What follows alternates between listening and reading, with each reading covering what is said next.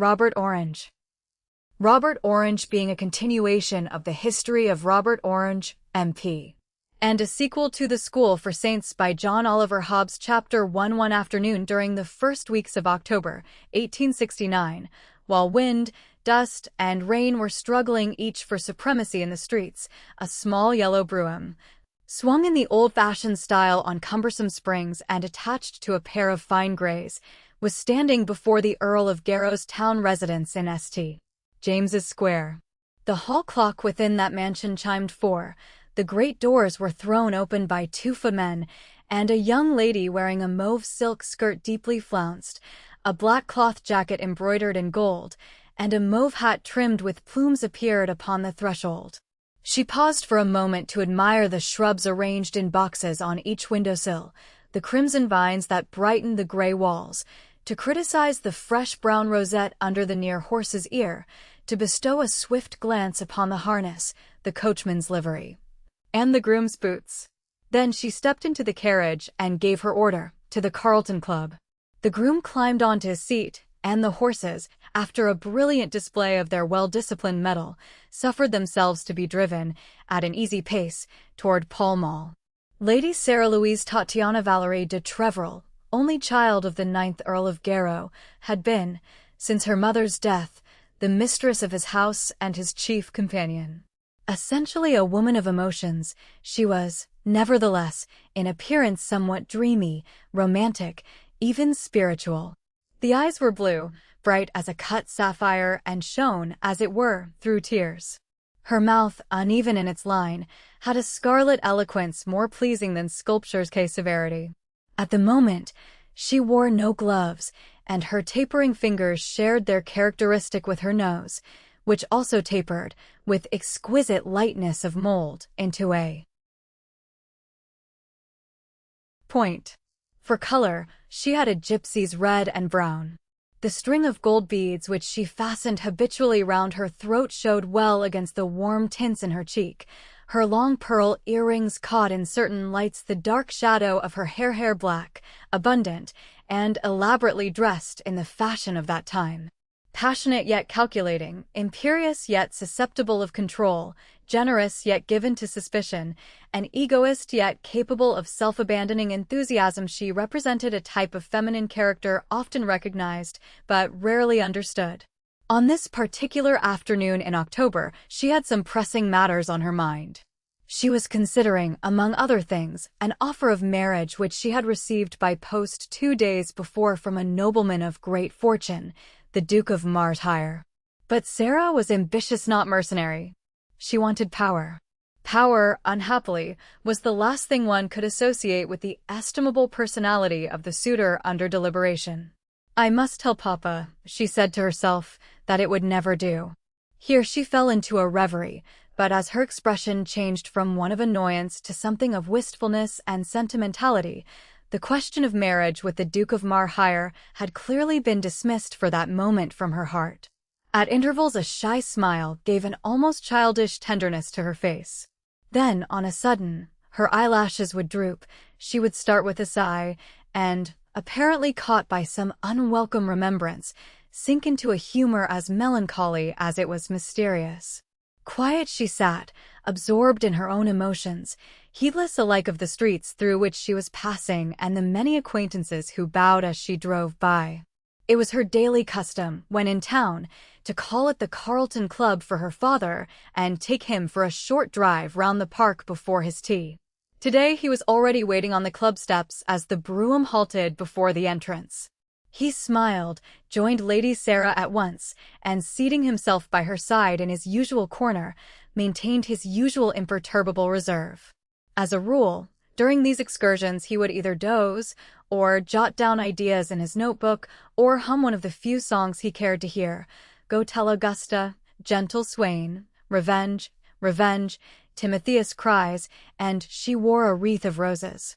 This time, however, he did neither of these things, but watched the reflection of his daughter's face in the carriage window before him. He had white hair, a dyed mustache, and a small imperial also dyed the deepest black just under the lower lip. In appearance he was, spite of the false touches, good-looking, sensitive, and perhaps too mild. The cleft in his rounded chin was the sole mark of decision in a countenance whose features were curved wherever a curve was possible to a degree. Approaching caricature. Temples, eyebrows, nostrils, and mustache, all described a series of semicircles which, accentuated by a livid complexion and curling hair, presented an effect somewhat commonplace and a little tiresome. He had spent his existence among beings to whom nothing seemed natural which did not depart most earnestly from all that nature is and teaches. He had always endeavored to maintain the ideal of a Christian gentleman where, as a matter of fact, Christianity was understood rather as a good manner than a faith, and ideals were prejudices of race rather than aspirations of the soul. Well-born, well-bred, and moderately learned, he was not, and could never be, more than dull or less than dignified. The second son of his father, he had spent the customary years of idleness at Eton and Oxford.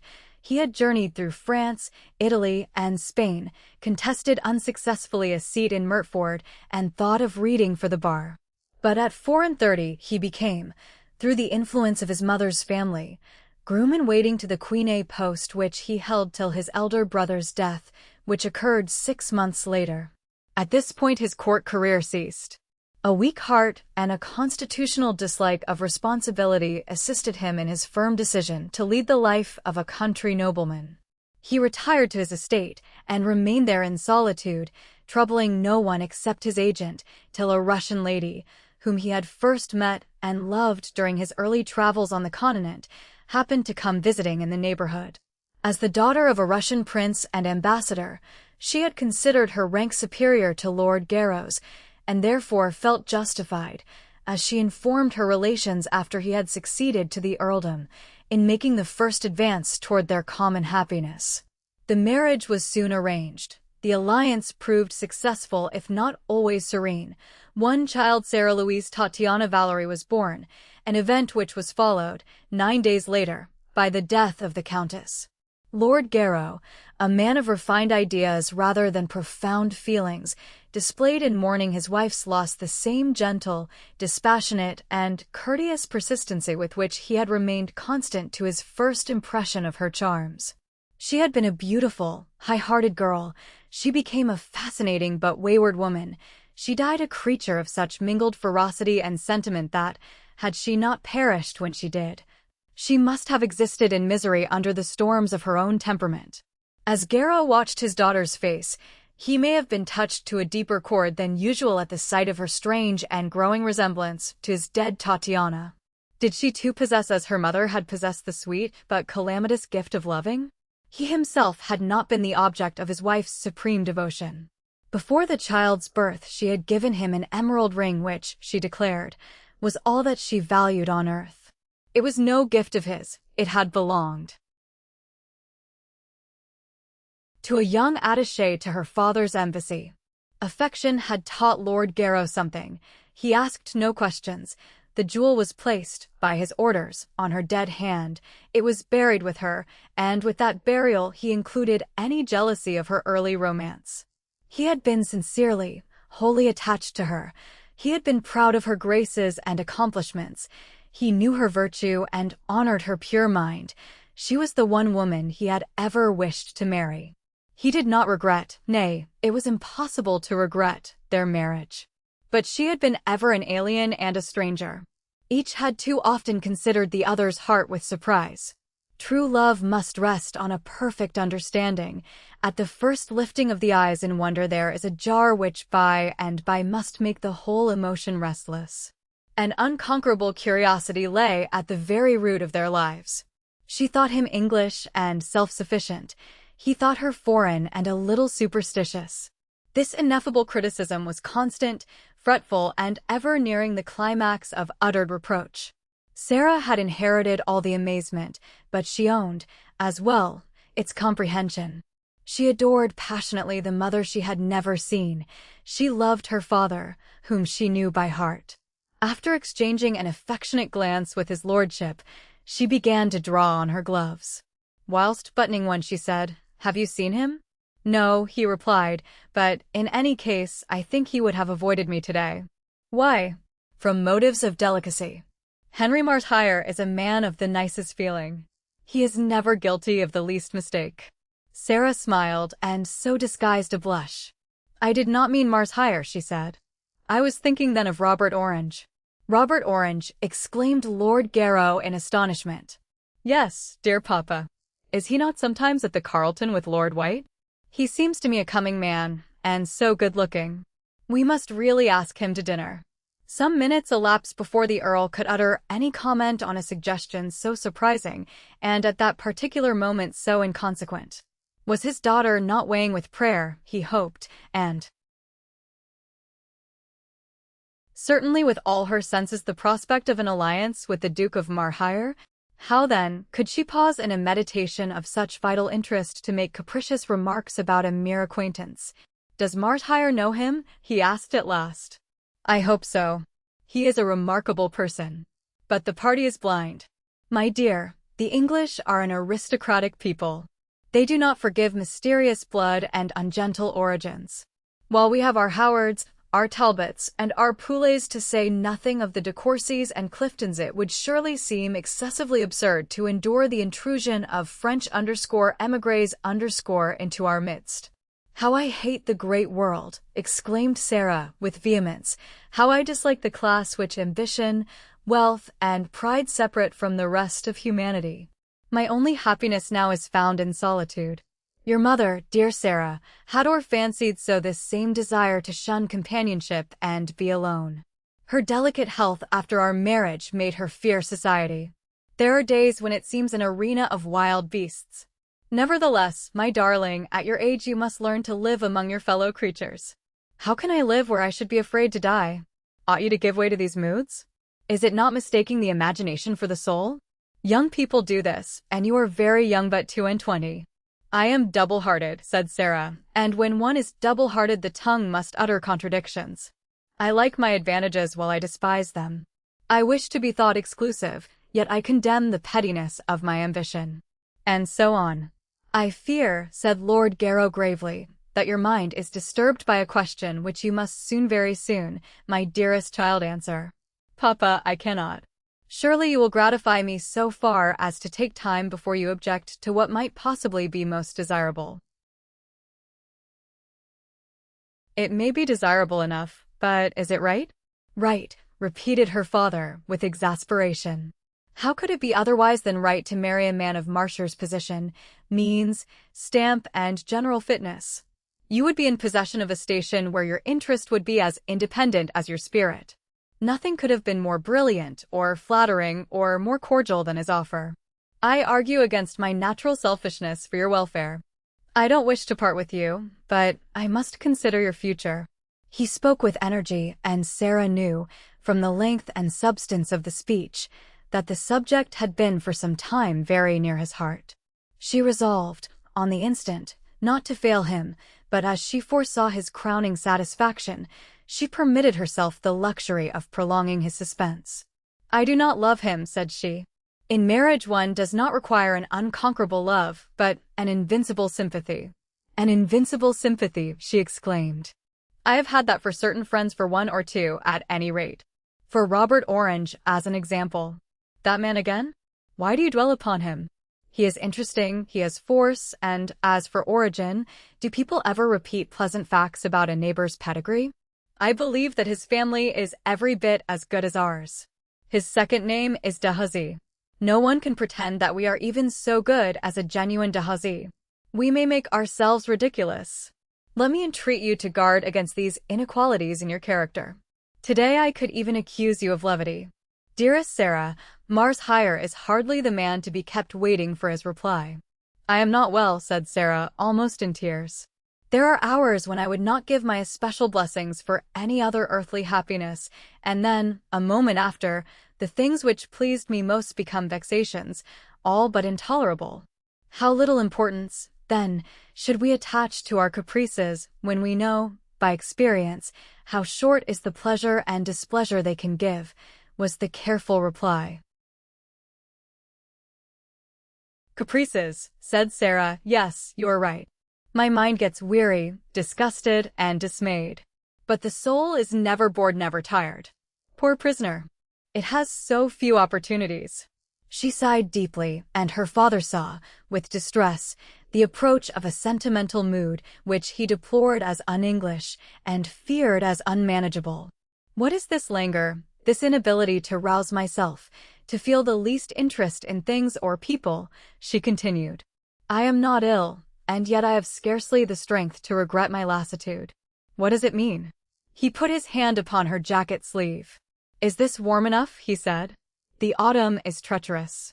You're careful, I hope. She glanced out of the window and up at the clouds which, gray, heavy, and impenetrable, moved, darkening all things as they went across the sky. I wish it would rain. I like to be out when it rains.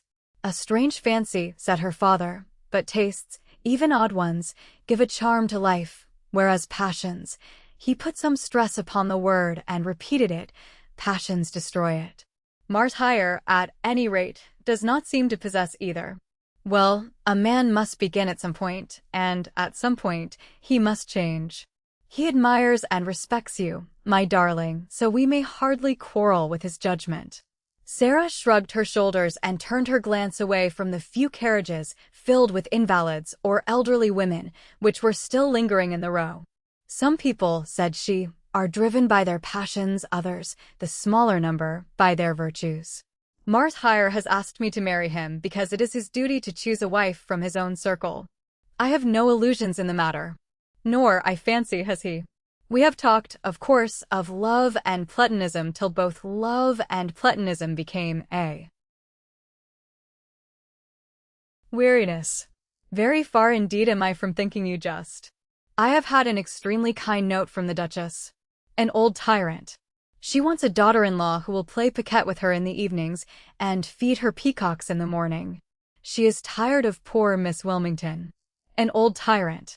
She hopes to hear soon when the marriage is to take place. I wish I could tell her the day. I do so long to have it fixed. Dear Papa, she said, with a charming smile, you are anxious, I see, to be rid of me. I will write to him tonight. And to what effect? The wisest. That means the happiest, too, he asked with anxiety. For you and him, I hope. As for me, am I a woman who could, by any chance, be both happy and wise at the same moment? Her existence was very solitary. The flippancy of the lives around her, the inanity of her relatives' pursuits, their heedlessness of those inner qualities which make the real indeed, the only considerable difference between man and man, could but fret and mortify and abash a heart which, in the absence of any religious faith, had, at any rate, the need of it. Her father, who entertained clear views of the right thing and the wrong thing in social ethics, was still too rigid a formalist in the exposition of his theories to reach an intelligence with whom the desire of virtues would have to come as a passion inspiring and inspired or else be utterly repudiated.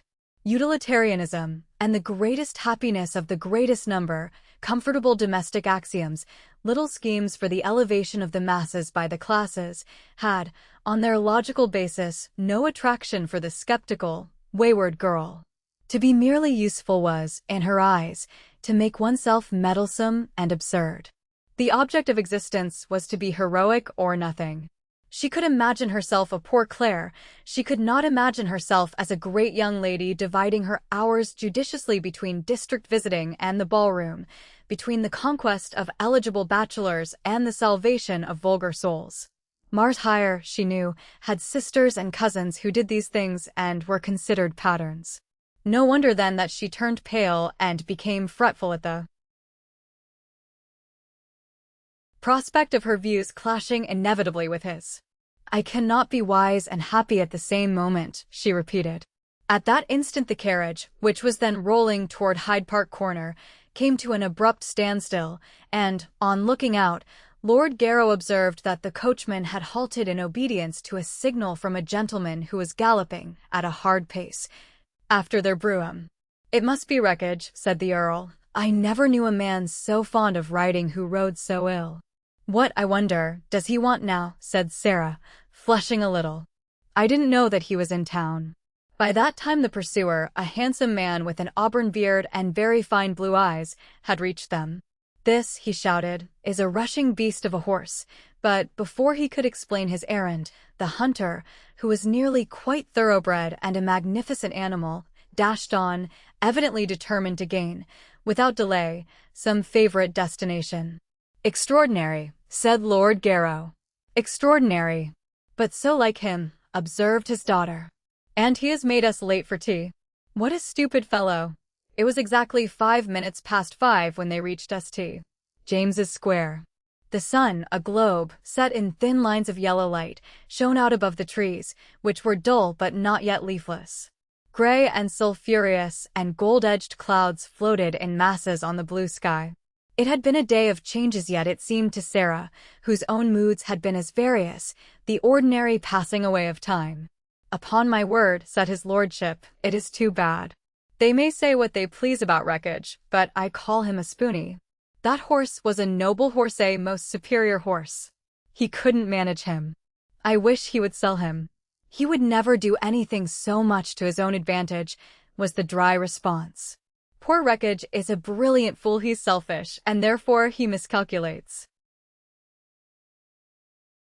Sarah was now talking mechanically, as she often did when she was with those whom she loved or liked, but from whom she was separated in every thought, interest, and emotion. The lassitude of which she had complained at the beginning of their drive returned upon her.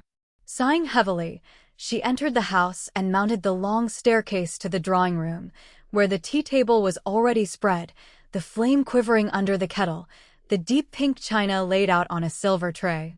But the homeliness of the scene and its familiarity had no power to soothe that aching, distracted heart. Had she been a man, she thought, she might have sought her refuge in ceaseless work, in great ambitions, in achievements. This eternal tea-pouring and word-mincing, this business of forced laughter and garlanded conversation was more than she could endure. A low cry of impatience, too long and also too loosely imprisoned, escaped from her lips. "What is the matter?" asked Lord Garrow, who was following close upon her heels. "Life," she said, "life. That is all that ever does matter. Ain't you happy?" "No, but I have it in me to be happy, an appalling capability. Let us say no more about it. I must join myself to eternity, and so find rest." "Well," said her father, who now felt that he had a right to complain, "my poor uncle used to say, if women deserved happiness they would bear it better. Few of them bear it well, and this is a fact I have often brought before me." Chapter 2. When Sarah had prepared Lord Garrow's tea and cut the leaves of the _revue de deux mondes _, which he invariably read until he dressed for dinner, she stole away to the further room, where she could play the piano, write letters, muse over novels, or indulge in reverie without fear of interruption. But as she entered it that afternoon, its air of peace seemed the bleakness of desolation. A terrible and afflicting grief swept, like an icy breeze, through her heart, and, whether from actual physical pain or the excitement of the last few hours, tears started to her eyes, her cheeks flushed, and she fell to passionate weeping. The smiling nymphs painted on the ceiling above her head, and the rose leaves they were forever scattering to the dancing hours, a charming group, and considered very cheerful, could not relieve her woe. She cried long and bitterly, and was on the verge of hysterics when the door opened and her most intimate woman friend, the Viscountess Fitzroos, was announced. This bewitching creature, who was a widow, with 2 long flaxen curls, a sweet figure, and the smile of an angel, embraced her dear Sarah with genuine affection, and pretended not to see her swollen eyelids. Sarah possessed for Ponce Fitzroos the fascination of a desperate nature for a meek one. The audacity, brilliancy, and recklessness of the younger woman at once stimulated and established the other's gentle piety. They talked for 15 minutes about the autumn visits they had paid, the visits they would have to pay, and the visits which nothing in the world would induce them to pay. "I have been at home, at Catesby, most of the time," said Ponce, "a very quiet, happyish time on the whole. I had a few people down, but I saw a great deal of a particularly nice person. She is a foreigner, an archduchess really. Her father made a morganatic marriage. I am so glad they don't have morganatic marriages in England. I don't like to be uncharitable, but they seem, in a way, so improper. Madame de Parfleet is all one could wish. Her husband was a dreadful man. What did he do? Said Sarah, who was a little absent. Oh, all kinds of things. He committed suicide in the end. And now she is going to marry a friend of mine. Who is he?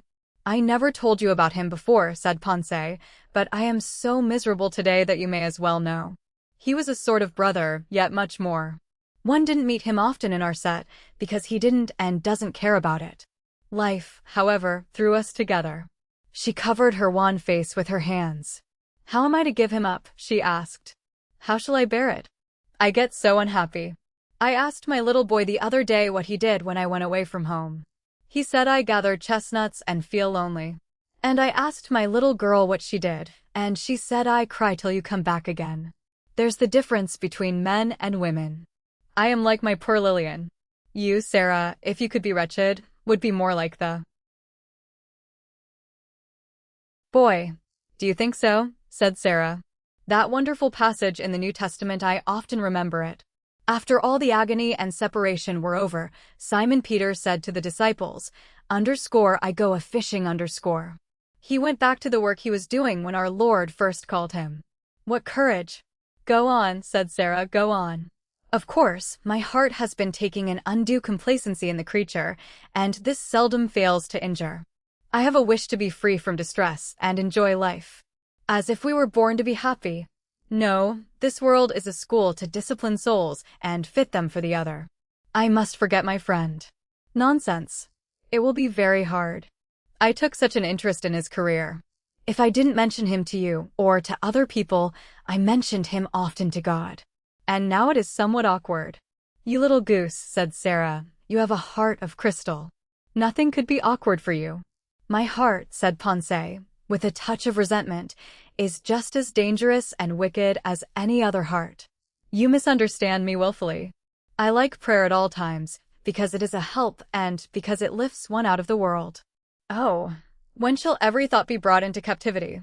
Listen, said Sarah, listen. If there is an attractiveness in human beings so lovely that it could call your Almighty God himself from heaven to dwell among them and to die most cruelly for their sakes, is it to be expected that they will not and who will dare say that they should not, as mortals themselves, discover qualities in each other which draw out the deepest affection? I have no patience with your religion, none. You are most unkind, and I won't tell you any more, replied Ponce, who looked, however, not ungrateful for Sarah's view of the situation. Let me tell you something about me, said her friend fiercely. I never say my prayers, because I cannot say them, but I love somebody too. Whenever I hear his name I could faint. When I see him I could sink into the ground. At the sight of his handwriting I grow cold from head to foot, I tremble, my heart aches so that it seems breaking in two. I long to be with him, yet when I am with him I have nothing to say. I have to escape and be miserable all alone. He is my thought all day, the last before I sleep, the first when I awake. I could cry and cry and cry. I try to read, and I remember not a word. I like playing best, for then I can almost imagine that he is listening. But when I stop playing and look round, I find myself in an empty room. It is awful. I call his name, no one answers. I whisper it, still no answer. I throw myself on the ground and I say, think of me. Think of me. You shall, you must, you do think of me. It is great torture and a great despair. Perhaps it is a madness too. But it is my way of loving. I want to live while I live. If I knew for certain that he loved Mimi, only the joy, I think, would kill me. Love. Do you know, poor little angel, what it means? Sometimes it is a curse. Ponce, before this torrent, was shaking like some small flower in a violent gale. You say things, Sarah, that no one says, things that one ought not to say. You must be quieter. You won't be happy when you are married if you begin with so much feeling. I am not going to marry that one, said Sarah bitterly. I am going to marry Mars Higher. Lady Fitzroose had too delicate a face to contain any expression of the alarm and horror she felt at this statement. She frowned, bit her lips, and sank back in her chair. What stroke of fate, she wondered, had overtaken the poor girl? Was she sane? Was she herself? Ponce found some relief in the thought that Sarah was not herself, a state into which most people are presumed to fall whenever, from stress or emotion, they become either strictly candid or perfectly natural. It is a fancy. Fancies are in my blood, said Sarah. You need not be anxious. But what feeling have you for Martyr? Murmured Ponce. I have a faint inclination not to dislike him utterly. And I will be a good wife to him. If I say so, I shall keep my word. You may be sure of that. I could never doubt your honor, Sarah. Is the other man quite? Out of the question. Quite. But perhaps he does love you. Oh no, he doesn't. He may think me picturesque and rather entertaining. It never went deeper than that. I saw at once that his mind was fixed on some other woman.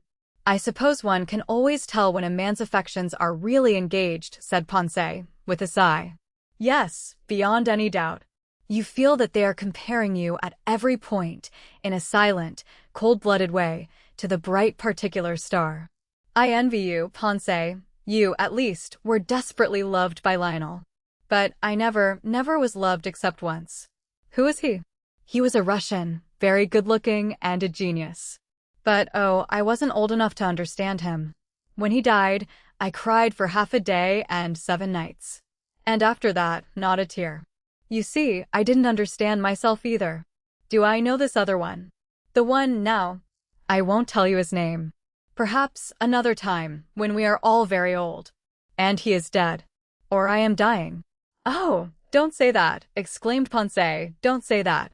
You are making a lot of misery for yourself. Not at all. I am making the most of my one saving grace. There is nothing very nice about me except that. And he is a man.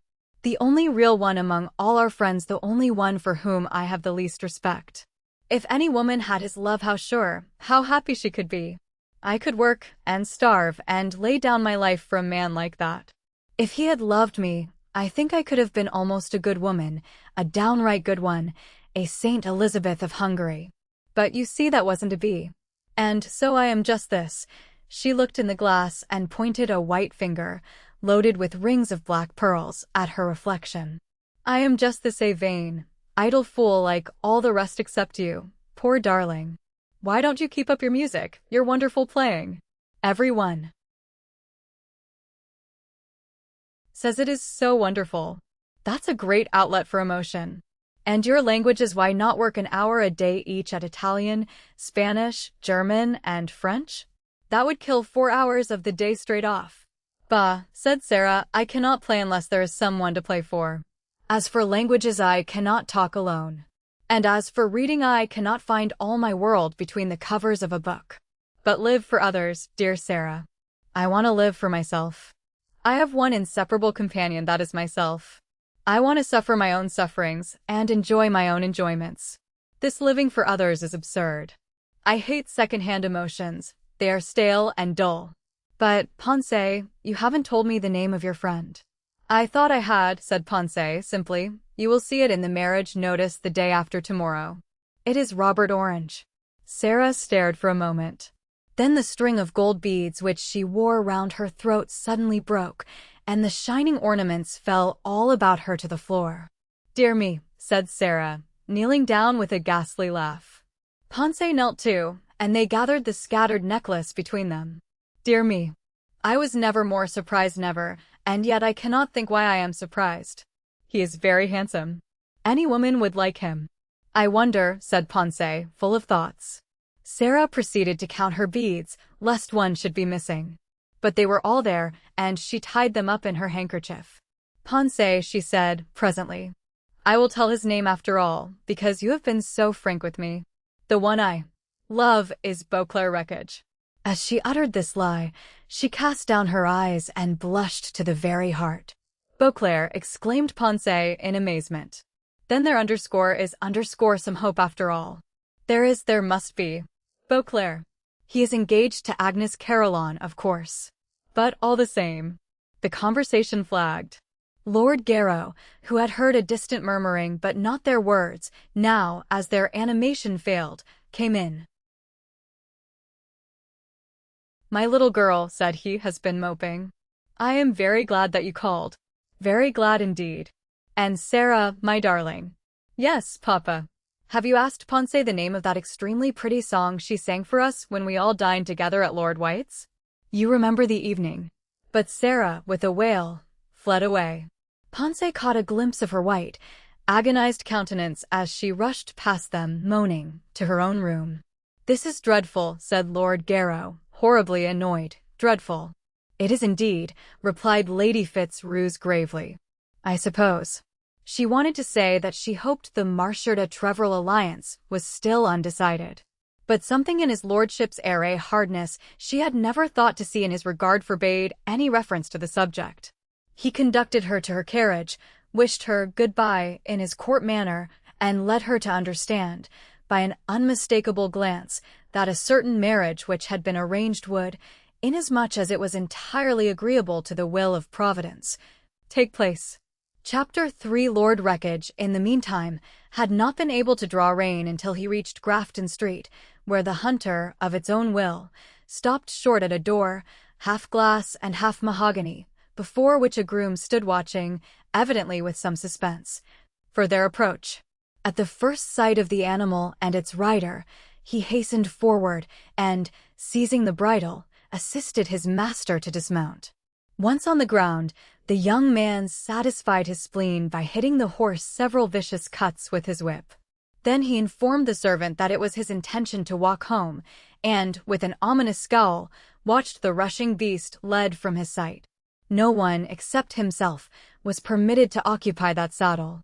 The house which he now entered had been the town mansion for 3 generations of the Hampshires, but, despised by its then owner, whose young duchess wanted an Italian villa on Piccadilly, or a French chateau in Park Lane, the lease had been sold to a syndicate of rising politicians who formed a small organization known, in those days, as the Miraflorians. The little order, we read in the Hon. Percy Barronville's Memoirs, a malicious work printed for private circulation only. The little order first came into notice under the name of the Bond of Association, a high church society founded by my brother, Lord Wreckage. He formed his executive committee, however, on timorous and unexpected lines. He had tried to please the spiteful rather than the loyal. The loyal, he urged, were always forbearing, but the spiteful needed every attention. He disappointed alike the warmest and the most selfish among his supporters. True to his policy, he made desperate attempts to win over some vindictive men from among the radicals, and, finally, in a fit of nervousness, declared, after 5 months of fruitful folly, his determination to reorganize the whole League on a strictly non-sectarian basis. He described himself as a moral philosopher. Once more he became a figure of interest. Again he raised the standard. Again he attracted a small company of enthusiasts. Again it was expected that God's enemies would be scattered.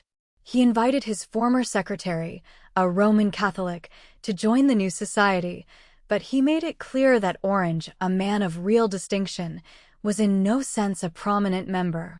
The precise dogmata of Miraflorianism, a nickname given, I believe, in ironic sympathy by Mr. Disraeli, were undefined, but the term gradually became associated with those ideals of conduct, government, and art which poets imagine, heroes realize, and the ignorant destroy. Men of all, sundry, and opposing beliefs presumed to its credentials. Some, because the club appeared to flourish, many because it was not yet overcrowded, and a few because they were in perfect agreement with the varying opinions of its ultimate presiding genius, Disraeli himself. They worked quietly, not in the House of Commons, but outside it, delivering lectures, writing books, starting newspapers, holding meetings, and enlisting the sympathies of rich, idle, ambitious, or titled women. There seemed no end or limit to the variety of their interests, their methods of labor, or their conceit. The club, judged by the leonine measure of success as a club, did little for learning or literary men. It became a mere meeting-house for dining and drinking, but it promoted cordiality among the leading members of the young Tory party and brought persons together who could not, in the ordinary way of life, have met each other at all. Although the more gaudy and best known among them came from the first second-rate families in England, the rank and file were formed mainly by young men of good estate and breeding the sons of clergy, country squires, or merchants, all sprung from that class which is called middle, because it represents civilized society neither in its rough beginnings nor in its tawdry decay. Barronville's remarks, it will be plainly seen, anticipate our history a little, for, at the time of which we write, the bond of association was still maintaining a sickly existence on its original program. Orange had not yet been invited to join it, nor had Lord Wreckage declared himself a moral philosopher. On this particular afternoon his lordship entered, from the street, a narrow vestibule, the red walls of which were lit up by wax candles set at either end in ponderous bronze chandeliers. From this he passed into a square inner hall, paved with marble, and furnished by carved seats, which had once belonged to the choir of an ancient chapel in Northumberland. Here he paused, for his attention was immediately arrested by a small group of 4 or 5 individuals who were talking with great earnestness at the foot of the oak staircase. Not that this was, in itself, an unusual event, for ever since a memorable day when the Earl of Bampton and the young Archdeacon of Soham, feeling warm, had ordered their tea to be served in that part of the building, it had been the fashion for distinguished members to assemble there, dispersing themselves in careless profusion among the statues of departed ecclesiastics or reclining pleasantly on the blue velvet divan which occupied the centre of the floor. Foremost in the little company on this occasion stood Sir Edward Allweather and Nigel Bradwin, both private secretaries, and each secretly convinced that his peculiar powers would have found brilliant, volcanic opportunities of demonstration in the other's more promising birth. Allweather, whose life had been devoted to the study of agricultural problems, was subordinate to the Secretary of State for War.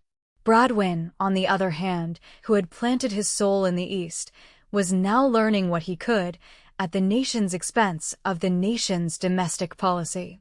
Demoralized by disappointment, and made cynical by toiling over interests for which they had, at best, but a forced regard, little remained in their breasts but a sore determination to make the best of an abiding discontent. In joining Lord Wreckage's committee, they found themselves again, as they believed, in a false position. The second-rate mind, whether represented in a person or by a council, shrinks from the adoption of simple measures and invariably seeks to make itself conspicuous by so placing others as to make them appear unnecessary.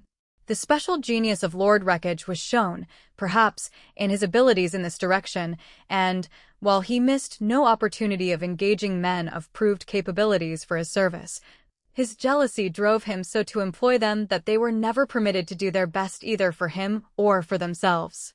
This policy carried in itself the sting for its own destruction. Not far from Allweather and Bradwin, Randall Hatchett, the youngest member of the executive, lounged against a pillar. Proud of a distinction which he dared not comprehend, for a commercial shrewdness made him suspect that he owed his position less to merit than to the subtle promises conveyed by a weak chin, this distinguished person tried to look the secrets which his colleagues had never permitted him to learn. In moody weariness, he would sometimes condescend to the company of his subordinates on the General Committee and, while listening to their irresponsible prattle, he would seem to forget the onerous public interests, the absolute neglect of which was his chief duty at the Council Board. Near this gentleman were 2 others, Hartley Penborough, the editor of _the Sentinel and the Hon. Charles O'Merle, whose guest he was. As Lord Wreckage entered and showed some intention of joining in the conversation, they appeared by a silent and common consent to ignore his approach. He turned to the hall porter, gave him some instructions in a low voice and passed on, livid with annoyance, to the library beyond. "Hello!" exclaimed O'Merle. "That was Wreckage." "I know it," said Randall Hatchett. "Why didn't you speak to him?" asked O'Merle. "Because," said Bradwin, "our good Hatchett is not so sure of himself that he can afford to be civil even to a president out of fashion." No one smiled except Hatchett himself, because each one felt it was unwise to encourage Bradwin's peculiar humor. "I would have spoken to Wreckage," said Allweather, with a superior air, "but I have never felt the same toward him since he threw over Orange at the time of his election." "And several other old friends more recently," observed the injudicious Bradwin. I don't speak of myself, said Allweather, but Orange was unusually devoted to the fellow, and all I wish to make clear is this, that when Wreckage ever said or did the right thing in times past, the credit was solely due to Orange. He weeded prophecy from his speeches and rudeness from his jokes. Great services, I assure you. True, said Randall Hatchett, for there is nothing more fatal to a political career than brilliant impromptus and spirited orations. A statesman's words, like butcher's meat, should be well weighed. You have so many prescriptions for success, said Bradwin, that I wonder you ain't president yourself. Wreckage has taken us all in, said Allweather. By no means, said Bradwin. I maintained from the first that he was overrated. His genial manner, his open-hearted smile. Men always smile at creditors whom they don't intend to pay. I foretold the whole situation, observed Penborough. I said, let Wreckage once get full power and he will fool us all. He affects not to be ambitious and to prefer moral science to immoral politics. I have no faith in these active politicians who make long speeches to the public and assure their friends, in very short notes, that they prefer trout fishing to the cares of state. There is but one man who can save the society now. Bradwin, Hatchett, and Allweather looked up, each armed with a modest and repudiating smile. Who? Asked Hatchett, looking down. Robert Orange, said Penborough. Probably, replied Hatchett, after a minute's hesitation. Probably Orange. In time. Don't you like him? Said Penborough. Like him, answered Hatchett, rolling up his eyes. He's an angel. He calls him an angel as though he wished he were one in reality, said Bradwin. I know these generous rivals. Allweather stood gnawing his upper lip. Orange, he said, at last. Oh, Orange has arrived. He will get no further. Of course, he won that election, but Dizzy managed that. Dizzy is the devil. And then, he is still devoted to Wreckage, and, for a man of his supposed shrewdness, I call that a sign of evident weakness. At this, Charles O'Merle, who had been listening with the deepest attention to all that passed, looked straight at the speaker. You should respect, said he, that liberty, which we all have to deceive ourselves. Wreckage has many good points. But, said Penborough, he has no moral force, no imagination. He judges men by their manners, which is silly. He thinks that everyone who is polite to him believes in him. He will have to send in his resignation before long. You don't mean it, said O'Merle.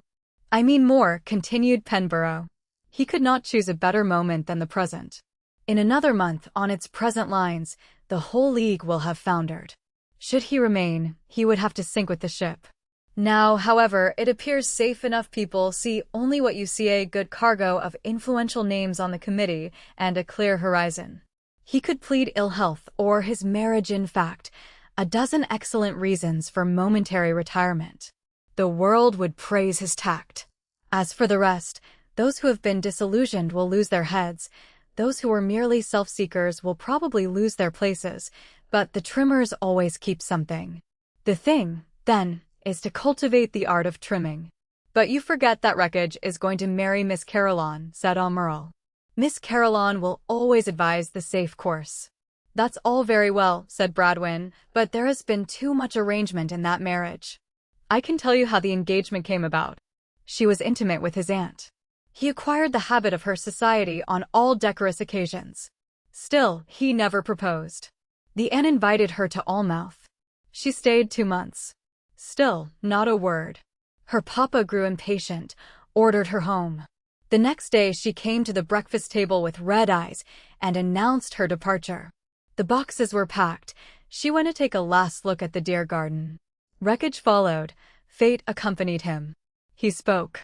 She sent a telegram to her papa, detained. Important. Well, right. No, the real woman for him was Lady Sarah de Treverel. Allweather thrust his tongue into his cheek.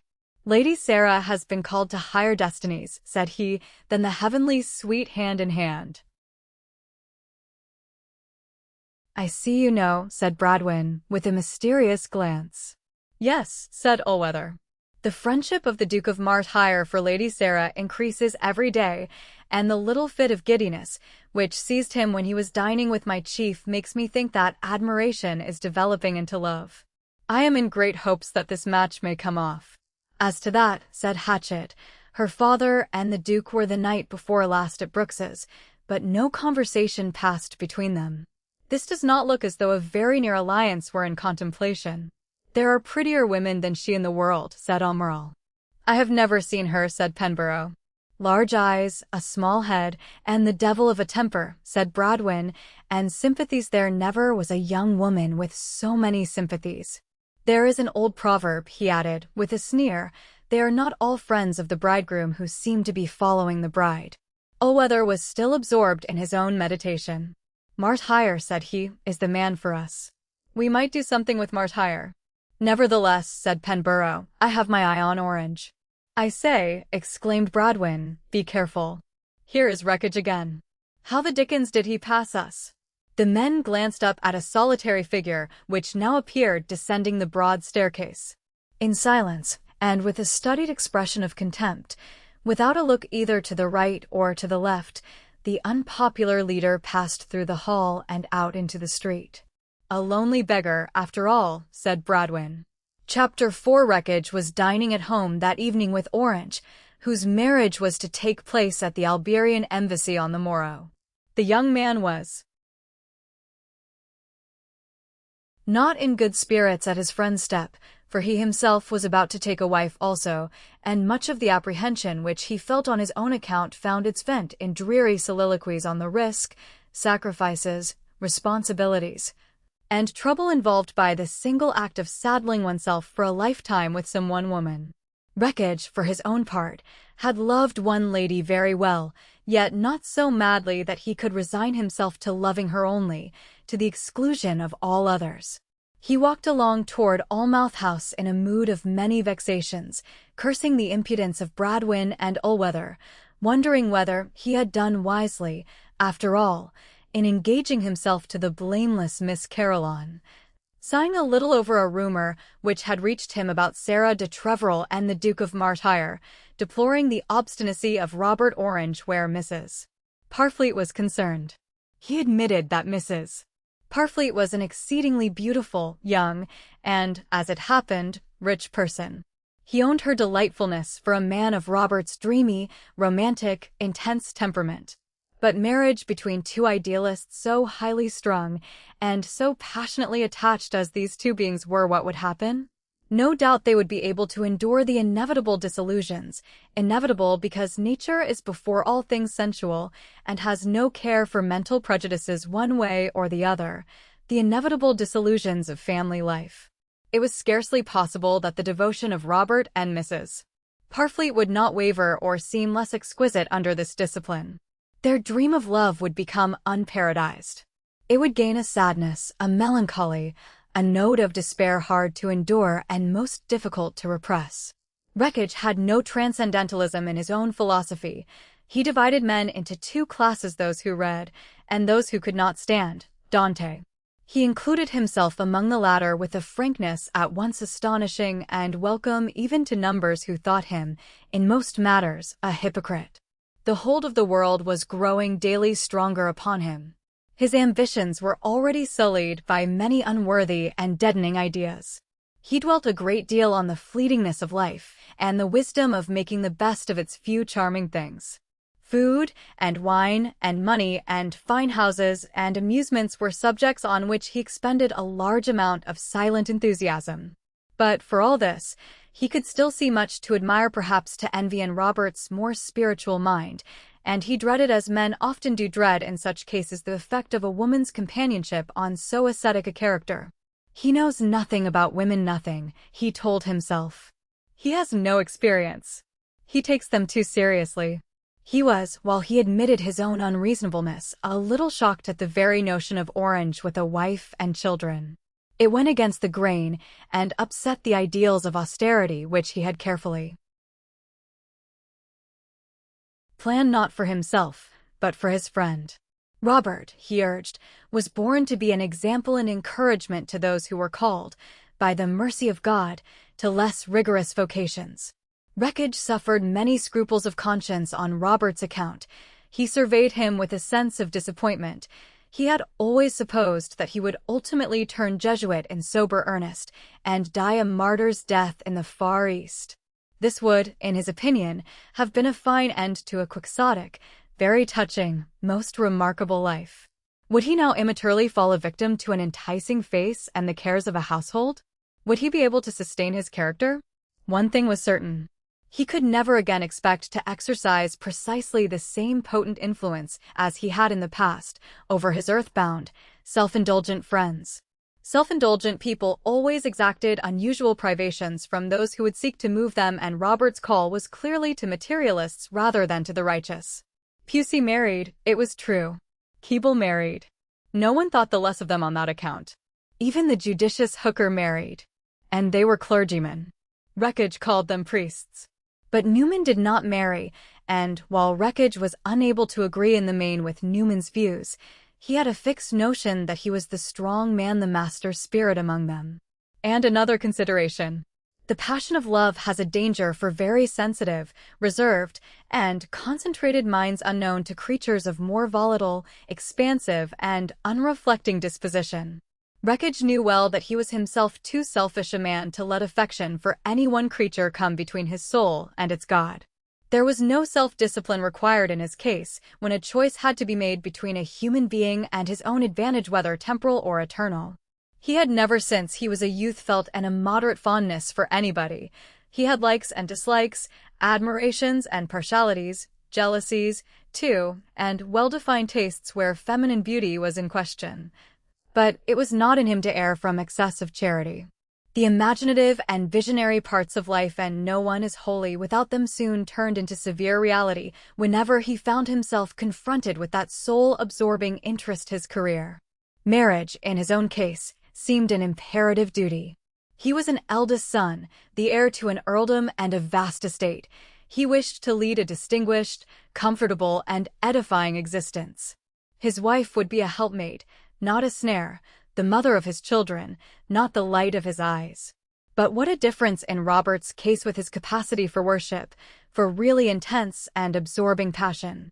All this was especially transparent to Wreckage, who, as a man of the world, had watched his friend for months, detecting the shattering physical effects of an iron restraint imposed on every thought, mood, and inclination.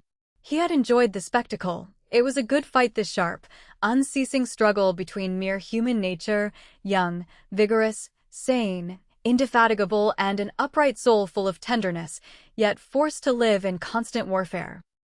Too had mingled in Wreckage sensations while he looked on. Something of pity and terror stirred under the callous muscle which he called his heart at the sight of a voiceless, stifled despair outside the range of his personal experience, though not entirely beyond his sympathy.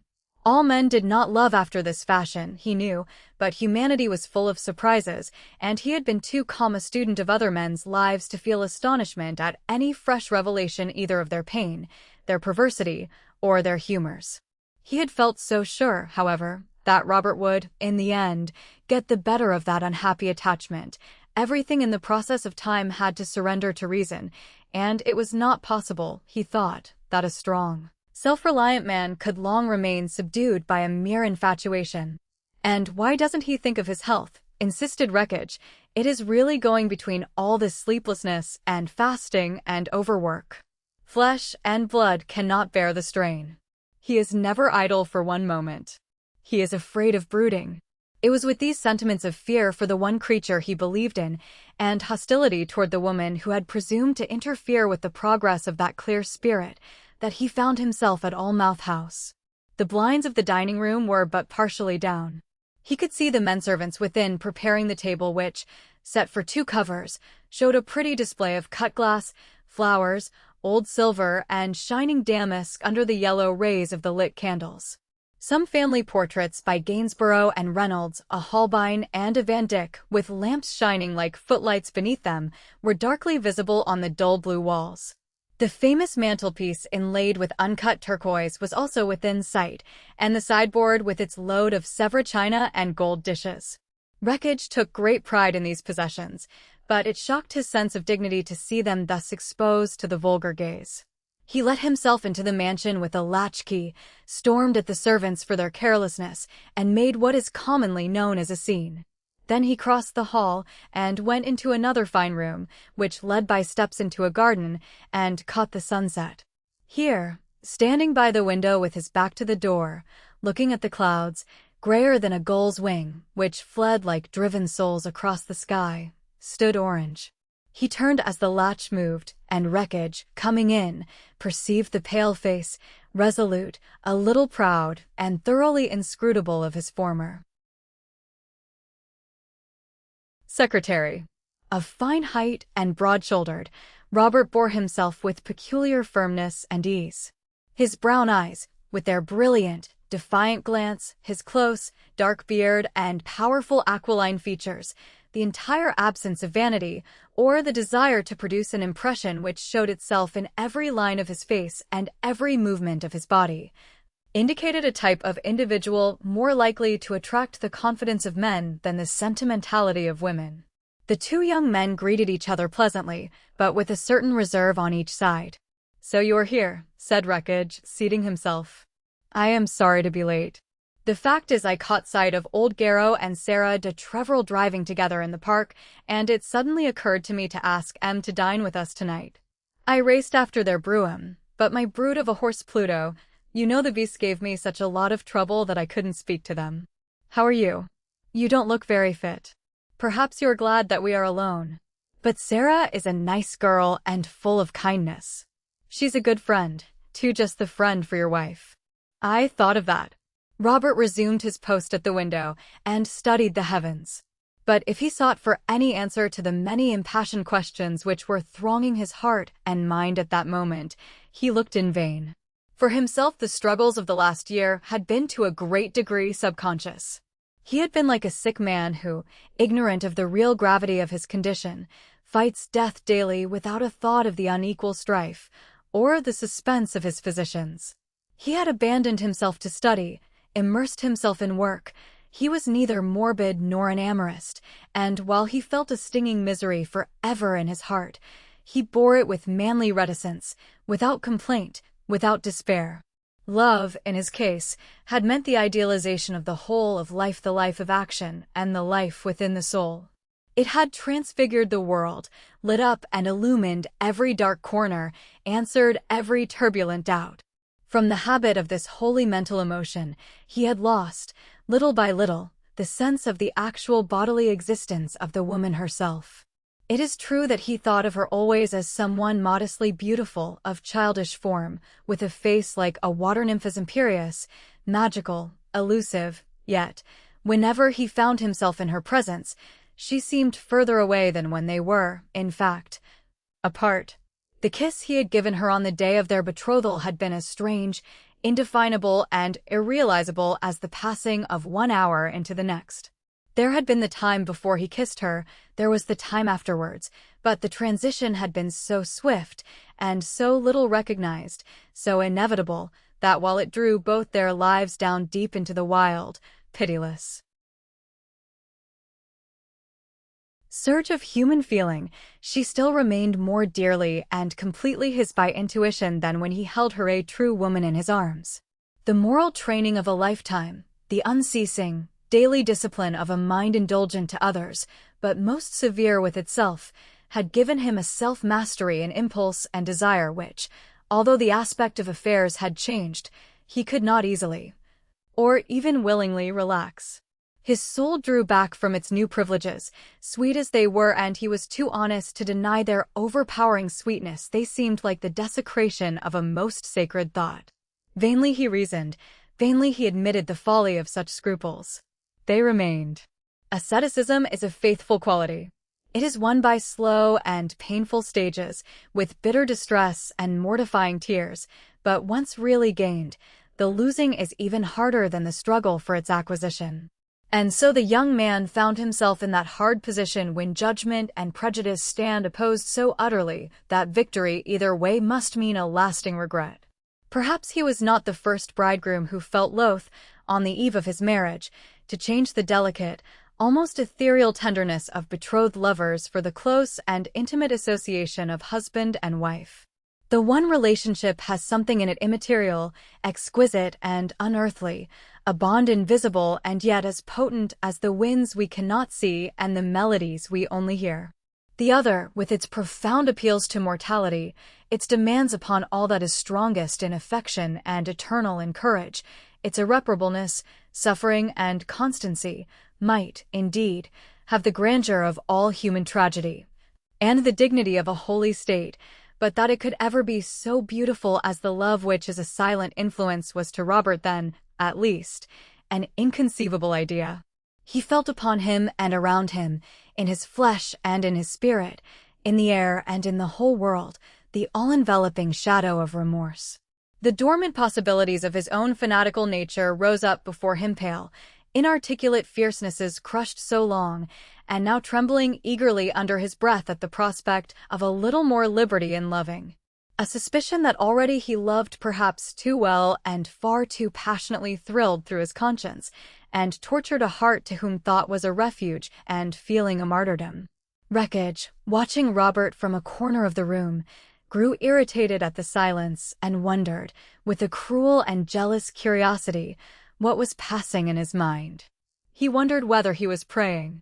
An impulse, which had something in it of brute fury, urged him to tear open that still face and drag the thoughts behind it to the light. Why was it that one could never, by any sense, enter into another's spirit? The same torturing mystery had often disturbed him during the half-hours outwardly placid and commonplace which he spent, out of etiquette, with his future bride. She, too, retired behind the veil of her countenance to live a hidden life that he could never hope to join. How lonely was companionship in these conditions, and how desolate marriage! He could not resist the temptation to break in, with a touch of crude satire, upon his friend's solitude. "What is the matter?" he exclaimed. "Are you hungry?" "No," said Robert, so well accustomed to such violent jars that they could no longer disturb him. "I was only thinking." "About what?" "All sorts of things." Wreckage turned pale from dissatisfied inquisitiveness.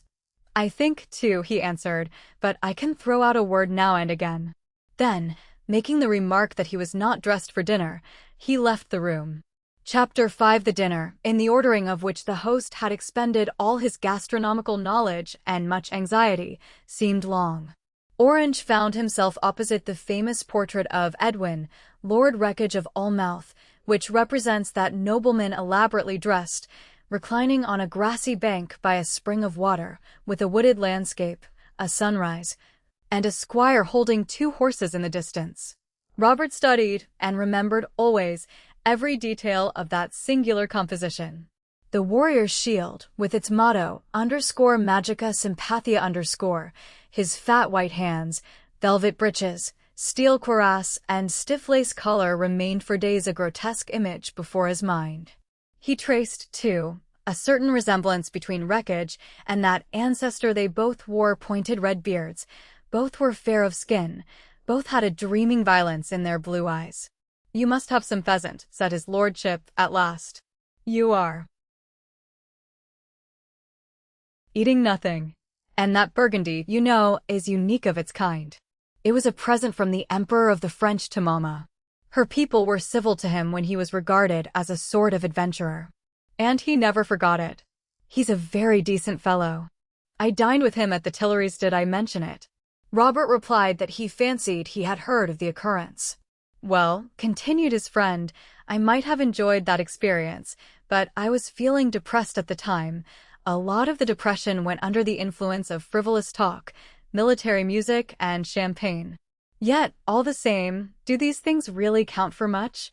I felt just as wretched afterwards." The glimpse he had obtained that afternoon of Sarah de Treville, Sarah flushed with agitation, very bright in her glance, exceedingly subtle in her smile, had stirred a great tenderness he had once felt for that young lady. The news, too, that she had been chosen as a bride by the prudent, rich, and most important Duke of Martyre made his lordship feel that perhaps he had committed a blunder in not having secured her, during her first season, for himself.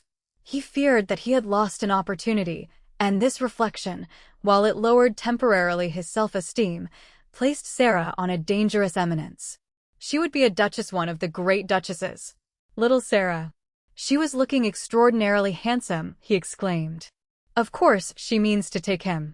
But she liked me at one time. I am speaking of Sarah de Treville. Martyr is by way of being a stick.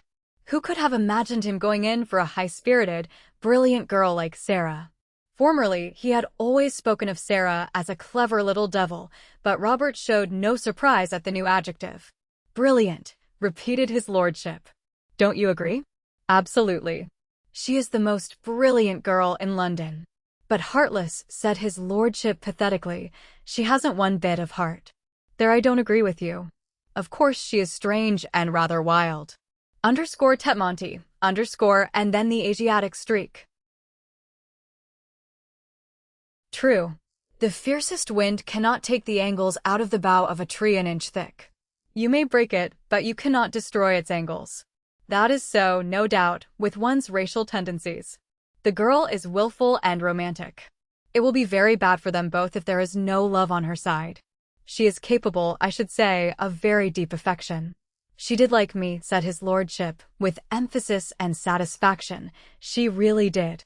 And I wouldn't encourage it. I had no notion then of marrying. Her singularity, too, made me cautious. I couldn't believe in her. She talked like an actress in a play. I felt that she was not the woman for me. Essentially, she thought as I did, and seemed to comprehend my embarrassment. The worst of it is now I may have been wrong. I doubt it. You may be sure, on the whole, that your instincts were right. Still, there is a distinct misgiving. I was drawn toward her, and when I made up my mind to put an end to the matter, our friendship was severely strained. But it was not broken. Something I saw in her face today makes me sure that it was not broken. While he was speaking, the servant entered with a salver, and on the salver was a note. The address showed Sarah's large, defiant handwriting. Wreckage, who had a touch of superstition in his nature, changed color and even hesitated before he broke the seal. The coincidence seemed extraordinary and fatal. What did it mean? He read the letter with an irresistible feeling of proud delight. 20 ASD. James's Square, W. My dear Beauclerc, will you lunch with us tomorrow at 2 o'clock? Papa has invited a friend, a dreadful, boring friend who has been absent from England for 5 years. Do you know the man? Sir Piers Harding? But I want someone to encourage me. You? Do. Yours sincerely, S. L. V. de Treville. P.S. I am so happy about you and Agnes. Be kind to her always? Won't you?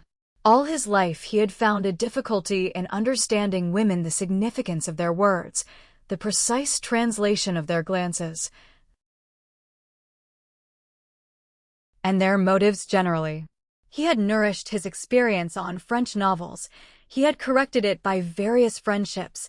He had crowned it with the confession that one could never tell what the sex meant one way or the other. But this fact remained: he was a coxcomb, and whenever he owned himself puzzled, it was on a single ground only: how seriously was the lady at stake affected by his charms? Feeling, as he did, the infinite inequality that existed between men, and conscious of his own reputation as a leader among them, it was not in his conscience to encourage any woman whom he did not find especially attractive or useful. Why spoil her chances? Why make her discontented with the average male creature? Had Sarah written to him in ordinary circumstances, inviting him, after some months of mutual coldness, to lunch, he would have replied, with sorrowful dignity, that it was wiser to leave things as they were. But the case had altered. The future Duchess of Martyr was a personage. He made no secret of his admiration for all people of high rank. They represented influence and traditions. What was more, they could exercise a certain power and introduce, when necessary, the ideas upon which fresh traditions could be based. A friend like Sarah de Treville with her new honors made life itself more rich to him. When he remembered that she was young, handsome, enthusiastic, and impulsive, his pleasure thrilled into something of genuine passion. He told himself that he had always been fond of the girl, that hundreds of times he had felt the hardness of his scrupulous position where she was concerned. If he had been asked what especially he conceived his own duty to be now, he would have said that it was not for him to hang back when she showed a coming spirit. But this was not all. He was a gamester. He was ambitious. "This is very odd," said he, reading Sarah's note for the second time. "Very odd. There's no harm in showing it to you, because there is nothing in it." He gave it to his friend, and ate, pleasantly, while Orange glanced down the page. His soul's wish was to be left alone. The effort of forcing himself not to affect, but honestly to feel an interest in Wreckage's conversation had proved successful. He had indeed put aside his own thoughts and followed, with the exaggerated earnestness of a mind determined on self-sacrifice, every word his companion had uttered. The spirit invisible wears the laurel of mental victories, but the body has to bear the exhaustion, the scars, and the soreness. He was tired, but he stirred himself again to consider Sarah's note. In the course of that year, she had written several letters to Orange, letters about books, new pictures, and new music. Once she had given him a little song of her own composition as something of which she desired to hear no more forever. The song was sentimental, and he locked it away, wondering at the time whether she really had an unfortunate affection for Lord Wreckage. But in reading her note that evening, he decided against his original fear. Women did not write in that strain to men whom they loved, or had ever loved, even passably well. He returned it to the owner with this comment: "A woman, you know, is like your shadow. Run away from her, and she follows you. Run after her, and she flies from you." That's an old saying. It is true so long as she does not love the man. And when she loves the man well, then she ceases to be a shadow. She becomes a living thing. That is no answer at all. If you could read her heart and whole thought at this moment, what would you see there? "Unhappiness," said Robert. "Discontent." Wreckage took the little sheet and folded it into his pocketbook. "That's wonderful," said he, "because the same things are in my mind, too. I wish I could describe my feelings about Agnes. She satisfies the aesthetic side of my nature. But there is another side. And Sarah comes nearer to it than she. Mind you, I know my duty in the matter. There are things which one is compelled to do under tremendous penalties. I have chosen, and I must abide by my choice." Robert looked well at his friend and saw, in his expression, all that he had known would inevitably, either soon or too late, work to the surface. "Yet the old tremulous affection lies in me," continued Wreckage. "My nerves are in a kind of blaze. You couldn't tell anything about it because you don't know."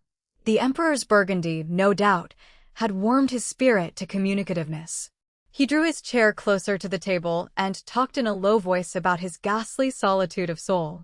His engagement to Miss Caroline had not been an agreeable experience. "And marriage," said he, "will be the crowning point of these unbearable days. In the present state of my feelings it would be awful. Agnes is very kind and most conscientious, but she does not know what is in me, what was always and will always be there. Old reminiscences crowd round me. They are very beautiful, although they are so sad. What is one to do?" said Robert, in the presence of fate and facts. "It is necessary to look the affair in the face. Do you, or don't you, wish to marry Miss Caroline?" "I do, and I don't," answered Wreckage doggedly. "But I can't close my eyes to the circumstances of the case. I found myself hard-bested from the very beginning. I knew that I was expected to marry her. I knew, too, that it was a suitable match in every way. But then every girl is, to some extent, accomplished, pious, virtuous, and intelligent. I believe sometimes that my apparent indifference towards Agnes arises from the fact that I respect her if anything too much. She seems too remote, that is the word, for the ordinary wear and tear of domesticity. Other men who might be called impassioned lovers would be less scrupulous. I maintain that devotion of that violent kind is worth absolutely nothing. And I claim to know a little about life and love." "I should say," said Orange, "that you knew more about mere physiology." Wreckage laughed uneasily.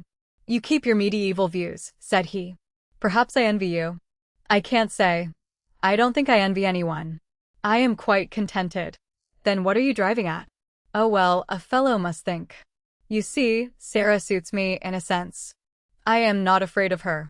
Now a wife is a sacred object. You might as well flirt with the 10 Commandments as fall in love with your wife. I say, never begin love-making with the lady you hope to marry." It will end in disaster. Because the day must come when she will wonder why you have changed. No, a wife should be the one woman in the world with whom you can spend days and weeks of unreproved coldness. They were now smoking, and the tobacco seemed to produce a tranquilizing effect upon his lordship. He closed his lips and amused himself by puffing rings of smoke into the air. When he next spoke, he suggested a visit to the theater. He had engaged a box for the new burlesque, _ the Blue Princess _ It will be very good, and it will cheer us up, said he. Orange was in no mood for the entertainment, but Wreckag's evident misery seemed to require a fresh scene. The streets, as they left the house, were full of a deep purple fog, through which shone out, with a dull and brazen gleam, the lights of lamps and passing carriages. Above them, the sky was but a pall or vapor, the air charged with the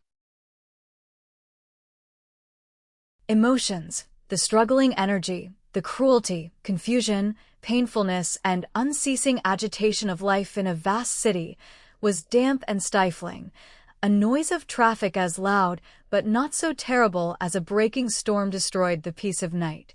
There were foot passengers of every age and description moving like rooks in the wind over the pavement, and vehicles filled with men and women in irremediable pilgrimage bound, for the greater part, on pleasure. Robert felt that he would have given gladly the treasures of a universe for just the time to think a little while of his own love.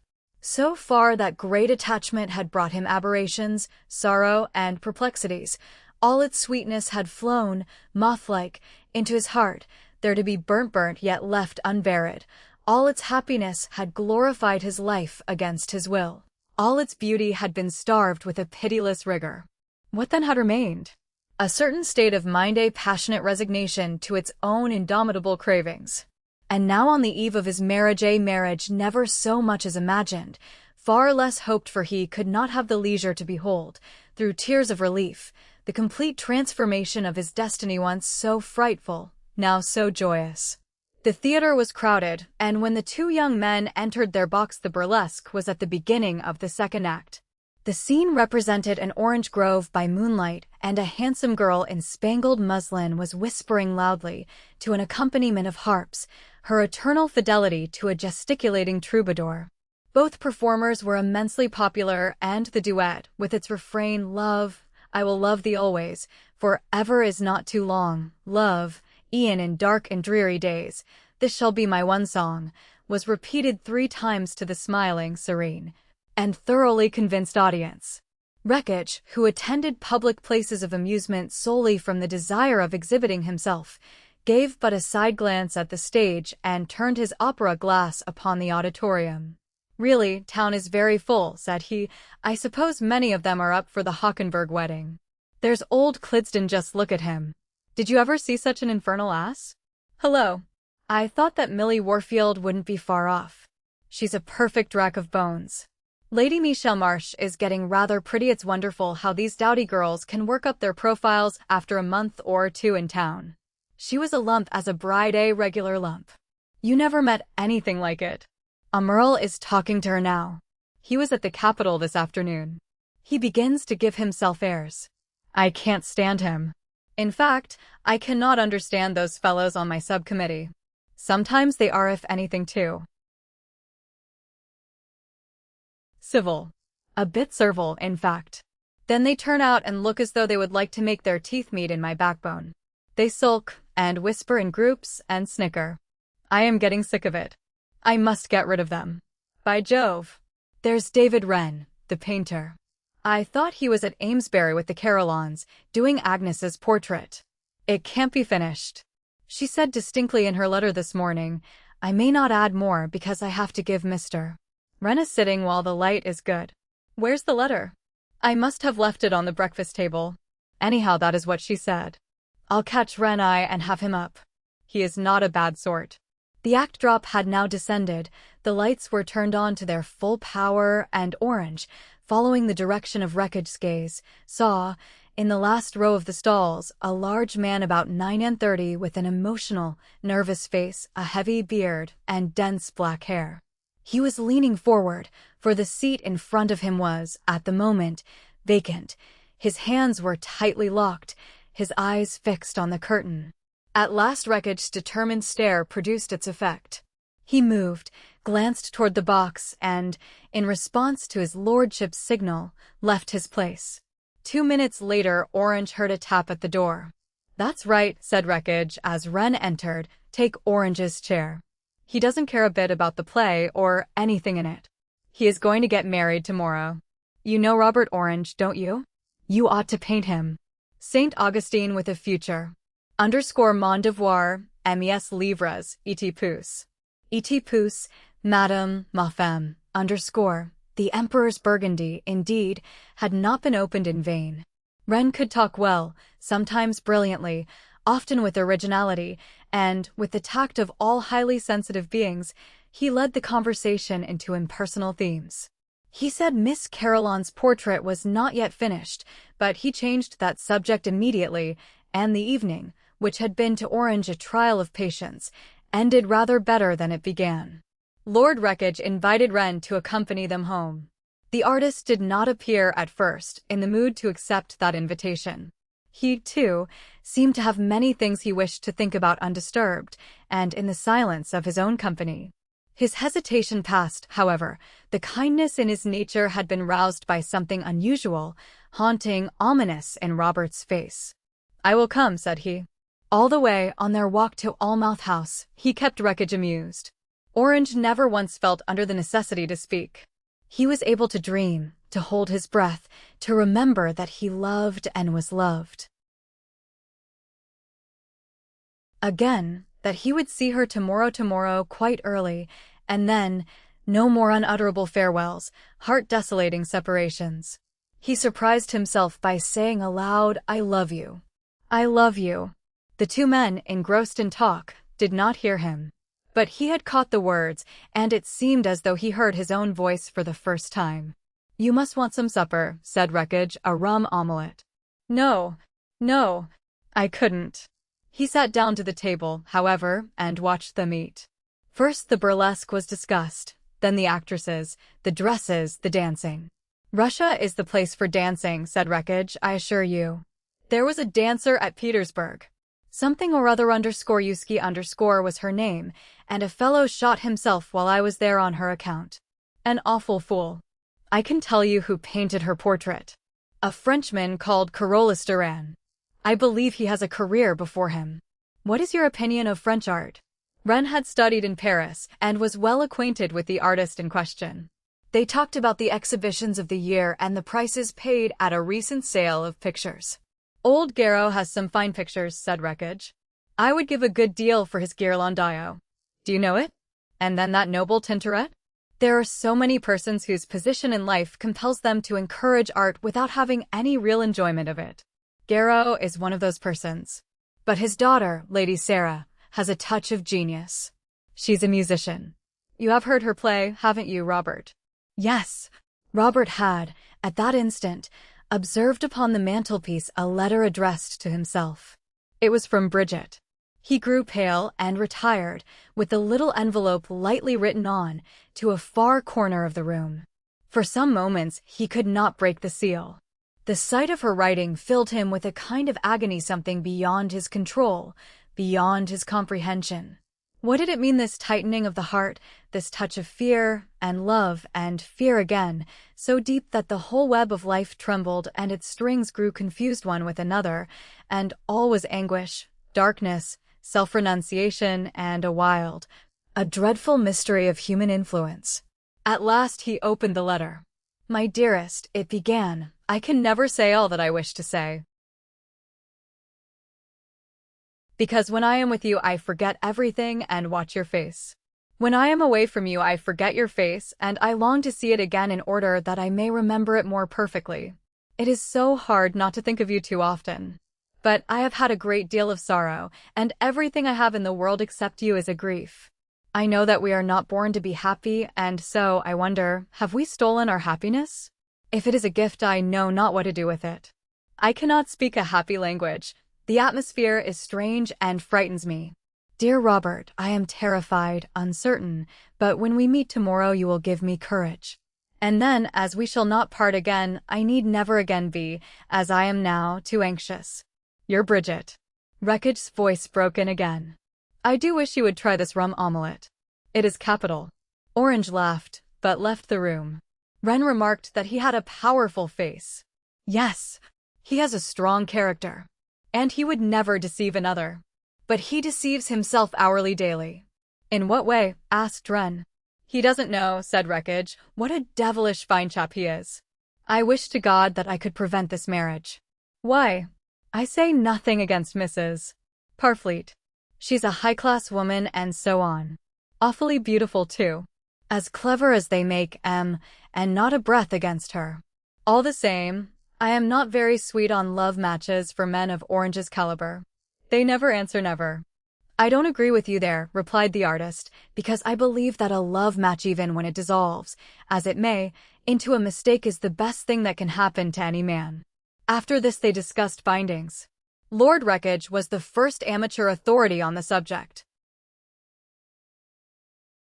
Chapter 6. At 5 the next morning Robert was writing letters. Then, as soon as the gates of Hyde Park were open, he walked out. The recurrence of familiar sentiments on the essentials that make up the condition known as happiness would neither convince, nor inspire, the powers of an imagination which, with all its richness, was, apart from the purely artistic faculty, analytical and foreboding. Self-doubt, however, has no part in passion. Of the many miseries it may bring, this, perhaps the worst of human woes, can never be in its train. Men in love and women also may distrust all things and all creatures, but their own emotion, like the storm, proves the reality of its force by the mischief it wreaks. Robert's spirit, borne along by this vehemence of feeling, caught the keen sweetness of the early air, not yet infected by the day's traffic. His melancholy, the inevitable melancholy produced by sustained thought on any subject, whether sublime or simple, was dispelled. The park, which was empty but for a few men on their way to work and runners anxious to keep in training, had its great trees still beautiful from the lingering glance of summer. The wide and misty stretches of gray grass were fresh in dew. The softness and haze without the gloom of autumn were in the atmosphere. The pride of love requited and the instincts of youth could not resist these spells of nature. Robert remembered only that it was his wedding day, that every throb of his pulse and every second of time brought him nearer to the supreme joy of his life and the supreme moment. He had never used his nerves with bliss and tears, and he did not belong to the large army of young gentlemen who own themselves proudly light half-believers of our casual creeds, who never deeply felt nor clearly willed, who hesitate and falter life away and lose tomorrow the ground won today. This view of heroism was not possible to him, and he was too strong in mind and body to pretend to it. The two things which affect a career most profoundly are religion, or the lack of it, and marriage or not marrying, for these things only penetrate to the soul and make what may be called its perpetual atmosphere. The Catholic faith, which ignores no single possibility in human feeling and no possible flight in human idealism, produces in those who hold it truly a freshness of heart very hard to be understood by the dispassionate critic who weighs character by the newest laws of his favorite degenerate, but never by the primeval tests of God. Robert, therefore, was thinking of his bride's face, the pure curves of her mouth, her saffron eyes, her pretty hands, her golden hair, the nose which others found fault with, which he, nevertheless, thought wholly delightful. He wondered what she would say and how she would look when they met. Would she be pale? Would she be frightened? There had always been a certain agony in every former meeting because of the farewell which had to follow. With all his habits of self-control, he had never been able to feel quite sure that the word too much would not be said, that the glance too long would not be given. Her own simplicity, he told himself, had saved him from disaster. She showed her affection so fearlessly with such tender and discerning trust that his worst struggles were in solitude, not in her presence at all. It was when he was away from her immediate peaceful influence that the fever, the restlessness, the torments, and the desperation, has not old Burton summed up for us the whole situation and all the symptoms in his _anatomy_, had to be endured and conquered. These trials now, for even a sense of humor could not make them less than trials, were ended. The tragicomic labor of walking too much and riding too much working and smoking too much, thinking and sleeping too little. The whole dreary business, in fact, of stifling any absorbing idea or ruling passion, would be no more. When he returned to Almouth House, Wreckage was already dressed for his official duties as best man. He felt an unwanted and genuine excitement about Robert's marriage. He put aside the languor, ennui, and depression which he felt too easily on most occasions, and, that day at least, he was, as his own servant expressed it, nervous and cut up. "I shall miss the swimming, the boxing, the fencing, and the pistol practice," he complained, referring to diversions in which Orange was an expert and himself the bored but dutiful participant. "They nearly always drop these things when they marry." The loss he really feared was the moral support and affection of his former secretary, advantages which a selfish nature is slow to appreciate, yet most tenacious of when once convinced of their use. The nuptial mass had been fixed for 8 o'clock. The wedding party were to breakfast at Almouth House afterwards. Then the bride and groom were to leave by the mail for Southampton en route for Miraflores in northern France. The two young men drove together to the chapel attached to the Alberian embassy. Not a word passed between them, but Wreckage, under his eyelids, examined every detail of his friend's attire. He wondered at its satisfactoriness on the whole, inasmuch as Orange had not seen fit to consult him on the point. The church was small and grey and sombre. The flowers on the altar, sent by his lordship, were all white. Their perfume filled the building. "They look very nice," said Wreckage, "and in excellent taste. Some of these old pictures on the wall are uncommonly good, and I particularly like that bronze crucifix. 10 to 1 if it isn't genuine 11th century. I will ask the old fellow afterwards. He's a dear. His Latin is lovely. It's an artistic pleasure to hear him read the Gospel. I looked in the other morning, just to get the run, as it were, of the place. By Jove! Here they are." Ponce Fitzrose came first, very graceful in lavender silk, and accompanied by her little boy, who showed by an unconscious anxiety of expression that he felt instinctively his mother's air of contentment was assumed. Then Baronzel, with Bridget on his arm, followed. The Baron looked grave, too grave for the happy circumstances. Bridget seemed as pale as the lilies on the altar. She was less beautiful but more ethereal than usual. There was something frail, transparent, unsubstantial about her that day which Robert had never noticed before. Had the many emotional strains of the last year tried her delicate youth beyond endurance? She seemed very childish, too, and immature. She took Orange's hand when he met her, held it closely, and watched the others with a kind of wonder most pitiful to witness, as though she had suffered too much from her contact with life and could no more. Her eyes seemed darker than the sapphires to which Robert had so often compared them. This effect, he told himself, was due to the strong contrast given by the pallor of her face. It was quite clear, however, that she was not under the influence then of any dominant thought. Her nerves and senses were strained to that extreme tension resembling apathy, until the vibration given by some touch or tone sets the whole system trembling with all the spiritual and bodily forces which make the mystery of human life. She spoke her responses, signed the register, and walked out from the church on Robert's arm without a single change of countenance or token of feeling. As they drove away from the church, she flushed a little and drew far back, with a new timidity, into her corner. One look she gave of perfect love and confidence. She pressed his hand and held it, for a moment, against her cheek. But neither of them spoke. And indeed, what was there to be said?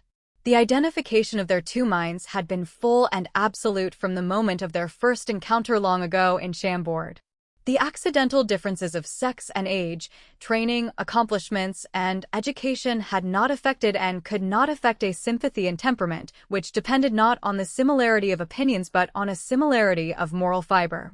Many forms can be cut, by the same hand, from the same piece of marble, and although one may be a grotesque and the other a cross, one a pursuing goddess and the other an angel for a tomb, the same substance, light, touch, and color will be characteristic of all four. Marriage, at best, could but give a certain crude emphasis to the strange spiritual bond which united these two beings, practical as they both were in the common affairs of life. They shrank from anything which would promise to materialize the subtleties of the mind. Some thoughts, they felt, were as impalpable as sounds, and, just as music ceases to be divine when it is poured out of some mechanical contrivance, so the mysteries of the human soul become mere bodily conditions more or less humiliating when demonstrated, catalogued, and legalized. There is nothing modern nor uncommon in this especial disposition. One may describe it as ascetic, anemic, sentimental, hysterical, neurotic, but the men and women who possess this fragile organism show, as a rule, powers of endurance and a strength of will by no means characteristic of the average sanguine and sensual creature who eats, drinks, fights, loves, and does his best in a world which he calls vile, yet would not renounce for all the ecstasies of paradise. The carriage wheels rolled on as swift and noiseless as the sand in an hourglass. Why was the road so short? Why could they not be carried thus forever, tranquil with happiness, wanting nothing, seeking nothing, bound no whither? Foolish questions and a foolish longing, yet happiness consists in being able to formulate wishes with the serene knowledge that a better wisdom directs their fulfillment. Neither passers-by nor other vehicles, neither houses nor streets caught the entranced attention of these young lovers. The delight of being purely self-absorbed is very great and intoxicating to those who are constantly either by desire or the force of circumstances unselfish. A faint flush swept into Bridget's face under the effect of an experience so novel. Their twofold consciousness had all the pathos of self-effacement and all the thrill of satisfied egoism. Such instants cannot last, and they are shortest when one's habits of thought are antagonistic to such luxury. Bridget sighed deeply and roused herself with a painful sense that the minute she willfully cut short had been the sweetest in her life. "Ponce," she said, "has been so kind to me. She gave me her room at White House last night. She had the little dressing room just off it. Did you notice her dress? She was very anxious that you should like it." "She seemed all right," said Robert, "and wasn't Wreckage splendid?" Having spoilt their perfect moment, they became as mere mortals, more at ease in this planet, where complete joy has an unfamiliar mien. Bridget's actual physical beauty returned. The sunshine stole in at the open window and lit up her golden hair, which was half hidden by a hat with white plumes. She looked down at her hand with its new wedding ring and was pleasantly aware of Robert's admiration. "I am so glad," she exclaimed, "that you think my hand is nice, because I have given it to you for all time. And if you are ever tired or discouraged or unhappy or lonely and you want me, I shall come to you. But you will be with me now always." "Yes," she answered. "Yes, Robert, always." They had now reached Almouth House. Her little foot, with its arched instep, seemed too slight and delicate for the pavement. Robert knew that her arm rested upon his, because he felt it trembling. They crossed the threshold together. The doors closed after them. "And he never once kissed her on the way from church," exclaimed the footman. But the coachman did not think this very peculiar. "I don't hold with kissing," said he. "To my mind there's nothing in it. Kissing is for boys and gals, not for men and wives." Baronzol was unable to join them all at breakfast, but Ponce and Wreckage and David Wren, who had been especially invited the night before because he had proved so entertaining, did more than their duty as friends by talking feverishly, eating immoderately, and affecting the conventional joyousness universally thought proper at such times. Ponce ventured to make a reference to the forthcoming marriage of the best man, and expressed the faltering hope that dear Agnes would be as happy as dear Bridget. Wreckage scowled. Wren was seized with a fit of coughing. It was the one unlucky hit in the whole conversation, and it was soon forgotten by everyone present except Orange, who remembered it frequently in later days. At last the hour for departure came. Ponce, weeping, kissed Bridget on both cheeks, looked into her grave eyes long and lovingly, put her arms around the slight, girlish form with that exquisite, indefinable tenderness, unconscious, unpremeditated, and protective, which married women show toward very youthful brides. Robert handed his wife into the brougham. The order was given to Waterloo. The horses started, rice and slippers were thrown. "They go into the world for the first time," exclaimed Ren. Then Ponce was assisted into the barouche and drove homewards. "We shall meet again," she said, as she parted from Wreckage. "We meet at Sarah's at lunch." The two men were thus left alone. They decided to smoke, for they were both a little affected by the pathos of the situation. "Explain, Robert," said his lordship, as they returned to the dining room. "Explain that kind of love." "You're an artist." "Well, it isn't my way," rejoined the other, with a forced laugh, "but there are many manifestations of personal magnetism." "This kind is very interesting," said Wreckage, "although it is, of course, high-flown. Orange is romantic and scrupulous. He knows next to nothing of the sensual life, and that next to nothing is merely a source of disgust and remorse." "You follow me?" "Perfectly," said Ren. "It is a question of temperament. The wonder is that he has not entered, in some delirium of renunciation, the priesthood. That would mean, for his gifts, a closed career. It beats my wits to guess how this marriage will turn out. He is madly in love. He has suffered frightfully. Too much moral anguish has a depraving effect in the long run." "I am not so sure of that." "I think so, at any rate. Now many a decent sort of fellow can get along well enough if he has a woman to his taste and wine which he considers good. You observe I condense the situation as much as possible. But Orange is different. Not so different except in degree or experience. At present, he oscillates between the woe of love and the joy of life." "You compared him to St. Augustine." St. Augustine never pretended that earthly happiness was a delusion. He knew better. He said, "Do not trust it, but seek the happiness which hath no end." Personally, I can accept with gratitude as much as I can get. Is not the life of men upon earth all trial, without any interval? This may be, yet it is something to learn how to sympathize with happiness. Our best men and women devote themselves too exclusively to the diagnosis of misery. "You have thought a lot, I can see," said Wreckage. The artist gave him a quick, friendly glance. "I have played the fool," said he. "I envy Orange. He will know things that I can never know now. I haven't lived up to my thoughts. I am not remorseful. I don't believe in remorse. It is a thing for the half-hearted. But if I am not sad, I am not especially gay. The middle course between sentimentality and gallantry seems to me intimately immoral and ridiculous into the bargain. So I am an idealist with senses. There are times when I hate life. And why? Because life is evil? By no means, but because we tell lies about it and write lies about it from morning till night." "You seem a bit depressed," said Lord Wreckage. "But, by the by, how is the portrait going?" "My brother Hersey, who paints a little, always declared that Agnes was unpaintable." "Do you find her unpaintable?" "No," said Ren. "Oh no." Chapter 7. When Wreckage asked Ren whether he found Miss Caroline unpaintable, the artist was conscious of a swift, piercing emotion, which passed, indeed, but left an ache. And as the day advanced, the smart of the wound grew more intense.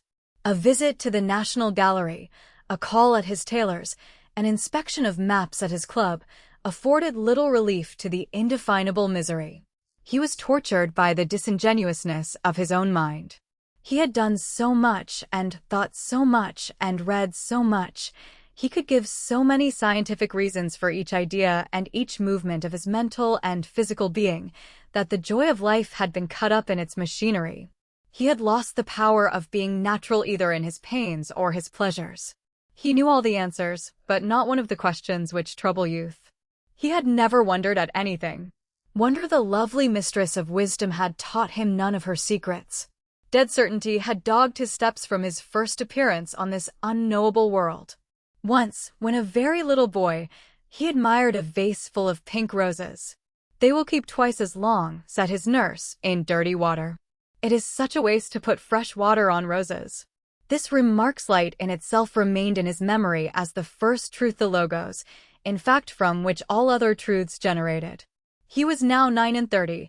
He had executed an abnormal amount of work, and he had a just reputation as a portrait painter. His technical skill was considered unique. The something lacking was that mysteriousness which belongs to all great art and is, essentially, in life. Ren, said one of his friends, can work for 16 hours a day. It is all taken from without. He gives nothing except his undivided attention. The saying was not true. He gave himself absolutely soul, brain, and heart to his task, but the gift was too premeditated, too accurately weighed. There was no self-abandonment, nor self-forgetfulness. His admiration for Miss Caroline had been of this kind. Having added up her attractions, her figure, her face, her youth, her intelligence, her grace, he decided that she was exceptional in many ways. He found real happiness in her society. She was so sane, so clear, so unaffected. His attitude toward her had remained for some time one of fraternal affection, partly by force of will, chiefly because his relations with other women were not so restrained. But the position was changing. Certain forces in life were assuming for him a complicated and threatening aspect. What if, after all, there was an incalculable element in man? Now, to be practical, he said to himself. He had not seen his mother for a fortnight.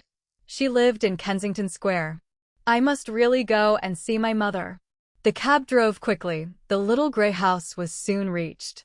David opened the door with his latchkey and rushed upstairs into the small drawing room, furnished in white and green, with fresh flowers on the mantelpiece and many shelves of vellum-bound books. A bronze lamp hung from the ceiling, and its globe, covered in violet silk, cast a light like that of the early dawn in hilly regions. A faint odor of lavender filled the air. In one corner of the room there was a chess table with its chessmen showing an interrupted game. A velvet footstool, much indented by the pressure of a firm foot, stood in front of the carved armchair in which Mrs. Ren usually sat. Her work-basket, lined with blue satin and shining with steel fittings, stood in its customary place on a gypsy stool near the fireplace. A few old English prints hung on the walls, and between the windows there was a Chippendale cabinet filled with Worcester and Crown Derby china. The aspect of all things was restful, emotionless, and some of its calm seemed to overtake and soothe David's agitated spirit. He sat down at the piano and played, with much passion, bits from Wagner's _Tristan _, the first performance of which he had seen at Munich. Good heavens, he thought. What a genius! What a soul! What a phrase! Suddenly the door opened and Agnes Caroline was ushered in. She hesitated a second, and then recognized Ren, who had his back to the light. Her first instinct was to retreat. Her first feeling was a strange sensation of pleasure and fear. His usually cold and wearied face took an expression of controlled but unmistakable delight. She blushed, though not with resentment, yet she avoided, by appearing to have some difficulty with her muff, his outstretched hand. I have called on your mother, said she. I thought you would be on your way to Rome. Her lips were red and rather full. Her cheeks were pink, her throat and brows were white. Her demeanor was, while modest, neither shy nor self-conscious. David was struck by her height and the extreme slightness of her figure. She wore a large Gainsborough hat with long plumes, a black gown, and a collar of old _Point de Venise _. She had come up from the country, and her presence brought its freshness. Why are you in town? He asked abruptly. I was bored at home. And the trousseau? The trousseau, she said, lifting her eyes for the first time to his. They say it is unlucky to try on your wedding dress, he continued, seeking relief in the very torture of reminding himself that the date of her marriage with Lord Wreckage was fixed. I never think about luck, she answered. I met Wreckage at the play last night. I lunched with him today, said Ren. I am so glad that you are friends. I want you to like him. No doubt he thinks me mad. Politicians always regard artists as madmen. But Beauclerc is considered very cultured. I hate the word. He is interested in art. No doubt as a means of investment, an educational influence, or a topic of conversation for light moments. You are severe. Yet I like to hear you talk. She hoped that his talk would drown the singing in her heart, the whispering in her ears, the footsteps of doubt of herself, doubt of Wreckage, coming nearer and nearer. She had been taught everything. She had discovered nothing. Love itself had come to her in the shape of a cruel code of responsibilities. Lately she had been dwelling with an almost feverish emphasis on the question of duty. She had wearied wreckage, she had exhausted herself by the tenacity of her mind toward that dull subject. And the real truth about much in life was forcing itself upon her. She was essentially a woman of affairs. Her face absorbed the poetry of her nature, just as a flower extracts every excellence from its surrounding soil, and, shining out for the sun, wastes no blossom underground. It had been her earliest ambition to marry a member of Parliament and help him by her prayers and counsel on his conscientious career toward Downing Street. She had received an austere education, and even her native generosity of heart could not soften the indignation she had been trained to feel against any neglect of duty. Duty was a term which she applied to that science of things generally expedient which tradition has presented to us in the household proverbs and maxims of every nation. Early rising, controlling one's temper, paying one's debts, consideration for others, working while it is day, taking stitches in time, all these to that orthodox mind were matters of imperative obligation, if not divine command. David's impulsive nature and self-indulgent habits filled her with overwhelming sorrow and dismay. She could not understand the rapid changes of mood, the disordered views, the storm and violence which are characteristic of every artist whose work is a form of autobiography rather than a presentment of impersonal forms and effects. In Wren there were two principles constantly at work, the David who acted, and the David who observed, criticized, and reproduced in allegorical guise the inspiring performance. Agnes knew nothing of this common phenomenon in creative genius, and when her friend refreshed his imagination by appearing in a new role, she was as terrified as a child before some clever trick in experimental chemistry. From time to time he expressed opinions which startled her. She begged him once to paint a religious picture. He would not. A feeling that she had experienced some bitter disappointment weighed upon her spirit. Yet when she seemed to give that disappointment a cause, she was careful to leave it in obscurity. She would not permit herself to think, and, pale with suffering, she would check the painful questions which Rose already answered. Her affection for Wren was one of those serious passions which sometimes take root in an unsentimental nature and derive a strength from philosophy which romantic considerations, pleasant as they are, can never bestow.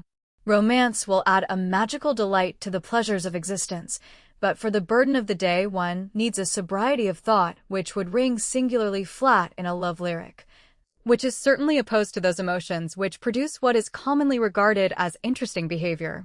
Agnes had not been drawn to Wren at first sight, but rather by degrees and against her better judgment. She had found him unstable and affected. On the other hand, she admired his fine figure, his talent, his conversation, and the fire in his brilliant eyes. She told herself that she was deeply anxious about his soul, but, in a crowd, she watched for his broad shoulders and his handsome face. Such was her friendship, and she had known him for 2 years. Her first season had been a startling success. She had the misery of rejecting several suitors of whom her father fully approved. One was an archdeacon. She had been drawn more than kindly toward a consumptive violinist whom she had met at a Saturday entertainment for the poor at Kensal Green. Not a single word of love ever passed between them. He called once or twice at her aunt's house in Chester Square, and they had played together some of Corelli's sonatas. Her aunt carried her away to Brighton, and no more was heard of the young violinist till a rumor reached them that he was drinking himself to death at St. Moritz. Agnes said many prayers for him. At last a second rumor reached her that the first was wholly incorrect. He had married a very nice girl with a lot of money and was building a villa at Cannes. Agnes told herself that she was thankful to hear it. The next year she became engaged to a young member of Parliament with really fine prospects. She was not in love, but she liked him better than all her friends. She felt serene, and at last useful. Then a story reached her about another woman, and yet another woman before that one. The story was true and not at all pretty. The bishop was obliged to support his daughter in her refusal to regard matters in what her betrothed described as a sane and reasonable manner. He had sinned and he was sorry, and what was more, he had every desire to reform.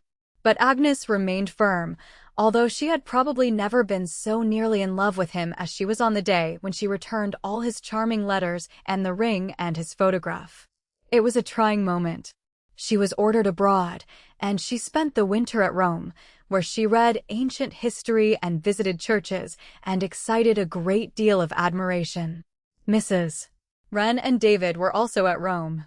The three met at the house of an irreproachable Marchesa. They became friends. Miss Caroline's aunt, who was a maiden lady with means, succumbed to the fascinating eloquence of an amateur_connoisseur_ of antique gems. In her new character of _fiancé_, she found it inconvenient to chaperone a young niece. She joined a widowed friend and gladly assented to the suggestion that dear Agnes should visit Mrs. Wren in Paris. The bishop saw no impediment to the plan. He had been at Oxford with the late Archibald Wren, an odd fellow but high-minded. Mrs. Wren was the daughter of a General Hughes Drummond. Everyone knew the Hughes Drummonds. They were very good people indeed. The bishop hoped that Agnes would enjoy herself, give her kind friend as little trouble as possible, and come home fully restored in spirits. He forgot David.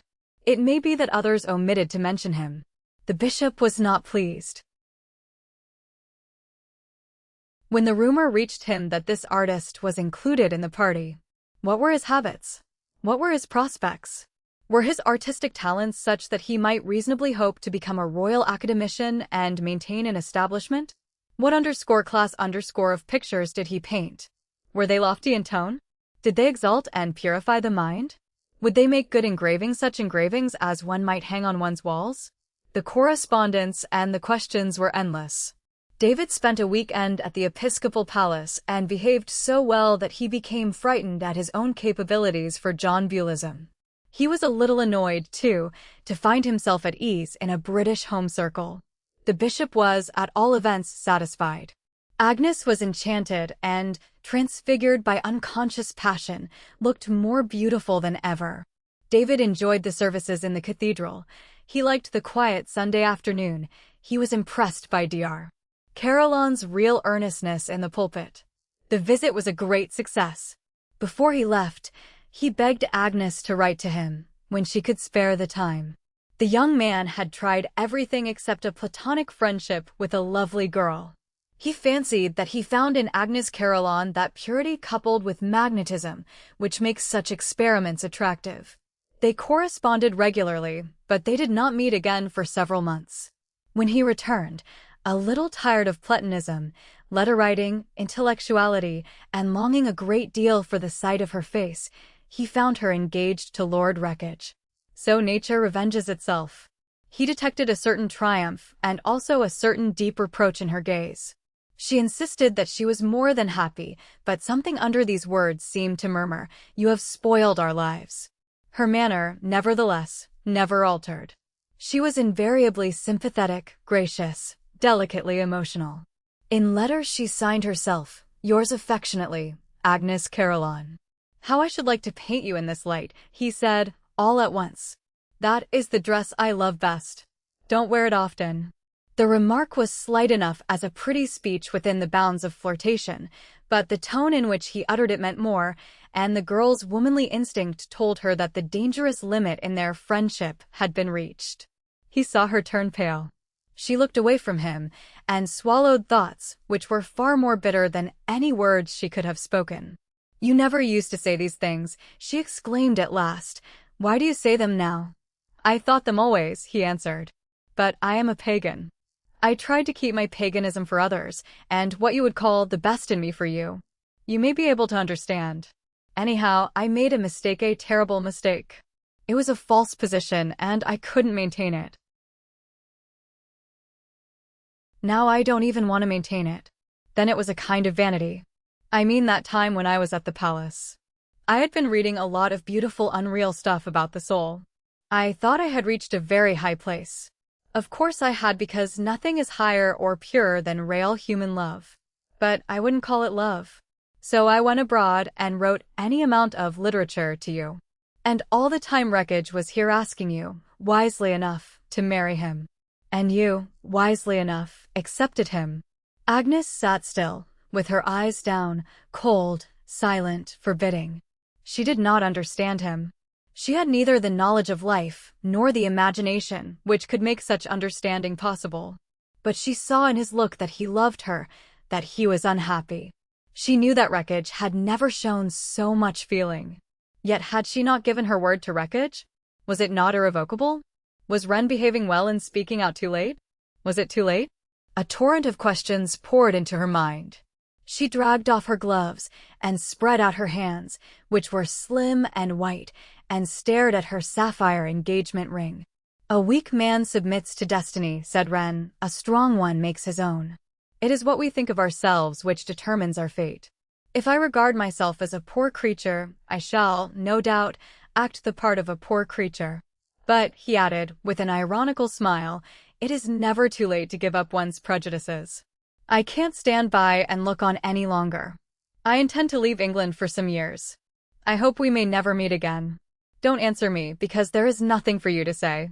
You have been perfectly kind, perfectly charming, perfectly consistent. You have never deceived me, and you have never deceived yourself. She interrupted him. I hope not. Oh, I hope I have never deceived myself for you.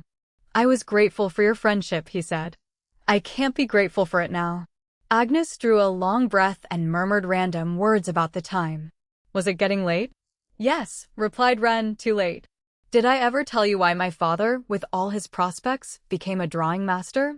He told me that he had suffered so much learning why he could never paint, nor hope to paint, that he was determined to devote his knowledge to the service of apprentices. It seemed to him such an awful thing to mistake one's vocation. Now I feel that one of us, perhaps both of us, you and I, are doing even a worse thing. We are deliberately throwing happiness to the dogs. I don't think so, said Agnes, in a trembling voice. There is duty, you know. That is something higher than happiness, I believe. Are you so sure? Oh, yes. I envy you.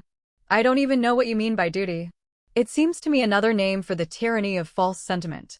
Don't disturb my ideas, she exclaimed, with an appealing gesture. Don't say these things. They make me wretched. I can't afford to doubt and question. One must have a few permanent rules of conduct. But if they are fantastic, capricious, insincere, I can't argue. I am not clever. I will not change my views. I dare not. It would make me hate you. You are the slave of convention. That may be. That is safer, after all, than being the slave of some other will stronger than my own.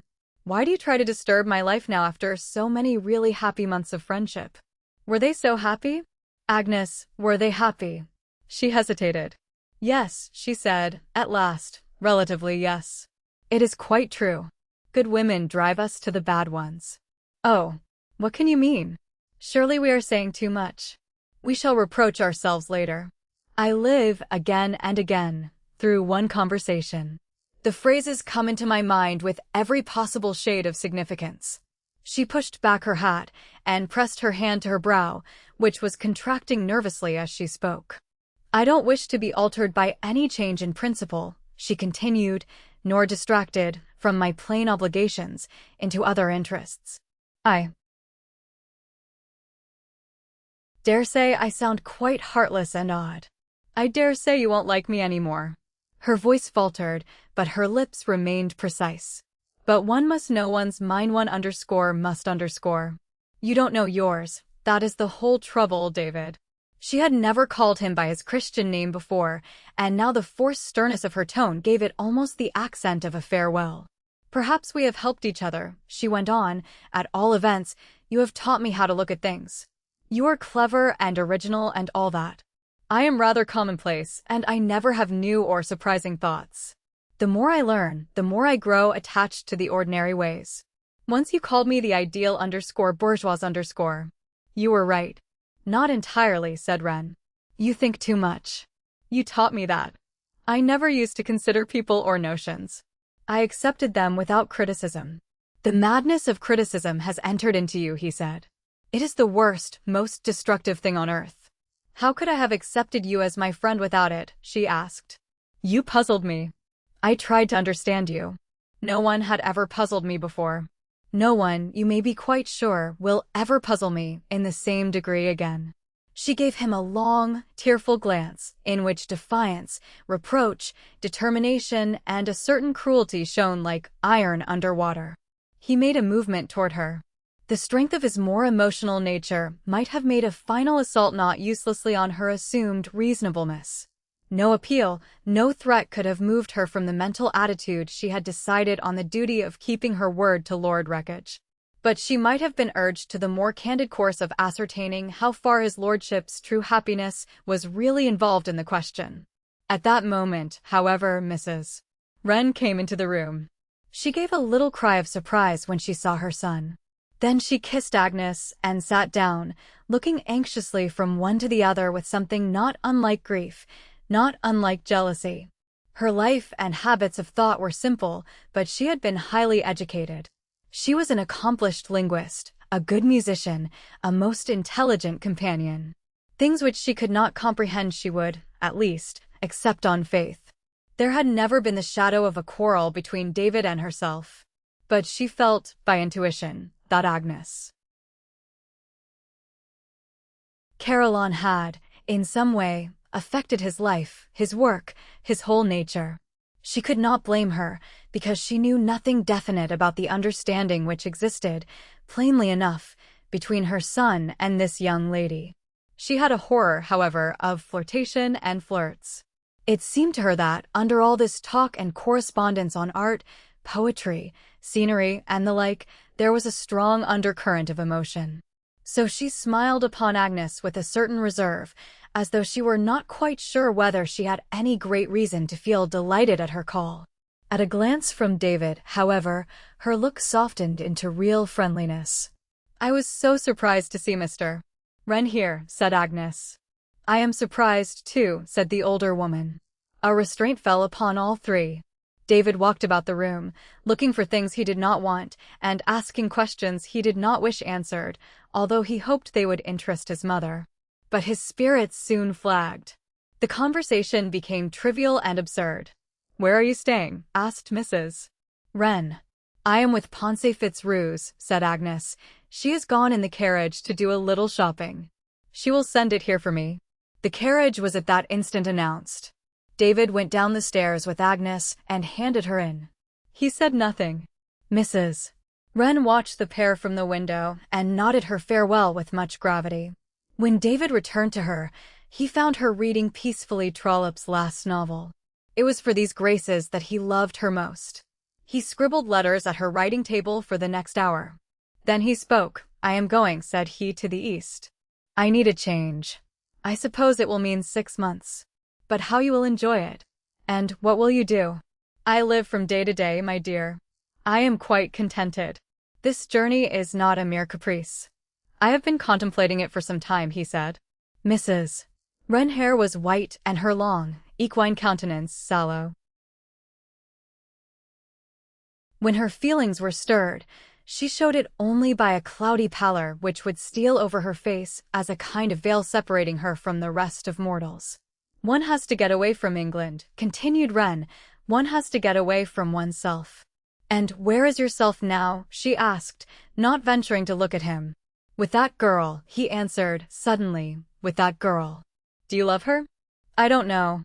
I suppose I do." "Oh, I would love her if I could ever be absolutely sincere. But this I do know, I can't see her married to that fellow Wreckage. So I must go away. I am afraid she is a coquette, a serious coquette, my dear boy. She is nothing of the kind. She is a true woman. Don't talk about her." Chapter 8. Sarah had spent the morning crying bitterly in bed. Her letter to the Duke of Marhire was on the table by her side. From time to time she had taken it up, turned it over, shed fresh tears, and reproached herself for indecision. She held at bay every thought of Robert Orange and formed the resolve of banishing him from her mind forever. When the time came to dress for luncheon, she brightened a little, for the prospect of disguising her true feelings in the presence of Lord Wreckage and Ponce appealed to that genius for mischief which animated the whole current of her life. To baffle the looker-on seemed not merely a great science, but the one game of wits which could never lose its interest. She was not insincere. She thought that lies, as a rule, were clumsy shifts and abominable. Even in the moments when she was most thoroughly conscious of her talent for misleading others, she had never brought herself to think well of deception. She would have liked to feel that her heart was an open book for her friends to read. It would have been pleasant, she believed, if all could have known always that she practiced a delicate art and played, consummately, fine comedy whenever she found spectators. But a solitary, mismanaged childhood and the constant sense of being in many ways a foreigner had taught her the penalty of frankness where sympathy could not supply, from its own knowledge, the unutterable half which makes up every confidence. The bitter pleasures of a conscience, which caresses its worst burden, were the only real ones of her daily existence.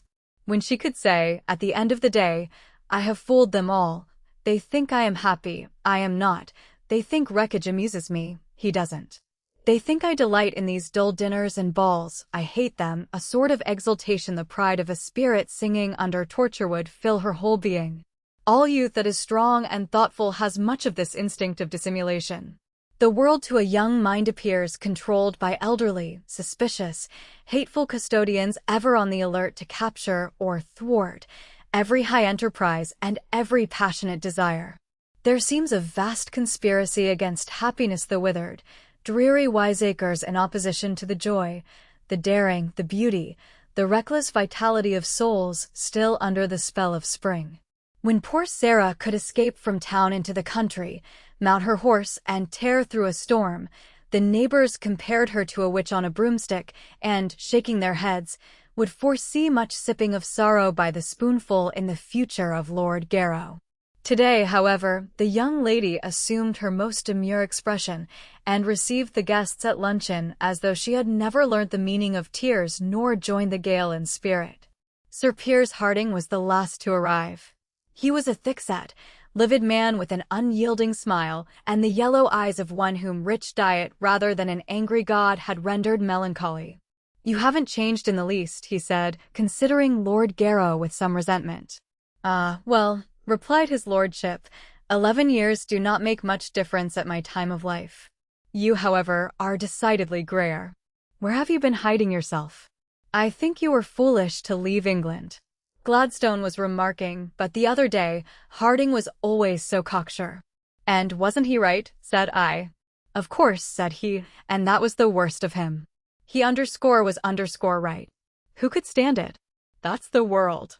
It's devilish unappreciative of the truth. Wreckage, much bored by the old men, stood by Pensey's chair, where he could watch Sarah and angle for her glance. When it happened that she smiled at him a little either in mere friendship or mockery, he felt a kind of fire steal through his veins, and he told himself that she was a dangerous woman, a woman who could get her own way in the long run. That she was a girl, and, with all her shortcomings, a very innocent one, made her odd powers of fascination, but the more insidious. She wore a dress of wine-colored silk, which fitted plainly over her breast and shoulders and fell in graceful flounces from the waist. The warm, olive lines of her cheek and throat appeared the darker in contrast with a twist of white lace which she wore round her neck, and her black hair, dressed higher than usual, was held in place by a large ruby comb which caught the firelight as she moved. Wreckage was conscious, for the first time in his life, of a real embarrassment. He could not talk to her. He felt tongue-tied when she addressed him. Ill at ease, yet not unhappy, he struggled to maintain some coherence in his conversation, but at each moment his own ideas grew less certain and Sarah's voice more enchanting. It seemed to convey the lulling powers of an anodyne. When he tried to rouse himself, the effort was as painful as the attempt to wake from a dream within a dream. "You were at the wedding this morning?" she asked lightly. "No. What a fool I am." "Yes, of course. You mean Robert's wedding." She gave a little smile and murmured, dropping her voice, "I meant Robert's wedding." Luncheon was then announced. The sliding doors which separated the dining room from Lord Garrow's library were rolled back. They all walked in, Pensey and Sarah leading the way. "A sweet creature," whispered his lordship behind their backs, indicating Lady Fitzroos. He sighed as he spoke. He could never feel that there was not something deplorable in Sarah's physical brilliancy. Her upper lip that day had a certain curl which he had learnt to regard as a danger signal. What would she do next? As he sat down at the table and observed the sweep of her eyelashes toward wreckage, a presentiment of trouble clouded the new hopes he had formed for her career. "Who are your strong men now?" asked Harding suddenly, after a moment's contemplation of wreckage, who sat opposite. "Our strong men," faltered Lord Garrow. "Aren't most of them place hunters and self-seekers?" "You must meet Robert Orange," said Ponce. "Mr. Disraeli believes in Robert Orange." "I never heard of him," observed Sir Piers. "Who is he?" "You may well ask," said Lord Garrow. "He claims to be a Dahazi on his father's side. Wreckage can tell you about him. Many have a high opinion of the fellow, and say that if he will stick to one branch of politics, he may become useful. Personally, I don't call him a man of the world. Not of our world, perhaps, Papa. But there are so many other worlds. Sarah likes him." "A lot of women like him," said his lordship. He was annoyed at her interruption and took his revenge by a feminine thrust. "The hero," said he, "married some mysterious person this very morning. We may not hear so much about him in the future." "Dear Lord Garrow," said Ponce, "his wife is a friend of mine. She is the most charming person." Sarah put out her hand and touched Wreckage on the arm. "Do you think," she asked, "that the wife will be an obstacle in his way?" "Who can tell? Of course she has means, and he likes to do everything well." "Speaking for myself," said Harding, "I have always held that a man's career rests rather on his genius than his marriage." "But you, my dear fellow," put in Lord Garrow testily, "you retired from political life because your theories could find no illustration there." "Pardon me," said Sir Piers, with a grim laugh. "I retired because I had a faultless wife, but unfortunately no genius. I shall therefore watch your friend's triumph or failure, for his position would seem to be precisely the reverse of my own, with peculiar sympathy." I fear you are rather heartless," exclaimed Sarah. "For a man to have gone so far as Orange, and to know that perhaps he can hope no higher because he made a fool of himself about a woman. You speak as though it were a romantic marriage, a question of love." "Of course," said the young lady softly. "It is a great passion." "Well, after all," observed Harding, who was not insensible himself to Sarah's delightfulness, "the British public is absurdly fond of a love match. They adore a sentimental prime minister. They want to see him either marrying for love, or jilted in his youth for a richer man. These things enlist the popular sympathy. What made Henry Fox? His elopement with Lady Caroline Lennox." "To be sure," said Wreckage, "to be sure. That's a point." "It is a compliment to the sex," continued Harding, "when a great man is taken captive by a pretty face. Men, too, rally round a Lochinvar. Such an evidence of heart or folly, if you prefer to call it so, is also an evidence of disinterestedness. So, on the whole, I cannot follow your objections to the new Mrs. Orange." "You have been away so long," said Garrow fussily, "that you have forgotten our prejudices. Orange himself, to begin with, has something mysterious in his origin. They say he is French, related to the old French aristocracy, but the less one says in England about foreign pedigrees the better. All that of itself is against him and Mrs. Orange, it seems, is more or less French or Austrian, too. We can't help regarding them as foreigners, and I always distrust foreigners in politics. Why should they care for England? I ask myself." "Why, indeed," said Harding with irony. "Have I made myself clearer?" asked Garrow. "I can afford to speak. My own wife was a Russian. But I was not in political life, and she was an ambassador's daughter." "You think you would feel more sure of Orange's patriotic instinct if he had chosen an Englishwoman," said Wreckage. "I am bound to say that he would have shown discretion in settling down with one of our simple-hearted Saxon girls." "And who was Mrs. Orange before she married Orange?" asked Harding. "A widow, Mrs. Parfleet," said Garrow. "Parfleet!" exclaimed Harding. "Mrs. Parfleet. But I have met her. She married Wrexham Parfleet, an extraordinary creature.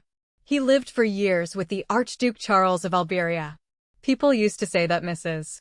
Parfleet was the Archduke's daughter. I ran across Parfleet the other day in Sicily. But he is dead, said Ponce, much agitated. He drowned himself. I cannot help that, repeated Sir Piers. I met him last week, and he beat me at écarté. Then it is not the same man, said Wreckage, quite obviously. Wrexham Parfleet had a wife. I heard her sing at a dinner party in Madrid. She was living with the Countess des Escas. There was a row and a duel on her account. I never forget names or faces. But this looks serious, said Wreckage. Do you quite understand?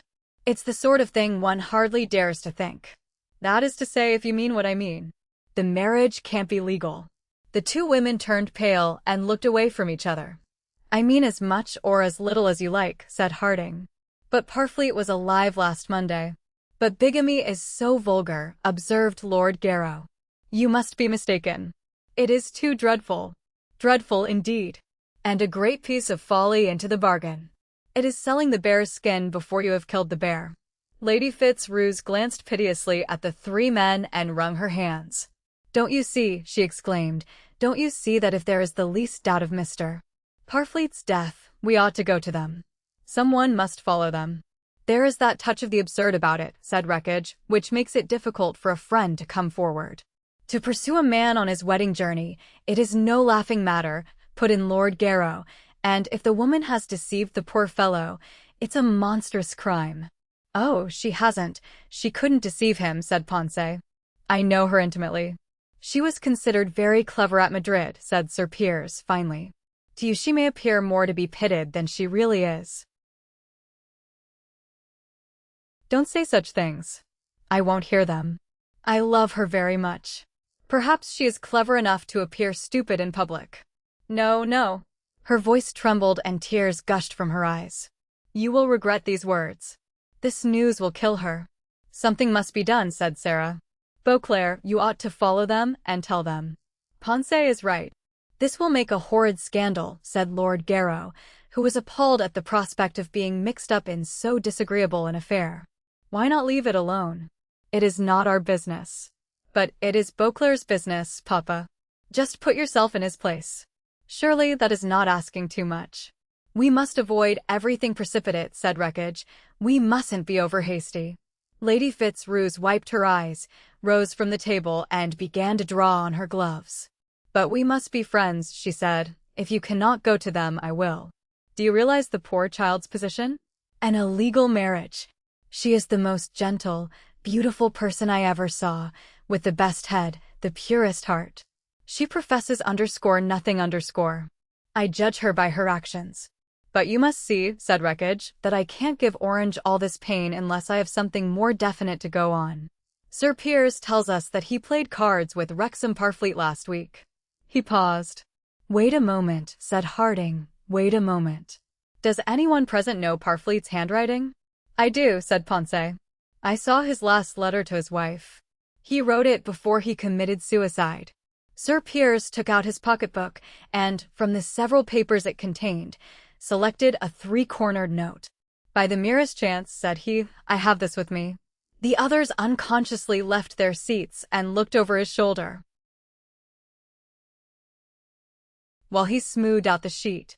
It was dated plainly, October 7th, 1869, and contained the acknowledgement of 2L10 notes won at écarté. That is the hand, said Ponce. One could not mistake it. Then this is really very serious, said Lord Wreckage, with twitching lips. The whole story has had all along something of unreality about it. Robert seems fated to a renunciant career, colorless, self-annihilating. What will you do? Murmured Ponce, with an imploring gesture. What will you do? They leave Southampton at 3 o'clock, said Wreckage. It is now 2:30. The steamer goes twice a week only. I can send him a telegram and follow them overland by way of Calais. Then I must go also, said Ponce firmly. She will need me. I have had a presentiment of trouble so long that now I feel here it has come at last. I cannot be too thankful to God that it isn't worse. Nothing showed under the innavigable depths of Sarah's eyes. She had moved to the fireplace and stood there holding one small foot to the blaze. Are you cold? Asked her father anxiously. I am ice, she said, ice. Wreckage joined her and said, under his voice, You think I ought to go, don't you? This question given in a half-whisper seemed to establish a fresh intimacy between them.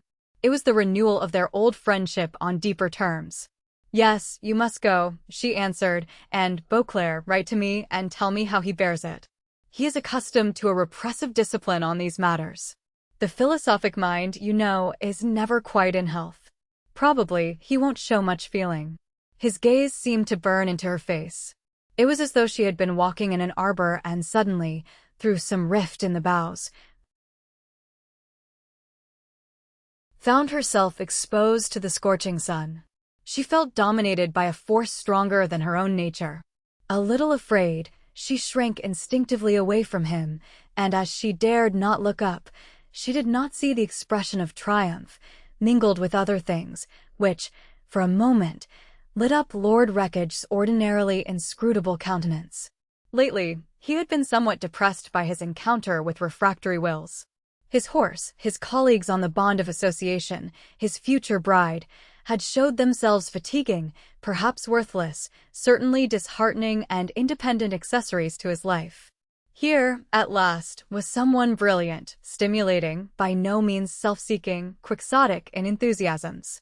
"Sarah," he said, obeying an impulse which surprised himself, "do you believe in me?" This time she gave him a straight glance. "Yes," she answered. "You might do a great deal if you could forget yourself for a few months." Ponce, much troubled and full of thoughts, walked over to them. "Oh, Sarah," she said, "isn't it terrible? If you could have seen them both this morning, she looked so beautiful, perfectly lovely, a sight I never can forget. And now this blow. What man can teach men to understand the will of God?" Chapter 9. Robert and Bridget were silent with happiness on their way to Southampton. Side by side they watched the country through the carriage windows. There had been a fog in London when they left, and the sun, at intervals, shone out like a live coal among dying embers. All was obscured. The foot passengers and passing vehicles seemed black straying shadows in the atmosphere. But the express emerged at last from the clinging darkness into autumnal fields, some brown after the harvest, others studded with hay ricks. At one point in the landscape, they noticed a flock of sheep drinking at a stream. The boy who guarded them waved his cap at the train, and this little signal, coming, as it were, from human nature, gave them a reassurance of the day's reality. Near Bishopstoke the clouds were white and dense, but rippling in places. They disclosed blue stretches of the heaven which, in their masses, they concealed. Southampton began with small houses. One had a tattered garden, where a stone copy of the Medicean Venus stood on a patch of squalid turf near a clothesline and against an ivy-grown wall. Then the green sands were reached. The sea, like liquid granite, sparkled in the distance. Rows of dull dwellings, shops, public houses, and hotels came next. The train, with a shriek, rushed into the station. It was still too early for lunch, so they walked down to the pier, where they saw several yachts and pleasure boats at anchor in the harbor, and the New Forest greenly outlined in the distance. These were the things which engraved themselves on Bridget's mind. The impressibility of youth is retentive for outward objects, but the inner mood, the sensation and idea which make the mental state, lives unconsciously, and is recognized only in the long process of time. Bridget could have described the scene, but her emotions did not seem to her emotions. Absorbed by them, and in them, she neither abandoned herself to the hour nor asked herself what the hour held. She and the hour were one a single note, and the joy she felt at being with Robert, leaning on his arm and hearing his voice, was so simple that, even if a psychologist of the deepest experience had been able to probe into the workings of her mind, he would have found nothing there to analyze. Hers was a child's affection, the first love of a heart still immature, and not yet made suspicious of itself by contact with others less innocent. Parfleet had been too worldly wise not to guard and value at its true price a disposition so graceful in its very essence. She had a knowledge of affairs beyond her years, yet her own instincts, her education, her few friendships, had kept her curiously ignorant of evil, of much also that is neither good nor evil, but merely human. The somber sentimentality which lurks in most young girls of 17 was not in her character at all, and in its stead she possessed the gaiety and carelessness of feeling which belongs to imaginative rather than to sensuous natures. A boylike spirit showed itself in all her words, movements, moods. Her womanhood still slept, and thus, while her intelligence made her an unusual companion and her beauty presented a constant appeal to all that is romantic, it was inevitable that melancholy and reserve should enter largely into the passionate love which Robert felt for her. He told himself that he would not have her different. The glance of her eyes, which stirred him strangely to the very depths of his being, never varied in its sweetness nor its calm. When her lightest touch could sway his body and spirit, she, unconscious of her power, would press his hand against her cheek and talk about the geraniums in the convent garden or the chances of the Carlist War. It was all wonderful. It had seemed perfect. And yet, she was not cold, but was she unearthly? Was she, perhaps, some straying angel, some fervid, bright spirit, flame-colored and intangible, a being of the elfin race? As they stood together looking at the distant coastline, a depression which he could neither fathom nor control came over him. His bride seemed so much younger than he had ever realized. She cared for him, how could he doubt it? But was the indefinable, indispensable feeling absent? "Do you remember our journey from Catesby?" she asked suddenly. "I slept. Wasn't I dull? Did you mind?" No one could see them. He stooped and kissed her fragrant, animated face. "I wish," said he, "I wish that you were not quite such a child." The feeling of solitariness weighed upon his soul with a crushing weight unknown until that day, the day of days, his wedding day. Heretofore he had craved for solitude, because it had been full of her imagined companionship. Now that she actually lived and talked by his side, the fancied image of her paled, vanished. The real creature was adorable, but, for some reason, maddening and not, at all events, the being of his fancy. Their old relations ethereal and exquisite, no doubt now seemed an empty mockery, self-deluding foolishness.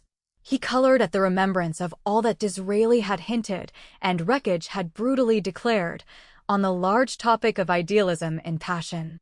A man, in spite of all determinations to be uncomplaining, knows the how much and how little that he may demand, merely as a man, from any given advantage or disadvantage in existence.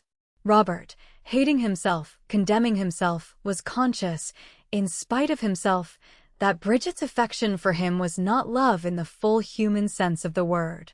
He had exchanged an ordinary self-restraint for an impossibly false position. She could inspire his life, but could she enter into it, be it, live it with him daily? Would there not have to be great reservations, half-statements, and, worst of all, a subtle kind of hypocrisy?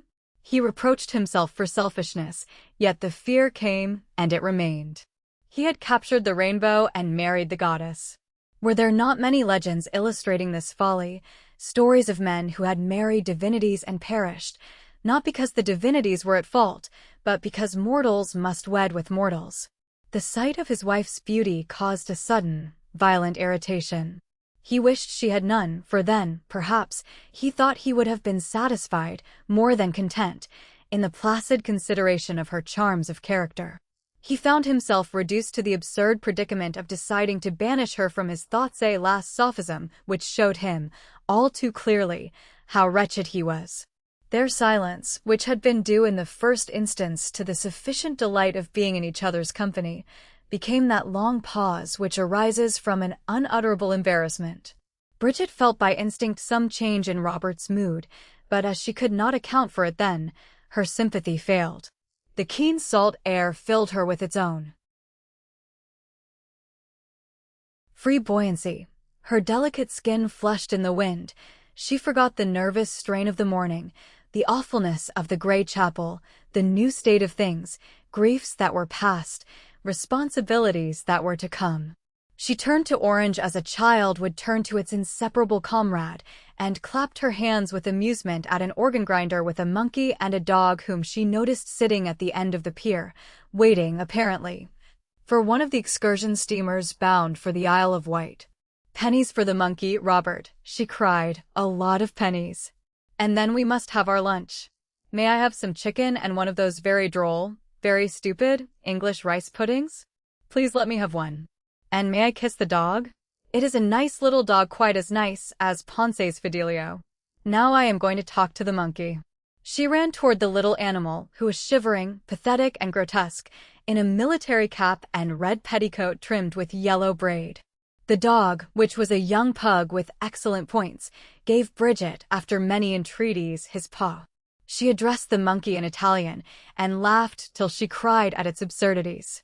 Robert looked on, consumed by a sensation which he recognized, with much shame, as jealousy. He thought the pug dull and the monkey revolting. Yet she kissed one and showered heavenly smiles on both. "I did not know that you were so fond of animals," he said, as they walked to the hotel for lunch. "I am not," she answered frankly, as a rule. "But when I am with you, I feel so happy that I want to kiss everything, the ground, and the trees, and chairs, and poodle dogs, and the whole world." "Then why not me?" She looked at him, blushed a little, and waited some moments before she replied. "I don't know," she said at last. "It must be because I am not in the habit of doing so. I am not accustomed to you yet. I keep thinking, I shall wake up in a minute, and he will be miles away. Can't you understand? So I am pretending to myself all the time that you are not really here." "I see. No, dearest, you don't quite understand, and you are a little disappointed in me because I must seem rather flippant. I daren't be serious, I daren't. I daren't believe that I am your wife. But why not?" She shook her head, and her whole face became clouded by the old, terrible, unnatural sadness, which he knew so much better than her laughter. "I am not used to joy," she said. "Perhaps, if we ever get to heaven, our first impulse will be to run back again to purgatory, where we are more at home. You have too much wit, darling, to be happy anywhere." "No. No. I don't ask to be conventionally happy, but I want you always. That is all." "You always, on any terms, on a rag heap, in a storm, with jackals howling at us." What a picture. My idea of unalloyed bliss, or, at least, the only one I have ever permitted myself. I can even believe that might be realized. A smile hovered again about her lips, but she looked steadily ahead, as though she were still resolved not to reassure herself by any too frequent glances of his much-loved presence. The peculiar tenderness of her voice was in itself a charm against ill humor. A rush of bitter self-reproach told Robert that his dissatisfaction had been the inevitable result of too many blessings on a base nature. He tried to speak. He watched instead, with a desperate, eager gaze, the play of her expressive features. "I wonder," she said, "what our life is to be. Not that I wish to pry into the future, but for some reason, I can never feel settled. Every morning is a surprise. I think, too, about your character, your career. Have I helped you, or have I been a hindrance? I am perverse, capricious, not an angel.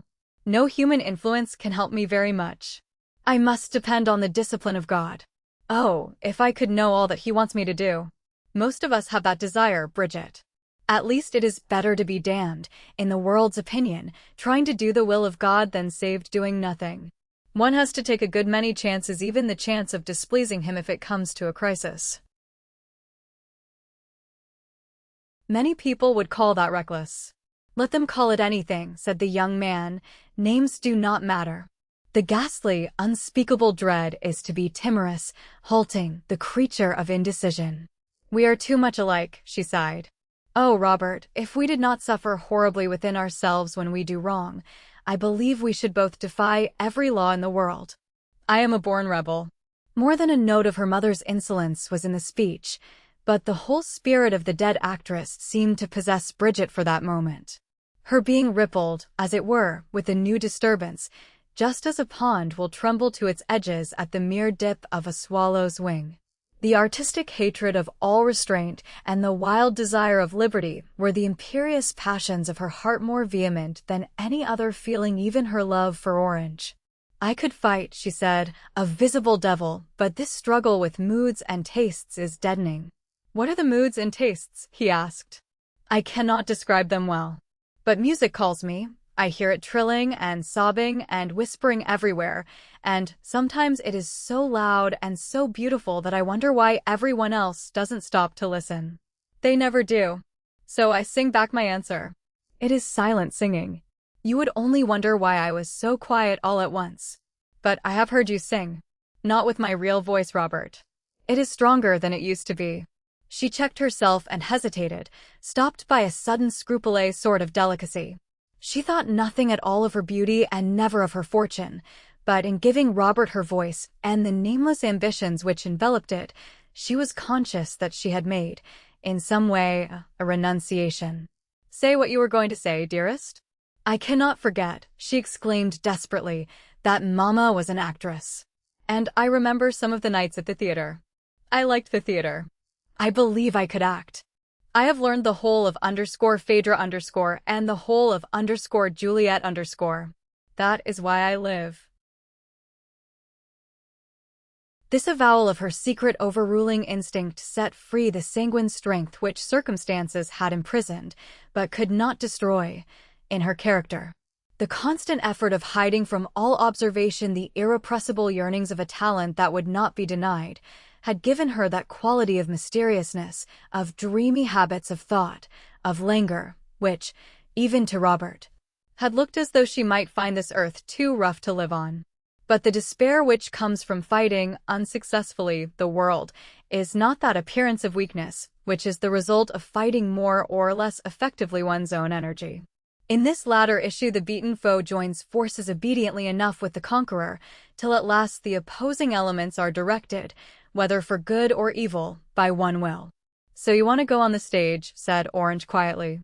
She turned to him and saw, with anguish, the deep amazement his words had not expressed. No, she said, no. I have you instead. I want to devote myself to you, to exist for you. Oh, don't you see, my dear child, that this is a kind of pity of anything you like, except the one thing. I adore you, Robert. Oh, I can't get at what I want to say. Any talk about love always sounds very stilted or hollow. I only know that I want to live intensely in all that concerns you, that just to think of you makes me perfectly happy. When I said that learning _Phaedra_ and _Juliet_ was the reason I lived, I was thinking of the time when I had no right to think of you. Of course, I loved you always, from the beginning. It began at Chambord when I first met you. I very seldom say these things, and it is better that they should remain unsaid for the most part. But you must never doubt me, and I feel today, in spite of all we know about each other, and all we have suffered, that you are doubting me now. You fear I don't know my own mind. Isn't this the trouble? The intuition which comes to men and women through suffering has always the certain sharpness of a surgeon's knife. It may be a reassurance to have the inmost thought plucked at by some loving spirit, and yet it is seldom that the touch can be given without inflicting agony. Orange could not reply at once. In his resolve to be unselfish, to put aside that personal equation, which was nothing less than his whole nature, he had to steel his heart to her, contradicting painfully, by curt, unfelt phrases, the promptings of a soul turned in upon itself, desolate and confused. I have been selfish and thoughtless, he said abruptly. A missed vocation is irreplaceable, and it is also indestructible. You hear the echo of the call as long as you live, perhaps afterwards. At your age you could feel, but you could not wholly understand your talents. If you had told me all this before, she laughed with real joyousness and clung more closely to his arm. I didn't tell you, she exclaimed, because you would have said just what you are saying now. You are the one. All the rest is a means of forgetting you. It is something resembling happiness to be alone in the turmoil of the world with one unspoiled illusion. This illusion, in my case, is a little idea that I could be a great actress, perhaps. Don't look grave, Robert. It makes you sad when I talk this way. Those who can be disillusioned have no convictions. Disillusion is the failure of a half-belief. I learnt that long ago. But I hate the very word in your mouth. Woe to us both if we cannot be resolute now. I could have waited had I seen any reason to wait. Time could make no difference in my love. As it is, I have stolen you from yourself. But now I have stolen you, I will keep you. I cannot give you back again to anything or anybody. He spoke with that almost mocking tenderness which dissembles its passion. At the practical difficulty which now confronted him, all that was merely romantic and speculative in his soul took flight, as birds that are frightened from a quiet orchard by the yelp of dogs. He became aware that he was bitterly independent of the joys he had once found in the mere spectacle of the exterior world, the play of light and shade, the changing visions of the sky, the charm of the earth. His own thoughts were now the sole realities, and the dullness which suddenly came over his vision for outward things seemed to render it the more acute and concentrated for the things of the mind. As distant hills and tree-tops show most distinctly before a storm, so every possibility which can arise from a conflict of duties stood out with a decisive clearness for his consideration. He had married in haste a child bride. There was no blinking the fact. She had the strenuous religious fiber, and with it real bohemian blood. She was also at the yielding age, when a dominant influence could do much to divert or modify every natural trait. He could not doubt that he had this power over her then. How far and to what purpose should he exert it? For himself, he wished to discourage any hankering on her part for public life, and, most of all, public life behind the footlights, under an artificial sky. No one knew better than he that there are certain things of love, of nobility, of temperament, of pride, in certain lives which the world at large would rather calumniate than comprehend. People in general clung to their opinions not because they were true, but because they were their own, and among pretty general opinions, particularly in the year 1869, there was a strong prejudice against handsome young women who went on the stage. It was not in him to consider even as an egoistic reflection to be put aside how far Bridget's project, carried into action, could affect his own political career. His apprehensions were all for her and her own content. "Promise me," he said, "that you will always tell me when the acting mood comes over you. Never fight it, never try to resist it, give it the liberty to die, but also the right to live. There is an old Hindu proverb, 'Find the flower which can bloom in the silence that follows not that which precedes the storm.' This applies perfectly to a talent or a vocation. If the mood is there, in spite of fatigue or discouragement or other claims, happiness for that matter, you may depend that it is the ruling motive of your life and not to be vanquished. You must follow the bent, or you will suffer till you die of it." How? In what way? Either in your vanity or your conscience, either by the world's judgment on your conduct or by your own estimate of your conduct. You have no vanity, so the world doesn't count. But you have a conscience, and that counts for all. He had not calculated, and he could not have foreseen, the effect of his words. Her eyes filled with tears. "My dearest," she said, "don't you see how trivial everything is to me in comparison with you?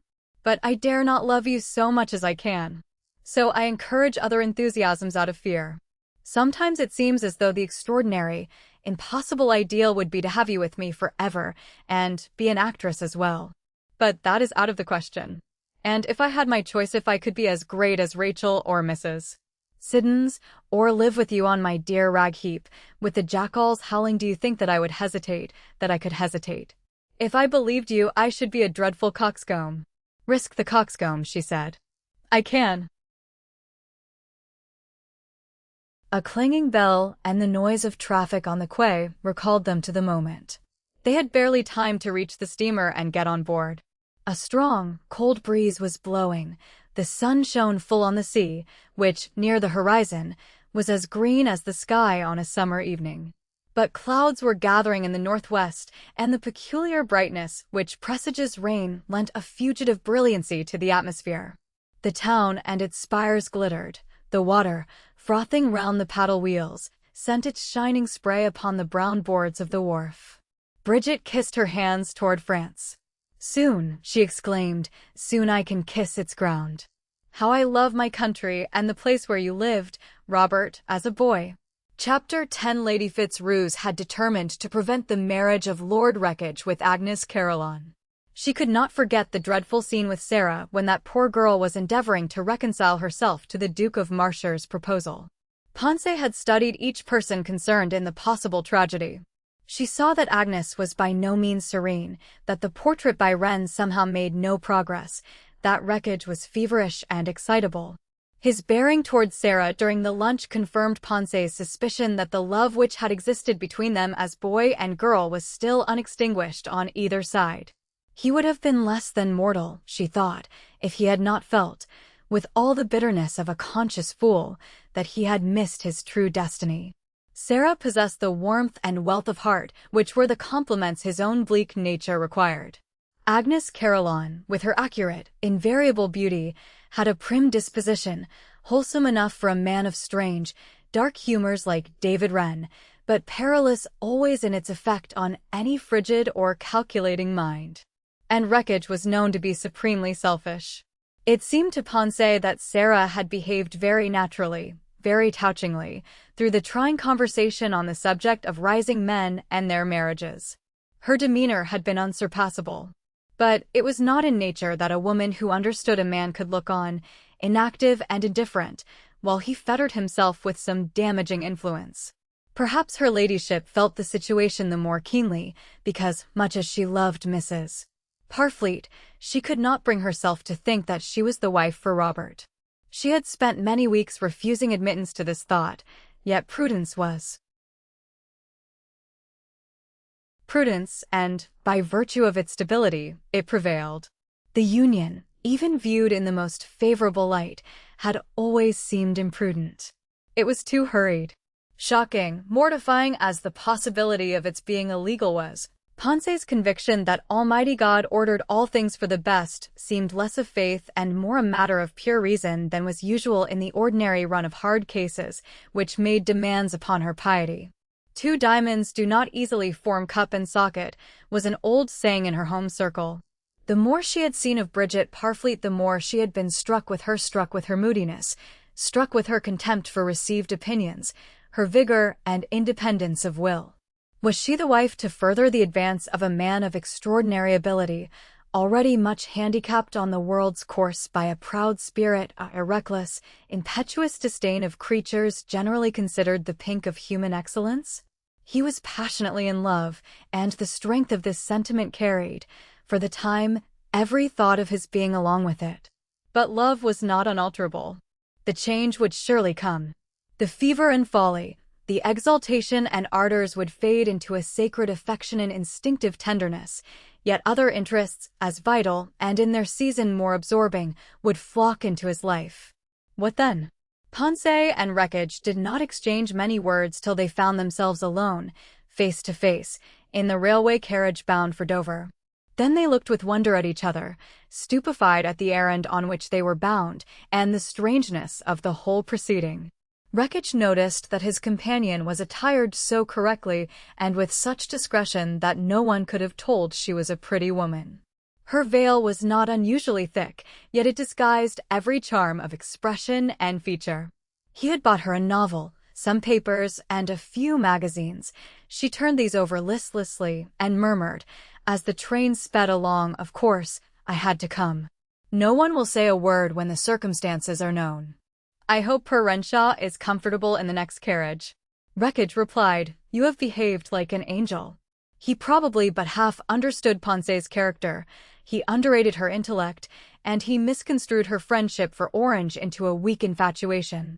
Agnes Caroline shared his view on this point, for, as he and his future bride could never be confidential with each other, they managed an appearance of intimacy by discussing with great freedom the private affairs of their friends.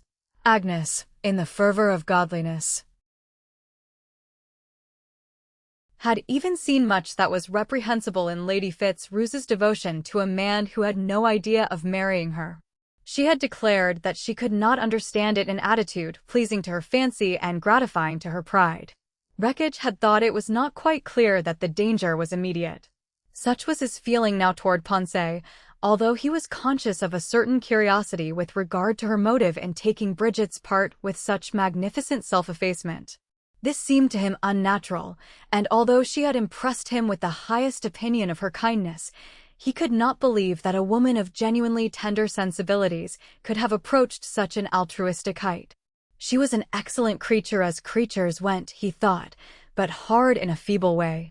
Then he closed his eyes and called up the elusive image of Sarah de Treville, very dark, very handsome, with her superb black hair reaching to her knees as he had often seen it when she was a little girl, her blue eyes shining with a strange light, her lips smiling, her white arms held out.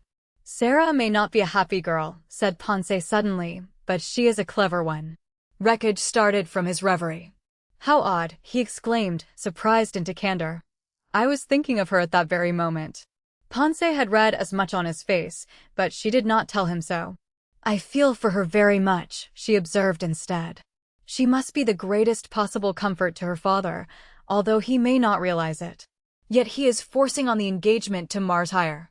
She keeps up in the most courageous way, but she has ideals, and no persuasion will induce her to change them. He turned red and said, looking out of the window, ideals do no harm when, for some reason or other, we are unable to carry them out.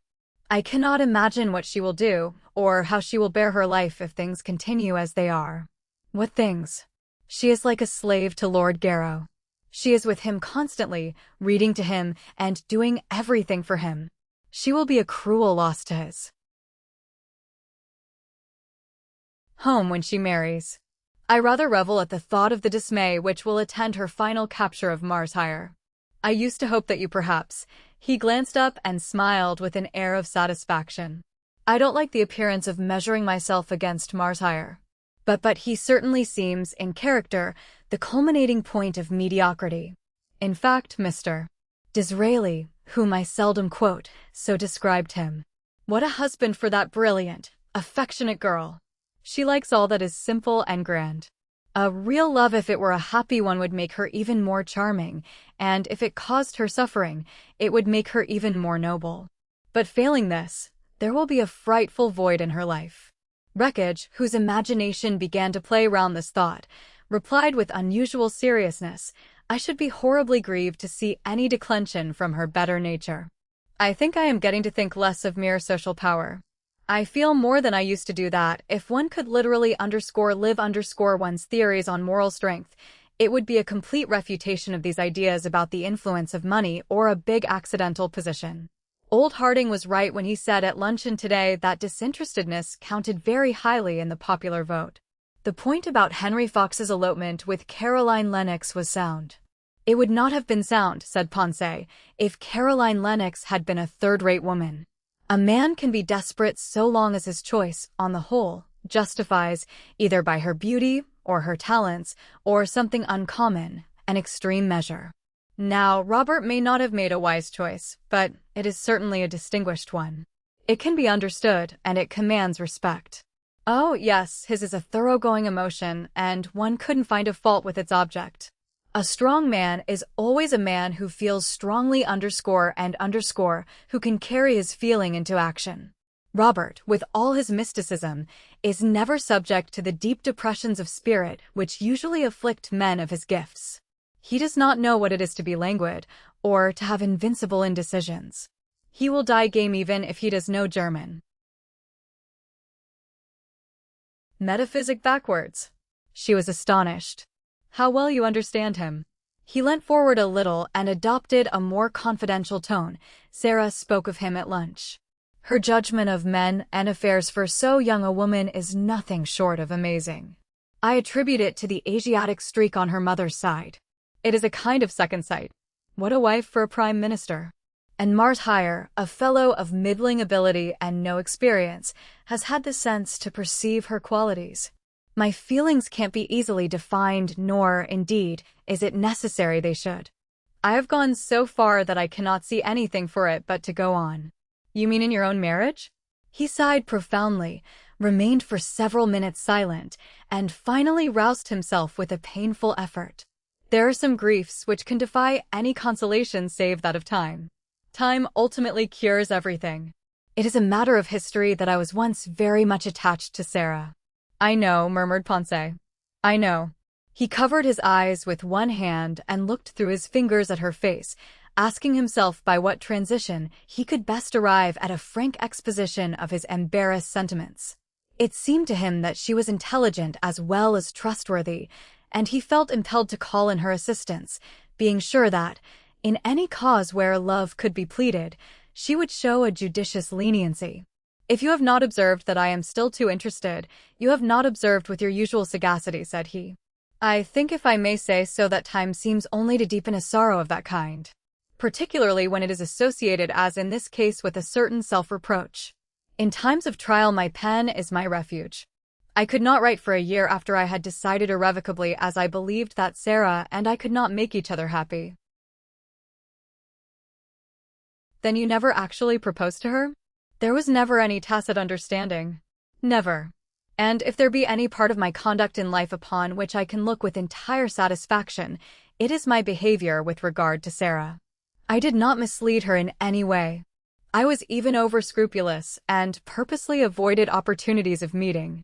I say this in order that you may know how very determined a man's will must be if he does not wish to be selfish. A course of struggling is miserable indeed.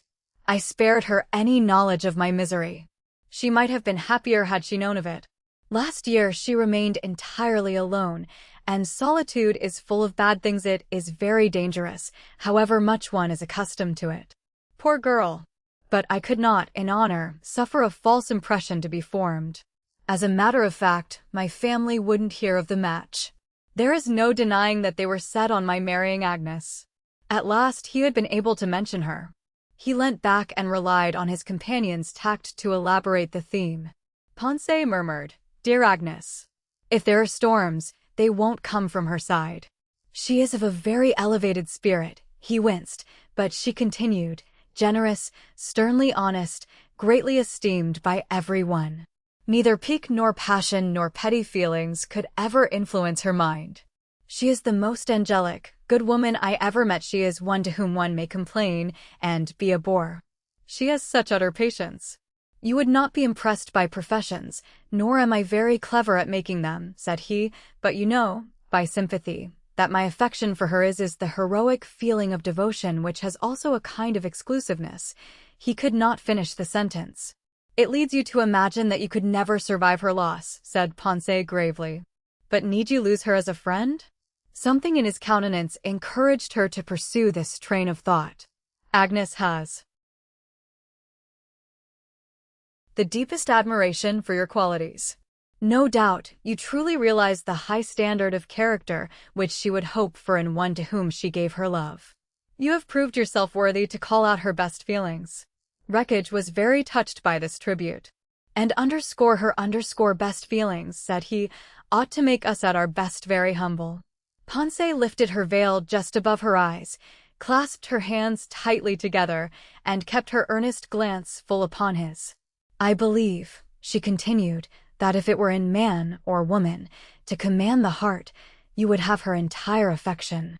I believe she is unhappy. During the last week she has had many ups and downs. She has passed with astonishing rapidity from the lowest despair to the height of joy. She has tried to distract her mind by incessant occupation. But you know her manner, it is transparent near the surface, difficult to sound in its depths. Yes, she has a childlike openness up to a certain point. I can only tell you, therefore, what I think, judging as a woman, by outward signs. I seem to detect a sort of self-doubt, as though she feared making some error. She has become of late strangely intense and vivid. She is fascinated by books and drawn to music, as she never was before. Perhaps she sees that you give her a priceless, beautiful friendship, which must indeed be flattering. Yet in marriage friendship is not enough. So she is acquiring a stock of interests which are impersonal. Loyalty to Agnes forbade any reference to David Wren. She had no intention of giving the least hint of her own private conviction on the subject. She desired merely that Wreckage should learn how the engagement might be broken off without giving unimaginable grief to the young lady. The move under this aspect was skillful and successful. Wreckage received her words as a subtle appeal to his honor and kindness. He said at once, "I am glad you have told me this. I could bear my own mistakes. I could not bear hers. Let me look at the step which I have taken. The choice is for life. Agnes is inflexibly conscientious and self-denying. Several years of attachment have tried us both. She knows my faults, I know. He paused for a moment. Her qualities might clash with mine. We spoke of this together. We considered every circumstance that could, by any remote chance, weigh against our common happiness." Ponce shook her head. "Of course, that was right," she said doubtfully. "It is no easy matter to get a promise from Agnes," he went on, "but when once given it is inviolate. This throws a grisly responsibility upon me. I must risk everything if I am to do anything. You have expressed a dread which I have been endeavoring to stifle. I am making her wretched. I don't say that you are making her wretched. I say she seems disturbed and unsettled when she ought to be full of the brightest hopes. Quite so. I fear the unsettlement is exceedingly great. A neutrality on your part is all I could in reason expect, but your counsel in such a grave matter. Ponce summoned all her energy and breathed a little prayer for the well-being of the two women whose lives were at stake. I saw Agnes this morning, she said, speaking at a rapid pace. She came up for some shopping, and she returned home directly after tea. She ought to have told me that she was in town, he exclaimed. My dear Beauclerc, you know her sweetness. She said, I don't wish to take up his time. An engagement ought not to be a servitude. That is the reason why she did not tell you. She ought to have told me, he repeated. Such extreme delicacy was most uncalled for. It wasn't even friendly. When we were old friends, and nothing more, she would have told me. Yes, when you were friends. I think she gave me a nasty rap in so acting, I do indeed. One would infer that I had failed in some ordinary attentiveness. It is a distinct reprimand. You are quite wrong. She meant it in the noblest way. Then it is a desperately near thing between noble conduct and a downright snub. I can't help lashing out about it. In Ponce's own private perception, this outburst of temper was no bad sign. It convinced her, at least, of the sincerity of his feelings towards Agnes and his genuine desire to behave well at every point in their relationship. Don't you understand, she said, that Agnes dares not love you? This being the case, I cannot see that she could go on in what might be called a natural way. Will you bear with me, and if I am indiscreet, forgive me? She wants all the sympathy and support she can get. She is suffering very much from want of courage. She trusts, perhaps, in her friend's prayers. It seems as though something very momentous were going on, but that she has nothing to do but to wait for it. I think there may be a way out still. God may overrule people's hearts. She had never intended to say so much, and she trembled with an excitement which she could not subdue. I must admit, said Wreckage, that for some time I have had a conviction, weaker or stronger, but, on the whole, constantly growing, that Agnes and I are unsuited to each other. I am too much accustomed to this idea to feel pain at it. Oh, it makes my heart ache. I mean so much painfulness for everyone concerned. This conviction must, sooner or later, lead me to action. The world is indulgent to the impetuous, because they appear strong, and it is most severe to those who hesitate, because hesitation is taken for a sign of weakness. Lookers-on have no patience with moral combats, and least of all in affairs of this kind. But no opinion will force me to do what I do not think right. If our engagement is a mistake, I don't intend to lump it, as they say. We must mend the evil. And, thank God, it is not too late. The merciful part is that in relieving my own mind, I shall also greatly relieve hers. It is clear she doesn't love me. This last act proves the fact conclusively. Ponce did not agree with this, but she remained silent, fearing lest a rash word should spoil her good work. For a long, long time, he continued, my constant question has been, can this last? Is it a delusion? But I do not shut my eyes now. I knew. They were all wrong at home when they made out that she was in love with me and expected me to propose. We are both the victims of an impertinent, if well-meant, interference, what Robert calls the jabbering of the damned. Poor Robert, we are forgetting him. I am ashamed to talk so much about myself. In his case, I see no help but resignation to the will of God, said Ponce. But that resignation is an awful thing, said Wreckage. It is a shade better than the atheism of despair, yet only a shade better. By degrees Ponce was learning why Robert had such a strong, tenacious attachment to this man. He was always faithful to his mood. All he did and all he said represented accurately all he thought and all he felt. Some live a dual life, he lived but one, and with his faults, peculiarities, and egoism, there was never the least dissimulation. It was true that, if occasion required, he could hold his tongue, but he abhorred tact and hated doctrines of expediency, everything, in fact, which put any restraint upon the development of his inclinations. The train was now approaching Dover. He decided to put his own troubles aside and, out of mere decency, concentrate his thoughts on the severe trial in store for Orange. This business about Parfleet, said he, is a great blow. One becomes indifferent to what is said of or done to oneself, but that all this uncommon, saddening, sickening trouble should come upon Robert is too bad. It seems a kind of hacking and hacking, bit by bit. You are certainly very fond of him, said Ponce. Yes, I am. He's so dependable. Ponce engaged a private cabin for the crossing, and she retired there with her maid. Too tired and overstrung to sleep, she lay down, closed her eyes, and lived again through the many fatiguing, agitating moments of that day.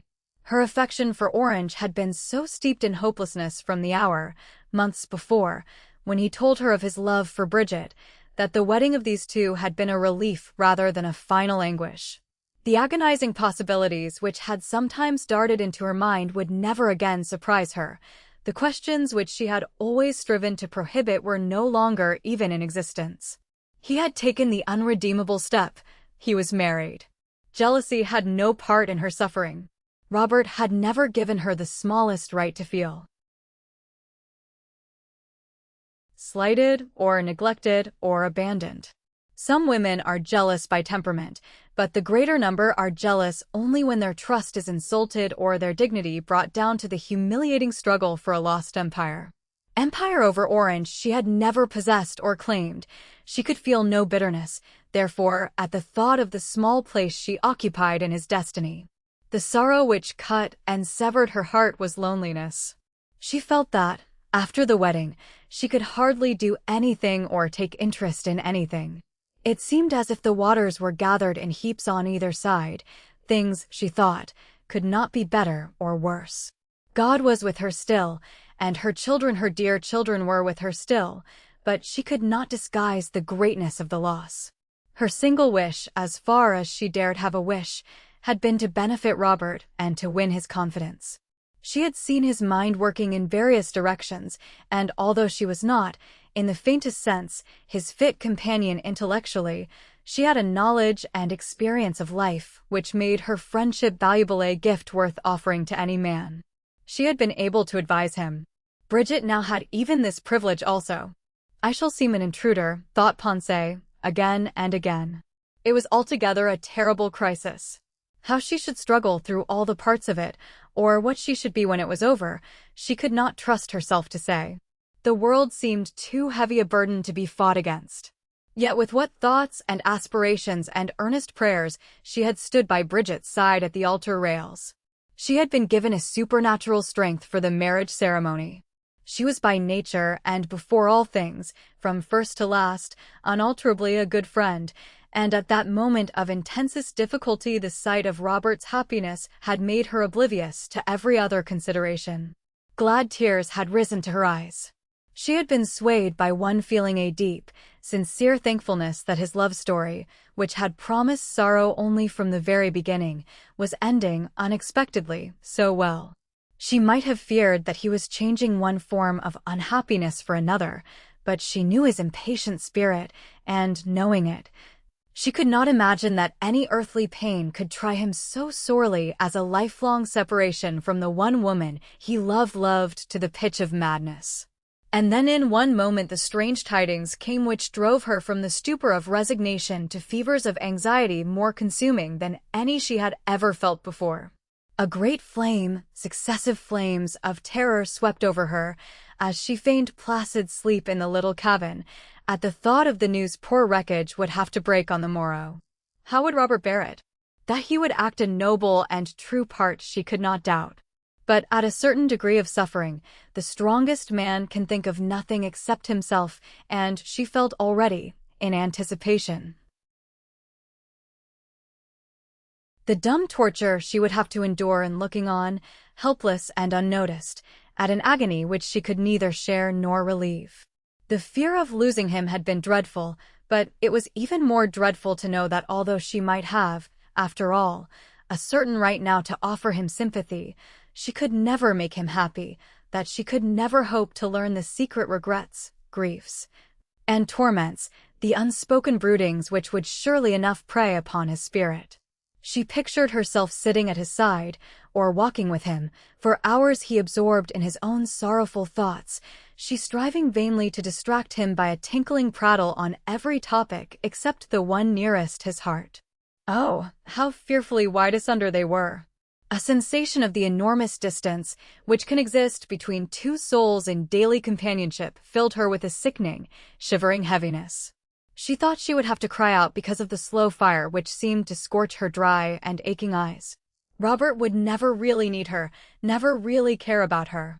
This new trouble would take him farther away than ever. He would burn all his ships and any poor little tenderness he might have had in the past for her, with them. Some great revulsion would take place in his character.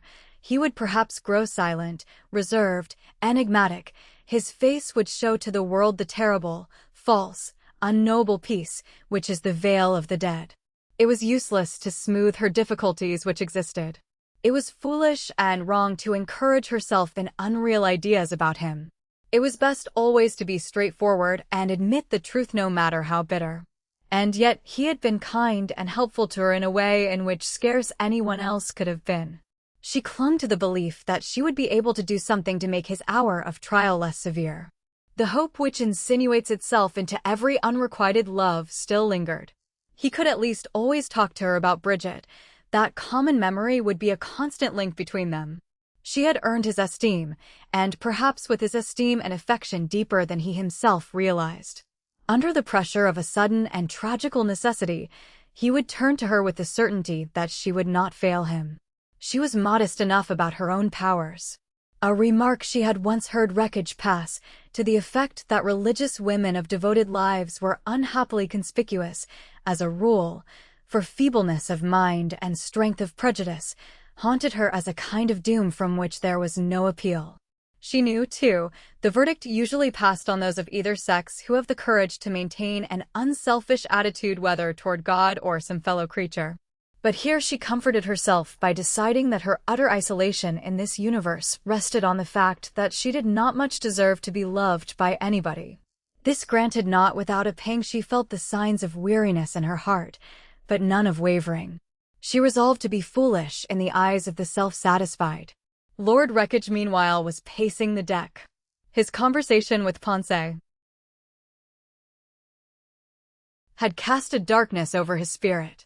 He had made up his mind, weeks before, that the marriage years of his life would be the best, the most distinguished, and most useful. With the utmost pains he had chosen a wife. He had acted with the greatest caution in no weak or superficial, or haphazard, or fitful way. Nevertheless, the outlook was dismal.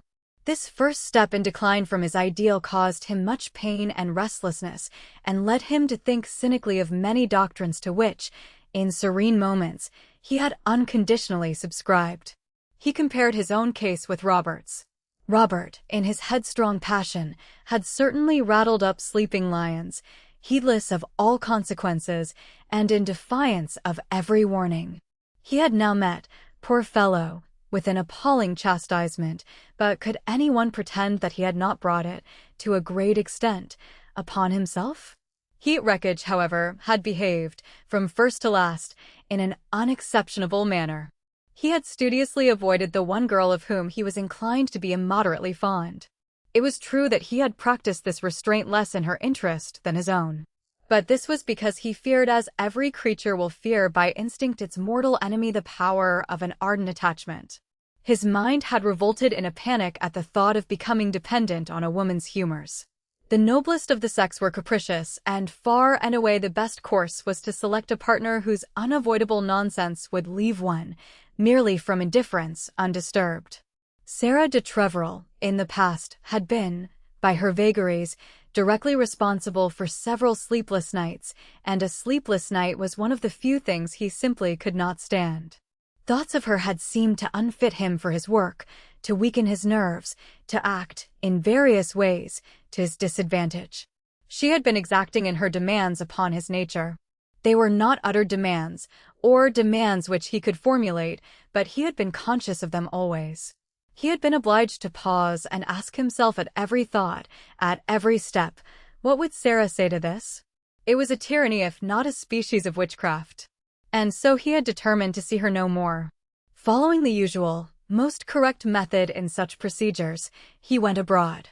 After a week of irritating meditations, furtive, all but unconquerable desires, after he had passed the day on which it had been his custom for months to call upon her, after he had learned how to discipline the hours he had used to spend riding with her in the Row, he felt as a convalescent after some exhausting malady, quiescent, dulled, possessed by a drowsy stupidity, inaccessible to any serious emotion.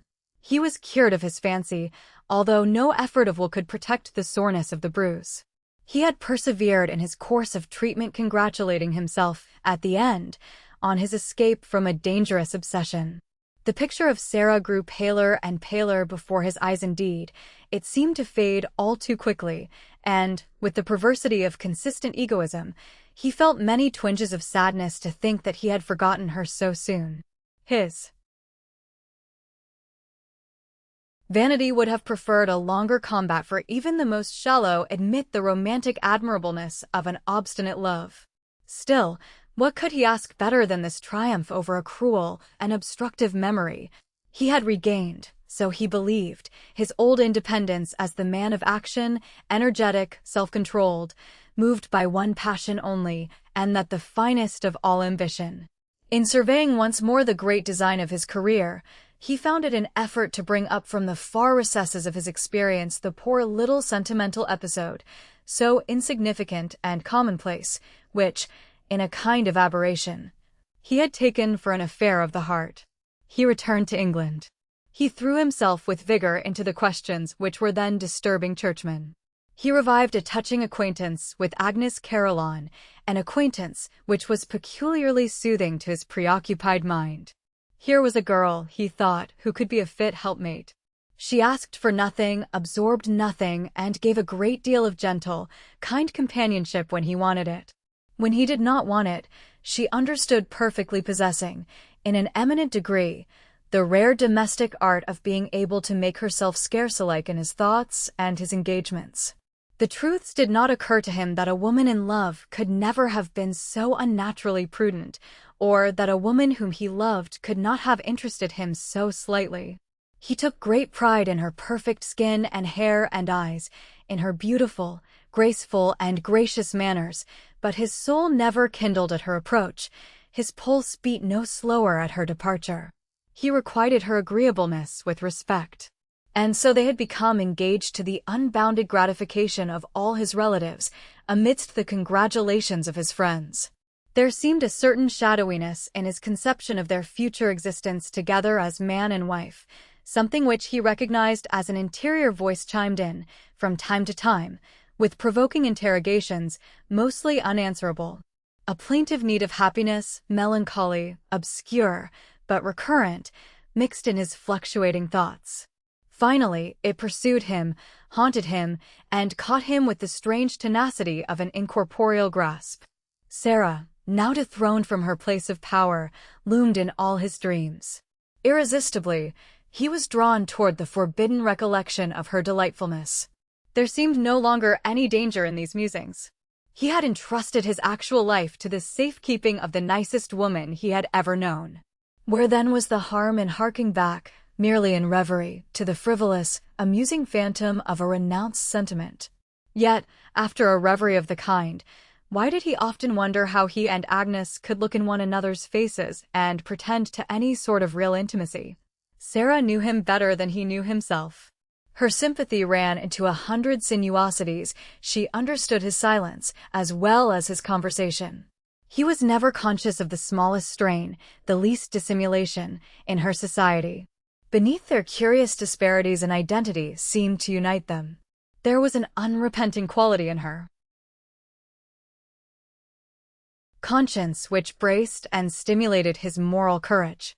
Agnes, on the contrary, with her instinctive behavior, made him overcautious and encouraged the tendency to indecision which interfered with the comfortable balance of his soul.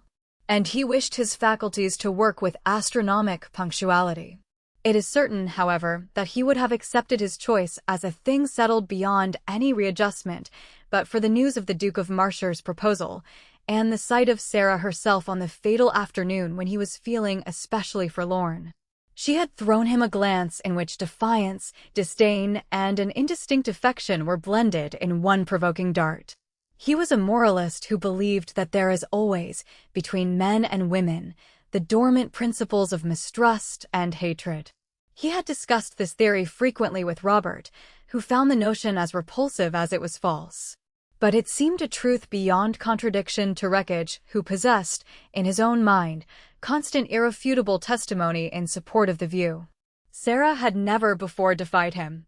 She had never before seemed to feel her power as a creature incomparably superior in brilliancy to all the other girls in their circle.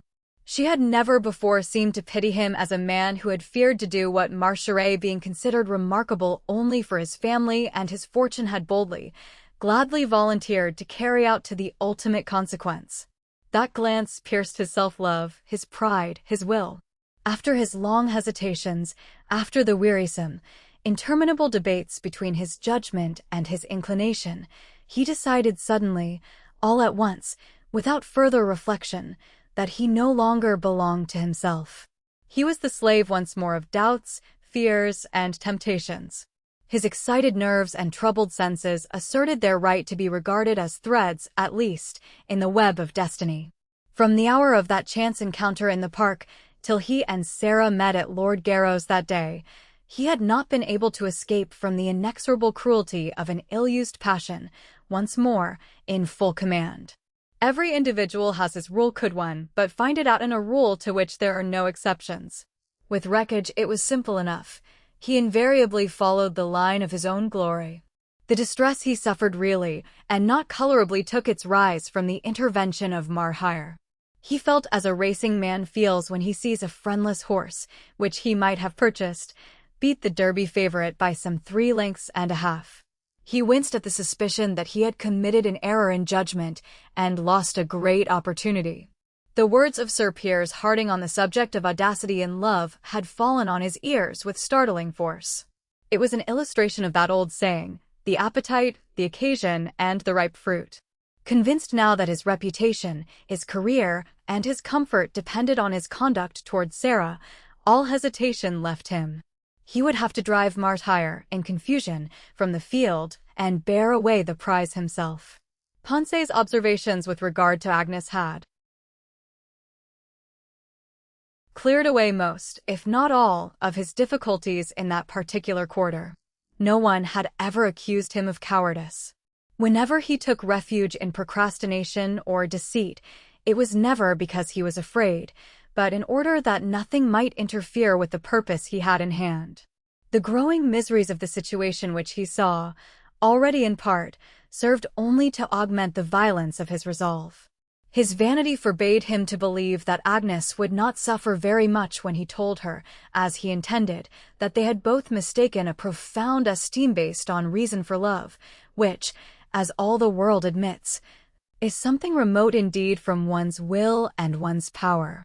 He was desirous to remain her friend, but he could not, without insincerity, and by God's grace, he would not continue longer in a position which was false in itself and an injustice to each of them. He proposed to dwell very frankly, but in deep sadness, on the fact that although their engagement had been a seeming success outwardly, the success had been by no means proved either to his satisfaction, or, he ventured to think, to hers. He would pray that she would not consider herself under any restraint in speaking freely to him, from her heart, at all times. He hoped that the inevitable criticism of malicious or ignorant persons would never shake her faith in his unwavering loyalty, his singular desire for her happiness. On the other hand, he did not wish to involve her in justifying his action to the world. There was no call for that. She might be assured that he would do as little as possible to protract the agony, he used the word advisedly, of their separation. He believed it would be the best way if God gave them the ability not to meet until they had trained themselves to the peaceful, sweet relationship of their first acquaintance. All this and more he composed and turned over in his mind as he paced the deck. His eyes frequently filled with tears, and he thought how little, how fearfully little, he had ever suspected this severance from a noble life with which he had wished most earnestly to join his own. He was unhappy according to the measure of his capacity, and he was genuine in so far as he regretted the necessary suffering of the innocent with the guilty. But guilt is in the intention, and he could say, with truth, that he had never intended to give pain or to make trouble in his life. Chapter 11. The Southampton steamer approached St. Malo about 3 o'clock on the following afternoon. Robert and Bridget had spent the night on deck. It was better than going below into the close, dreary cabin, so they counted the stars and kept their gaze through the vast reaches of atmosphere for the first sight of land. The moon, then at its full strength, lit up the whole blue dome above them and cast its glancing, silver path upon the water, a path which the ship ever crossed but never followed. On and on they sped, and as their ears grew accustomed to the monotonous churning of the paddle wheels, the silence seemed intense. The splendor of the night made sleep, to minds as passionate as theirs toward all manifestations of the world's beauty, impossible. Unconscious of any particular thought, they shared a dreamless reverie which was so perfect in its rest and so complete in its still contentment that they did not know that they were resting, nor could they realize that such sweet hours, even as bitter ones, do not loiter in their passing or come again. Soon enough Robert saw himself very far gone from the undissembled sternness of his old resolutions. If he could but be rid of that altogether. He thought he had obtained a mystic recognition of the terrorless, but uncommunicating joy of life, which while men live they pursue, desiring it with the one human craving which survives every misfortune, every thwarted hope. All enslavement of the heart's small freedom, the thirst for happiness. Was man, whom God had made in his own image, but a shadow on the unstable wind? Could it be true that he came in with vanity and departed in darkness, his soul bereft of God, knowing not his time, finding not the work that is done under the sun, born to companion worms in the dust? Should he remain unresisting and without influence on the decision of his own destiny? Yet he remembered the precept of Christ, "Whosoever will save his life shall lose it, and whosoever will lose his life for my sake shall find it," words which put forth a great mystery, perhaps a warning. Plainly, in all that a man could bring to the world, or take from it, there was vanity and death, but many things were vain merely because they were not eternal, and many things perished because where life is, change must be. Immutable, permanent possessions were the gifts of God to men. But the gifts of men to God would always be imperfect whether they offered the sacrifice of their wills or their imagined earthly happiness. Yet, if this imperfection were a mean one, something less grand than the immeasurable sanctity of divine strength made human and therefore sorrowful, therefore not omnipotent, therefore liable to error, where then was the merit of renouncing a manhood already too squalid to be endured, friends that were phantoms, loves that were lies, joys that were void promises invented by the cruel for the disappointment of the foolish? He looked down at Bridget, who, wrapped in her furs, was stretched out by his side, her beautiful, childlike countenance turned toward him, smiling in faith and deep, unspeakable tenderness. He could hear her tremulous breath and catch the fragrance of her face, which, in the moonlight, seemed as white and delicate as a cloud. The knowledge that she belonged to him at last entered into his heart, his blood, his brain, his thoughts, became the very life within his life, an element which was neither holy love nor holy passion, but a necessity from which he could not depart and without which he would cease to be. All men need to have near them, allied in close association with them, either a force to strengthen their weakness or else a weakness which insists upon some demonstration of their strength. In conceivable circumstances it might be a duty to dissever such a bond. It might be a duty to die of starvation rather than steal a loaf, and, as death would ultimately quench the craving stomach, so a broken soul, in time, would cease lamenting for its maimed energy. Let heartsickness pass beyond a certain bitter point, and the heart loses its life forever. Had Robert's marriage been impossible, had he decided, on that account, to go away from Bridget's influence, had he vowed, in some paroxysm of despair, to see her no more, to pluck out his eye to forget her, what would have happened? Would he have been able to say to himself at the end of 3 years, 7 years, 9 years, "I did my duty. I have my reward"? Is it so easy even to acquiesce in the great bereavements caused naturally, against our will, by death? Does one ever, in the hidden depths of the mind, mistake the cinders of a consumed anguish for the stars of peace? A man need not be a prophet in order to foresee the effect of certain measures on his own character. Indeed, if self-knowledge be not regarded as a sentinel to the judgment, its laborious acquisition would be worth the travail of no honest will.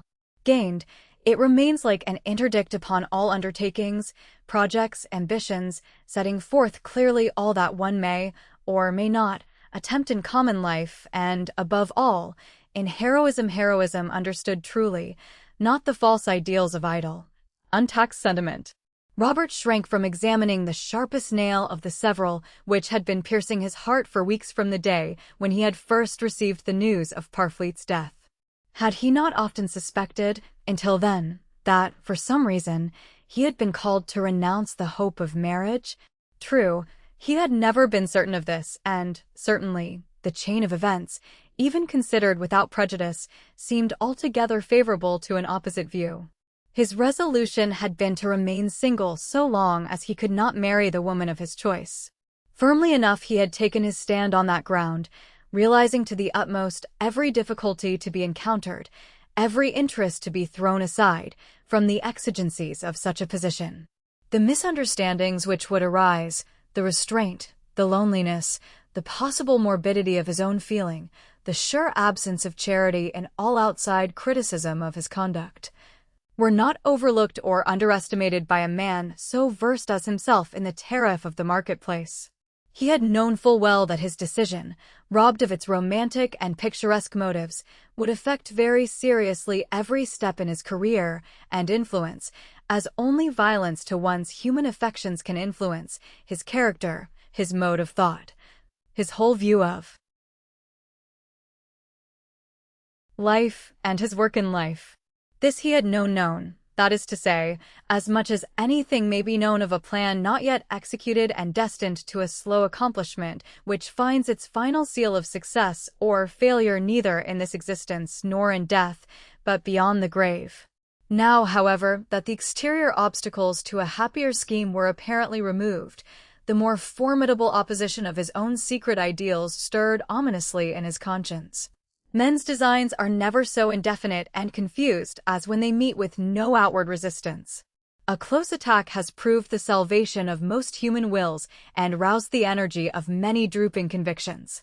It is seldom good that one should enter into any vocation very easily, sweetly, and without strife.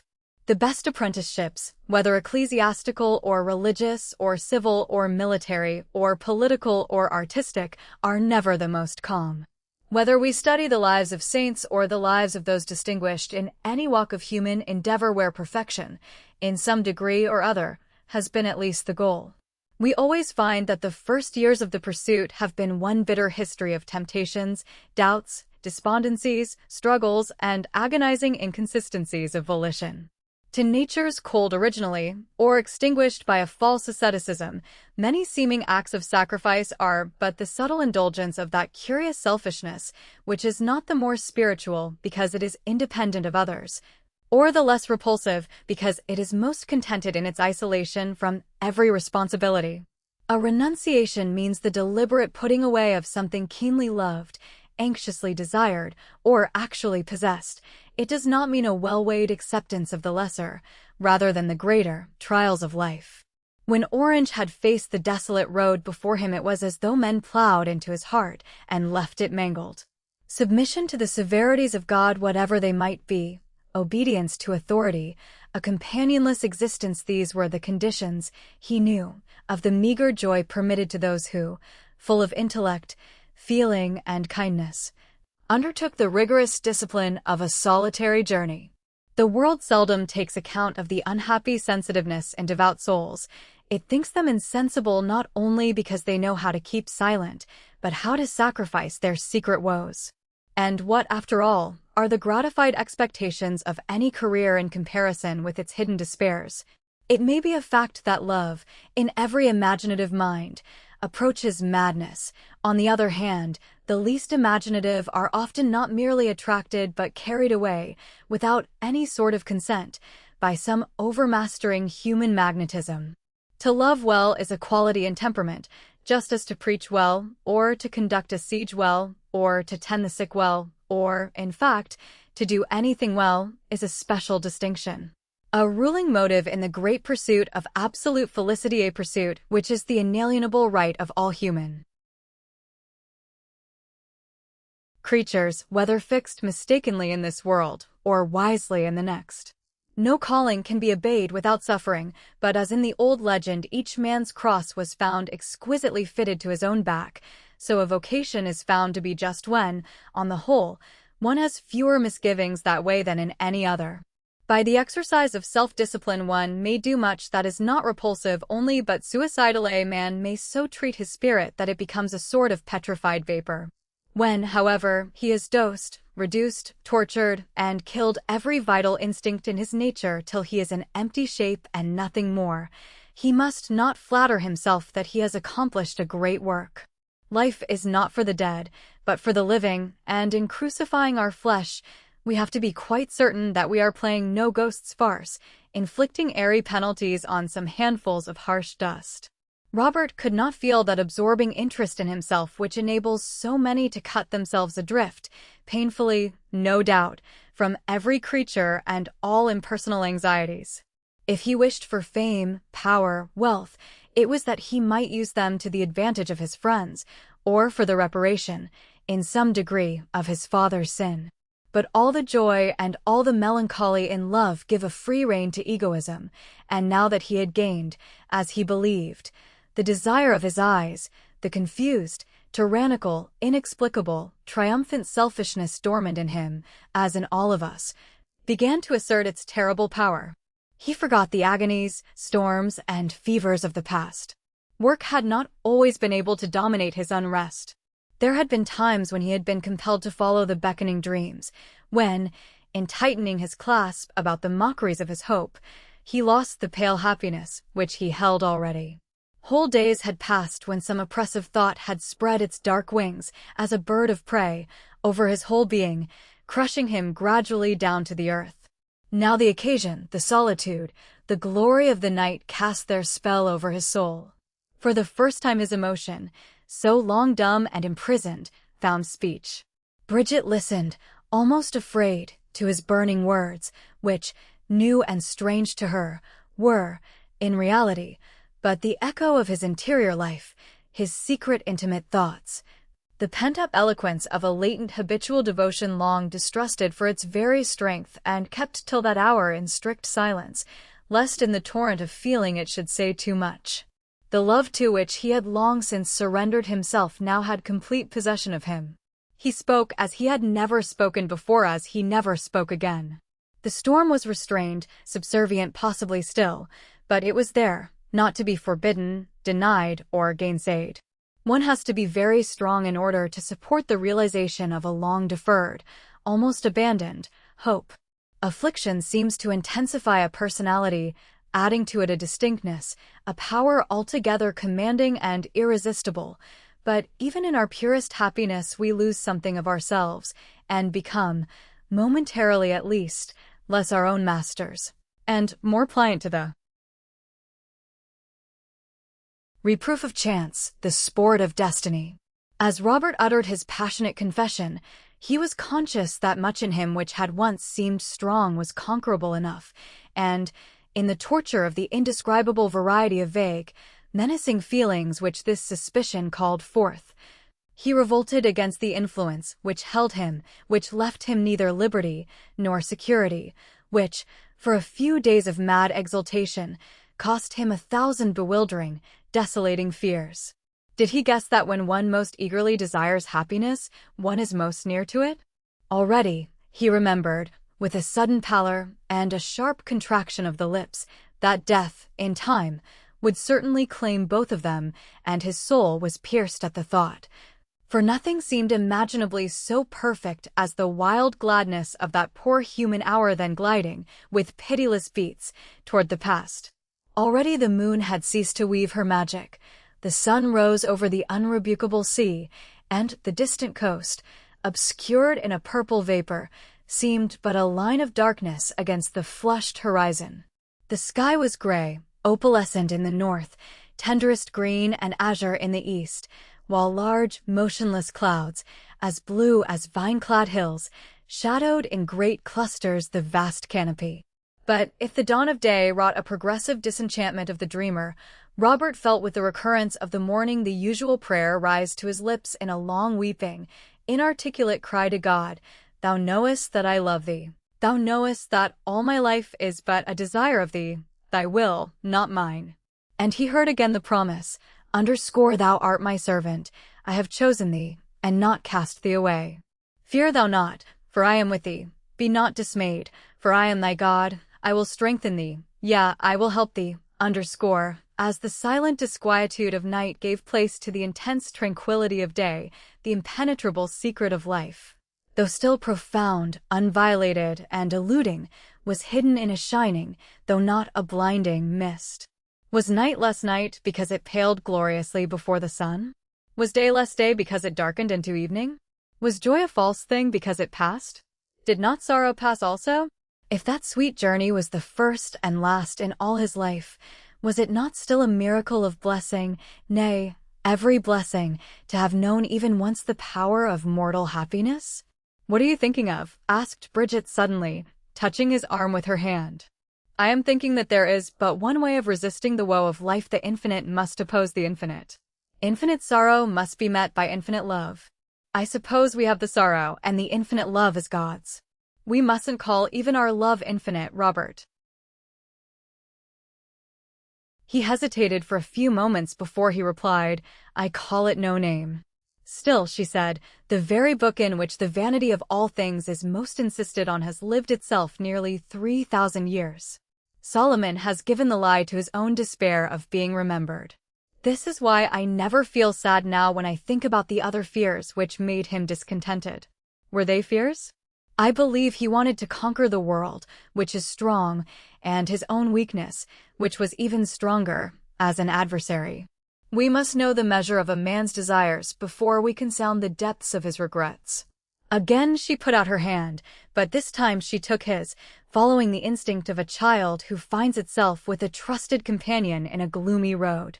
"Nothing unknown can be wished for," she said gently, "and so, if some few things did not last, we should not have this dissatisfaction at the thought of their perishing. But what is troubling you? The greatest cross is to be without a cross. You, dearest, are never at ease unless you are at least suffering tortures for some friend. I am thinking of myself now, myself only. I can't forget that every supreme blessing must be bought with long sadness, both before and after, and now we are together, I am wondering what I should do if we were separated. I must have the courage to face that thought. I can't put it away because it has defied me, and when a thought defies me, I have to meet it fairly. I do not believe in denying its force or running away in an opposite direction. I hear its argument and I try to answer it." She moved towards him and said in a low voice, "I have one prayer, and this is that I may outlive you. When you die, I shall soon follow you. It won't seem so very long. But if I should die first, I should have to wait, because you would never yield, and your grief would cut sharply and slowly, a little more and a little more each day. And although I might be with you, you could not see me. I should know all your thoughts, and yet I could say nothing. Almighty God is too kind to let me be so unhappy after I am dead. This is the confidence wherein I trust. This is why I have no fears now. We may have great trials. How can we expect to be exempt from them? But we must help each other to bear them, and then they will seem more precious than joys. You see, don't you? You understand, don't you?" He could not trust himself to reply. There are certain utterances, certain turns of thought, which are so restricted to one sex or the other, so exclusively feminine or masculine, as the case may be, that their entire comprehension by both sexes is not possible. Intuition, imagination, sympathy may help a great deal. Men and women will accept much from each other which they cannot to their reasoning satisfaction account for, and, if the difference serves only to enhance, by its mystery, the melodiousness of the eternal human duet, it also proves that, while the singers may be in harmony, they are never in absolute unison. "You know how much I love you," said Bridget, "you know it. Yet there is an interior cloister of your mind which you keep wholly to yourself.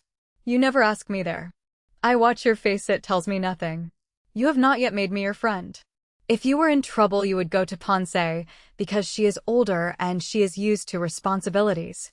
But you hide things from me because you are afraid of giving me pain. There is reason enough why I should not tell you of every passing mood, nor draw you into some invincible personal sadness, and why I should not invite you into the interior cloister of my mind. Nobody deliberates to do what he cannot help. There is always something questioning within me, and a truth is not to be set aside by any other truth whatever. We can only fix our jaws and grip our hands in useless wonder at the contradictions of the soul. I would tell you all my heart," he added, with a laugh, "but it would take too long." He had been startled by the acuteness of her perception. Too probably, he had carried his reserve to the selfish pitch, and in overmastering, with silence, his own moods, afflicted her who had become now, by love, inseparable from his spiritual as well as his outward life. But there is something in beauty just as there is something in youth which one fears to disturb, lest a change should alter or mar, in the faintest degree, the sufficient loveliness, the unconscious charm. Is it not for this cause that many dependent natures find classic perfection cold, superb scenery unsympathetic, and the spectacle of careless happiness embittering? Others, of imaginative temperament, prefer that their idols should remain impassive, and, granted the inspiration arising from a fair appearance, ask no more, but find their delight in bestowing, from the riches of their own gratitude, adorable attributes and endless worship. Orange, as many other men of idealizing tendencies, took his human solace for the discouragements, fatigues, and ordeals of life in the mere existence of the woman he loved. He was at the moment of humility, which is the first and last in all really great passions. He asked for nothing. It was all too glorious even to have the privilege of offering gifts, of feeling the readiness to die 10 deaths for her sake, of finding all the recompenses of eternity in the soft depths of her bright eyes. But as he was too much in earnest to analyze these sentiments, he could neither gauge his own reticence nor justify it to Bridget herself. Nor could she, with all her tenderness and womanly instincts, help him in that matter there one possibility of estrangement. She lacked the knowledge which renders verbal confidences unnecessary. She was too loving and too human to be happy as an inspiration, and an inspiration only. She also had a great desire to give, to aid, to prove her devotion, to be the friend and the fellow pilgrim. Chapter 12. Brilliant sunlight lit up the gray spires and threatening pinnacles of St. Malo. The back of the ancient fortress was hidden in white mist, but the houses which rose above the battlements facing the harbor, and the shops and little taverns near the quay, shone out in brightness, their windows glittering under the sky where straying clouds, driven by the wind, were melting as they fled into the all-encompassing blue ether. Some pigeons and wild gulls circled above the earthworks, darting down, at times, between the massive oak piles which, forced deep into the sand, were covered with shining seaweed. The piercing note of the military bugle, the crack of the cabmen's long whips, the clatter of wooden shoes, and the Angelus bells then chiming, made up a volume of sound which fell on Robert's ears with all the poignant strangeness of an old song heard again after many years. 100 memories flocked into his mind at the first distant view of that familiar scene, memories of his boyhood, its errors, its visions, its ambitions, his revolt against nature as he understood it, and his desire to keep his heart and soul and senses for the service of God and the custody of his own ideals. The very center of his thoughts was here. Here he had found the first beginnings of his faith and love. How often he had walked alone upon those ramparts with his New Testament and the _Mort d'Arthur_, striving, in the fervor of romantic sentiment, to combine the standards of knightly chivalry with the austere counsels of the gospel. The divinity of Christ is the object of eternal contemplations, and at every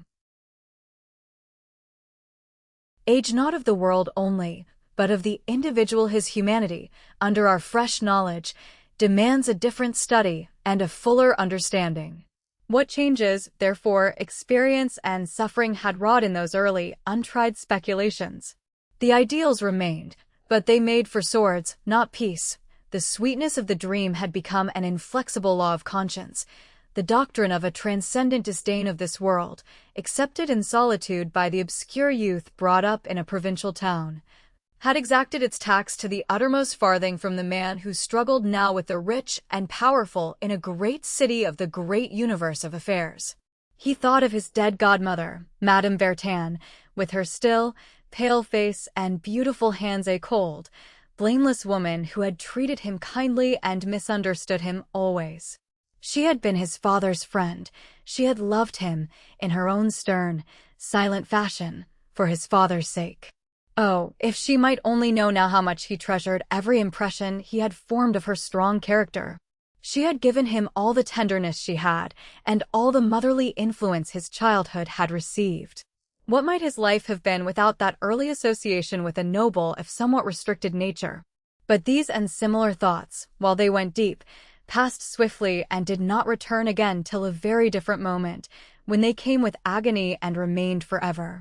He and Bridget were the last to leave the boat. They had been so happy there that, by an instinct, they lingered behind the others, unwilling to break the enchantment of their isolation from the land, and half dreading the unknown trials, or joys, which awaited, surely enough, their first steps upon the soil. As they crossed the plank they looked back, obeying a common impulse, at the deserted deck.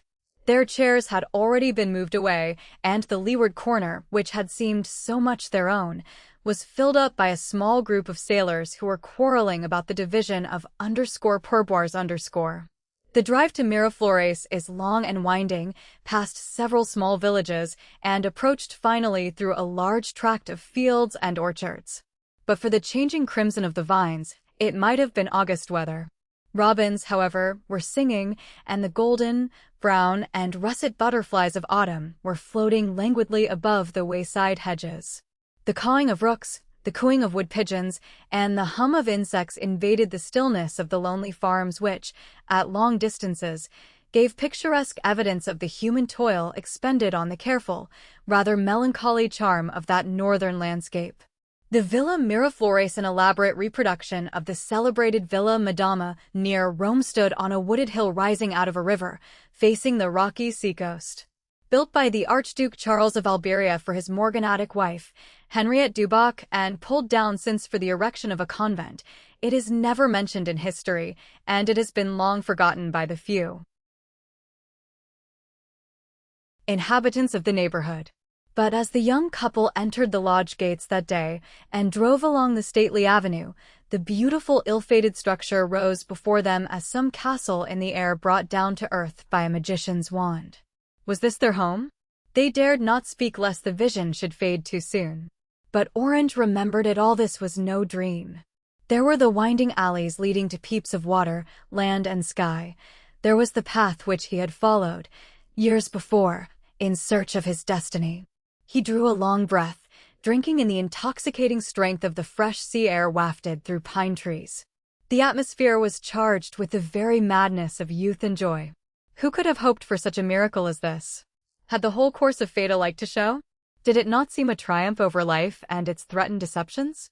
His own servant and Bridget's maid, whom they had sent there some days before, were watching for them at the open door, and the sight of those well-known faces gave him a still further assurance of the scene's actuality. They crossed the hall without noticing a small blue telegram on one of the malachite tables.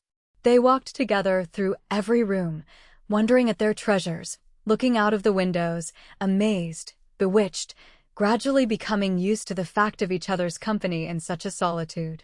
What were the woes and cryings of the outer world to them, lost in the impenetrable silence of that retreat?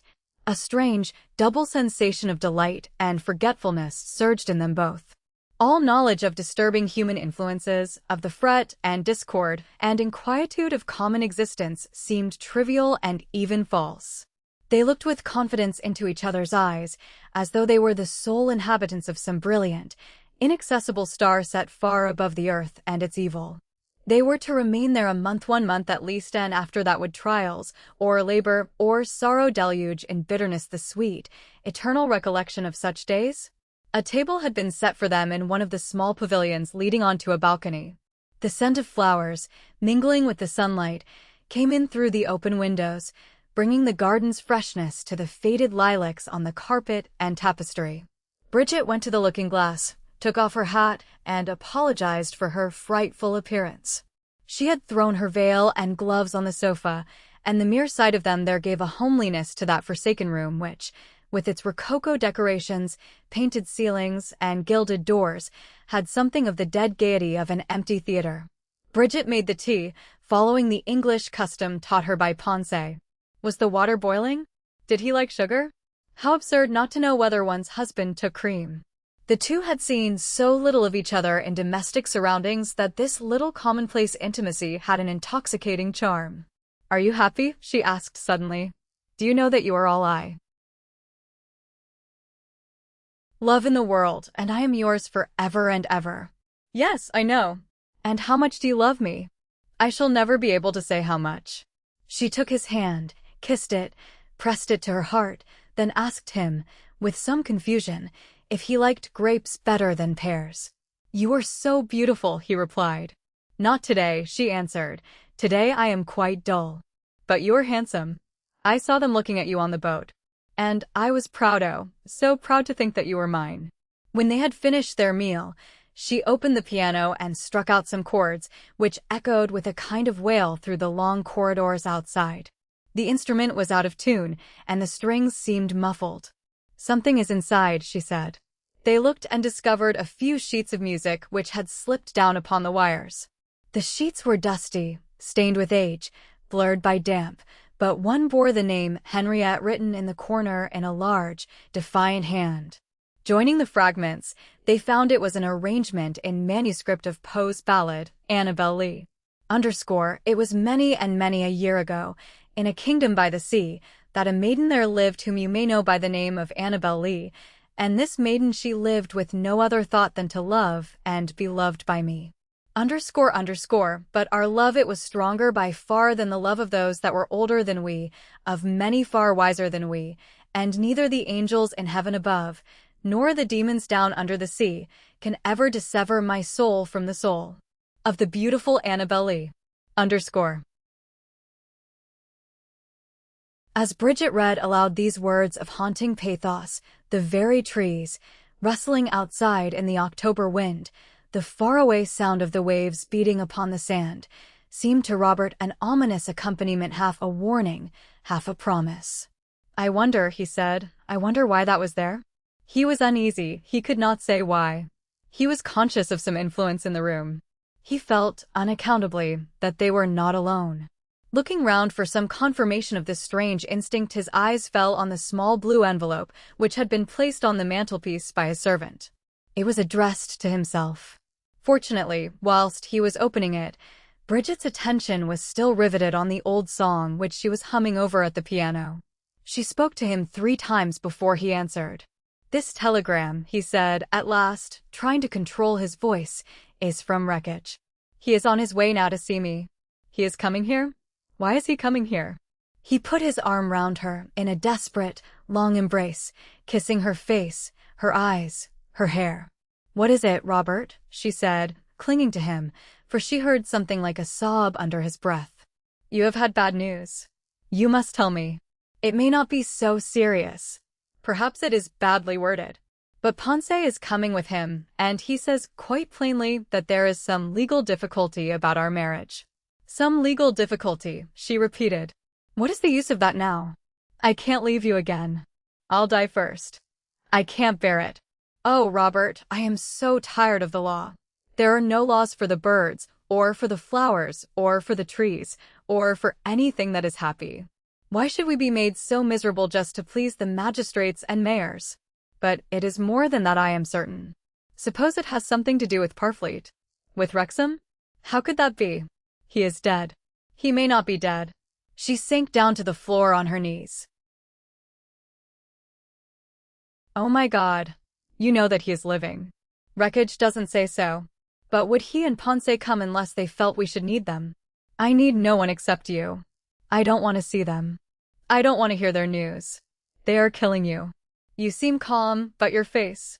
You have never looked like this before. Oh, darling, it can't be what you think it is.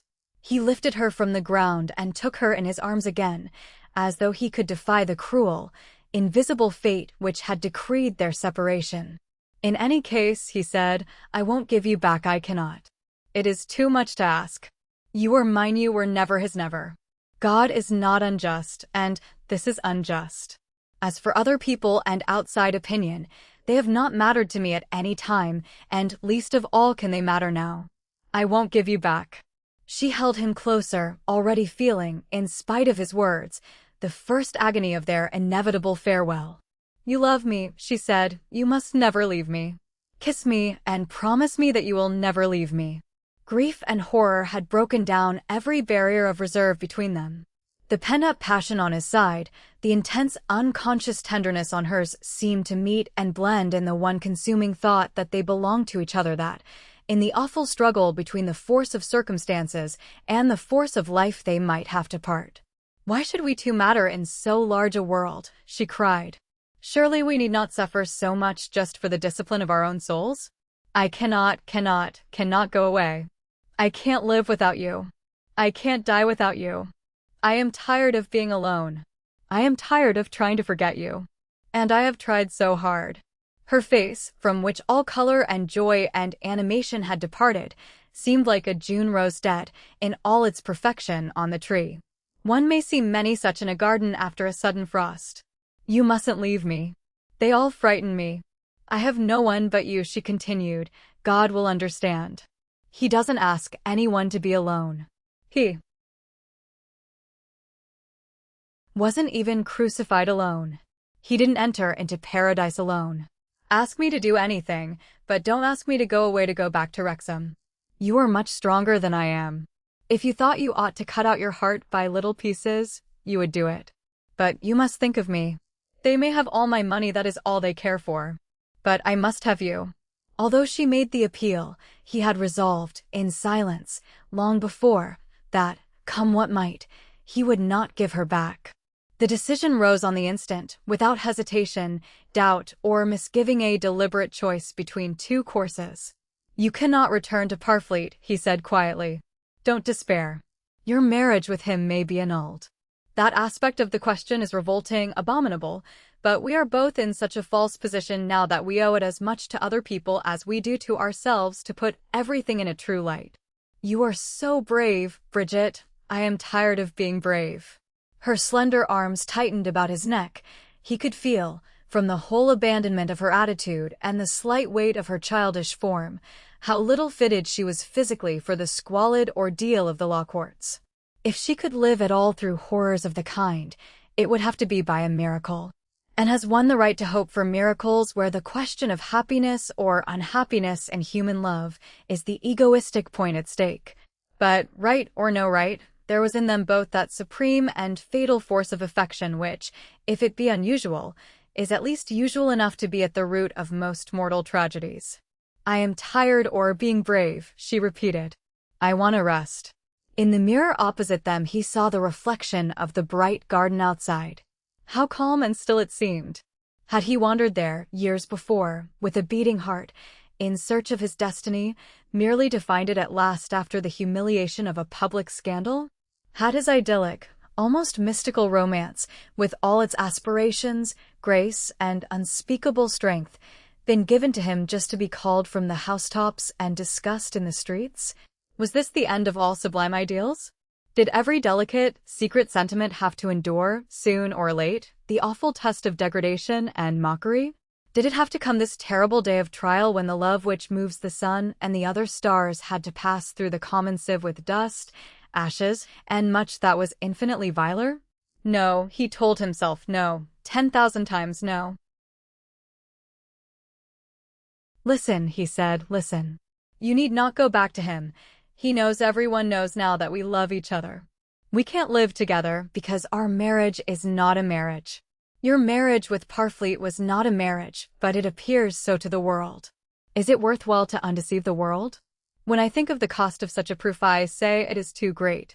But if you are courageous and you will be for my sake, we can defy everyone on one condition. We must be sure of ourselves. We must know that we can depend on ourselves.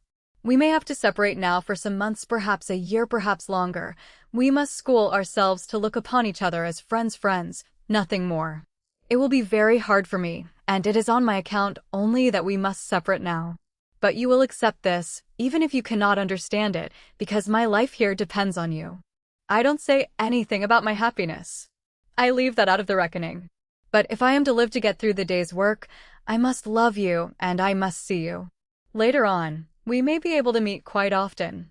This will be something to which I can look forward. All this has been in my mind always ever since I first met you. I feel now as though every thought, every hour, every event of the last 5 months has been a preparation for this moment. On one point, however, I have never wavered. We can't desecrate our love by some odious lawsuit. If this life were all, it would be different. But it isn't all. It seems as though we are not to be everything to each other. Yet we can be more than everything. We can be one existence, even if we cannot be man and wife. We can help each other. We may see each other in time. In time, she repeated. The certainty that she would have to be deprived of his presence for the greater part, at all events, of her life came over her with intolerable anguish. And with it she felt a presentiment of the future struggle to be waged against the profound instinct which drew them, with all the strength of a river's current, toward each other. No, no, she said, if you send me away, I shall die. They frighten me, they tell me lies. My mother is dead, my father is dead. I have no one but you. You can't forsake me. You love me too much. I know you won't leave me. Her innocence made the recklessness of her appeal the more compelling. The beseeching, intense affection of her soul transfigured her face with an almost unearthly sweetness. White, trembling, and despairing, she laid her head upon his shoulder, holding him with both arms, and swaying from the agony of a grief without hope and without tears. You must try to understand, he said. You must try. You are so young, such a child, but you do know that we can't live together in the same house if our marriage is not valid. That would compromise your honor. How else can I say what I must say? I shouldn't mind. God would understand. But the world wouldn't understand. And one has to avoid the appearance of evil. They may say anything they please. I should be very proud if they misjudged me for your sake. Then a thought suddenly pierced her. What would they say about his honor? Would the world misjudge him? Her weakness became strength under coercion of this new possibility. Her cheeks burned at the light thrown upon her first selfish impulse. Oh, why have I said such things, she said, tearing herself away from him, and I used to think once that women like me were too bad to live. I used to wonder how they could be so evil. That was because I had never been tempted. And now I see how hard it is, how hard to fight. It is so easy to judge others when you are married to someone you love. But I begin to understand now I ought to hide myself in a cell and pray till I die for women who are unhappy. She pushed back the soft golden hair, which had fallen a little over her face, brightening its sorrow. Every feature quivered under the invisible cutting hand of cruel experience. In those last sharp moments of introspection, she had gained such a knowledge of suffering that a fire seemed to have consumed her vision of life, reducing it to a frightful desert of eternal woe and unavailing sacrifice. Partially stunned, and partially blinded by misery, she felt the awful helplessness and pain of what is sometimes called the second birth, a crisis in all human development when the first true realization comes that the soul is a stranger, a rebel, strong as eternity, weak as the flesh, free as the illimitable air. Oh, I do understand, she said. I have been pretending to myself that we could do impossible things. But I didn't want to speak my own death warrant. No, don't come to me. Don't say one word to me. I know so well now what must be done. We mustn't hesitate, we mustn't think. It is something to know where you can't trust yourself. I can't trust my heart at this moment. So I must just depend on the things I have been taught, things which I accepted, oh, so easily, when I applied them to other people. You must go away. You must leave me here with the servants. Esther is good and kind. Ponce chose her for me. You can leave me with her. She supported herself by holding, in a desperate grasp, the heavy silk draperies by the window. The image of her, leaning against the faded scarlet curtain, tall, fragile, yet resolute, with heaving breast, closed eyes, and pallid lips, remained before him night and day for months, and though, in the process of time, the vividness of the picture waned, it lived always among his unforgettable impressions. "You must leave me," she said again. "Yes, but I will come in the morning. You will rest, you will try to sleep for my sake." This time she lifted her head, and, turning towards him, met once more the glance which she felt must have called her to life had she been dead. "You will come in the morning?" "Yes." Once more she held out her arms. He kissed her mouth and eyes and hair once more. Neither could speak, and both were tearless. Then she went with him to the door, opened it, and seemed to lead the way through the long corridor, down some stone steps to the garden. She knew that he would not leave the spot while she was in sight. So she walked back to the house alone and mounted the steps, turning at each one to wave her hand. He saw her enter at last and close the window. Then she fell and was helpless till she was found by Esther. Robert watched till the lights were lit, and for some hours after they were finally extinguished. The stars came out, and the moon made the languid night seem white with beauty. Orange walked toward the town and the small cemetery where Madame Bertin was buried. Then he threw himself by the lonely grave, which held the one creature on earth whom he seemed to have a right to love without scruple and without restraint. And there he remained till daybreak, weeping. Chapter 13. Lady Sarah had written to the Duke of Martyr, and so fulfilled, in part, her promise to her father. But, while she said much that was graceful, coquettish, and characteristic, the Duke felt unable to regard it as an acceptance of his offer. She was very kind with that kindness, which has no sort of encouragement in it. Among other things, she begged for another week on the plea that 7 days furnished a very short speculation when the result might possibly decide the whole course of her life. In much anxiety, for His Grace was very much in love, he composed, after 3 hours of careful thought, a reply, and, having read the least tender but most sensible passages to his lawyer, he himself left the communication, together with a beautifully bound copy of Lettres Choisies by Madame de Sévigné at St. James's Square. The parcel and the missive arrived when the young lady was reading and rereading 2 other letters which she had received that morning from the north of France. One was from Lord Wreckage, the other was from Pensée Fitzrose. Their respective contents ran as follows: "My dear Sarah, I love the sweeter name of Valerie. May I not use it sometimes, I shall never be able to get through all I have to say. No words can reflect the fullness of human nature in such suffering as it has been my privilege and sorrow to witness here. In doubt, they tell us, we must stand on the rule of authority. But for this principle I should find it hard to reconcile myself to this deplorable affair of parting 2 people who love each other, evidently, in an almost lyric sense.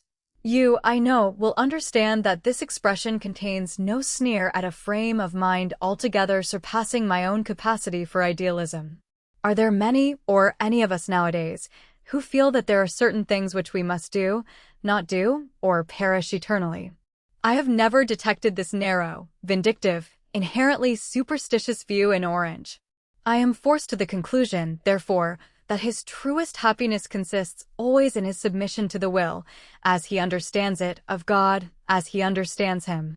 Men are like horses unless they are born with staying powers in them. No amount of training can make them really stay. Robert is a born ecclesiastic. I have said so always. His conduct in this present crisis will be a slap in the face to those who insist that religion makes men timorous. Speaking for myself, I never entertained a moment's doubt of his acting in precisely the manner in which he has done. His worst time, however, is, alas, to come. He may have to wait till eternity for his recompense. That trial often embitters the most constant.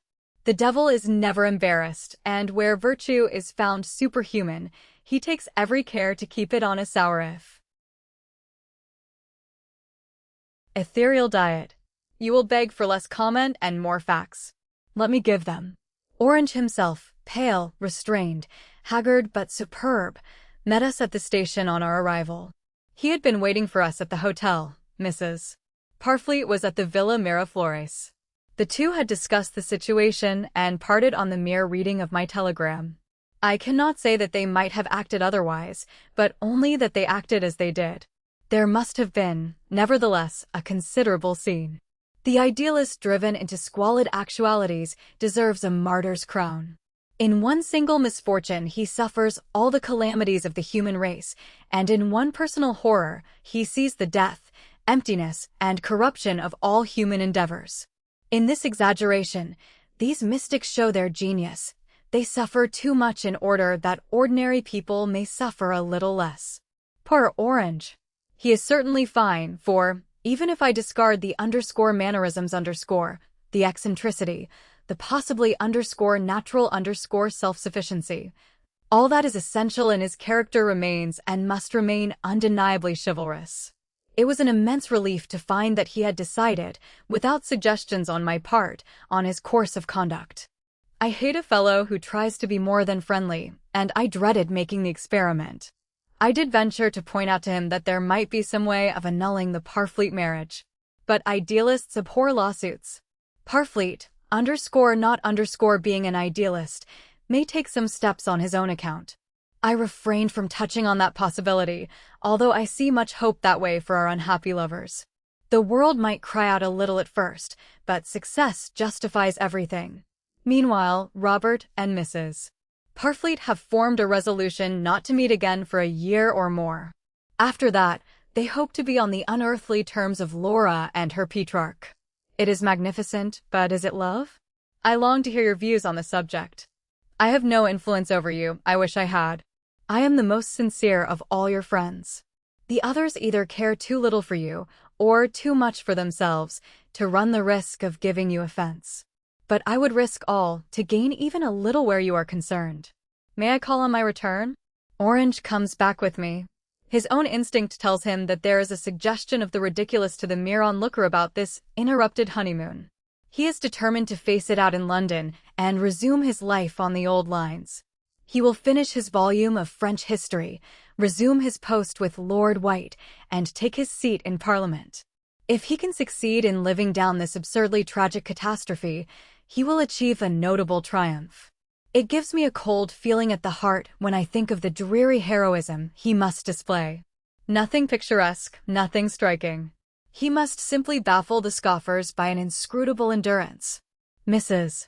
Parfleet is a beautiful creature, but quite a child, and therefore weedy as to figure. I consider her far too young for marriage in any case. She is only 17 tall, slight, with a transparent skin, and something actually babyish about the eyes. Her dignity, in the circumstances, was wholly admirable. Perfectly self-possessed. Ponce will describe the interviews far better than I could, so I will refer you to her for the details of our mission. Women, I have decided, in every disappointment always look for some future change of circumstances favorable to their wishes. No matter how nominal, shallow, and delusive this faith may be, it sustains them through the worst trials. Thus it is that when a woman sacrifices either her repose or the legitimate compensations of life to a great idea, she suffers far less than a man in similar conditions. The devout female sex strive a good bargain always. They manage somehow to obtain all the sentiment they require from both worlds. Men cannot be happy on sentiment alone. Hence, therefore, the dreadful hesitations, self-doubts, and terror which assail so frequently the interior peace of all men drawn, like Orange, by certain qualities of temperament, toward the mortification of their humanity. Laying aside the proud idea of the independence, vigor, and spiritual mindedness which this practice is held to secure, there is one drawback which, with a view to that class who are really willing to endure many afflictions for the sake of any one definite advantage, ought not to be overlooked. The weak under such discipline become sugary, the strong grow hard. Robert has backbone. He is a man of ability, perhaps even genius, but there is always a danger that, either from the accumulation of scruples or the one of romantic incentive, he may throw up the political game and bury himself in a monastery where his dreams may find their sole expression in prayer. Another point occurs to me. Will the rank and file ever trust a person so far above their comprehension? The very word mystical is a word of reproach in the mouth of the world. People continually ask questions about Robert. No questions, on the other hand, are asked about Omrul. Omrul lives like the rest of us. He does everything he ought not to do. He surprises nobody. He delivers his neighbors over to the absolute power of accomplished facts. A way of saying that he doesn't care a rap about the fellow who falls among thieves. Dear Valerie, what a pleasure it is to write to you. I can utter my inmost thoughts. I am often suspected of callousness. This letter will show you how truly I feel the sorrows of my few real friends. I cannot bear to think that Orange should be beaten, as it were, by Parfleet. A more fawning, wretched creature than Parfleet one never saw. I shall not be set right in my own idea of the divine justice unless this battle, at any rate, is to the strong. Write to me. I don't want to whine, but I may tell you that I am not happy. Your affectionate friend, Beauclerc R. Sarah sat on a low, embroidered stool by the fender, and, as she studied each line of his lordship's dispatch, for so he regarded it, she would dip her fingers from time to time into a blue satin sweet-box, select, after due consideration, a chocolate or a sugared almond, and nibble it somewhat fastidiously, with an air of making concessions to her human side. The exercise of divining the many hidden meanings in Reckitt's epistle was certainly purely intellectual. Nevertheless, as she read the last sentences, she smiled with malicious triumph, for did they not convey a declaration of strong friendship in a letter designed, beyond doubt, as an argument in disfavor of all merely sentimental ties between men and women, and as a frank confession of his own inability to sustain any relation of the kind? How often had he maintained an opposite opinion, seeming contemptuous, indolent, invulnerable, unconscious of her beauty, amused rather than attracted by her brilliant spirit. Every instinct of the coquette, jealous of her own power and wretched from the sterile suffering of wounded pride, resented bitterly the unpardonable ease which he had appeared to enjoy in her society. Now, however, that he appealed to her womanliness by a humble surrender, her better, more generous nature asserted itself. Some of the old affection she had long felt for him revived. Where there had once been love, a kind of desperate fidelity still lingered, and, although Robert Orange was the ideal passion of her heart, Reckitt possessed a certain influence over her which was not the less powerful because it had its root and constant nourishment in their common memory of a childhood and first youth spent together in the same county, with the same friends and the same bores. She slipped his letter, with a sigh, into her belt, and turned her attention for the third time to Pensées tear-stained pages. My darling Sarah, I can scarcely write. Although I know the mercy and wisdom hidden in these sad events, my heart is heavy. The best thing is to preach resignation _till you have it, and then because you have it, you will preach it. Robert's love of Bridget makes little outward show, but I know that it is terribly real. We are never so near to our loved ones as when we have left them for God, but nearness of that intangible, invisible kind amounts to agony. At least, I think so. Robert's self-restraint is killing me. When we first met, he shook from head to foot, his very face quivered, but he said nothing. I felt that he would never allow anyone to speak of this trouble or offer him the least sympathy. In the necessary discussion of the legal aspects of the case, he was very calm and seemed rather an adviser himself than the person chiefly concerned. It is not easy to understand him, yet I appreciate reserve. If everybody could understand us, what joy would there be in discovering our souls to those whom we love? Bridget has shut herself up in a room. She cries incessantly, she is so young and is dreadfully changed. She wishes to go to Paris for she has some idea of resuming her musical studies. Her voice is one of her great gifts, yet I can't imagine anyone singing in such a tortured state of mind. I don't like to say that actually I fear for her reason, but she has, I see, far more heart, poor child, than I ever supposed. How wrong it is to attempt any judgment or estimate of another person's capacity for suffering. She is in a pitiable condition, unnaturally patient in a sense, for it is patience on the rack. Our Lord dreaded suffering and even feared it. Of course, One might easily say that an unhappy love affair is very common, that it is almost profane to compare such an ordinary trouble with the serious, exceptional trials of life. But although Lord Byron declared that man's love was of man's life a thing apart, his own poems and his own career gave the lie absolutely to the statement. Indeed, I am often tempted to believe that women exhibit, on the whole, greater strength of will in their affections than men. I must say, therefore, that the spectacle of a bride and bridegroom, devoted to each other, yet separated on their very wedding day, is quite as serious and sorrowful as, say, the death of a parent or the loss of a child, or any other melancholy occurrence of everyday life. And what is worse, an atmosphere of _scandal penetrates this story, making it most shocking to all refined minds, and peculiarly so to temperaments of extraordinary delicacy. It will take every atom of _my courage and constant prayers to bear it _for them. What must it be, therefore, to themselves?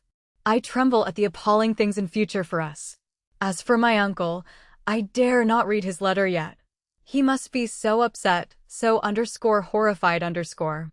I have never before been called on for such a proof of friendship. It is quite dreadful to be mixed up in a kind of cause célèbre _.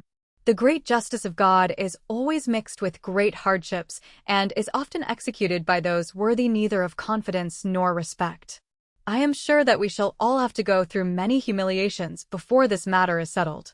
I know, darling, that you will say I am making a rather narrow-minded fuss. But I do hate publicity, and if it doesn't kill Robert outright, it will have some shattering effect upon his character and his health. Really, I am not thinking so much of myself. Your own reckless bravery, however, would quail a little, I fancy, at the idea of having your most intimate feelings called out from the housetops and discussed in the streets.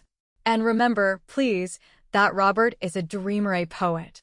Of course, in every active expedition there must be some few idealistic, quixotic souls who have to suffer vicariously for the rest. He is such an one.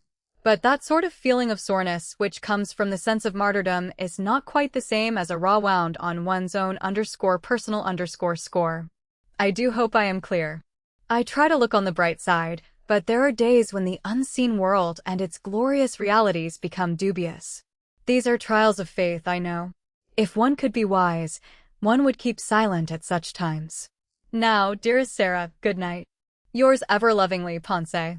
Chapter 14. Lord Garrow and Lady Sarah left town the next day for a short visit at Kemmerstone Park, the seat of Arabella, Marchioness of Churleigh.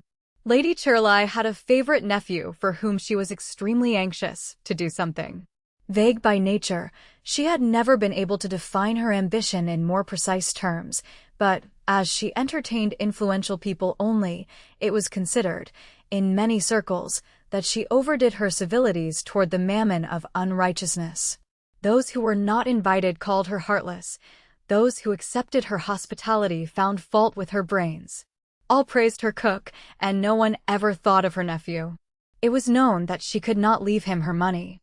Every pair of eyes read his name, Lord Douglas Handlesham, on his bedroom door at the top of the grand staircase, and visitors soon learnt to associate this advertisement with a pale, haughty young man who appeared occasionally at meals, or sometimes listened disdainfully to the music after dinner in the saloon. Distinguished persons, staying at Kemmerstone for the first time, would ask a fellow guest, "Who is the melancholy youth who looks so ill?" That, they would be told, is Douglas Handlesham, I_think_. Disraeli called him a personified hallucination. The party, on this particular occasion, consisted of Agnes Caroline, who attracted unusual attention as the _fiancé_ of Lord Wreckage, the Bishop of Hadley, her father, the Duke and Duchess of Bevensey, Charles O'Merle, and Mr. Disraeli. Lord Garrow lost no time in conveying his version of the Orange scandal to the ex-minister's ears. It was a damp afternoon, and the two gentlemen marched up and down the smoking room together, talking so earnestly that the Duke, to his rage, dared not interrupt them, and drove out instead with his Duchess and Lady Churleigh, who bored him beyond sleep. Disraeli had been opposed, from the first, to Robert's marriage with Mrs. Parfleet, for, as other diplomatists, he preferred his own plans before those of Providence, and he had wished to see his young friend wisely united to the unexceptionable Viscountess Fitzroose. But, he observed, shrugging his shoulders, to talk expediency is not a safe way of opening the game with Orange. Many men have ability, few have genius, but fewer still have character. Orange has a rectangular will and an indomitable character. Character is the rarest thing in England. Lord Garrow stiffened his back. I have been educated in a contrary belief, said he. Our national character is our dearest possession. That is because it is so rare. You mistake your education for your experience, a common error. By character I mean that remnant of a man's life which is probably stronger than death and ought to be stronger than worldly considerations. Far be it from me to go into such subtleties, returned his lordship, stealing a glance at Disraeli's powerful face. Your friend, at all events, has done for himself now. His merits seem to be more interesting than respectable, and this marriage has furnished conversation for the whole town, chiefly because Beauclerc Wreckage was his best man. One cannot help feeling sorry for him, but it is certainly a very bad thing. How will he justify his rash conduct? He may think it unwise to be detailed in self-justification. That is all well enough, and so far I am with you. In such circumstances, one doesn't want to tell a lie, and yet one doesn't want to tell the truth. Well, there are many duties and difficulties in life. There is but one obligation: courage. He fixed his eyes on the fire blazing in the grate and repeated the word with great emphasis: courage. He will need it. An unpleasant suggestion has been put forward by the lawyers. Divorce, said Disraeli. Yes. A bishop was telling me the other day that when one attacks the principle of divorce one forgets that it was originally a divine institution. But I agree with you, it is unpleasant. You will find that Orange won't hear of such a course. I see great dangers ahead for him, but I see no honorable way of avoiding them. When a man, careless of danger, unconcerned with profit, takes up the cause of God against the world, others may not follow, but they must admire him. Abstract sentiments of virtue do not charm me. Orange is a Roman Catholic, however, and therefore a practical idealist. The practical idealists of England are the dissenters, mostly the Methodists. John Wesley was considered crack-brained by his contemporaries at Oxford. He was a greater mystic, in several ways, than Newman, but he was not such a poet. I know nothing about dissenters and that class. As for the Catholics, the few I am acquainted with are civil and sensible. That is true. Most of the English Catholics imagine that St. Peter's and the Vatican can be maintained on the policy of a parish church in Mayfair. But one moment. There is Aumerle in the hall with a telegram. I wonder if he has any fresh news about poor Derby. Footnote: Lord Derby was then lying at the point of death. With this unimpeachable excuse, he left his noble companion, who, more certain than ever that Disraeli could never be in touch with the upper classes of England, retired to his own room and wrote down in a journal all he could remember of their conversation. Lady Sarah, meanwhile, had invited Agnes Caroline to walk through the famous gardens of Kemerstone, and, as each girl was anxious to study the other, they started on the expedition in that high pitch of nervous excitement and generous animosity which one may detect in splendid rivals, or even in formal allies. Sarah dressed more richly than was the fashion at that time among English unmarried ladies. Her furs, velvets, laces and jewels were referred to an Asiatic, barbaric love of display.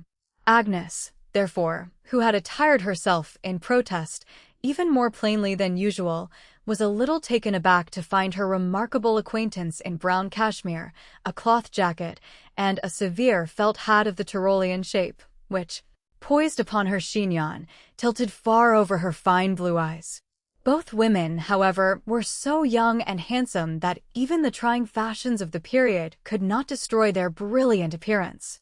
The chagrin of the one and the ironical triumph of the other soon gave way to more generous feelings.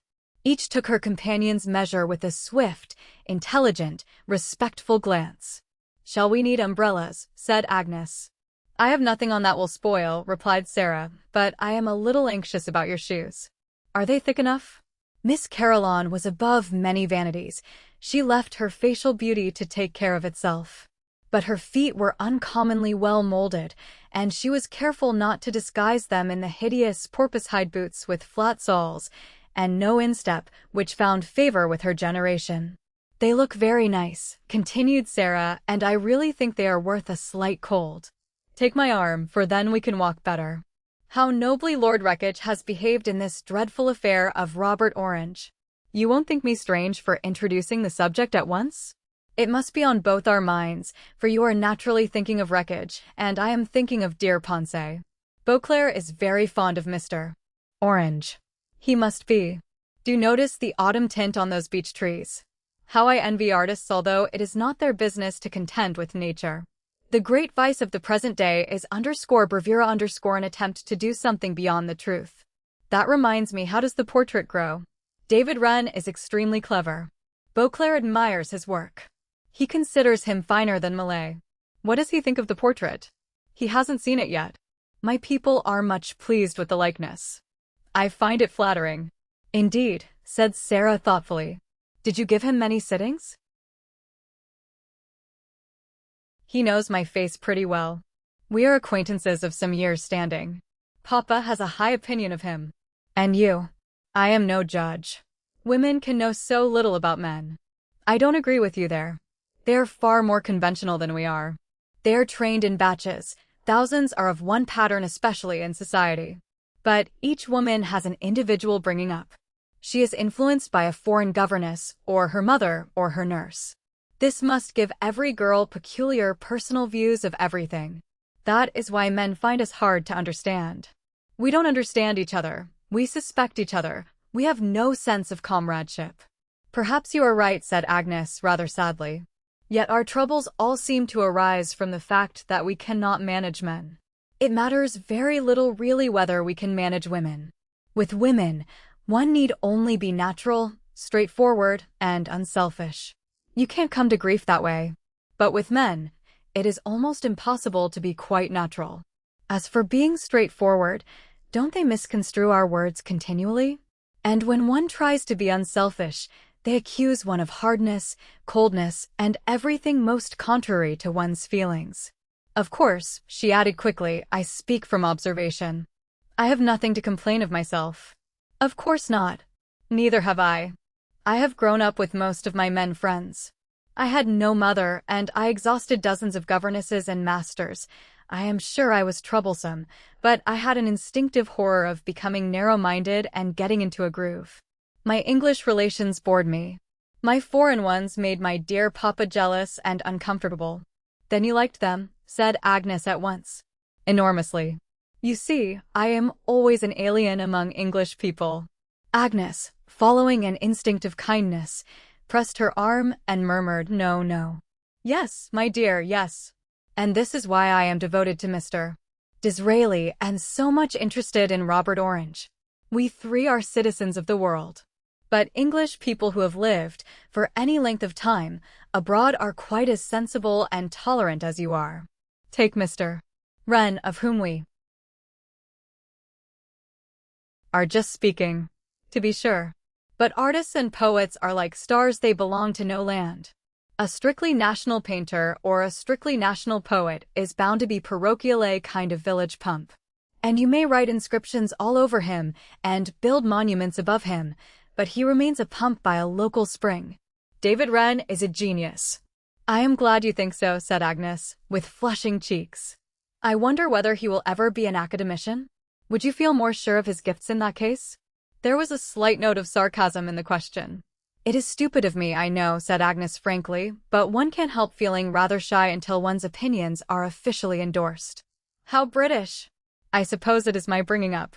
It sounds very feeble. I often feel that if I once really began to think for myself, I wouldn't stick at anything. That is British, too, said Sarah, laughing.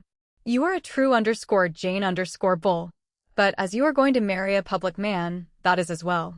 Your life will have many absorbing interests. Oh, yes, returned Agnes. I hope to help Beauclerc in his constituency and with the members of his association. So far as I can make out they are a weak, selfish lot, but these qualities do not affect the question of his duties toward them. You express, better than I could, my own feeling. I fear they don't always appreciate his motives. Beauclerc, said Sarah slowly, is impulsive. He is never afraid of changing his mind. Many people are called for merely because they haven't the moral courage to own their second thoughts. Agnes drew a long sigh, slackened her pace, and stood looking at the strange, autumnal lights in the sky, the martins flying over the paddocks toward the wood, and the crescent moon which already shone out above them. I suppose it does mean lack of courage, half the time, she said at last, and yet how disastrous it is to wonder about the wisdom of any decision once arrived at, of any step once taken. I dare say everyone shrinks a little at first from the responsibility of undertaking another person's happiness. Not everyone, replied Sarah. The generous ones only. You have known Beauclerc ever since he was a boy, haven't you? Asked Agnes. Yes. He was such a handsome lad, and he has always been the same. I am devoted to him, said Agnes. I am proud to think that he has chosen me for his wife. But one thought is perpetually coming up in my mind. Shall I be able to make him happy? A girl, as a rule, seems to believe that she can make a man happy merely by loving him. Again and again friends of mine have married in this idea. And the hope seldom answers. She spoke very quietly, yet there was great feeling, even great bitterness in her tone. She was thinking of David Wren. Sarah had a curious magnetism which attracted all those with whom she came into friendly relations. Being imaginative, though never inquisitive, her quick sympathies rendered the most trivial interchange of ideas an emotional exercise. This power, which would have made her a successful actress, found its usual outlet in her pianoforte playing, which affected her hearers as only extraordinary nervous and passionate force can affect people. She had neither the patience nor the sternness of mental quality which is required in a creative genius. The little songs and poems which she sometimes composed were insipid to an astonishing degree. Hers were the executant's gifts, and the fascination which she exerted over men and women depended wholly on the natural charm of a temperament made up of fire and honey. Agnes had always regarded Lady Sarah as an odd but chivalrous girl. The stories told in society about her eccentric tastes, sayings, and doings were never to her heart's discredit, no matter how much they puzzled or dismayed the conventional set into which she had been born. It was felt that she could be trusted, and, although many were afraid of her brains, no one had ever known her to betray a confidence, to injure another woman's reputation, to show the least spite, or to insist upon an undue share of men's attention. The sex may, and do, pardon the first 3 sins, but the last has yet to find its atoning virtue. All declared that Sarah, with many shortcomings, was neither a poacher nor a grabber. Girls consulted her in their love troubles, and not a few owed their marriages to her wise arbitration. She had the gypsy's spell. Thus it happened, therefore, that Agnes, who was habitually reserved, found herself thinking aloud in the presence of this mysterious, but not hostile personality. "When does Beauclerc return from the north of France?" asked Sarah. "He is coming back with Mr. Orange next Wednesday. I had a letter this morning." Her voice grew husky, and with evident agitation, she halted once more. "You know Beauclerc so well," she said at last, "that I want to ask you something, and you must answer me truly without the least dread of giving offense, because a great deal may depend on what you tell me. Do you think he seems altogether settled in his mind?" Sarah guessed, from the nature of the question, that the truth in this case would be a relief, not a blow. "He doesn't seem quite himself, if you understand me," she said, without hesitation. Agnes caught her arm a little more closely and walked with a lighter step. "I don't think we love each other sufficiently for marriage," she exclaimed. "His last letter was so affectionate and so full of kindness that it brought tears to my eyes. I saw the effort under it all. We are making a tragic mistake. We drifted into it. We were such good friends, and we felt, I dare say, that it was our duty to love each other. His family were pleased, and so were mine. We seem to have pleased everybody except ourselves. Not that I ever expected the joy and stuff and inward feelings which one reads of. I am too sensible for that. But I wanted to feel _established whereas we are both, in reality, rather upset. I am sure of this. Perhaps when you see each other, our letters are far more satisfactory than our meetings. I know he is fond of me. You couldn't doubt that. It is worship. I can say, at any rate, that I am so sure of his affection that it gives me no pain not the least to miss the other quality. My dear, you are not in love with him, or you couldn't be so resigned. I suppose you are right. I have never told him that I loved him. He has never asked me. Perhaps he took it for granted. As for me, I thought that the respect and esteem I felt would do. Sarah shook her head. Not for us. We are different, I know, but we have hearts. We can suffer, we can endure, we can be resigned, we can be everything except uncertain or lukewarm. Isn't that true? Yes, said Agnes, and she laughed a little. It isn't my way, she went on, to talk like this about myself. Yet I can't help seeing that all this keeping silence and disguising facts from one's own reason is actually weak. I don't want to be weak. It isn't English. I don't want to be supine. That isn't English either. I want to be just and square all round in my dealings with others and in my dealings with my own conscience. Papa has always taught us a great deal about individual liberty and freedom of will. I am beginning to wonder what liberty means. That's the first step toward a great change. The young girl set her lips and looked steadfastly before her, as though she would pierce the gathering twilight with her bright and candid eyes. I dare say you are right. Anyhow, our talk has been a help. When I may seem to lack courage, it is because I lack conviction. Once convinced, I can depend upon myself. When did these ideas come to you? Asked Sarah. They have been coming for some time. I have been abroad a good deal, and I have been meeting people who make opinions. I never gave in when I was with them, but I must have been influenced. The slight emphasis on the words _people_ and _them_ was too studied to escape Sarah's trained hearing. She knew the force of a woman's rhetorical plural. I believe you have your convictions now at this moment, she said. Quietly. No, not in the final shape. But you can predict the final shape? One more day, and then I will decide irrevocably. Why do you hesitate? For this reason I must grieve Papa and disappoint my mother. Still, both these things have to be done. Some of the best men have been obliged to displease their parents in choosing a vocation. Women, in their marriages, are often driven to the same sad straits. I know, but the prospect is most painful. I feel I could bear my own disappointment far better than I could bear theirs. Surely you understand. Too well. They had now reached the house, and Agnes's habitual manner at once reasserted itself. Her voice, which had many rich notes, fell into the one unchanging tone she used in ordinary conversation.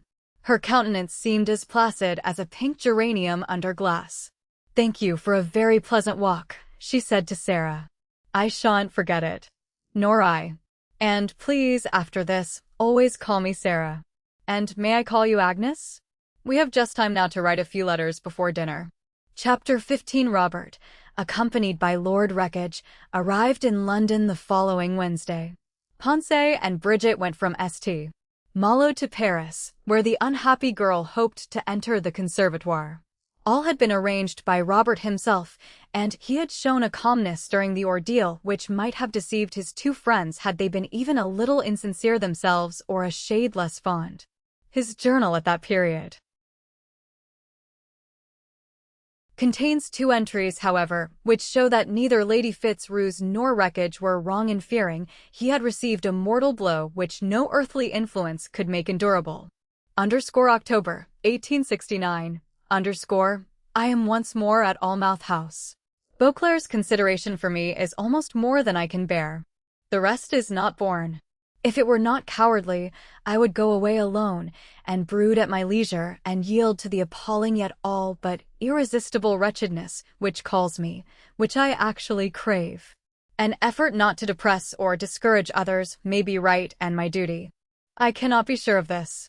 Sometimes I feel as though it would be wiser to meet the dark hours and make acquaintance with them. And what is to become of her? the longing to see her even in the distance. Tonight I talked with Wreckage about his bond of association. Most of the members feel toward him that insipid kind of hatred which passes for friendship in public life. If he were naturally observant, he would see this. If he were given at all to self-doubt, he would feel it. But his way is to regard most men as ill-mannered and well-meaning. _Tuesday, another day. I begin to see that I have been called to make every sacrifice. Marriage, ambition, happiness, all must be abandoned. Abandoned while I live, not after I have made myself, by years of self-discipline, indifferent to such considerations. But for its piety, the _imitation_ is, I think, the most pessimistic book in the world. The _exercises of St. Ignatius, perhaps because he was a saint, produce quite an opposite effect upon me. They exhort us to hope, action, courage. They make one a citizen of both worlds. Merely to read him is a campaign in the open air against a worthy foe. I defy any man to go through the _exercises with his whole heart, and even whine again. I have resolved to write willingly no more, to speak willingly no more on the subject of my marriage. That page is turned forever. There shall be no glancing back.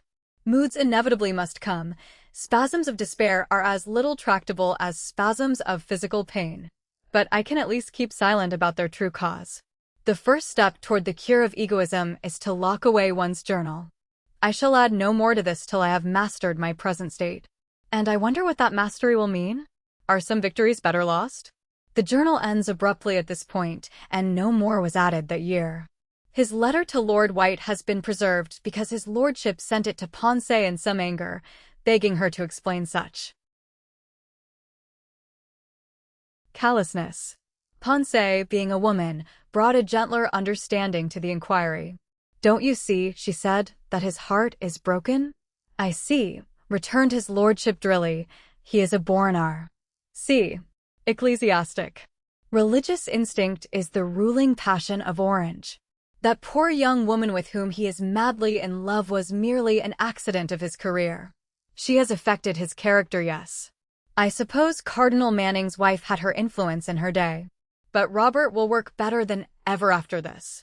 Whereas look at me, my dear. When I lost Sybil, I was completely done for. I tried to set up for myself, but I couldn't. I hope I am a Christian. God forbid that I should quarrel with his will. Yet I cannot think I am a better man for my poor darling's death. Don't talk to me. Don't say anything." The letter in question ran as follows. Almouth House. "My dear Lord White, the messages which you have sent by Lady Fitzroos have helped me where I most needed assistance. When I tell you this, it would be more possible for you to imagine my gratitude than for me to express it, at least, in words, and for that matter I can't see how any act of mine could prove even a fraction of it. Shall I resume my work on the 28th? I have had to learn that one does not always choose one's vocation. It is sometimes chosen for us. May I beg you, as one more favor, never to talk to me about the events of the last fortnight?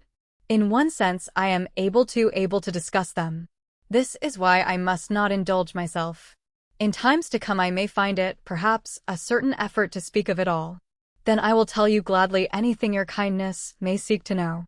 But just now it is my duty to keep silent. One cannot fight the wild beasts and describe them fairly at the same hour. Either they seem more formidable than they are, or they are even more terrible than they seem. But the order has gone forth, face them. Your affectionate and grateful Robert de H. Orange. Robert himself, after he had written this final letter, decided to reply in person to a note which he had received that morning from Lady Sarah. He walked to St. James's Square wondering, without much interest, whether fate would have her absent or at home. As a matter of fact, she had felt a presentiment of his call, and he found her, beautifully dressed in violet tints, copying some mass music in the drawing-room. "I hoped you would come," she said, when the servant had closed the door. "Nothing else could have shown me that you didn't mind my writing. I had to write. I wrote badly, but indeed I understood. It takes an eternity to sound the infinite. We won't talk of you. We can talk about other people. Ask me what I have been doing." All this time she held his hand, but in such sisterly, kind fashion that he felt more at ease with her than it was ever possible to be with Ponsay, who was timid and therefore disturbing. "Have you accepted Martyr?" he asked at once. "No," she said, blushing. "I do not love him sufficiently to marry him." "How is this? You know that I always fly from important mediocrities. You think that sounds heartless. He has been so kind to me. But I love as I must, not as I ought. My dear friend, all the trouble in life is due to forced affection. Look at Beauclerc. Think of Agnes Caroline. What fiery fierceness of sorrow in both their hearts. Papa and I were at Lady Churlia's last Sunday. Agnes was there, looking, believe me, lovely. No portrait does her justice. One finds marvelous beauty, now and again, in the middle classes. She is an exquisite bourgeoise. She is not clever enough to feel bored. She is too well brought up to be fascinating, too handsome to insist on homage. Plain women are exacting and capricious. They make themselves worth while il faut assez faire valoir. That is why a man will often adore an ugly woman forever, whereas an Agnes, she paused, gave him a glance, and laughed. "Does Beauclerc adore Agnes?" said she. "Can one man judge another in these questions? If neither are hypocrites, yes. As for conscious hypocrisy, a priest of great experience once told me that in 20 years he had met but one deliberate hypocrite. You must be less cynical.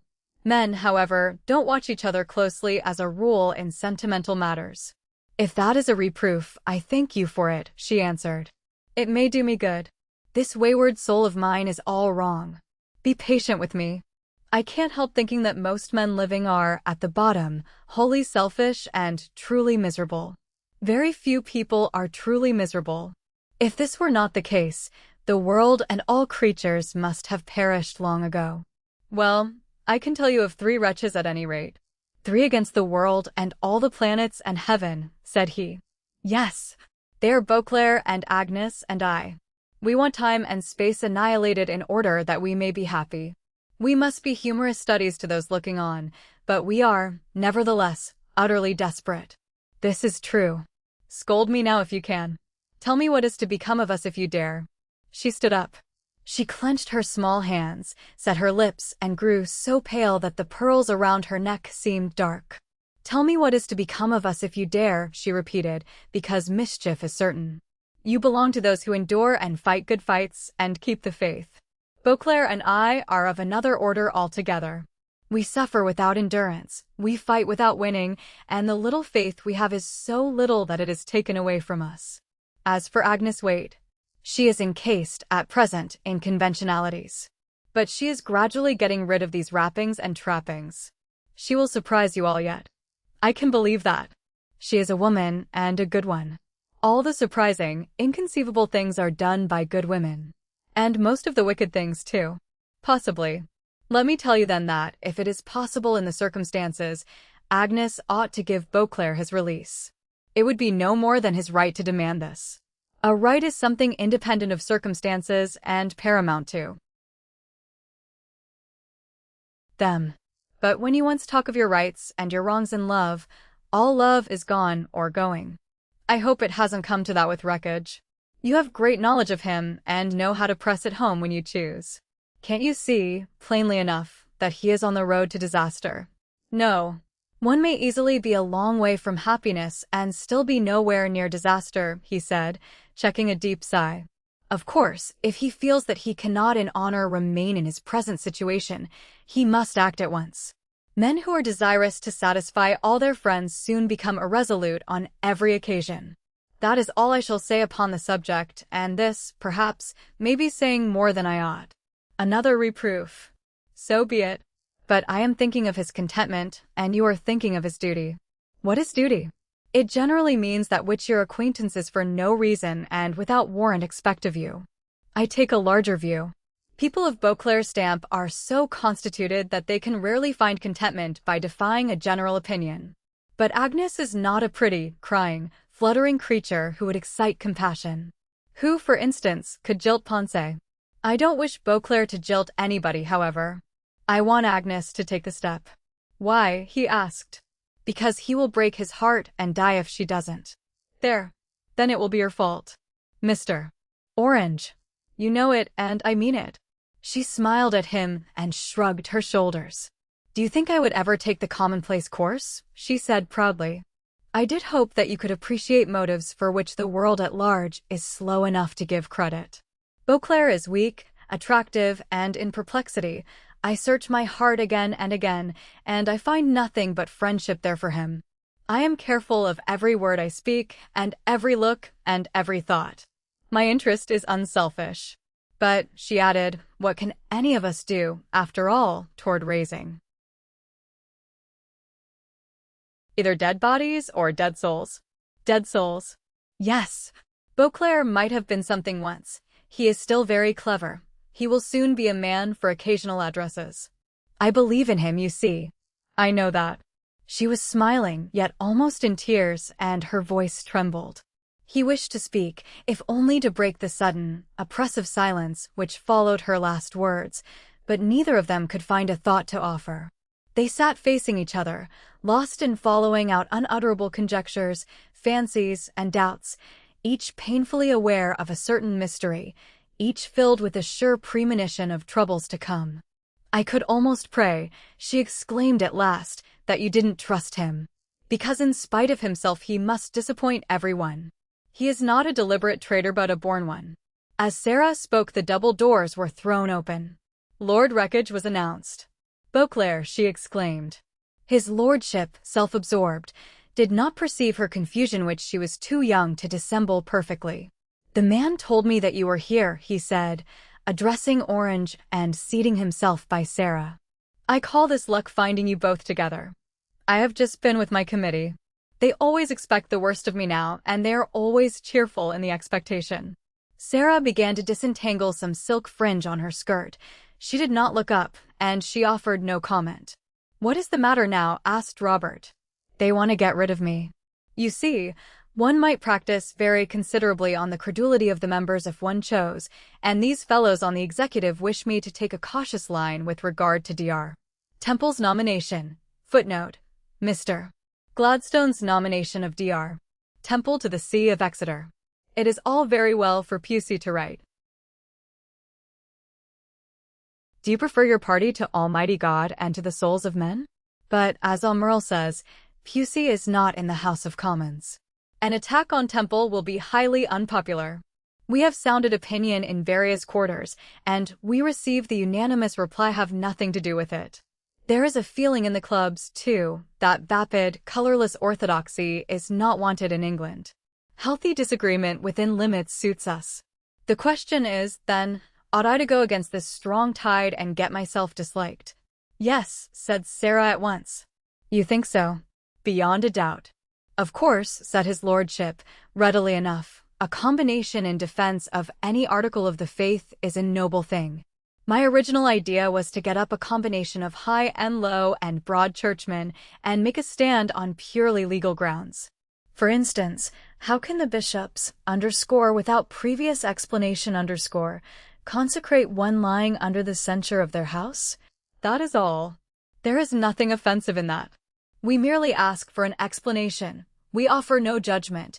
We state no prejudice. If Dr.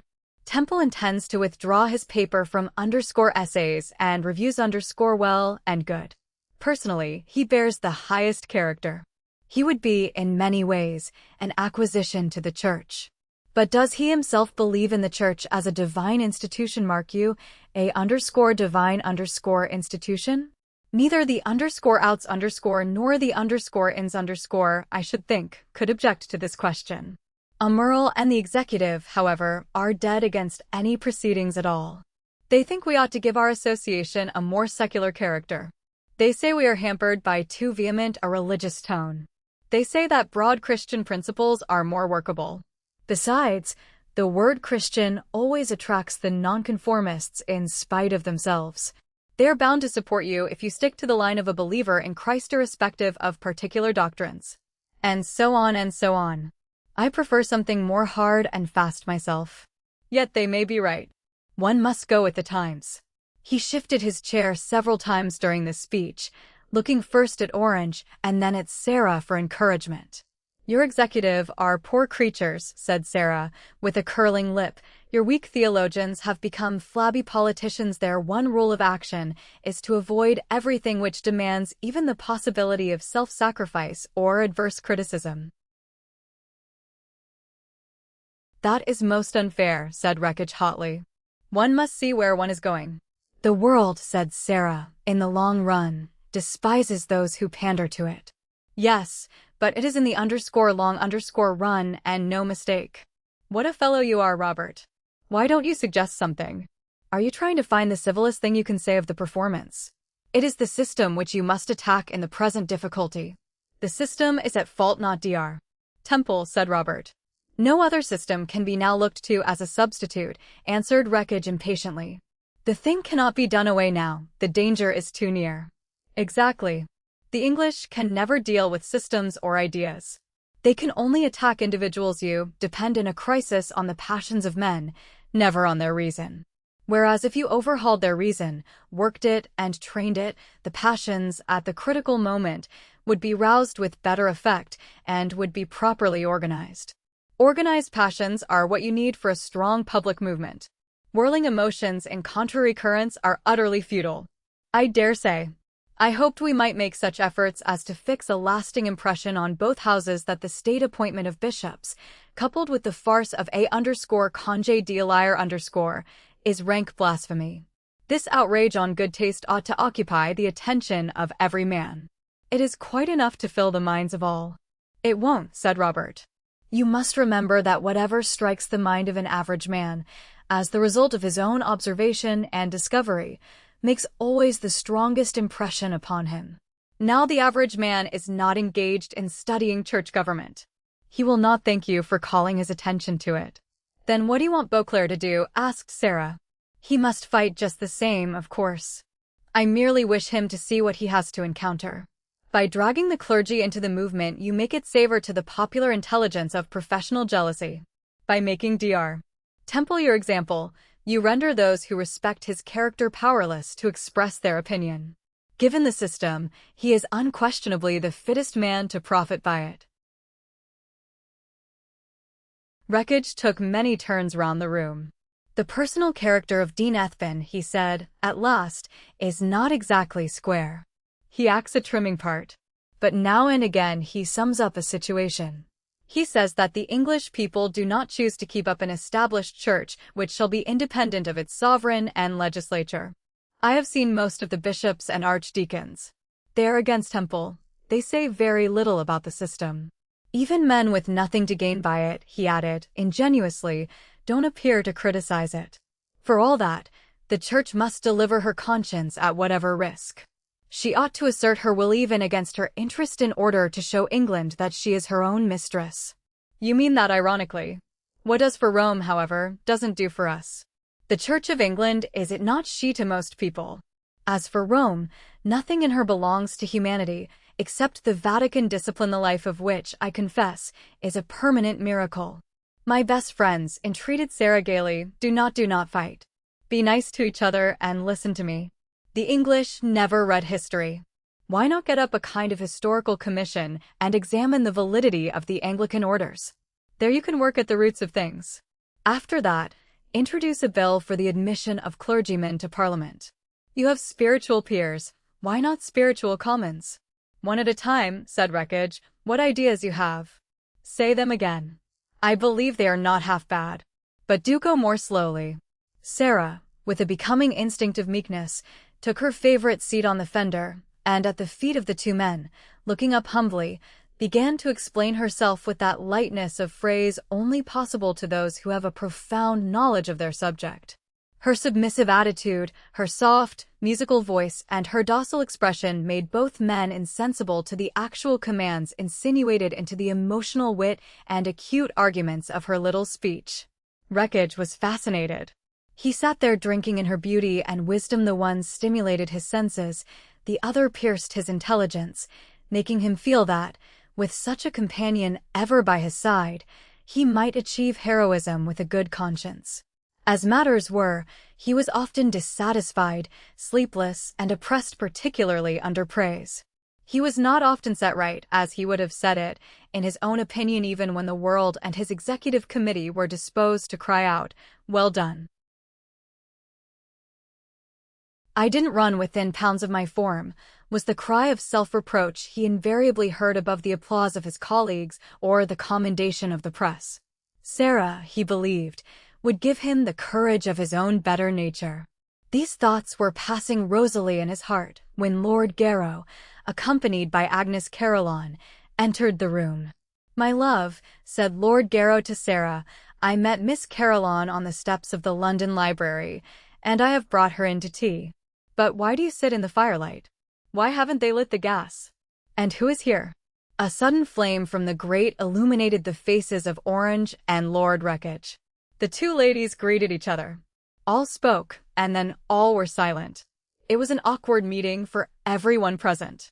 Lord Garrow rang the bell, and the small company sat there without a word, watching the footman light the gas in the glass chandelier. "What do you suppose we have been talking about?" asked Sarah desperately. "I can't imagine, my dear," said her father. "I am far too cross. I hate these odd ways. We were discussing the validity of Anglican orders." "God bless my soul," exclaimed his lordship. "What next?" Agnes, who was looking pale and worried, frowned with displeasure. "But how disloyal," she said severely.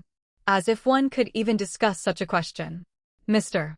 Orange is a Roman Catholic," answered Sarah, "so he is not disloyal. I am nothing, so I have no obligations. Lord Wreckage is in public life and has to meet the problems of the age. Don't be narrow, dear Agnes." "I think it too bad, all the same," replied Miss Caroline, "even in fun. I am sure I am right." Lord Wreckage tried to conceal his annoyance, but his voice shook a little as he said, "We were not joking. New men will come in, not improbably with new ideas. I must be ready for them. And ignorance of men's moods is fatal." He hoped she would take this warning to herself. She was, however, too stirred to consider anything except the cause of their common agitation. "Dr. Benson was saying to Papa only last week," she answered, "that there is no apparent recognition of the divine presence in our daily affairs. It is most shocking. The clergy are doing their level best, by bigotry, to make Benson's assertion true. At any rate, I am not going about, as the French put it, with my paws in the air. I feel strongly tempted to throw up my present line and give the whole association to the best qualified hypocrite of my acquaintance." "The sure way out of that temptation is not to think yourself exposed to it," said Robert quickly. "I hate sophistries," said Agnes, tightening her lips. "And I hope, Beauclerc, that you will never remain in any painful situation against your will." These words seemed to bear an ominous significance. Agnes herself, having uttered them, received one of those sudden inward illuminations which, in some natures, amount to second sight. But she was unimaginative and not especially observant, sensitive, or skilled in discerning the signs of any psychological disturbance. She felt only, on this occasion, that a crisis had been reached, that Wreckage was vexed with himself, with her, with life generally. She had a letter in her pocket from David Rene, beautiful, touching letter, full of longing for a faith, a hope love, he said, he possessed, alas. What a difference in the two men. "You don't understand," said Sarah. "You are right because you haven't heard enough. Mr. Orange is going to give a lecture on church history, and Lord Wreckage has promised to be chairman. They will hold the meeting at St. James's Hall, and I am sure it will be most interesting. More I cannot tell you, because they have gone no further in their plans." But misfortune had entered the room, and that wayfarer once admitted asserts her ill will without let or hindrance. Agnes, barely touching her tea, rose to say goodbye. Lord Garrow and Wreckage escorted her to the hall. They helped her into a carriage, lent her for that afternoon by the Duchess of Pevensey, and she drove away, trembling, tearful, afraid, not reminding her fiancé that they were to meet at dinner in the evening. He walked homeward, but not until he had decided, after much hesitation, that he could scarcely go back again to Lady Sarah. His thoughts were fixed now to one refrain: "I must have my freedom." Freedom, at that moment, had a mocking, lovely face, the darkest blue eyes, and quantities of long, black hair. She wore a violet dress, her hands were white, and she talked like a blue book set to music by Beethoven. Yes, he must have his freedom and live. Sarah and Orange, meanwhile, left alone in the drawing room, were exchanging interrogatory glances. "What do you think now?" she asked. "Do you pretend to believe that Agnes and Beauclerc can make each other even moderately contented? Then you are to blame." A flush swept over her face. She looked bitter reproaches, but she made no answer. "And why are you so interested in Anglican orders?" he continued. "How is it that you know your subject so well? For you do know it well." "Catholic questions always appeal to me," she said coldly. "I have no religion, but I come from a race of politicians and soldiers on my mother's side. I must have an intellectual _pi to terra _, and I require a good cause. Party politics are too parochial for me. So I am on the side of the Vatican. _la reine SMUs_, said Robert. "Is that all?" "Yes, that's all." She turned over the music on her writing table and hummed some bars from the Kyrie of Mozart's 12th Mass. "If you were a Jesuit," said she, "you would try to convert me." St. Ignatius never wasted time over insincere women. "I am not insincere," she said frankly. "I own I may seem so. But you are not kind, and someday you may be sorry for this." Her eyes filled with tears which he noticed and attributed to fatigue. "I wonder how men ever accomplish anything," she exclaimed. "Why? They have no insight. They mistake self-control for coldness and despair for flippancy. Isn't that the case? One can be light and true as well as light and false. Now you are witty, beautiful, brilliant, but you don't always ring true." She seemed confused for a minute and hung her head. "All the same," she said suddenly, "I am always sincere with you. It is not in my power to be so with everyone. Fate overrules my will. That is the trouble with most of us." Then he wished her goodbye, promising, however, to call again with regard to the meeting. Lord Garrow met him on the staircase. "I congratulate you on your election to Brooks's," stammered his lordship, "but for heaven's sake be cautious at play. Really, the younger men there are trying to revive the worst traditions in gaming. The loo was rather high at Chetwynd's last night," he added, with a studied air of guilt. "I won L500 for my host. I called it the limit even on old Cabinet Steinberg." He smiled, he waved his hand, feeling that he had displayed great taste in a situation of enormous difficulty. Something unusual, too, in the young man's face touched his heart. It seemed to him that here was one who had felt the world's buffets. "I have never been just in my estimate of Mr. Orange," said he to Sarah as he re-entered the drawing room. "I quite took to him today. He has a fine countenance, and I am sure he is very much cut up by this painful affair. It's a pity he's a Catholic, for he would make such an excellent canon for St. Paul's. He would look the part so well. Happiness, that nymph with unreturning feet, has passed him by," said Sarah, watching herself in one of the mirrors. "She has passed a good many," sighed his lordship. "But play me that lovely air which Titian sings in _il flauto magico _. Chapter 16. Agnes was too ill to appear at the Duchess of Pevensy's dinner that evening. Lord Wreckhage's melancholy, absent air during the entertainment, and his early withdrawal from the distinguished party were referred, with sympathy, to the very proper distress he felt at Miss Caroline's tiresome indisposition. The time passed well enough for him, far better, in fact, than he had expected, for he was relieved from the strain of dancing attendance on his betrothed, a thing which he, even more than most men, found silly. In the chivalrous days of tournaments, troubadours and crusades, this romantic exercise of seeming enslaved was, he held, justifiable, even interesting. But in modern life it had an appearance of overemphasis. Poor Agnes, however, could neither eat, nor sleep, nor rest.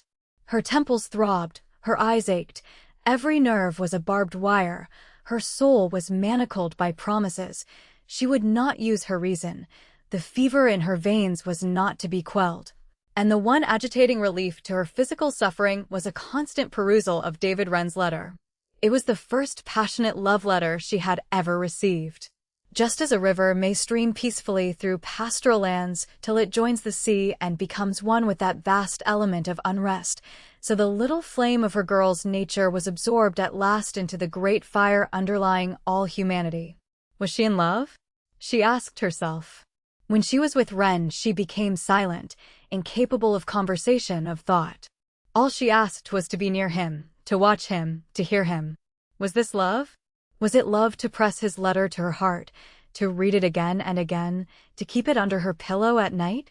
Was it love to think of him every moment of the day, to compare all others to him and find them wanting, to see his face always before her eyes? Was it love to know that if he called her, as he called her now, she would leave home, father, mother, friends, all things, all people, and follow him to the world's end, to the beginning of hell, or further? At 1 in 20 such questions need no answer. They belong to the innocent rhetoric of youth which will cry out to June, "Are you fair?" and to the autumnal moon in mist, "Must there be rain?" Neither June nor the moon make reply, but youth has no doubts.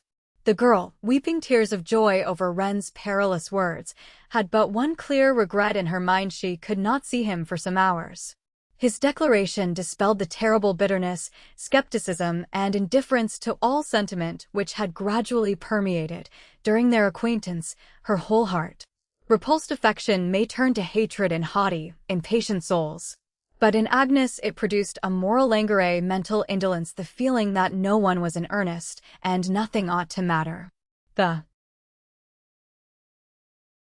more this feeling deepened, the more attentively did she observe the mere outward etiquette of all that passes for seriousness, attending scrupulously to the minor obligations of existence and exhausting her courage in those petty matters which die with the day and yield no apparent fruit. How different now seemed the colorless, harsh fabric which she had mistaken for duty and wrapped as a shroud about her secret hopes. She had held every aspiration implying happiness as a proverb of reproach. She had endeavored to believe that all poetry except hymns was false prophecy leading one to hard entanglements and grievous falls. And what had been the impoverishment of her soul under this grim discipline? How could she tell the many thoughts which had traveled unquestioned over the highway of her heart during that process of disillusion? But all was changed now, and all that had been difficult, painful, or obscure in the world seemed perfect with the inexhaustible glory of young passion.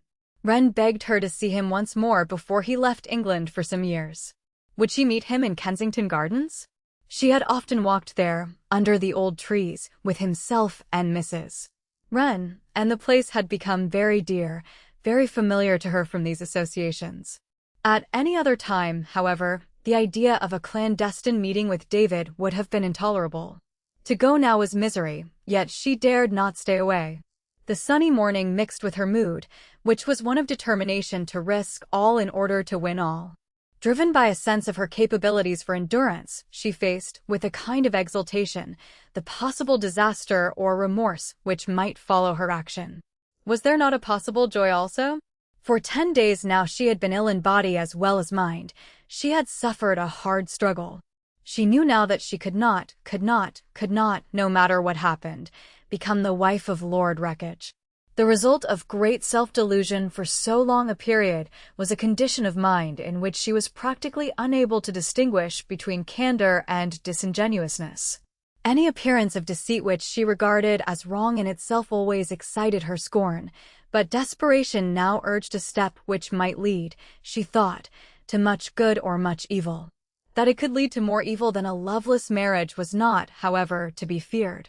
She started from the house with feverish cheeks, a beating pulse, and a new strange consciousness of power over herself, her fate, the world. Ren was waiting for her under the long avenue of trees by the Lancaster Gate walk. She had a tall, stately figure of that type immortalized by Du Maurier indeed. She herself may be recognized in some of his famous society sketches about the year 1870. The clear, decisive features, the tender discerning expression, the poise of the head were irresistibly attractive to all artists with a strong sense of grace, even artificial grace as opposed to rude vigor or homeliness. She possessed naturally that almost unreal elegance which many painters, Frederick Walker, for instance, have been accused of inventing. "This is very wrong of me," she said, blushing as Ren advanced, hat in hand, to meet her. "Very wrong. I never do these things. I said in my letter right or wrong it matters not what I thought. This is a thing which runs up into eternity, Agnes. It had to be. We needn't try to justify it. I dare not regard it as you do. But you have come. Let me look at you. Does it require much looking to see that I am really unhappy? I see that you are beautiful, that you are here with me. Don't be unhappy." When we take into account our scanty time together, he grew pale at the thought, and the danger we have just missed of losing each other, perhaps forever. She caught his hand for a second and he kept it. "What is to be done?" she asked, after an agitated silence. "What will people say? Not that I can think of anything to do. Darling, I know I have asked you to make an impossible sacrifice to break off a most brilliant marriage, to marry me and share the despair, hardships, tortures of a life very different to any you have seen. Well has Goethe said, love not the sun too much, nor yet the stars. Come, follow me to the realms of night. This is what I offer you, dearest. You can hardly realize what a wretched, desolate existence mine has been. Resignation is a miserable refuge. They say work gives one contentment, but unless one is servile and gives in to the spirit of the age, it is rarely understood till one is dead. And so the discouragement is perpetual. Even your sympathy would pain me at such times. I feel then as I feel now that I will grasp fate by the throat. It shall not utterly crush me." "But," said Agnes, a little frightened at this outburst, "do you never think of God and His will?" He returned her anxious glance with gloomy, almost compassionate amazement. "Does God think of me?" he asked. "Really, I cannot feel that the salvation of my soul is so important.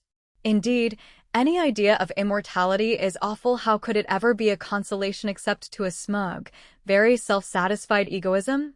Call it the burden or the cross of immortality if you call it anything. I wish it could be proved that we end when we die. But physicians dissect dead bodies to find the soul. It would not be a soul if they could find it in the dead. And imagine one becoming penitent when the day of grace is over. I keep Clement's words before me. The Lord who died for us is not our enemy. Surely that is a splendid thought against final despair." "Many thoughts are splendid," he replied, "if we could believe them now as the early Christians did in the first centuries." Agnes, with parted, whitening lips, could find no response. Ren painted her afterwards in the same attitude, and with all he remembered of her expression, in his now famous picture, Pilot's wife. "You will never be happy, never," she murmured at last. "But perhaps no one is happy. I can grant that the saints were always profoundly happy. Let me tell you why. The state of the saint is one of dependence. His convictions, therefore, are enduring and unclouded. He accepts his trials as privileges. He loses all sense of his own identity. His humanity is merged in God. His ecstasies lift him up to heaven and bring him down to a transfigured earth. He has been bought with a ransom, and he is the co-heir with Christ. He is found worthy of suffering. But with artists, all is different. The saint is in search of holiness. The artist thinks chiefly of beauty. Holiness is a state of mind, it is something permanent. Beauty, however, mocks one half the time. It may be a deception. Anyhow, one cannot define it, or keep it, or even satisfactorily catch it. Our inspired moments, therefore, alternate with a miserable knowledge of our individual wretchedness. We learn that we are no stronger than our individuality. That is the barrier between us and our visions. The saint has God before his eyes, and he carries him in his heart. The artist sees only himself and bears only the weight of his own incompetence. But these, darling, are not the things I meant to say to you, although they may explain my life. The common run of people wouldn't understand all this in the least. I want to hear all. I want to enter into all your thoughts, David. I have always known that those who devote themselves to the study of what is sublime and beautiful suffer proportionately from the squalor of actual facts. She quoted from one or her father's speeches, which he invariably gave with much earnestness at the opening of schools of art and similar institutions. "The world," replied Ren, "rewards the beautiful only inasmuch as it flatters the senses, and the sublime remains so far as the general taste is concerned altogether without response." "But one would think," said Agnes, "that you were a disappointed or an unsuccessful man, whereas everyone admires your genius." He laughed at her practical bent, which seemed the more fascinating because of her picturesque appearance. "One often feels cast down without the least cause," said he. "The truth is we all want more praise than we get. We are a vain lot, that's the trouble. Let me paint myself in the blackest colors. You must know the worst, you must realize the bad bargain you may make. Wreckage would never bore and tire you in this way. How can you care for me? It is hard," she said, smiling. "Darling, do you remember the white violets at Woodbridge and sitting on that gate looking across that deep valley at the bonfires? Wasn't it perfect? Look through these trees now, see the flames and smoke? They are burning dead leaves and twigs. I wish I could burn my past. This may be a good omen for me. But I must not deceive you. That would be a bad beginning. We must decide on some course," said Agnes. "Your letter was quite clear, but I suppose I am not going on as I ought to do. My present position is that of a person telling a lie to people. Before you wrote, however, I had made up my mind to underscore some change. I could give no good grounds for carrying out my engagement to Beauclerc. The motives would not bear examination. I intended to be patient till the way was mercifully cleared for me. Even birds, in cold weather, grow tame from distress. So I waited in a dull, frozen way for what might happen." He remembered, with a pang of remorse, that he had once called this devoted woman an accomplished, incurable Philistine. "I must put myself in the wrong with regard to Beauclerc," she continued quietly. "That is merely fair to him. Everyone shall know that I have been weak and vacillating. May God forgive me and humble me, for I shall not be understood, even by many good people. But the next worst thing to making an error is to abide by it. Dear David, try to follow my feeling. It has all passed in my mind in such a way that it is impossible for me to describe it. In a sense, giving Wreckage up seems to uproot me altogether from all my former life, and the future is only not a blank because it is such a mystery. I am sure, though, that sorrow is never in God's ordinance the _whole_ law of life. These are great compensations. Anything is better than to sit still and dream," said Ren. "I have dreamt too long. I find solitude oppressive. Yet you will admit how dreadful it is to live among those who don't know or don't care a bit about art. But there are other interests equally engrossing. Not to me. And even Epicurean advice is only the way to ignominious, contemptible happiness. I must have an ideal life or else annihilation, splendid misery, or splendid content, nothing between the two." "You have not half showed your capabilities yet," replied Agnes. "We have to look upon this world as the merest pilgrimage, but we can help each other. I have hope because I have faith. Sarah de Treville said the other day that, in men, experience often makes mere callousness of character. Is this true, David? Not of me. You have saved me from the worst things. But it simply worries and almost exasperates me to hear religious talk from anyone. When I hear a sermon, I feel an inclination always to say, 'My dear fellow, can't you put your case better? I want good stuff about divine and human nature, not this vagueness and platitude.' Why don't they tell one something about the optimism of God, even before the spectacle of men's weakness? But, instead, we are told to moan about this vale of tears. We are promised chastisements, disappointments, woes, persecution. A philosophy of suffering makes men strong, but a philosophy of despair is bound to make a generation of pleasure-seekers. And why? Because the veritable world, even on its bare merits, is not so bad. It is full of beauty and interest and enjoyment. It is a lie to call it so many vile names. One's good sense revolts. Do you think, darling, that I could look at you, love you, be loved by you, and call life a bad joke? Since the beginning of time, this logic has held its own against all scientific criticism. The two, being secure from observation, kissed each other and accepted the earth with perfect cheerfulness. They made some plans, and after the agony of parting till the next day, each went home to write the other a long letter. In the course of the afternoon, Wren passed through Arlington Street 4 times in a hansom and twice on foot. Agnes was always at one of the windows, innocently observing the weather. He thought her the loveliest thing created. He pitied, with benevolence, all other men, and he spent an hour at his solicitor's office, without begrudging the time, or chafing under the fatigue. 2 days later, Lord Wreckage received the following communication from Miss Caroline. My dear Beauclerc, this letter will astonish and grieve you. I have written several. None please me. All say too much, and yet leave all unsaid. I must send this one and trust to your generosity. I am wholly to blame, wholly in the wrong. I am no actress, but I have been acting the part of a happy woman. My effort has deceived many, Papa, Mamma, and, I believe, you among them. Dear Beauclerc, you will think me ungrateful, false, weak. I don't excuse myself. As I have said, the blame is all mine, and the punishment must be all mine. When you receive this, I shall have left England with Mr. Wren. He had arranged to go to the East for a long time. This will show you how little he anticipated any change in my plans. When I realized that I should have to say goodbye to him, probably forever, I found myself unequal to the trial. I could not let him go alone. It is bad for me to dwell too much on my feelings. I ought to admit, however, that I have known all along, in a sort of way, that I should have to give an underscore if he put the matter before me underscore. I dislike the talk one hears so often about inevitability. Much of it is made an excuse for appalling selfishness. At the same time, I understand what is meant and feel strongly that, while I am using my own will, I cannot use it, underscore with a good conscience underscore, otherwise. Can you follow this? In reality, I was disloyal to Mr. Wren when I became engaged to you. I was impatient, willful, blind. I did you both an irreparable yes and irreparable injustice.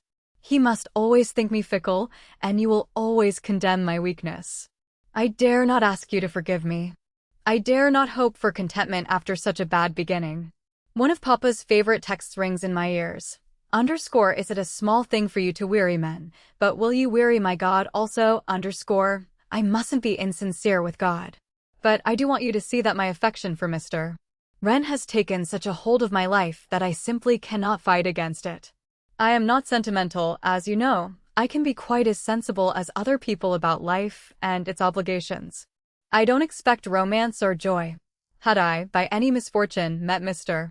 Wren underscore after underscore my marriage with you, I cannot bear to think what might have happened. It isn't nice of me to say this. It is a painful, humiliating reflection, and you won't like to think that you ever cared even a little for anyone so unworthy. In your kindness you will say that this isn't like me. But indeed it is the real me. You have known the underscore un-underscore real, sham me. Every one of my friends will be surprised. I am not surprised. And oh, the relief to be quite natural and straightforward at last. Nothing to pretend, nothing to hide. I wish you had never known me. Your ideals are so noble, and you depended on me to realize a few of them. I think of the plans we made, the hopes we formed. Alas, they were not for me. I am going forward into the darkness. I don't see one ray of light. Yet I haven't one misgiving or the least fear, because I have the unalterable conviction that I am fulfilling my true destiny, whatever it may be, good or evil. All will agree that you are well rid of me. This is my consolation. You have been kind, considerate, affectionate, thoughtful always. And I have failed you. Forget me, and never judge other women by me. I have been exceptionally foolish. Your wretched friend, Agnes Caroline. His lordship's emotion on reading this letter was one of relief for himself but pity and terror for the girl. He was sincerely fond of Agnes, and the defiant misery of her words filled him with forebodings. But the sense of his own restored liberty soon dominated every other feeling, and his anxiety about Miss Caroline's future found complete assuagement in the thought that character, under suffering, came out with an energy and intensity which made, indisputably, for progress. When the news, after 24 hours, became known, Agnes's wish to place herself in the wrong beyond sympathy or hope of pardon, was freely gratified. No criticism seemed too harsh for her conduct. No voice was lifted in mitigation of her offense. Wren was excused because he was an artist, erratic and passionate, and she was unfortunately beautiful. The poor old bishop, however, rallied under the shock, preached more vigorously than ever, and showed a proud countenance to his daughter's adversaries. When he was able to announce to his friends after a painful fortnight of suspense that the young couple had traveled to Rome with Mrs. Wren and been married at the English embassy there, he gave way to a little illness and indulged his grief. One could surrender to legalized folly, one could name it. But sin and scandal could only be faced by an implacable reserve. "I may die of dismay," said he to his wife, "but I will not die of disgrace." Chapter 17 Scandal, meanwhile, was collecting her eager forces for a great campaign against the Orange marriage. It was unanimously decided that the affair could not be hushed up. Sympathy within wise limits was on the side of the lovers, but sympathy, nevertheless, expressed a desire to hear fuller particulars. Society journalism was, at that time, just coming into vogue, and the weekly papers contained several references to the strange rumor of an approaching divorce. Hartley Penborough and the members of the Capital Club were wondering what line they ought to take. They intended to stand by Robert, but they did not wish to advertise their loyalty. The Carlton set were divided into two camps: those who thought Orange unlucky and those who thought him an alien adventurer. So far as these opinions touched his career, both were damaging. The friends of Lord White and Lady Fitzroos had always been jealous of the young man. They discussed him now with ferocious pity, announcing his ruin in every circle. Sarah de Treville's associates were mostly of the diplomatic corps. These, well informed about Alberian affairs and Parfleet's history, feared much mischief. The old Catholics were dismayed at the new convert's entanglement, especially as he had recently been elected to Parliament. The more timorous among them in a panic entertained unfounded doubts about his orthodoxy, and the rest deplored the injudicious attention bestowed on mere recruits to the ancient faith. Converts then were looked upon, in England, with a certain suspicion. At that period the magnificent services of Dr. Newman and Cardinal Manning were far more appreciated at Rome than they were in the drawing rooms of English Catholic society. Orange, following his own instincts and the advice of Newman, avoided rather than sought the small group which attempted to make the Eternal Church a select committee of the uncommonly good. To one who had spent his youth in a great Catholic nation and came himself from one of the princely families of France, the servitude necessarily involved by the fact of joining any coterie no matter how agreeable could possess no sort of attraction. His Catholic friends were chiefly among the Jesuits, an order which, by devotion, genius, and courage, has excited that fear from all men which is the highest homage this world can offer to integrity. His personal sorrow, therefore, was not degraded by any foolish additional worry about the tittle-tattle of this, that, or the other personage. Tongues might wag; for himself, he could but do his duty and keep his account straight with God. He hoped that a public lawsuit would be avoided. Baron Zull was using his influence, so he declared, to arrive at some settlement with Parfleet. Parfleet's agent was now in communication with Robert's solicitors. He himself was known to be in London, and he had even been seen dining with foreigners at one of the small private hotels near the Strand. The Alberian ambassador informed Mr. Disraeli that there was nothing to fear because Parfleet was not ambitious. The corruption of egoism and the insatiable love of pleasure had done its worst to a character never striking for its energy. He would desert his wife again if she would give him a sufficient sum. Mrs. Parfleet, Disraeli pointed out, was the last woman on earth to agree to such terms. She was also perfectly well aware, he added, that she was the legitimate daughter of the late Archduke Charles. But, said the ambassador, surely she will love the glory of her country and the respect due to her imperial father's memory far better than her own legal rights? You can't narrow the question to a mere sentimental issue, said Disraeli.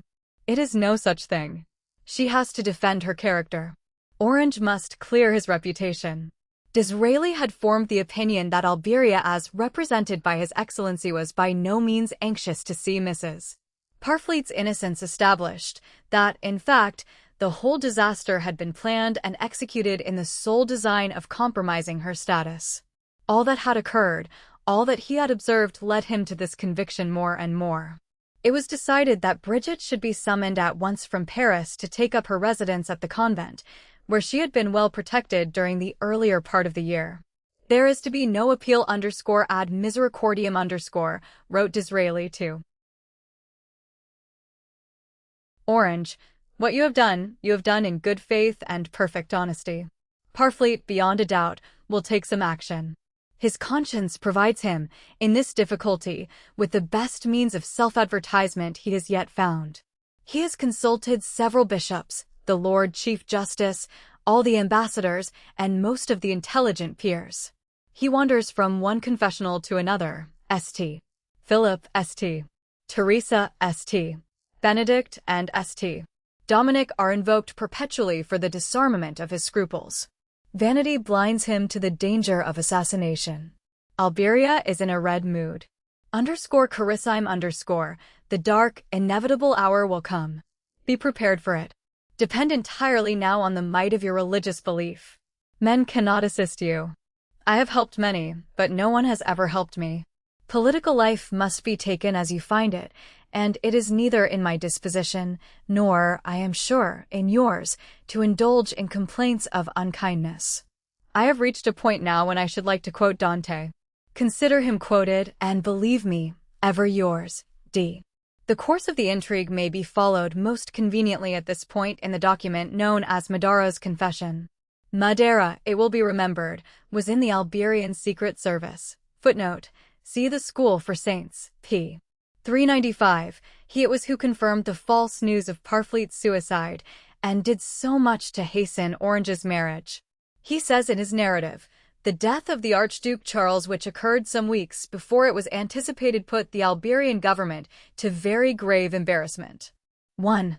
It was impossible to deny the legitimacy of the Archduchess Marie Bridget Henriette, known as Mrs. Parfleet.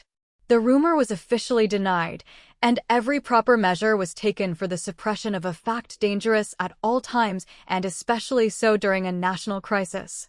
Had the Archduchess been so ill-advised as to stand upon her legal rights, the case would have been very awkward for the government. They intended, in any event, to plead ignorance, and had prepared every proof of their good faith in withstanding the claim. 2. It was clear, beyond a doubt, on the highest ecclesiastical authority, that, if application were made, the marriage between the Archduchess and Parfleet would be annulled at Rome. Parfleet was regarded with great suspicion. He was capable of any treachery. He could not hold his tongue, and we know what that means at court. The one person he feared was the Archduke Charles, and now that death had removed his Imperial Highness, we understood what to expect from the disgraced equerry. 3. The government's agents had formed a very high opinion of M. de Hussey, known as Robert Orange. It was considered by the government's advisers that this gentleman would use all his influence to crush any foolish ambition on the part of the Archduchess Marie Bridget. M. de Hussey was himself of too noble a family to care in the least for high-sounding titles or empty rights. M. de Hussey, whose mother was Scotch, had become a British subject and had been elected to the English Parliament. He was under the protection of Mr. Disraeli, had every prospect of a brilliant political career as a commoner, and he had too much good sense in view of the very large fortune settled upon the Archduchess to diminish it by any imprudent insistence on a claim which, extremely valuable as a ground for some advantageous compromise, could only prove ruinous if pressed to any exact recognition. The government's advisers, therefore, approved most highly of the marriage between M. de Hussey and the Archduchess Marie Bridget Henriette, and were disposed to hasten it on by every means. On the news, properly authenticated of Parfleet's suicide on Lord Soham's yacht, I visited England and had interviews with the Archduchess herself, with M. de Hussey at Catesby, and with Baronzel at Claridge's Hotel. The proofs of Parfleet's death were in perfect order, and the marriage between M. de Hussey and H.I.H. took place in the chapel of the Alberian Embassy. As I had made all the arrangements, I engaged the servants for the reception of the bride and groom at the Villa Miraflores. I was able to retain a small room at the back of the house for my own use. On the day of their arrival, I concealed myself, without difficulty, in the apartment where Mr. Orange and the Archduchess had their _déjeuner_. It was an unfortunate circumstance that I did not destroy the telegram which I saw on the mantelpiece.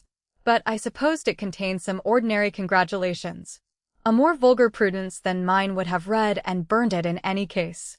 My fault is, unquestionably, a most inopportune delicacy of feeling. I witnessed the whole scene between Mr. Orange and Her Imperial Highness. It brought tears to my eyes, but as evidence it was valueless for my purpose. She wept, stormed, and showed much feeling. I was reminded in many ways of her mother, Madame Duboc. M. Dehaze, of purer blood, is like those players who, in spite of an air of indifference at great losses, feel them none the less. I consider it my duty as a gentleman to say that his bearing through the ordeal did credit to his noble family and his personal character. The Archduchess, who is foolhardy and insolent, does not deserve such a lover, and it is grievous to think that such a termagant should have so much power over such a man. I regard her as I would some poisonous reptile. Piety which improves most women only seems to render her the more defiant, and love which softens most wills makes hers the more hard. After parting with M. Dehaze she swooned, and I thought what a merciful thing it would be for all of us if she never regained consciousness. This idea, which may have been an inspiration, was before me, when I heard a slight rustling behind the curtains. I pulled out my revolver, although I had no intention of firing, aimed it, and said, "Who is there?" To my amazement, Parfleet himself came out. "For God's sake, don't shoot," said he, "it is I." He cried bitterly at the sight of the Archduchess, for she was looking extraordinarily beautiful. He cursed himself loudly, put me to terrible anxiety, and I repented of my recklessness in not getting rid of such a fool long ago. With great presence of mind I rang the bell, and we withdrew to my hiding place while the servant came in, raised a hue and cry, and finally carried the insensible Archduchess to a bedroom. When the coast was clear we emerged. I asked Parfleet what he meant to do, why he was there, and how he had got into the house. "To sound the soul of another," said he, still maudlin. "You must first have searched deeply your own. Remorse has brought me here. My better nature reasserts itself. And more to that effect. There is nothing new under the sun," he wound up. "Why should there be?" said I, exasperated. "Come to the point." "My wife is the purest, noblest of beings," said he. "You will defend any jade on earth, provided she be handsome," said I, but seeing an ugly light in his eye, I added, "but H.I.H. is certainly respectable." To this we have both been witnesses. "What is to be done?" he cried, beating his head. "Can I forget her?" Interests? Who, better than I, should take the place of her adviser, her prime minister? Affairs in Alberia cannot long remain in this violent state. There must be a _denouement_. I answered him sharply. "You know quite well that the Archduchess can never hope for official recognition from any Alberian ministry, let alone the sovereigns of Europe. An aggressive attitude on her part could at most, and at the worst, but lead to these things: a change of dynasty, and the annexation of Alberia by one of the powers, or its partition among some of them. We wish Alberia to become another Switzerland, a little paradise of law-abiding, industrious, rich, independent people. All the same," said he, "my wife may not sell her birthright. Such a proceeding is directly opposite to the will of God. She will be a good claimant after all this scandal with the Carlists and Dehaze," said I. "I can imagine the welcome extended to her by Bismarck. We have seen enough of this kind of thing in France and Spain." We talked for an hour. He was as obstinate as a mule and as incoherent as running water. I could grasp him nowhere. It was like groping in a well for a lighted torch. No doubt he had formed in his own mind some obscure, incalculable intrigue, but no reason can guess the plans which are made by an unreasoning person. "The Archduchess is rich, young, and handsome," said I. "It would be folly to change her noble independence for a political slavery fatal to her peace, perhaps her life. But duty is above such weak considerations," said he, rolling his eyes. My wife must remember the nation. Do you believe, I rejoined, that you would get the nation's sanction to the general upset which you propose? You must be mad. Nations go mad, said he, smiling. Why not to my advantage, then, as well as yours? He refused to tell me how he got into the house, but it must have been by bribery. His sneers and insults were insinuated with such skill that retaliation on the spot was impossible. He made his escape by suddenly extinguishing the lamp, which left the room in pitch darkness. I felt it would be undignified to stumble about in vain pursuit of a man so active and so _canaille_ in all his methods. He must have been on good terms with the servants, for a considerable time elapsed before they replied to my summons, and when I asked them, each in turn, whether he had been seen, one and all assumed the greatest astonishment and innocence. But none appeared in any way alarmed, which they must have done had they not been well aware of his presence in the house. I said no more, for, by treating the matter lightly, I made them look to themselves dupes and very ridiculous. I remained at the villa until the Archduchess and Lady Fitzroose departed for Paris. I had a short interview with M. Dehazy in my character of the late Archduke's agent. Our conversation was purely in connection with HIH's money matters, although he said with great firmness at the close, "The Archduchess will never embarrass Alberian affairs. Her taste is not for courts or politics." I know this is his true conviction, but he is in love, and he measures her by his own unselfishness. He won my heart strangely. In all my experience, he is the one honest man who is not a little idiotic into the bargain. I deplore the influence of women on such a character, and I would have saved him from that Judith. Here, for the present, we must leave Medara's narrative. Chapter 18. The Alberian ambassador, Prince Dialcingen, considered himself the diplomatist of the Metternich school. He had imagination, sentimentality, and humor. He preferred to attack the strength rather than the weaknesses of mankind, and in all his schemes he counted inconsistency among the passions and panic among the virtues. He still hoped that Orange might be tempted by the prospect of immediate happiness to press for the nullity of the Parfleet marriage. Parfleet himself was indulging in the most extravagant demonstrations of remorse. He behaved, as Disraeli said, more like a cunning woman than an able man, and he was an agent of the kind most dangerous to his employers, irregularly scrupulous, fond of boasting of his acquaintance with princes and ministers, so vain that he would rather have had notoriety without glory than glory without notoriety. He had found the means of ingratiating himself with many persons of high rank, and he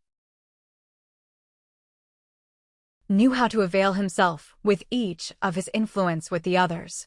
Never did an intrigue require more urgently a sort of conduct quite out of the common routine. The prince, therefore, was much perturbed in mind, and cast about him for a trustworthy associate.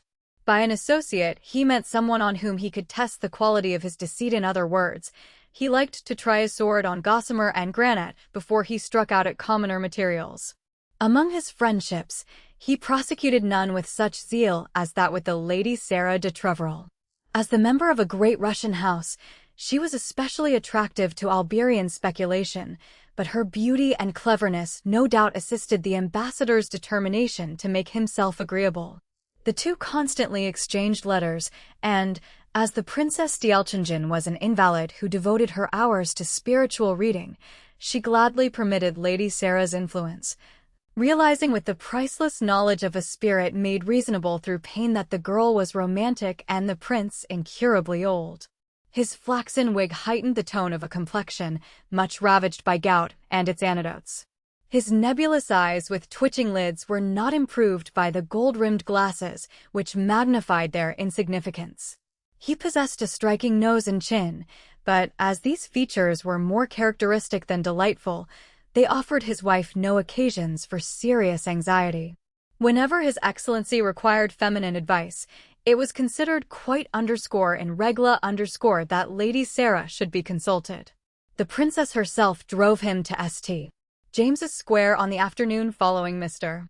Disraeli's call. She sent _Millis 10 dresses to her _Sherry _ and bitterly regretted that she was not well enough to leave the carriage. The prince kissed her hand, bowed superbly, stood bareheaded in a draught till the brougham drove away. In these matters he had no equal, and, having warned Sarah of his intended visit by a special messenger, he had the pleasure of finding the young lady alone.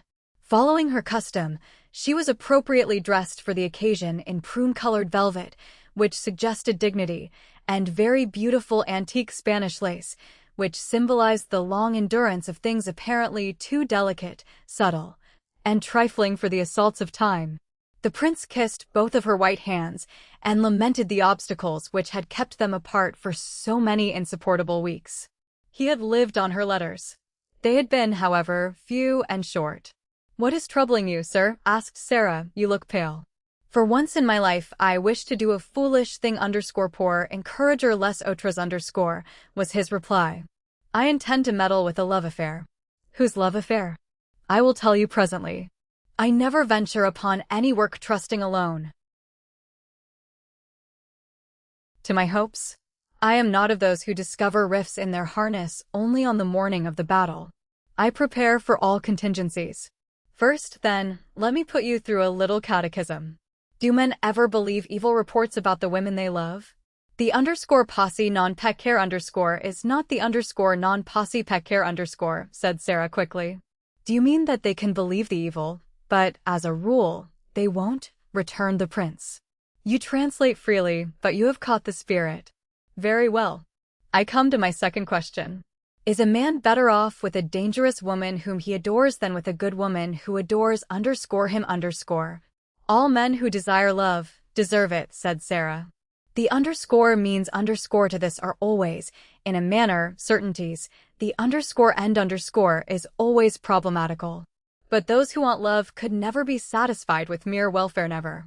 You have a right to direct my opinion, he exclaimed. Where else do I hear such sound good sense? The usual women one meets in our circle are old, ugly, and proud, incapable of conversation with persons of intelligence. My wife, he added smoothly, makes this complaint about her lady friends. It is very dull and very sad for her, although she is a saint. No conversation or letter was ever exchanged between Sarah and the prince without some emphatic tribute to the sanctity, prudence, and charm of the princess. The dear princess, murmured Sarah. And now, said His Excellency, drawing his chair an inch nearer, I must be serious. You have guessed, of course, that I am thinking about Robert Orange and Mrs. Parfleet. I stayed at Brooks's till after 12 last night in hopes of seeing Orange. I was discussing him with Lord Wreckage. What did Wreckage say? Wreckage doesn't mind raising a blister, but he won't often tell one what he thinks. Sarah shivered a little and compressed her lips. Wreckage is fond of Orange, she said, yet there is a certain jealousy.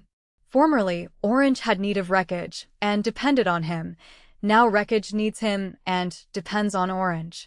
Could he but know it, Orange is the one creature who could pull him through his difficulties with the bond of association. A man who has no personal ambition, who desires nothing that anyone can give, who fears nothing that anyone can do, who lives securely in the presence of God, is a power we must not underrate. She spoke with enthusiasm, the enthusiasm which women seldom, if ever, display for principle on its bare merits.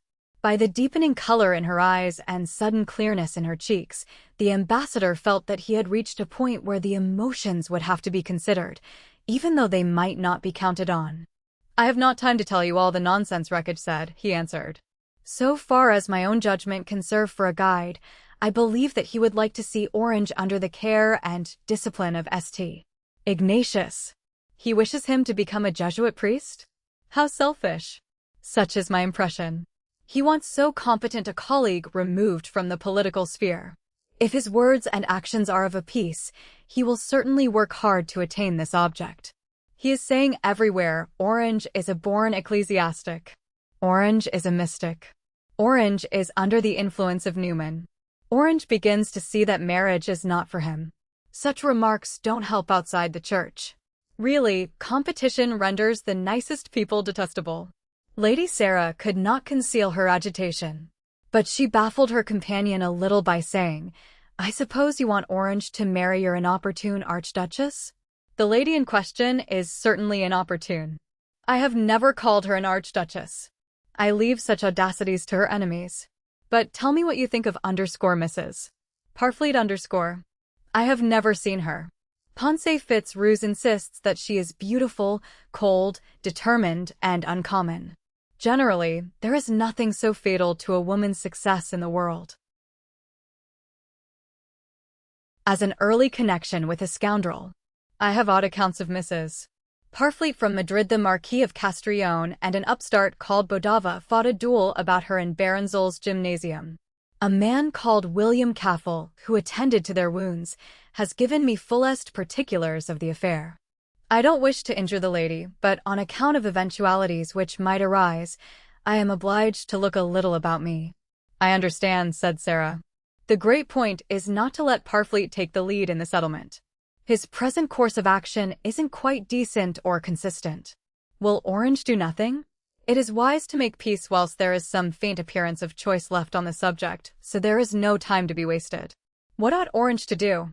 Wreckage declares that he will not appeal to Rome. There he is well advised. But as he has already compromised Mrs. Parfleet, surely his present scruples are entirely new and unlooked for? We must both despise him if he should abandon her now. He has never compromised her, said Sarah indignantly. He has even been ridiculed for his honor. I had no idea, Excellence, that you were so wicked. How else could I know all the news 24 hours before the rest of the world? This, however, is no laughing matter. Parfleet may ask his wife to return to him. It may suit her purpose to agree. What? A woman who loves, or who has loved Robert Orange. A few things in human nature are still impossible. Prince d'Elchingen shrugged his shoulders and continued, Parfleet has a good backstairs knowledge of Iberian politics. We never deny this, but we always add that he was dismissed, in disgrace, from the imperial household. Is there much use in denying the fact that he married the Archduke's daughter? We meet the case by saying that the Archduke in his youth may not have been exempt from manly follies. And Dubach was irresistible, she drove one mad. Then why all this fuss? To avoid more fuss on a large scale. But I have always heard that Mrs. Parfleet has no intention of giving trouble. They say she is an angel. You will find that she would far rather be an archduchess. Orange may discover that his Beatrice is nearly related to Rahab. Oh, I cannot think you are right. Then you should hear Zoll and General Prim on the subject. The Marquis of Castrillon is in London. Our friend Parfleet will soon be laboring with copious materials for a divorce. How can you assume such horrors, said Sarah. The imagination, said His Excellency, is always more struck by likelihoods than the reason convinced by the examination of facts. My dear friend, let us survey the position. Orange does not seem to have the most distant idea of making Mrs. Parfleet his underscore Belle Amy underscore. Well and good.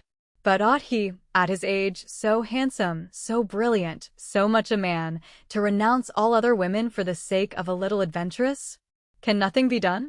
If he could have some convincing proof of her treachery, would he not turn to others more beautiful, more worthy, to Lady Fitzroos? Said Sarah quickly.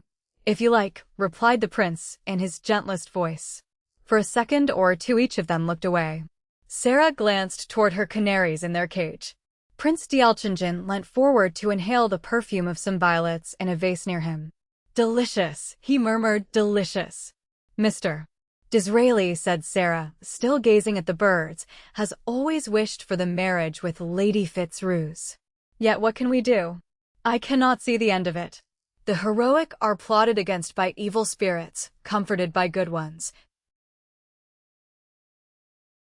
but in no way constrained, observed the ambassador. Let us then support Mr. Orange and wait for his own decision. I doubt whether we could drive him to Lady Fitzroos. To whom else? Asked Sarah, fastening some flowers in her belt. They were white camellias sent that morning from the infatuated, still hopeful Duke of Martyre. To whom else if not Ponce? I dare not answer such questions yet. Have patience, and you shall see what you shall see. Much will hinge on the events of the next few days. I will not believe, she insisted, that Robert Orange has been deceived by that woman. You may change your opinion. Come to Hadley Lodge next Saturday. I ask no more. Really, sir, said Sarah, with a mocking smile, you frighten me. Am I at last to fly through an intrigue on the wings of a conspiracy? The prince smiled also, but he saw that the lady had risen to the occasion and would not prove false to her Asiatic blood. Mrs. Parfleet and Castrillon are cut out for each other, said he, but Orange has no business in that _Gallier_. He is reserved for a greater fate. What do you mean? Said Sarah. All now depends on you. On me? Plainly. Wreckage wishes Orange to get out of his way and become a religious. Can this be permitted? It would be outrageous. It would be a crime. Worse than that. It might prove a success. We don't want any more strong men in the church just now. Sarah agreed. She, too, was opposed to the church. And she was glad of the excuse this thought offered for the pains she would take to save Orange from the Vatican grasp. Then we are allies, said His Excellency. You will help me. Gladly, and what is more, as a duty. But how? Keep the two men apart, and treat both of them both with kindness. His Excellency then rose, kissed her hands once more, and took his departure. Sarah, when the door was closed, paced the floor with swift and desperate steps, as though she were encircled by thoughts which, linked together, danced round her way so that whether she retreated or advanced, swayed to the right or to the left, they held her fast. Chapter 19. Lord Garrow, under his daughter's command, had issued invitations for a dinner party that same evening to a few friends, who, it was hoped, would support the meeting which Wreckage was endeavoring to organize as a protest against Dr. Temple's nomination. The guests included Wreckage himself, Orange, Charles Almerle, the Dowager Countess of Larch, Hartley Penborough, Lady Augusta Hammett, and the Bishop of Calbury's chaplain, the Rev. Edwin Polnox. Sarah, arrayed in white satin and opals, sat at the piano playing the _Faust_ of Berlioz, and wondering whether she had really arranged her table to perfection, when the footman brought the following note dashed off in pencil from Lord Wreckage. Almouth House.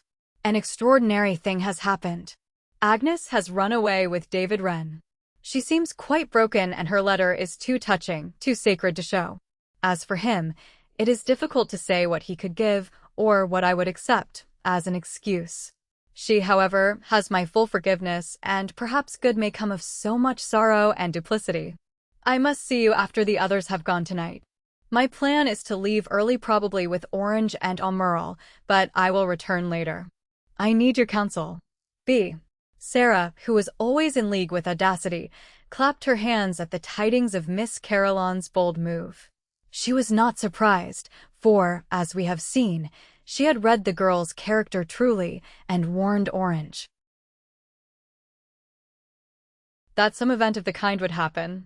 But the pleasure she took in this confirmation of her own prophetic gifts was alloyed by the fear that Wreckage, now at liberty, would prove a masterful, jealous, and embarrassing lover. Nor were her forebodings on this score lessened when he arrived, evidently in a strange mood, a quarter of an hour before the appointed time. His eyes traveled over her face with a consuming scrutiny to which she was unaccustomed and for which she found herself unprepared. For a moment she experienced the disadvantages of a guilty conscience, and although she had, so far, merely considered various plans for using his devotion without peril to her own independence, she felt that the moment for deliberation was past, that the duel between them had begun. You have my note, he said, and I would rather not talk about Agnes tonight. On that point I am in a stupor. I can't realize the disaster at all. I might seem unfeeling, whereas I am insensible or unconscious or mentally chloroformed, anything you like to call it. I can see that you have received a great blow, answered Sarah, looking down. I suppose so. And at present I am stunned. Wait a week, and I may be able to grasp the case. I won't say calmly, for I couldn't be calmer than I am at this very moment. But I will say, with understanding, with justice. Give me no credit yet for either. To be frank, I don't recognize myself in this crisis. As a rule, I have an impulse more or less violent to some extreme measure. I saw D'Alchingen this afternoon, he added, abruptly. He did not add that the prince had given several striking reasons for the Lady Sarah's interest in Robert Orange. His Excellency, in so acting, may not have been aware that he was pouring such confidences into the ear of a jealous man, but he wished to divert gossip from himself, and he was becoming afraid lest his intimacy with the brilliant, dangerous girl might give rise to criticism. She talks and writes incessantly about Orange, he had said. What a marriage it would be! I hope it may be brought about. This suggestion drove Rekich's thoughts toward a fatal survey of the past year. He discovered, as he believed, irresistible proofs of Sarah's infatuation, and, what was worse, clear evidence of Robert's sly encouragement of that weakness. Why else had he borne the severance from Mrs. Parfleet with such astonishing fortitude? How else did he keep up his spirits in the face of a grotesque, if unfortunate, adventure? The answer was plain enough. Sarah's sympathy and the reasonable hopes necessarily attached to so much kindness had sustained him through the bitterness of all his trials. "Have you ever thought," said Rekich, with pretended carelessness, "that Orange's serenity just now is somewhat unnatural? Is it _all_religion? I believe that neither of _us_ can form any conception of his capacity for suffering, or the support he finds in his belief. It points to fanaticism, no doubt. He is a cardinal _in petto_. The Catholics want spirit everywhere, and Orange has got spirit. His vocation lies toward the Vatican. His morals are as good as his build, which is saying much. D'Alchingen was remarking how extraordinarily well set up he is. He would have done well in the army. He cuts an effective figure. He is distinguished. Would one call him handsome? There's a nobility about him, of course. I am wondering whether he is really so clever as many make out. He is learned and thoughtful. He has plenty of pluck, and he's the best fellow in the world. But I wish I knew him better," sighed the young lady. "I liked him and believed in him on the strength of your recommendation." That was an immense prejudice in his favor. She looked up with a sweet and trustful smile, which would have satisfied a harder adversary than Rekich. He was not so hard, however, as he was egoistic, and it was not a question of softening his heart. Sarah had the far more difficult task of soothing his tortured vanity. "I don't know," he said, losing caution, "that I want you to take him up quite so strongly. No one could call him a coxcomb, yet he, not aware of the real cause of your interest, might be overflattered. He might, eventually, begin to hope." "What?" she asked, with burning cheeks. "All sorts of things. He's a man, and you are beautiful. And I have heard him say 1,000 times that so-called platonics are possible for one of the two, but never for both. Doesn't this explain the many cases of unrequited love? You are vexed, I can see it. But I am not thinking of you. I am thinking of Robert. He is not so sentimental as you imagine." "Isn't he?" This affair with Mrs. Parfleet was pure sentimentality from beginning to end, a poet's love. He would have another feeling for you, something much stronger. You are so human, Sarah. I would far sooner kill you than write poetry to you. You are life, not literature. That little thing with shining hair and a porcelain face is for dreams. Of course, he will always love her after a fashion. He might even compare you with her and find her your superior in every way except as a woman. We may be at moments poets, at moments saints, but the greater part of the time, a man is a man. And you are no friend for a man. Ponce Fitzroose might answer well enough. She has had sorrow, she has 2 children, she has a gentle, maternal air. But you, he threw back his head and laughed without mirth. You, he repeated. My God. You are talking very foolishly, Beauclerc. Perhaps it is your odd way of making yourself agreeable. It doesn't please me a bit to be told that I am a siren. My mind is full of the bond of association and your meeting at St. James's Hall. How shamefully Lord Cavernache has behaved, but dear Lord Greedingham has come out well. What a miserable set we have in the Lords just now. She was making these remarks as the clock struck the hour, and her father entered the room. Beauclerc came early, dear papa, said she, because he had something to tell us. His engagement is broken off. Lord Garrow looked the grief appropriate to the news, and disguised, as well as he could, his dismay at its probable development. He murmured, "Tut, tut," a number of times, held up his hands, and nodded his head from side to side. "I wish nothing said against poor Agnes," observed Rekich, Her mistakes are those of a generous, impetuous girl. Don't judge her hastily. All, I feel certain, has happened for the best. Tut, tut, repeated his lordship. I am devoted to dear Agnes, said Sarah, but I never thought that she was the wife for Beauclerc. Then she stepped forward to greet Lady Augusta Hammett, who was at that moment announced. Lady Augusta was a tall woman about 35 years of age, with a handsome, sallow face, a superb neck, beautiful arms, hair the color of ashes, pale lips, and large, gleaming white teeth. Unmarried, aristocratic, ordinarily well-off, and exceptionally pious according to her lights, she was a prominent figure in all work connected with the moderate party in the Church of England. In her opinion, foreigners might be permitted the idolatries of Rome. As for the English, Wesley was a lunatic, Pusey a weak good creature, Newman was a traitor, Manning a mistake. The one vital force on whom she depended for her spiritual illumination and her life's security was the Rev. Edwin Polnox. Polnox, she said, will save us yet. This good and industrious young man, a few years her junior, had been chaplain mainly through Lady Augusta's devoted exertions to 3 bishops. He did every credit to his patroness, but hints were already in the air on the subject of ingratitude. Some said he lacked ambition, others murmured dark conjectures about his heartlessness.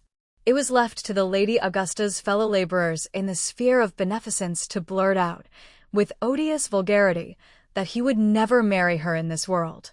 She entered the room that evening in her haughtiest manner, for Polnox was following close upon her heels, and she wished to justify the extreme deference which he showed her so properly in public, and perhaps with morbid conscientiousness in _tete-a-tete_. I don't know how I shall get through the winter, she observed, in reply to Lord Garrow's inquiries about her health. I am working like a pack-horse. Here she caught Polnox's name and bowed mechanically, without seeing him, in his direction. The entire afternoon they had been looking together over the accounts of a home for female orphans, and poor Lady Augusta had been forced to see that whatever fire and enthusiasm her _protégé_ could display in tracking down the orphan's dishonest butcher, his respect where she was concerned verged on frigidity. Lady Larch was the next arrival, and as she was famous for her smile, she used it freely, not fatiguing herself by listening to remarks or making them. In her youth she had been called Bonnie. She was still pleasant to look upon. She talked very little, and perhaps on this account her few sayings were treasured, repeated throughout society, and much esteemed. Surely it is a mistake to give men the notion that all good women are dull, was one of her classic utterances. Another ran, those who are happy do not trouble about the woes of the human race. Another, the dissenters belong essentially to a non-governing class, a vulgar class. These will serve to show the scope of her observation and the excellence of her intentions. In fact, she was often found dull. She was not especially disturbed about the woes of humanity, and her maternal grandfather had been a Presbyterian cotton merchant.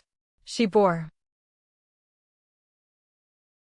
Polnox away to a far corner and begged to be told all the latest details of Miss Caroline's abominable conduct.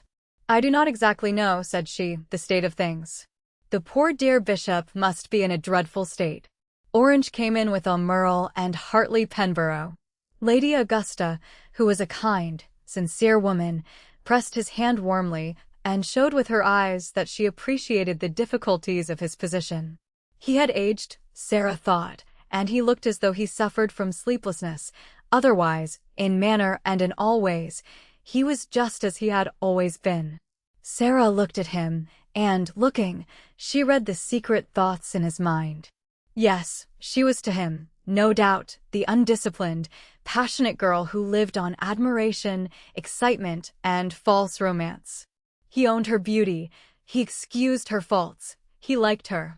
Of all this she was certain. Reckitt's warning had encouraged her to believe that Orange's self-control was a hard achievement, by no means any matter of a disposition naturally cold. If it were merely to be a struggle of wills, her will would prove the stronger. She meant to have her way this time. Wasn't it the critical moment of his life?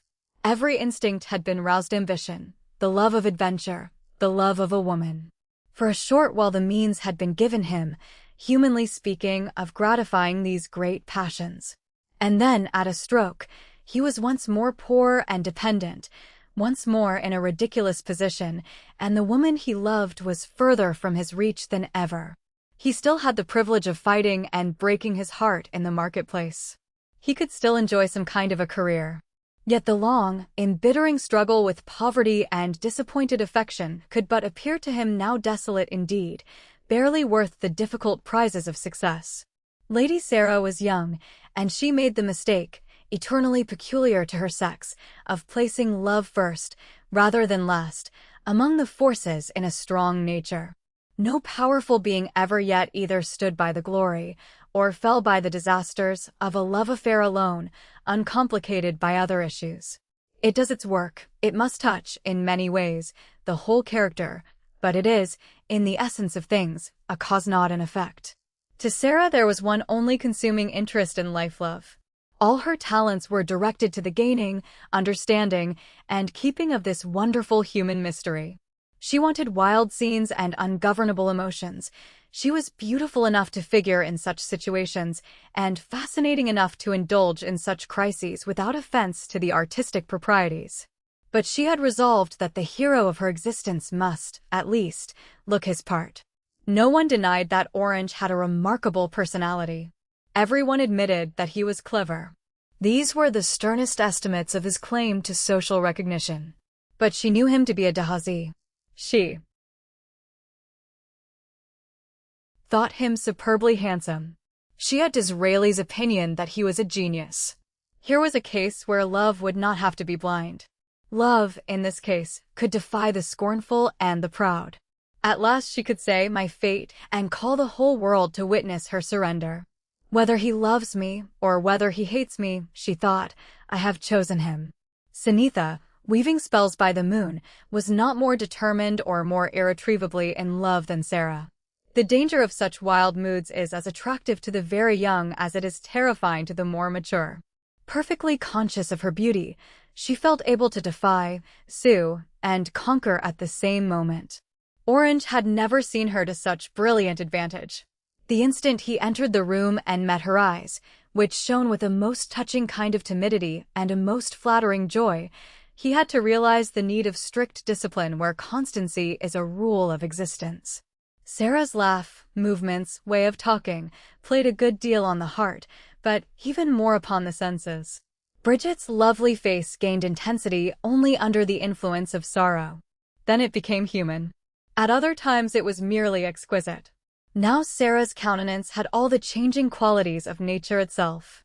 She had, too, the instinctive arts of sympathy which are so much rarer than the actual gift. Far enough was Sarah from the triumph which she was imagining, far enough was Orange from the least disloyalty, but he was fully alive to the danger of regarding her as a woman to be fought against. To fight in such cases is to admit fear of conquest. "Those opals are beautiful," said he presently. "I am glad you approve of the opals. But you put them to a disadvantage." "Oh. Is that a compliment?" "The first you have ever paid me." "Do you care about them?" "From you, yes. I was reading in St. Simon's Memoirs yesterday that your ancestor Charles de Hazy was the first swordsman, the bravest soldier, the hardest rider, and the best judge of women in France. But let us be serious. Lady Larch is wearing her brightest smile. Must we be very earnest this evening?" "I am afraid so. You see, I have secured Polnox. He has never been permitted to dine here before." "Why not?" "Because I once told Lady Augusta that he was a man for the shortest part of the afternoon, not for evenings at all." She couldn't forgive this. Does she forgive it now? Yes. She has reached the stage when one may criticize him. That means a complete cure, I suppose. Far from it resignation to the worst that can be said of his character. There is no cure possible then. "Have you had any conversation with Wreckage?" he asked. Sarah colored and put her fingers to her lips. "Hush," said she. "There's a deceptive quiet about him which puzzles me. But I don't think he is sorry to be rid of Agnes. A regimen of relatives drove him into the engagement. Now it has come to an end, let us thank God. Your own conscience is easy, I take it? You have no right to ask such a question, none at all." Some men, can be laughed out of their loves, he continued. Timorous men, yes. Is Wreckage timorous? You turned that most adroitly. Thank you. Please sit between Lady Augusta and Aumerle at dinner. The dinner passed most agreeably. As little as possible was said about the meeting. Each talked to his or her neighbor, and although the separate dialogues may have been profound, the general effect produced was one of restful flippancy. Polnox remarked over his fish that England had little to fear unless through the corruption of her religion, whereupon Penborough declared that religion in the country was a school, not a church. To this Lady Augusta rejoined that Rome's strength depended merely on Canterbury's weakness. Forcing a change is a very ticklish business, said Aumerle, studying the menu and regretting that his digestion was not all it had been. Lord Garrow deplored the fact that Mr. Gladstone had embarked on a very vulgar and very false policy. But its vulgarity, he sighed, gives it a very easy reception. He expects everything except docility, said Penborough. If the opposition employ that means, they will embarrass all his calculations. Wreckage, meanwhile, was confiding to Sarah. I turned the horse round, rammed my spurs in, and put him at the rails again. One statement, made by Penborough, caused a flutter. If Catherine of Aragon had been immoral and Mary Stuart virtuous, the whole course of European history would have been different. The Reformation, for instance, would have found no favor in England. That's very advanced, murmured Lady Larch. Sarah, at dessert, tried to encourage a debate on the egoism of the saints compared with the egoism of Montaigne. They were selfishly bent on pain and renunciation. He was selfishly bent on pleasure and indulgence.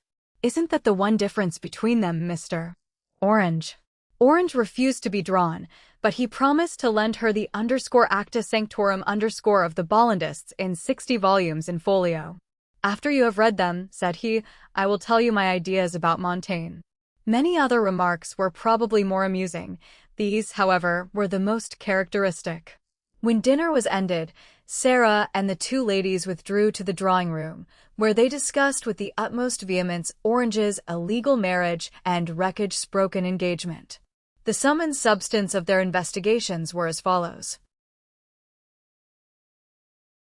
Lady Larch wondered what the world was coming to. Lady Augusta declared that no woman yet ever fathomed the heart of man.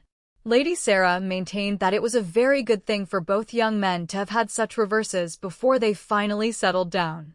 At this Lady Augusta forgot to sigh, and Lady Larch lost control of her smile. How, exclaimed Augusta, can they forget so soon? Can any settling down be in contemplation? Are no deep, sacred feelings left? Emmeline Larch, who was a widow, said she would never be hard on anyone who tried to recover, for the sake of others, from a shattering bereavement. Dear Lady Larch, exclaimed Sarah. The three women formed a picturesque group round the fireplace as the men entered. But the card tables were already placed, and Sarah lost no time in arranging a quartet for whist. Penborough had to leave for the _Times office. Polnox had to hurry back to Fulham. The young lady, who was known to detest all games, was thus able to choose Robert for her partner in a short conversation. Forgive me, said she, but have you anything to tell me about Mrs. Parfleet? Yes, she is now with Ponce. May I call upon her? May I know her? Would she see me? With pleasure, I am sure. And you? She asked. I don't see her, he said quietly. I don't hear from her. I don't write to her. And I don't talk about her. But I should like you to know her. She needs true friends who understand. Have you been to Prince d'Alchingen's, or has he approached you in any way? I am to dine with him tomorrow. Has he said anything to you about the Marquis of Castrillon? Not a word, replied Robert, in surprise. Why should he? I believe there is mischief in the air. Be careful, won't you? Wreckage is watching us. I think he would like some music. He is so _triste this evening. She moved away and played delightfully on the guitar until the guests rose to leave. Then she found an opportunity to tell Lord Wreckage not to come back again. She was tired, she said, and her papa would think it too odd. Then tomorrow morning, said he. She named an hour. Chapter 20. Robert, on leaving the house, drove to Grosvenor Gate, where he had an appointment with Disraeli. The ex-minister was sitting, in a flowered dressing gown, by the library fire. The blinds were not drawn, for the night was bright and starry. The moonlight streamed into the room, mingling strangely with the soft glow of the green-shaded lamp. There was a large bundle of documents on the table by Disraeli's side, and a pile of Continental newspapers on the floor. One of the latter he was reading, and, by the slight curl of his mouth and the gleam in his fine eyes, Orange saw that he was working out, to his amusement, some train of thought which gave full jurisdiction to his knowledge of humanity. Bismarck, said he, is the first German statesman who has not regarded newspapers as inconvenient lumber. He wishes the press to advance his great ideas by assuming the place of the universities in training public opinion and the place of the church in controlling it. He might as well strive to make the horse into the lion, the mule into the unicorn, a parrot into the soaring eagle. Any man who is written up into a place can be written down out of it. Our friend will learn this too late probably about the time that we, in England, are adopting, with enthusiasm, his present error. Ah, my dear Orange, watch the sky and you will learn the hearts of men. Observe the changing light, the clouds. Driven by the wind, the glimpses of pure blue, the sudden blackness, the startling brilliancy, and then the monotonous gray. They seem too hard for me at times. The clash between ideas and interests makes our inheritance a grim battlefield, and there are moments of mortification when one may feel tempted to sell it not for a mess of pottage, but for the promise of a mess of pottage. Tempted, I said. There is always a course left, if you have the courage to face it. It may avail you, I cannot ensure you even that. But if I were in your place, I would try. I could never do better, sir, than to follow your advice or your example. Never betray, then, the least depression at disappointments or reverses, but seize the few joyful occasions of life for the indulgence of any accumulated melancholy and bitterness. By this simple rule you will escape the charge urged against all the ambitious, who are usually as intoxicated by success as they are cowardly in adversity. It delights me to see you in high spirits. Tell me the news, but first give me your opinion of this little paragraph, which will appear in tomorrow's _times_. He took from his pocketbook a slip of paper on which was written the following in Mrs. Disraeli's hand. Mr. Orange, the new member for Norbert Royal, is the son of a French nobleman of very ancient lineage. It was a condition of his adoption by the late Admiral Bertin that his own name should be dropped, and he has accordingly always borne that of the Orange family. The circumstances of his birth were communicated to the Queen before his naturalization as a British subject and his presentation by Mr. Disraeli at court. Was that necessary? Asked Robert.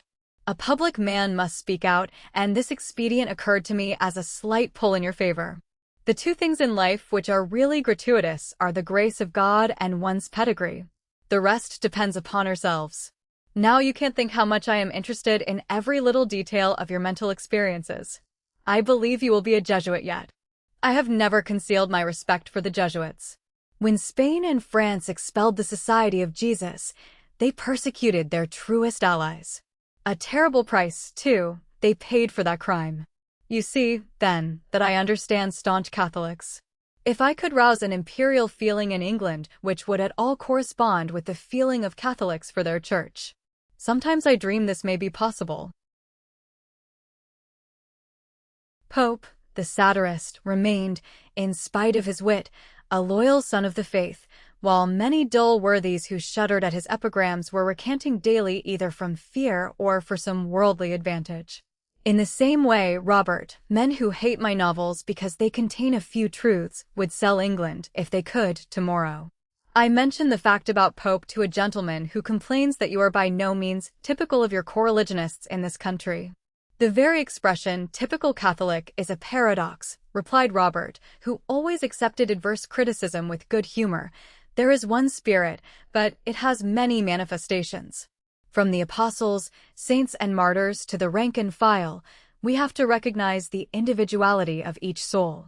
In fact, sir, is not that the very essence of the Church's teaching? So I have always understood. And we have not heard the last of the law of liberty, although I observe to my chagrin that many modern papists depart from those great principles which they should take every opportunity of claiming as their own. In the freezing snows of the world's solitude, a prudent man does not try to make himself happy, but he is less than a man if he allows others to make him wretched. The flesh has its discomfort. The spirit, however, has its illimitable conjectures. When all else fails me, I may still find solace in conjectures. Does it strike you that they may have, nevertheless, a danger also? This is your own way of asking me whether I know my own mind. If you mean, have I put all sentiment resolutely from my thoughts, yes. If you mean, have I determined to continue in my present line till I have a call to some other vocation, yes. His heart was troubled, full of vague combinations. The events of the day had seemed mechanical, foolish, a course of sorrowful attempting and self-reproach. Both of your affirmatives are satisfactory, said Disraeli. You are, I see, what the Americans call a whole hog man. Now let us consider ways and means. I saw Prince d'Elchingen this afternoon. He announces the increased distress and reformation of Parfleet. We must therefore prepare for further villainy. Mrs. Parfleet has confided to d'Elchingen her desire to go on the stage. He encourages this ambition, and she has accepted his invitation to Hadley Lodge, where she will recite in his private salle de comedy . Robert, though much taken by surprise, betrayed no sign of it. You cannot tell what she will do until she does it, he answered. She may have great talents. Well, one forgets that when Voltaire said, "Il faut cultiver notre jardin," he was quoting, with sardonic irony, Saint Teresa. You cannot be pleased at Mrs. Parfleet's decision. The theatre in England is a sport, not an art. In France it is an art, but, he added drily, it embraces more than one profession. Whether a woman be a saint, a queen, or an actress, once before the public she is exposed to severe discipline. And I don't fear for this one. She will take her revenge on life by laughing at it. I dare say. d'Elchingen calls her _unpu She has the audacity, she may have the fortune of despair. Confess you have run a little wild about her. I ran off the track, if you like, said Orange, smiling. Women fascinate the hearts, but they do not affect the destinies of determined men, returned Disraeli. If you have not won anything by this affair, it would be hard to say what winning is. There is but one feeling and one opinion about the really courageous stand you have made. I must gain confidence all the same in my own ability to keep my resolves when they are clear to me. I once prided myself in that ability as the one gem in my character. You may laugh at yourself as much as you please. Beauty is as well worth admiring as anything on earth, and the world is better lost for love than love for the world. At least, let us say so. I met Wreckage at the Travellers yesterday, and had some talk with him about his association. I think it far better that O'Merle should not resign, as he could, and probably would, be very mischievous as a freelance. Wreckage is all for shaking him off, but these things, in any circumstances, should never be forced. I advised Wreckage myself to sound each member of the committee privately. Then, at the general meeting, he could form some just estimate of the difficulties in his way, and in their way. Wreckage, though a mean fellow, might give you an opportunity to work a strong subcommittee, suggested Disraeli. One cannot calculate on the course of a man so variable and impulsive. He proposes to get rid of O'Merle and make concessions to his set. It is an unhappy policy, and always unhappily applied, to imagine that men can be reconciled by partial concessions. I attribute much of Wreckage's behavior to his fear of society. Society itself, however, does not practice any of the virtues which it demands from the individual. It ridicules the highest motives and degrades the most heroic achievements. It is fed with emotions and spectacles. It cries, laughs, and condemns without knowledge and without enthusiasm. Pitiable indeed is the politician who makes society his moral barometer. I have urged him to be firm. Christianity was never yet at peace with its age. There is no other faith whose first teacher was persecuted and crucified. Viewed solely as a point of administration, it is disastrous to cut religious thought according to the fashionable pattern of the hour. This has been the constant weakness of English churchmen. They try to match eternity with the times. My opinion is that Wreckage must act with considerable caution, or he will find himself repudiated by every party. The English like a fellow to stand by his guns. I come now to your own business. Will you do me a favor? Before you reply, let me define it. I have been asked to send some good speaker to Hamborough. The occasion is the opening of a free library. Remarks of a laudatory nature on the princely munificence of Hamborough as mayor, Hamborough as corporation, Hamborough as leading citizens, a eulogy of their public glories and private virtues with a little thrown in about Shakespeare, Scott, and the Lord Lieutenant of the county would be adequately appreciated. The attendance will be large. The nobility, gentry, and clergy of the neighborhood will flower about you on the platform. A banquet will follow in the evening, and in the morning blushing girls will hand you bouquets at the railway station. Can you refuse? Not easily, I admit, said Robert, laughing, but Wreckage is rather low and unhappy just now about his broken engagement. Wouldn't such an adventure as this take him out of himself? This is not an adventure, this is an opportunity, said Disraeli. It would be nursed into a stepping stone. I know 50 men who are worrying themselves to death to get it. You need not tell me that, replied Robert, with gratitude. It would be a great thing for me. But Wreckage is always at his best in functions of the kind. Hamborough might make much of him, and then his association would feel flattered by reflected honors. You invariably set your face against your own advantages, and I am afraid I shall not live to see you where you ought to be. However, Wreckage shall have the invitation. Now, good night. By the by, have you heard that Castrillon is now in the marriage market? His mistress has given her consent, and the prince has promised his blessing. Could things look more auspicious? Good night. For the second time that evening Castrillon's name fell with a warning note on Robert's ear. Disraeli, he knew, would not have mentioned him out of sheer idleness. There was some danger threatening in that quarter, and it was impossible to dissociate this from Bridget. The Marquis of Castrillon had been with her in Madrid, and also at Baronzel's palace after the escape from Lodilla. Where is Castrillon now? Asked Robert. I understand he is in London, answered Disraeli, at Claridge's Hotel. D'Alchingen and he are on excellent terms. Good, said Robert, tightening his lips. You will find he has been invited to Hadley. I haven't a doubt of it. Then I must contrive to see him first. Early the following morning Orange presented himself at the house of an old, very devout priest of his acquaintance. Father, said he, this afternoon or tomorrow I may be in circumstances of danger. What danger's this? Asked the priest. There is a man whom I may be compelled, in defense of my honor, to challenge to a duel. To approach the sacrament in such a frame of mind, said the old man, is not to prepare yourself for danger. For to come to confession with a determination of taking vengeance is to put an obstacle to the grace of the sacrament. You must preserve your honor by some other way. Indeed, the honor you think to preserve by this is not real honor, but merely the estimation of bad men founded on bad principles. I know, said Orange hotly. It is impossible, however, to withdraw now. If you should be beaten, returned the other, who had been in the army himself as a youth, and could comprehend the worldly view of the situation, if you should be beaten, what becomes of the honor you wish to defend? And if you should be killed in that state of soul in which you go to the duel, you will go straight to hell and everlasting shame.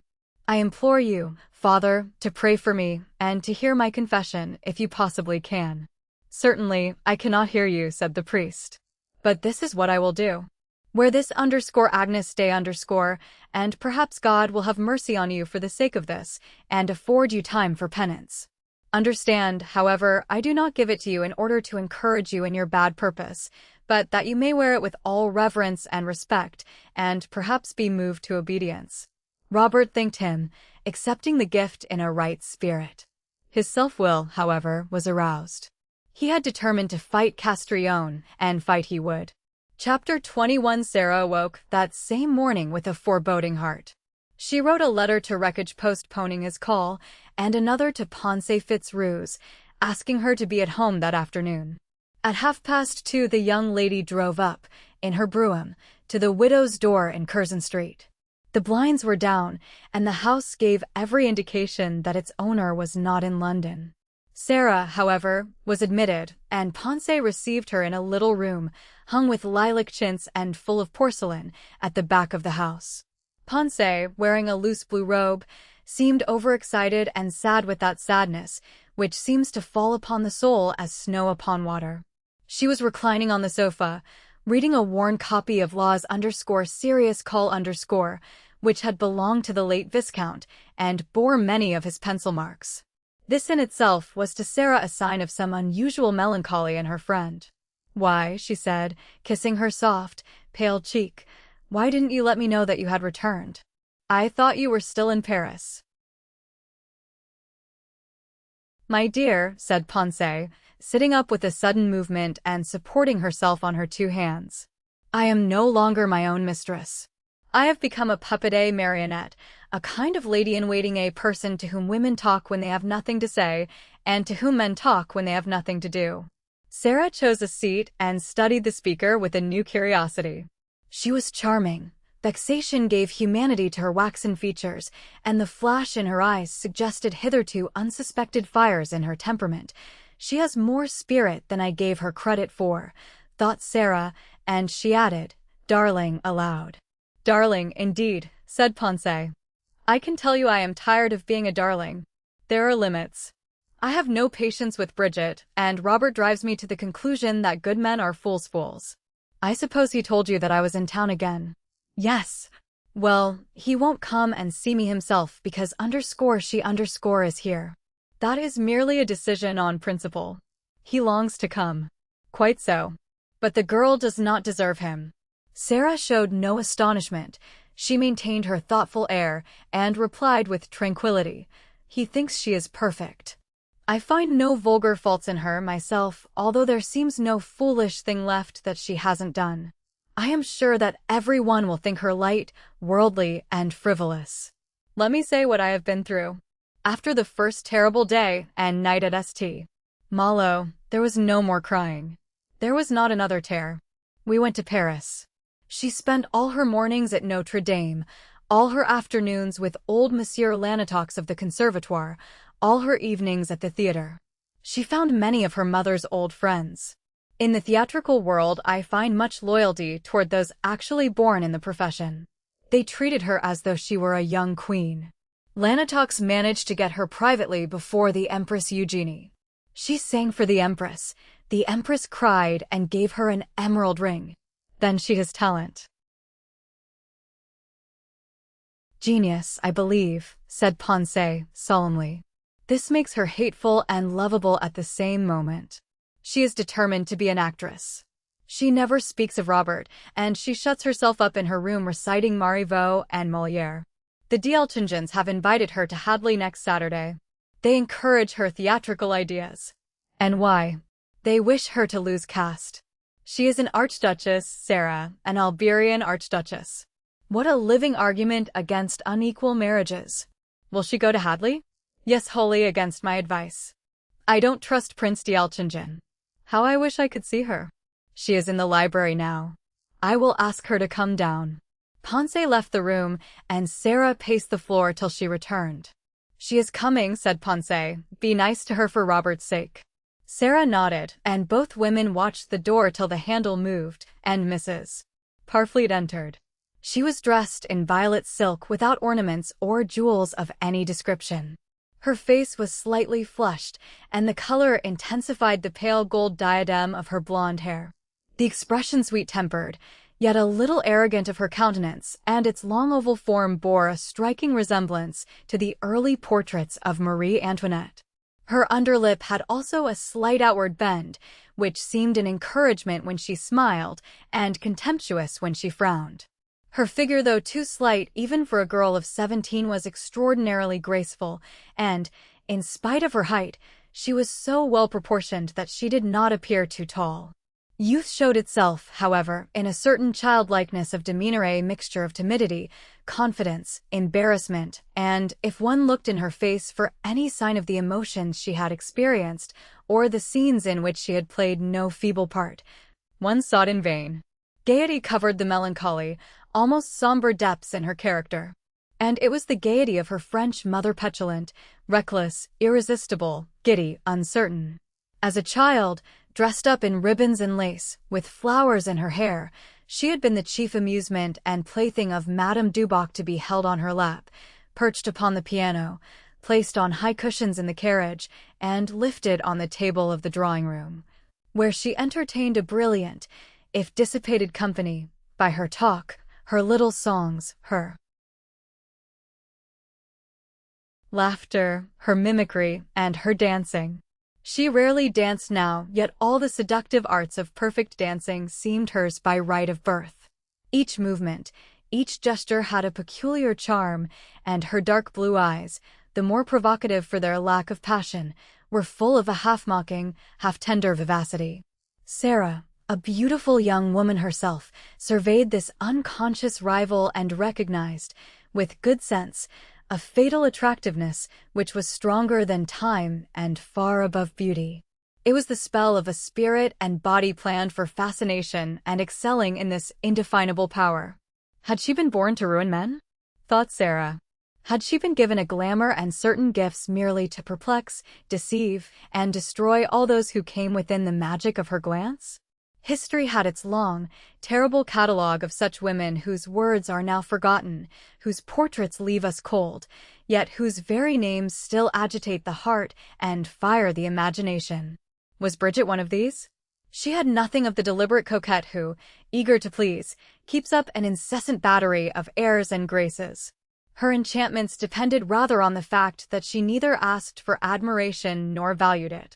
Free from vanity, and therefore indifferent to criticism, the bitternesses which destroy the peace of most women never entered her mind. The man she had chosen gave her no cause for jealousy, and, while she enjoyed men's society, she had been so accustomed to it from her earliest days that she had nothing to fear from the novelty of their friendship or the danger of their compliments. Not prudish, not morbid, not envious, not sentimental, and not indolent, she was perhaps especially endowed for the tantalizing career which the stage offers to the ambitious of both sexes. Acting came to her as music comes to the true musician. She never considered whether she would become a great actress or a rejected one. The art in itself was her delight, and she found more happiness in reciting Molière and Shakespeare alone in her own room than she ever received, even at the height of her fame, from her triumphs before the world. There was, no doubt, a great craving in her nature for innocent pleasures and excitement. She loved gay scenes, bright lights, beautiful clothes, lively music, witty conversation.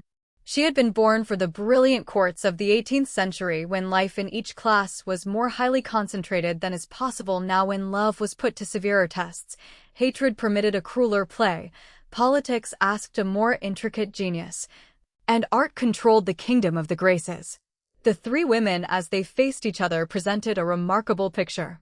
Ponce, the eldest, who alone knew the lessons of physical pain, had a pathetic grace which made her seem, in comparison with the others radiant with untried health, some gentle, plaintive spirit from a sadder sphere. Her clinging blue robe appeared too heavy for the frail body. Her fair curls and carefully arranged chignon were too modish for the ethereal yet anxious countenance. The massive wedding ring seemed too coarse a bond for the almost transparent hand which trembled nervously on the cover of the serious call. Sarah, in black velvet and sable, with ostrich plumes and golden beads, with flashing eyes and a gypsy's flesh, with all the self-command of a woman trained for society, living for it and in it, with all the self-assurance of a woman in an unassailable position, handsome, rich, flattered, spoiled, domineering, and unscrupulous, with all the insolence of an egoism which no human force could humiliate and no human antagonist terrify. Sarah seemed the one who was destined to succeed superbly in the war of life. Mrs.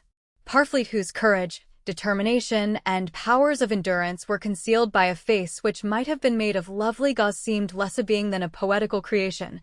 A portrait by Watteau or Fragonard stepped from its frame, animated by pure fancy, and moving, without sorrow and without labor, through a charmed existence. She made 2 steps forward when Sarah advanced to meet her, holding out both hands and smiling with real kindness at the sight of a delightful apparition which looked too fragile to excite such a fierce emotion as jealousy. "I believe we are to meet at Hadley," said Sarah. "I hear you are going to act." "Yes," replied Bridget, with a slight note of irony in her musical voice. "I am going to act." "How charming. And what will you play?" "I play the Marquise in one of Marivaux's comedies." "And who will play the Marquis?" asked Sarah. "There is no Marquis," answered Bridget, laughing a little. "But," she added, "there is a Chevalier and a Comte. One of Prince d'Alchingen's attachés will play the Comte. M. de Castrillon will play the part of the Chevalier." "Castrillon!" exclaimed Sarah in amazement. "The Marquis of Castrillon!" cried Poncet, turning livid. Pray put it off till you have heard from Baronzel." "Dear Bridget, for my sake, for Robert's." "It is for your sake and Robert's that I have accepted the invitation to Hadley. I wish you would understand. I must show them all that I mean what I say. But Castrillon is a wicked wretched libertine. We have already acted together in this very piece at Madrid. Much depends on my playing well next Saturday. I am quite sure of his talent, and, in such a case, his private morals are not my affair. He is no worse than Prince d'Alchingen was, and most of his associates are." "You can't know what you are saying," answered Poncet. "You will be so miserable when you find you have been madly obstinate. It is very hard, in a country like England, for a young woman to set herself in opposition to certain prejudices." "Are the Duke and Duchess of Fortinbras respectable?" asked Bridget. "What a question," said Poncet. "Of course they are most exclusive." "Then if they are quite willing that their daughter Clementine should marry Castrillon, surely he may play the Chevalier to my Marquise." "I don't think, Poncet," put in Sarah, "that Castrillon is exactly tabooed. In fact, one meets him everywhere in Paris, and, beyond a doubt, the Fortinbrases and the Huxaters and the Kentons made a great fuss over him last season." "But do you underscore him?" she said, suddenly turning to Bridget. The question was skillful. "I don't take him seriously," answered Bridget. "He has the great science of _l'excellent ton dans le malvis ton_. You would say he is vulgar in the right way. I feel sure he never deceived women. They may have been foolish, but they must have been frail before they met him. He can be ridiculous in 5 languages, but he cannot be sincere in one of them. As for his wickedness, one must have more than bad intentions. One must have the circumstances. I have nothing to fear from M. de Castrillon. He knows me perfectly well." "I am simply wretched about you," said Poncet. "Of your future I dare not think. I try to be _sympathique_, and your difficulties come very home to me because I have had such great sorrows myself. But I have little hopes of doing any good while you are so self-willed." "Dearest," exclaimed Bridget, "trust me. My child, you are wiser in your own eyes than 7 men that can render a reason. I implore you to abandon this mad scheme. I implore you to abandon these dangerous ideas of the stage. I know how much I am asking, and how little right I have to ask anything, but I think you ought to listen to me." Bridget, with a sparkling glance at Sarah, stroked Poncet's cheek and pinched her small ear. "Mon cher cœur," said she, "I do not forget your goodness. And I needed it, for I have been so wretched and forsaken. My soul is weighed down with troubles and grief and anxiety. Each day I expect some new misfortune. You are the one friend I may keep. But you would not know how to imagine the intrigues and falsehoods which surround me on every side. _Oh mon ami _, I must prove to them that I want nothing they can give me that I possess, nothing which they can take away." "I know what she means, Poncet," said Sarah. "She has to show d'Alchingen that her interests are fixed on art, not politics. And, from her point of view, she is right. I must say so, although I don't wish to interfere. And so long as she knows M. de Castrillon, it is better taste to make her first appearance with him than with some strange actor engaged for the occasion. After all, Mario was well known as the Marchese di Candia before he adopted the operatic stage as a profession. As for gossip, how is anybody's tongue to be stopped?" "I do not expect that people's tongues should be stopped," rejoined Poncet.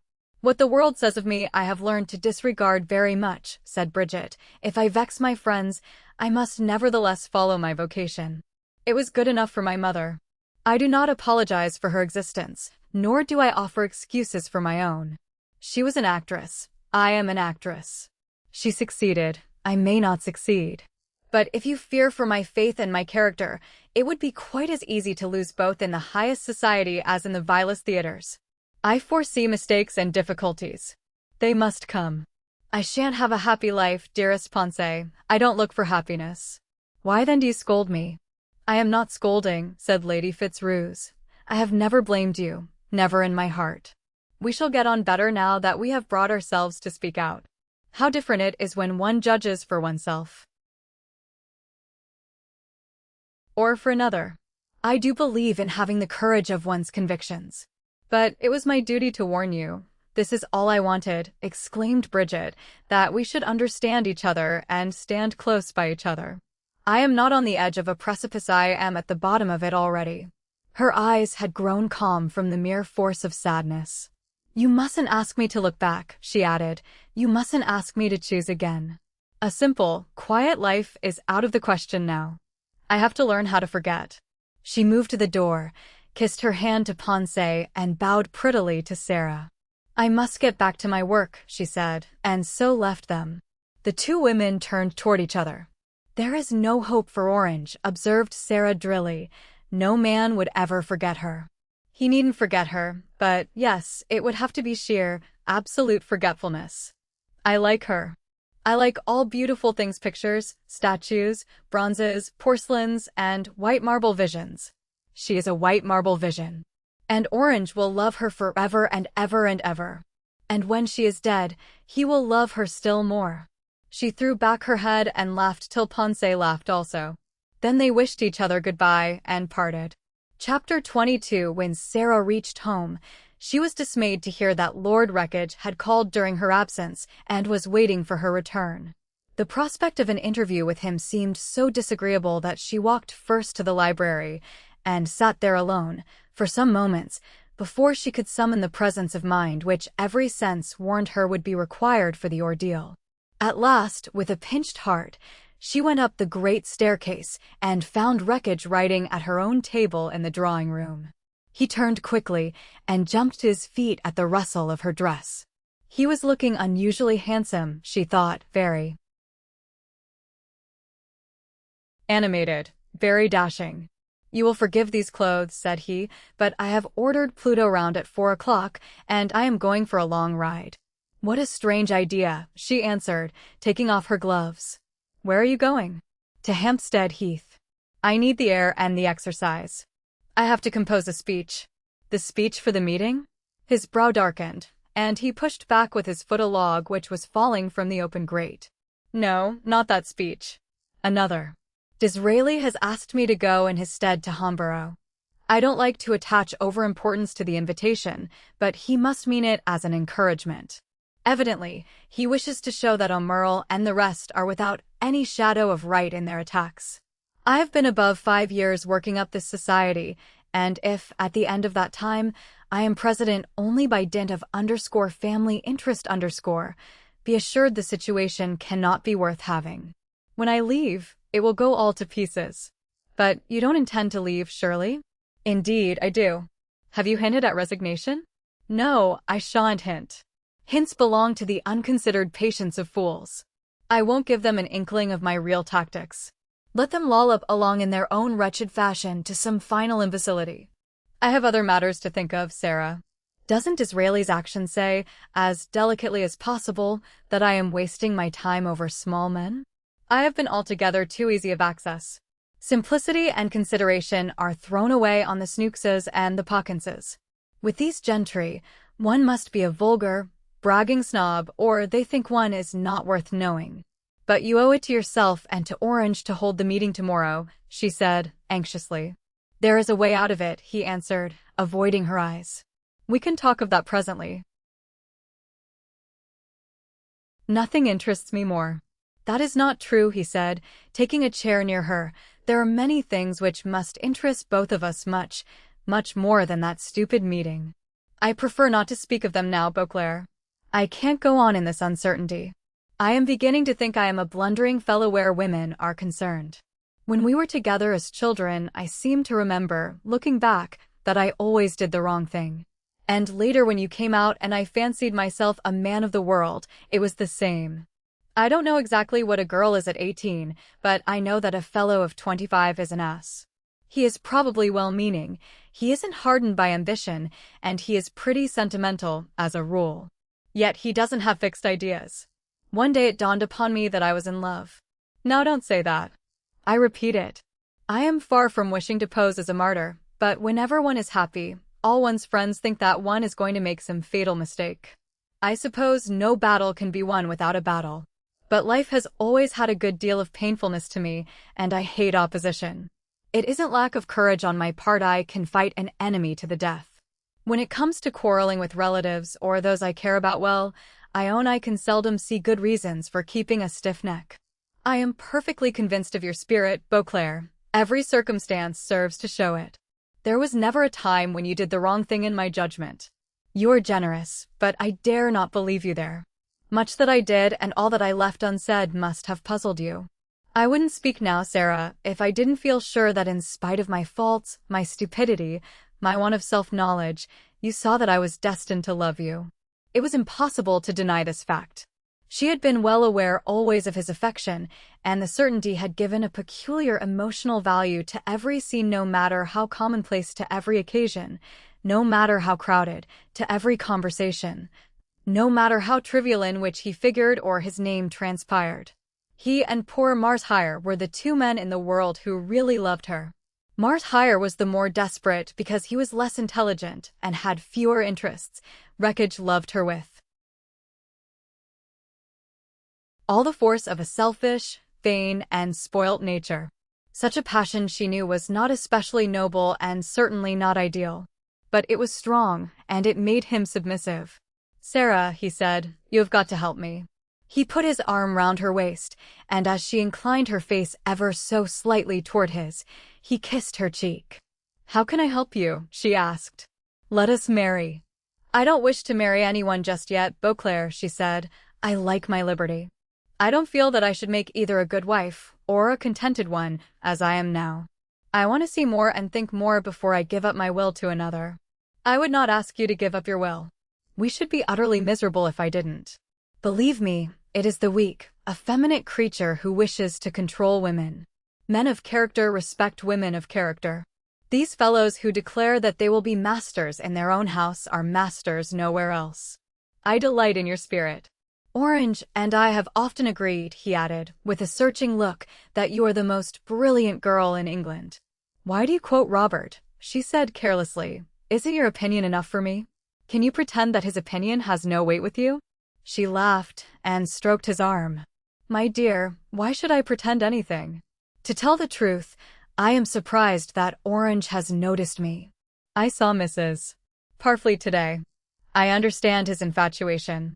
I have always told you that she was a very pretty woman. But why is it that, no matter where we start, we always come back to Orange?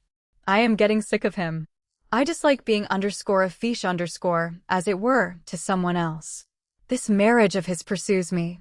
If I go into a club, if I dine, if I ride, if I walk 10 to 1, if I am not pelted with questions about Mrs. Parfleet, or Robert's history, or his genius, or his future plans, I must drop him. Drop him, she exclaimed. Yes. It doesn't help me to appear so friendly with a Roman. I know he is very fine, but I have to consider my own position. They all say that it would be madness to take the chair now at his meeting. But it was your meeting, Beauclerc. In the first place, perhaps. I thought, too, it might be a good, independent move. Disraeli's invitation to Honborough puts another complexion on affairs. It is the first formal recognition that he, as leader, has ever given me. It is a reminder of my responsibilities. He is fond of Orange, I know, and he wouldn't hurt his feelings or seem to put a spoke in his wheel for all the world. But Dizzy is subtle. He likes to test one's savoir-vivre. Shall you tell Orange that you intend to throw him over? Not yet. Oh, you ought. Why? I want the meeting to take place. It will be useful in its way. It may show us how public opinion is going. Sarah hid her contempt by rising from her chair and removing her hat. Wreckage watched the play of her arms as she stood before the mirror, and he did not see, as she could, the reflection of his face, sensual, calculating, and stormed as it was for the moment by the meanest feelings of self-interest, repellent. How I hate him, she thought. How I despise him. Then she turned round, smiling. Hats make my head ache. So you think the meeting will be useful? Emphatically. It did occur to me that I might drop a line to Robert. In fact, I was writing to him when you came in. Here's the letter, as you see, signed and sealed. Do send it. No, he answered, putting it back into his pocket. One could only get him on the platform just now by making him believe that such an action would, in some way, help me. You don't know Robert. I dare say not, but I know that much. This being the case, why upset him at the 11th hour? She made no reply, and before Wreckage could speak again, the servant announced the arrival of his horse. I intend to ride like the devil, Sarah, he said, and I wish you could come with me. What rides we used to have long ago. You were a larky little thing in those days, darling. He bent down and kissed her lips. You shall marry me or no one, said he, but you are cold. You are not very nice to me. I suppose it's your way. You wouldn't be yourself if you were like other women. You are not a woman, you're a witch. Must I go now? Sarah had opened the door. Yes, you know how Pluto hates to wait. That animal will be the death of me yet. Will you stand on the balcony and watch me till I am out of sight? Have pretty manners for once. Very well. She went on to the balcony, watched him mount, and ride away. He turned several times to gaze back at her picturesque figure, dim, but to him lovely in the gathering dusk. Chapter 23. Robert, after his interview with the priest, returned to his old lodgings in a top floor of Vigo Street, for he had left Almouth House, where Wreckage's hospitality, kind as it was, suited neither his pride nor his mood. He was greatly in debt, and although his salary from Lord White and his literary earnings represented a sure income, it stood at what he called the early hundreds. The tastes, habits, and pursuits of those with whom he spent his time were delightful, no doubt, but they were costly. A box at the play, the cricket match party, little dinners, and a rubber of whist, or a quiet game of vingt-et-un, the lunches here, the suppers there, the country houses where, in the winter, one could dine and sleep and hunt the next day, and, in the autumn, shoot, and, in the summer, flirt, the attendance at race meetings, balls and weddings, journeys to the continent, civilities everywhere, in fact, the whole business of society, no matter how modestly done, demands money. Most young men are naturally fond of brilliant, light-hearted companions, plenty of amusement, and that indescribable treasure known as the _joie de vivre_. Orange was no exception to this rule, and there were many hours when he tasted the bitterness of poverty and felt the harsh differences between the outward gifts bestowed by fate. It was not that he cared for luxuries, but it seemed hard that a horse should have to be counted among them, and that it was necessary to work for 12 hours a day in order to live at all, even as a dependent, among those with whom he was, by right of birth and ability, the equal, and to whom he was, in many cases, the superior. How many promising careers and brave hearts have fallen short under the strain of a position so mortifying and apparently so unjust? In public life, whether one joins the church, the camp, the Senate, or the arts, the trials of strength and courage are most severe even to those who, in material circumstances at any rate, are favorites of fortune. Neither influence nor riches avail much in the terrific struggles for supremacy, for recognition, for mere fair play itself. What must the conflict be then for those who, with slight purses and few allies, find themselves pitted against the powerful of the earth? Discouragement, in weak natures, soon turns to envy, and the spectacle of human unkindness has driven many a reflective, delicate soul to say that the companionship of his fellow men is unlovely, not to be admired, and difficult, at times, not to hate. In disgust of the world where one has been wounded, or where one has wounded others, wounded vanity and remorse are alike bitter in their fruits, numbers, with a sort of despairing fatalism, retire from the campaign. cut themselves adrift from their people and their country, and, having failed in life, court death under strange skies in far-off lands. Robert, who looked rather for the triumph of ideas than the glory of individuals, was not easily dismayed. So long as the right was by some means accomplished, and good seeds brought forth a good harvest, the burden and heat of the day, the changes of weather, the scantiness of the wage, the ingratitude and treachery of agents, the hardships, the toil mattered little enough. Devoured by ambition in his early youth, he had never permitted himself the least doubtful means of attaining any object. He was not obliged, therefore, to affect an indifference to success in order to divert attention from his methods of arriving at it. No man, once bent upon a project, could be more resolute than Orange. None were more stern in self-repression and self-discipline. But in controlling or subduing altogether the softer possibilities in a character, there is always the danger lest uncharitableness, hardness of heart, or blind severity of judgment should take their place.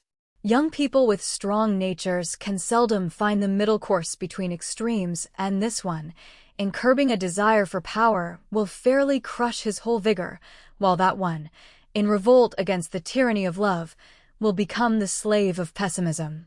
There were days, no doubt, and weeks when Orange found every counsel a mockery and every law a paradox.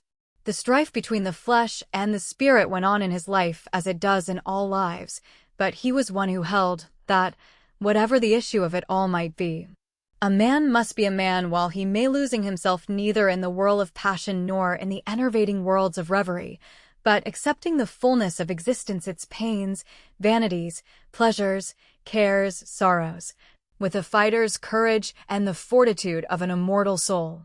As he walked along toward Vigo Street in the cold, dark autumn morning, he felt more than able to hold his own against all adversaries. And this was not the insolence of conceit, but the just strength which comes from a vigorous conscience and perfect health.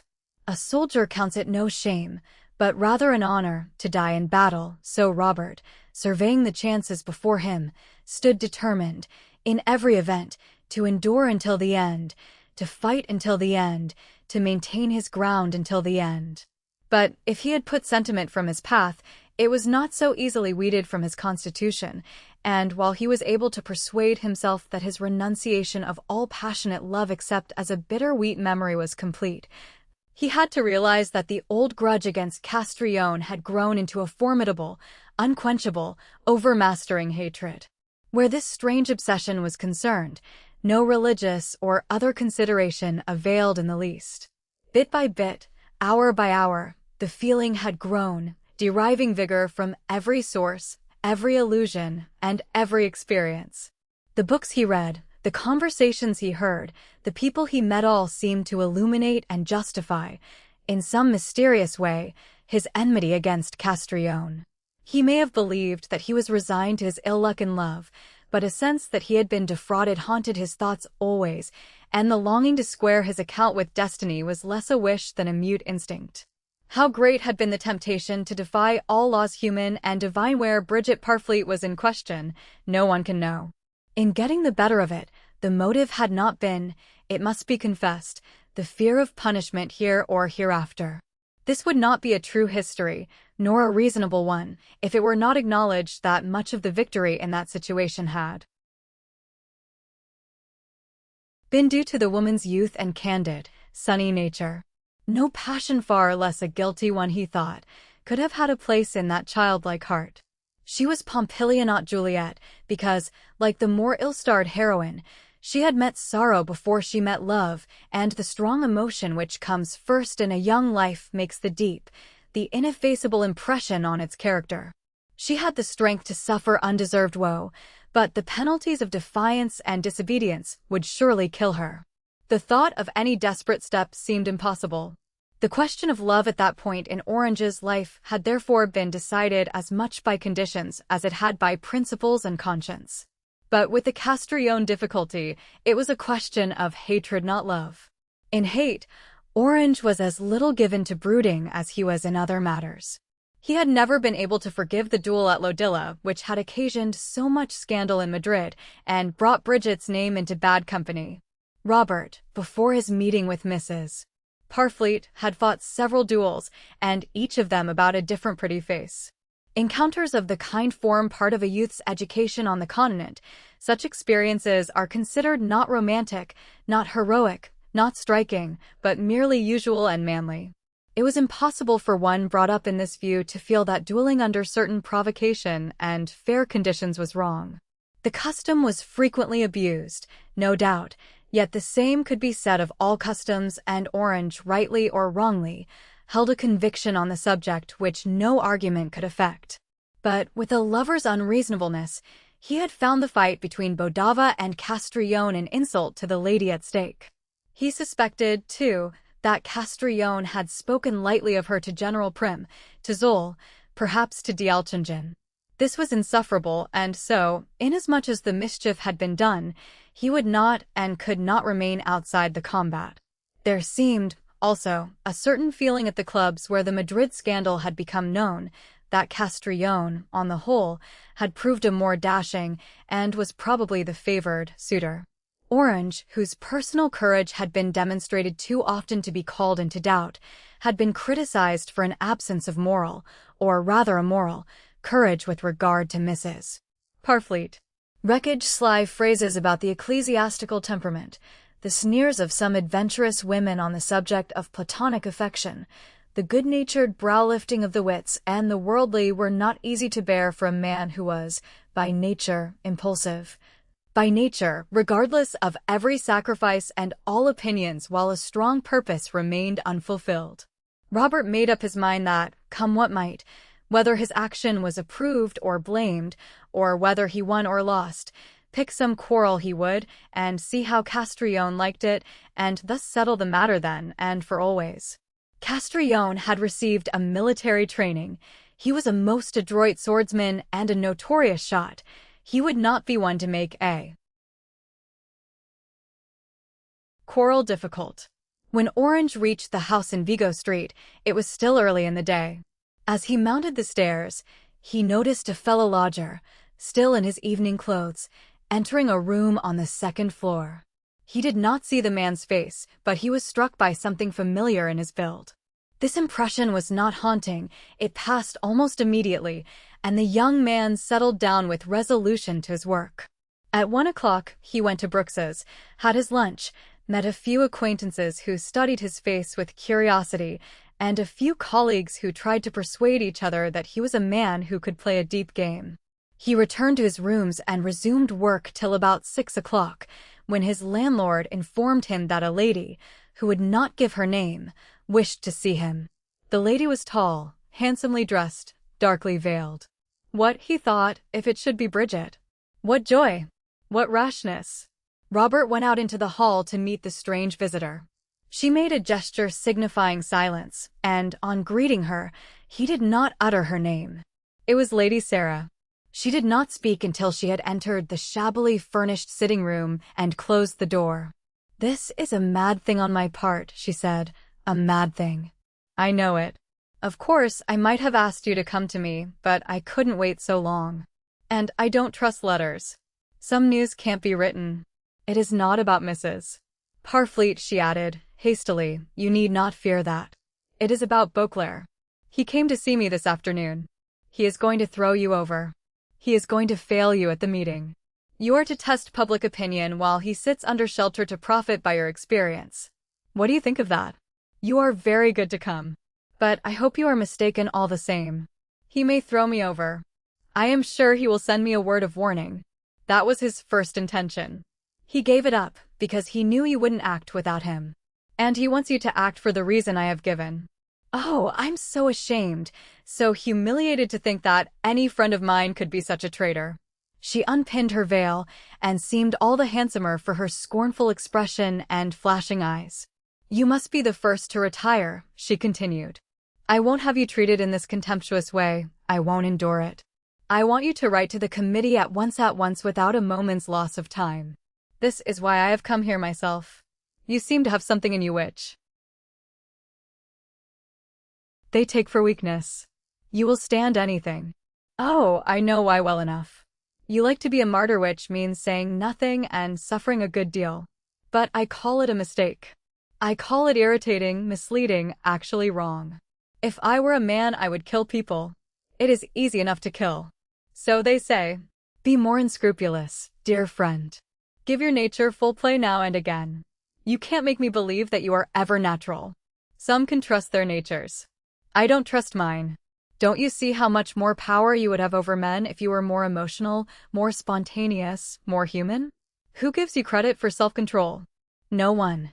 They say you are self-contained, a very different idea. They say you are cold.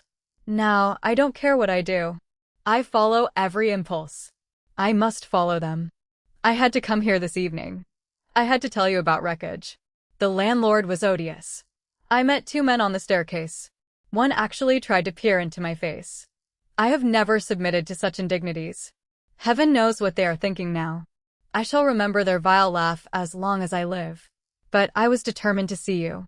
And here I am. Apparently, I have not done much good by coming. You hardly believe me. You think me an indiscreet woman. I think you are splendid. I saw Mrs. Parfleet today. She is beautiful. But she is indiscreet too. All women worth considering are miracles of imprudence. Haven't I always said so? Then how can you expect us to like you when you are so wise? I don't expect you to like me. She bit her lip and pretended to check a laugh. I suppose you enjoy this room, she said, glancing round it till her eyes fell on a small crucifix which was nailed to the wall behind his chair. It is so depressing. You are very perverse. And the odd thing is, well, what is the odd thing? That you are attracted by Mrs. Parfleet. Your style ought to be St. Clair or St. Elizabeth. But not at all.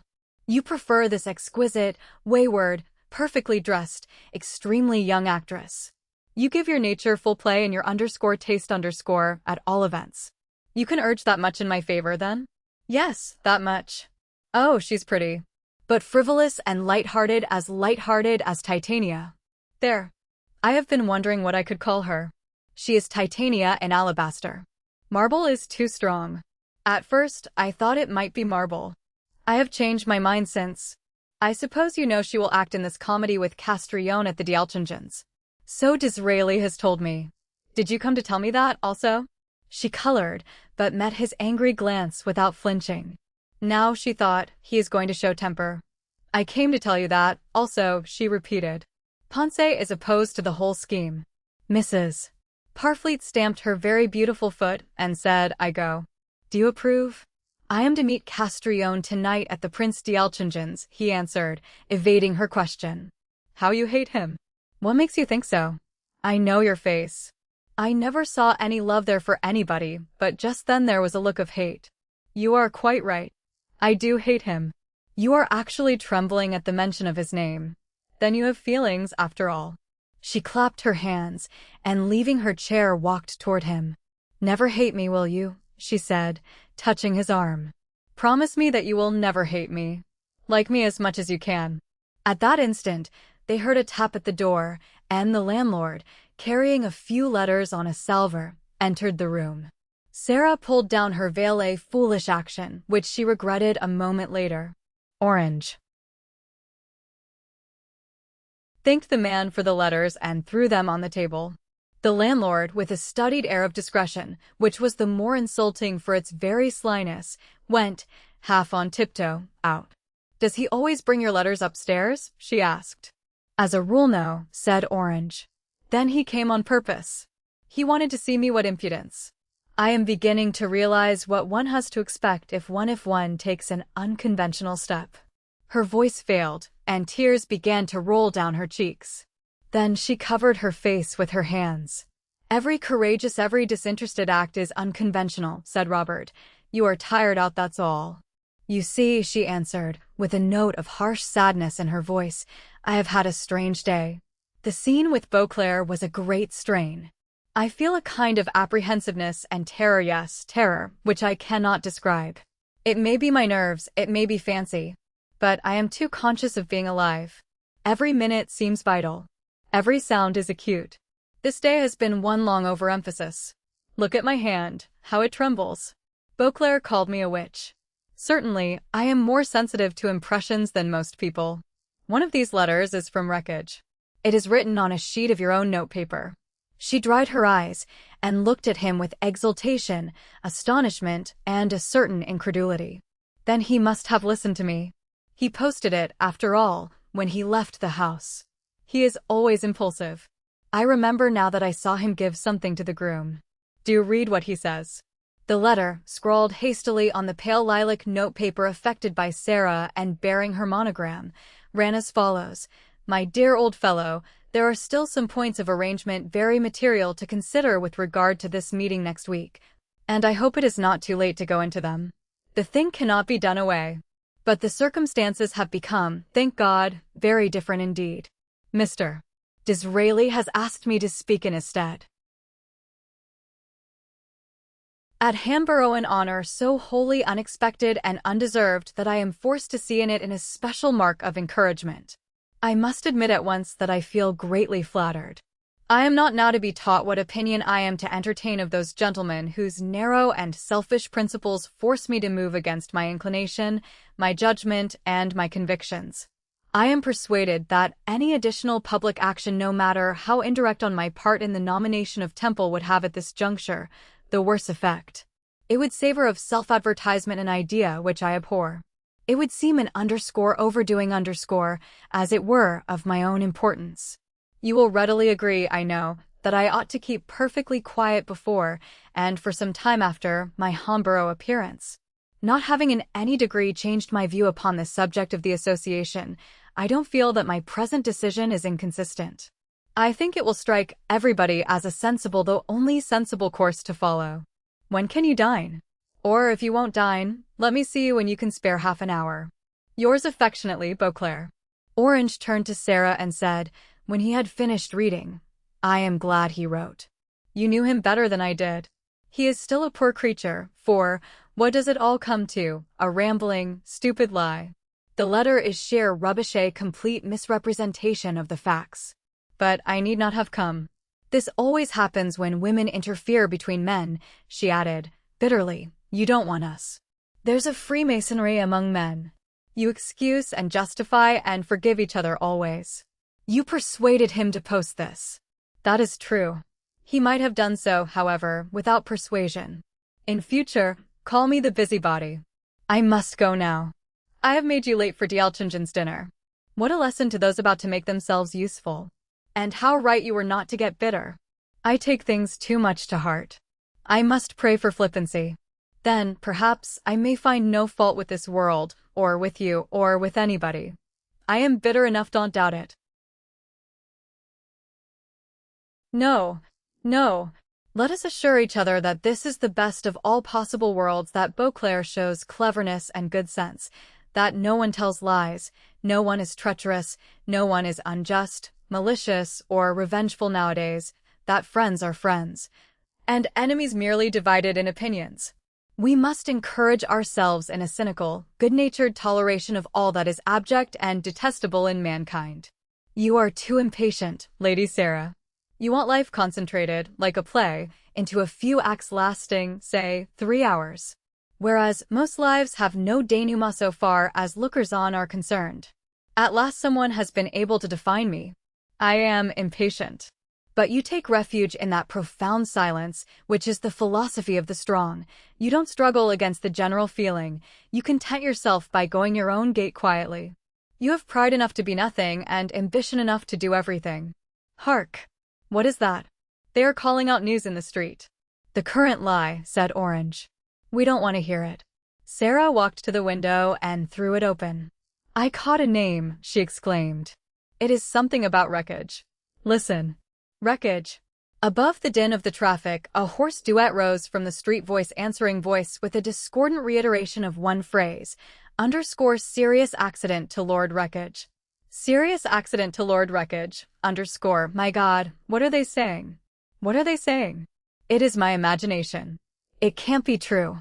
I am fancying things. What are they saying? Orange had already left the room and was in the road. When he returned, he gave her the newspaper and did not attempt to speak. But he closed the window in order to shut out, if possible, the hideous cry. "Where is it?" "I can't see." "In which column?" said Sarah. He pointed to a corner on the 3rd page, where she read in black, rough type, _ Lord Wreckage was thrown from his horse at Hyde Park Corner this afternoon. He was removed to Almouth House. His injuries are said to be of a very dangerous nature, _ She crushed the paper in her hand, and the two stood looking at each other, stupefied by the blow. "I am going to him," said Robert. "And I must go home," whispered the girl. "He always said that Pluto would be the death of him." They went down the stairs together without exchanging a word. Orange walked with her to St. James's Square.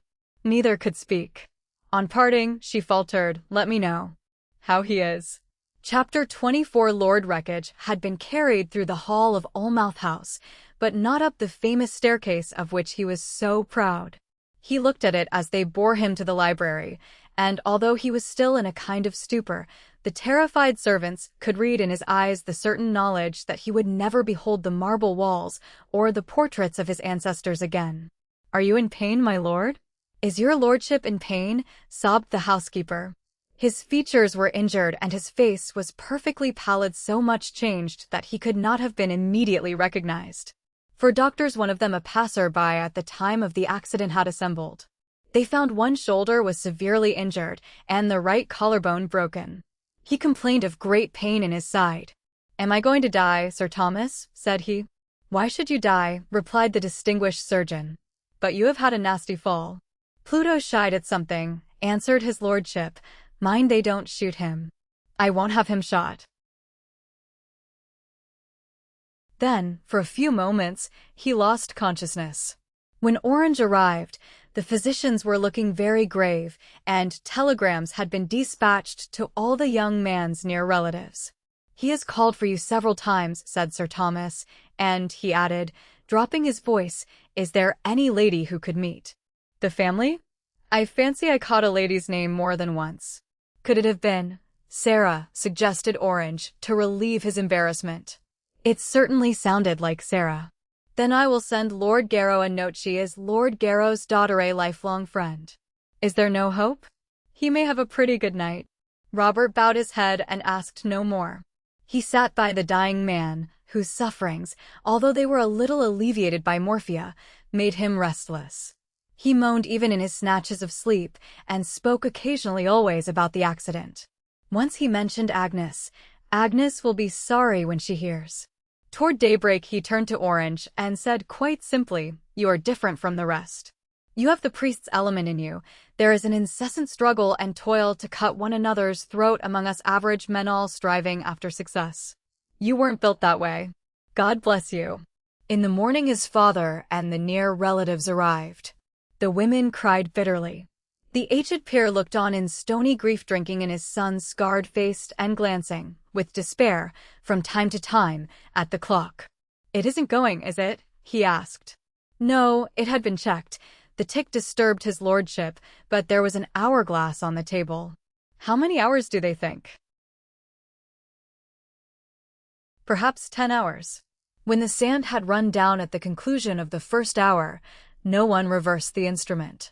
But Lady Margaret Sempton, the Earl's sister, sent a whispered message to the Bishop of Hadley, who was waiting, much altered by sorrow and anxiety, in the anteroom. Wreckage had asked to see him. He had always liked the good old man, and the rest withdrew during their short interview. Meanwhile carriage after carriage drove up to the door.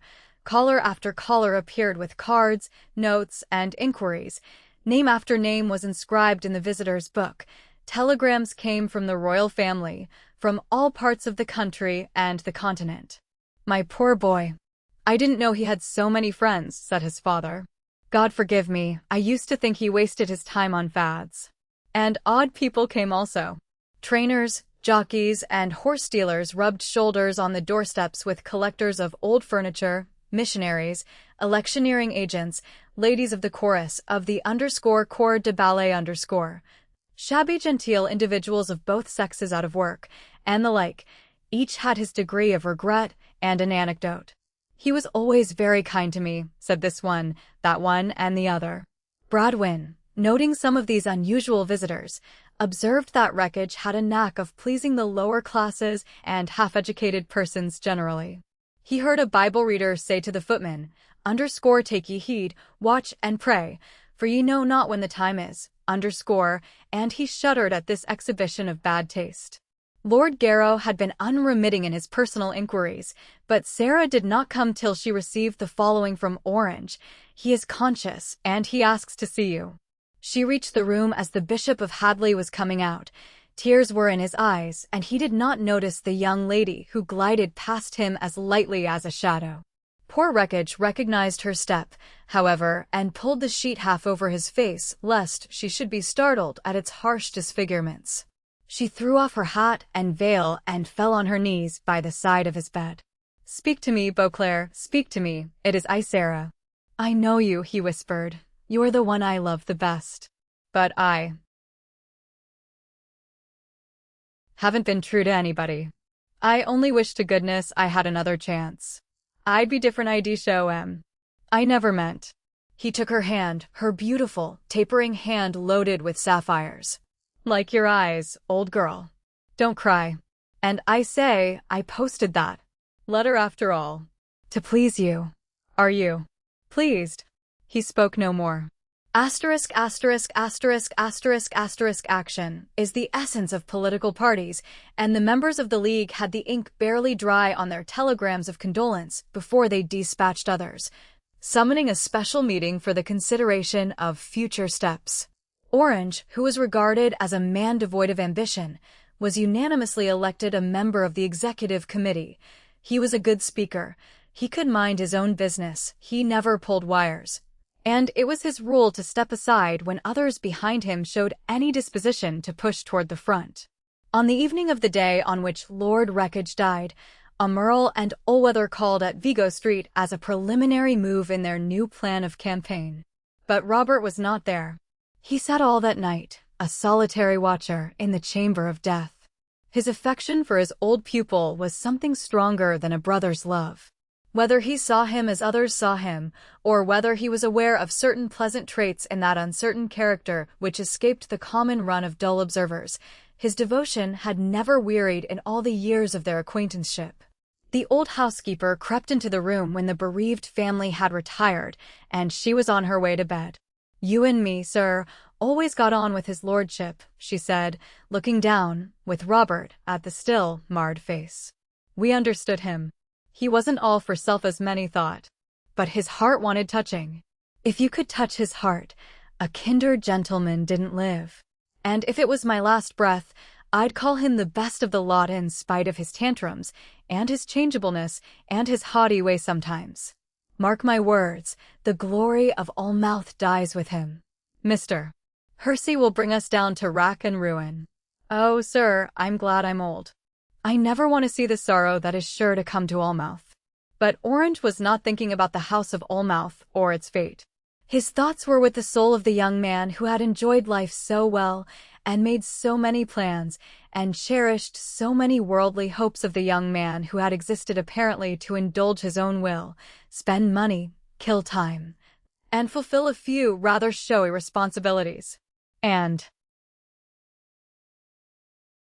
yet what Robert remembered best was his laugh. He could hear it still. Chapter 25. Prince d'Alchingen had been much put out of conceit with himself by disappointment. The small dinner which he had carefully arranged for Orange and Castrillon took place, but Orange was not present. He had sent word from Almouth House that he could not leave Lord Wreckage. His Excellency, therefore, was thoroughly annoyed, and Castrillon's persiflage fell heavily upon his ears.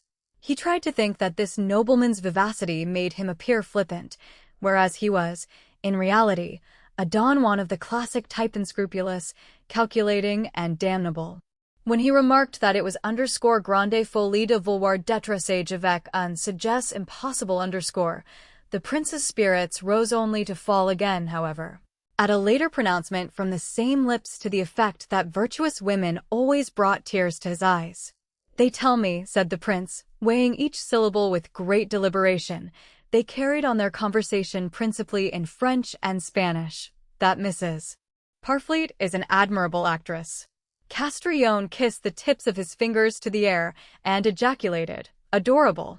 Does she resemble, in any way, I wonder, her good mother, Madame Duboc?" No, she had her own style, although she was coquettish enough. "And pretty?" "Delicious." "This is better," thought His Excellency, "much better." "And do you think," he asked aloud, "that she cares at all for Orange?" Castrillon smirked and put his hand, half instinctively, to his breast pocket. D'Alchinjon inferred, from this quick movement, that he carried a letter or two, or a keepsake, from the lady near the region of his heart. "She may need the tonic of some platonic love in order to bear the burden of a solitary life," said the Marquis, "but, all the same, I have no especial reason to think that M. de Hussy is her ideal." "He is the ideal of several persons," said Alchinjon. "I don't know what to make of him." But at this point Castrillon displayed a maddening discretion. The prince was glad when he took his departure, and he exhausted his stock of malice in wishing the young coxcomb to the devil. His Excellency was becoming more and more morose over his snuff, and the last mail, which was longer and duller than usual with a peculiarly sharp note from his chief into the bargain when Madeira was announced. Madeira bowed to perfection, and then, going forward, presumed to put his hand on the ambassador's arm. "Your Excellency," said he, "I have some important news.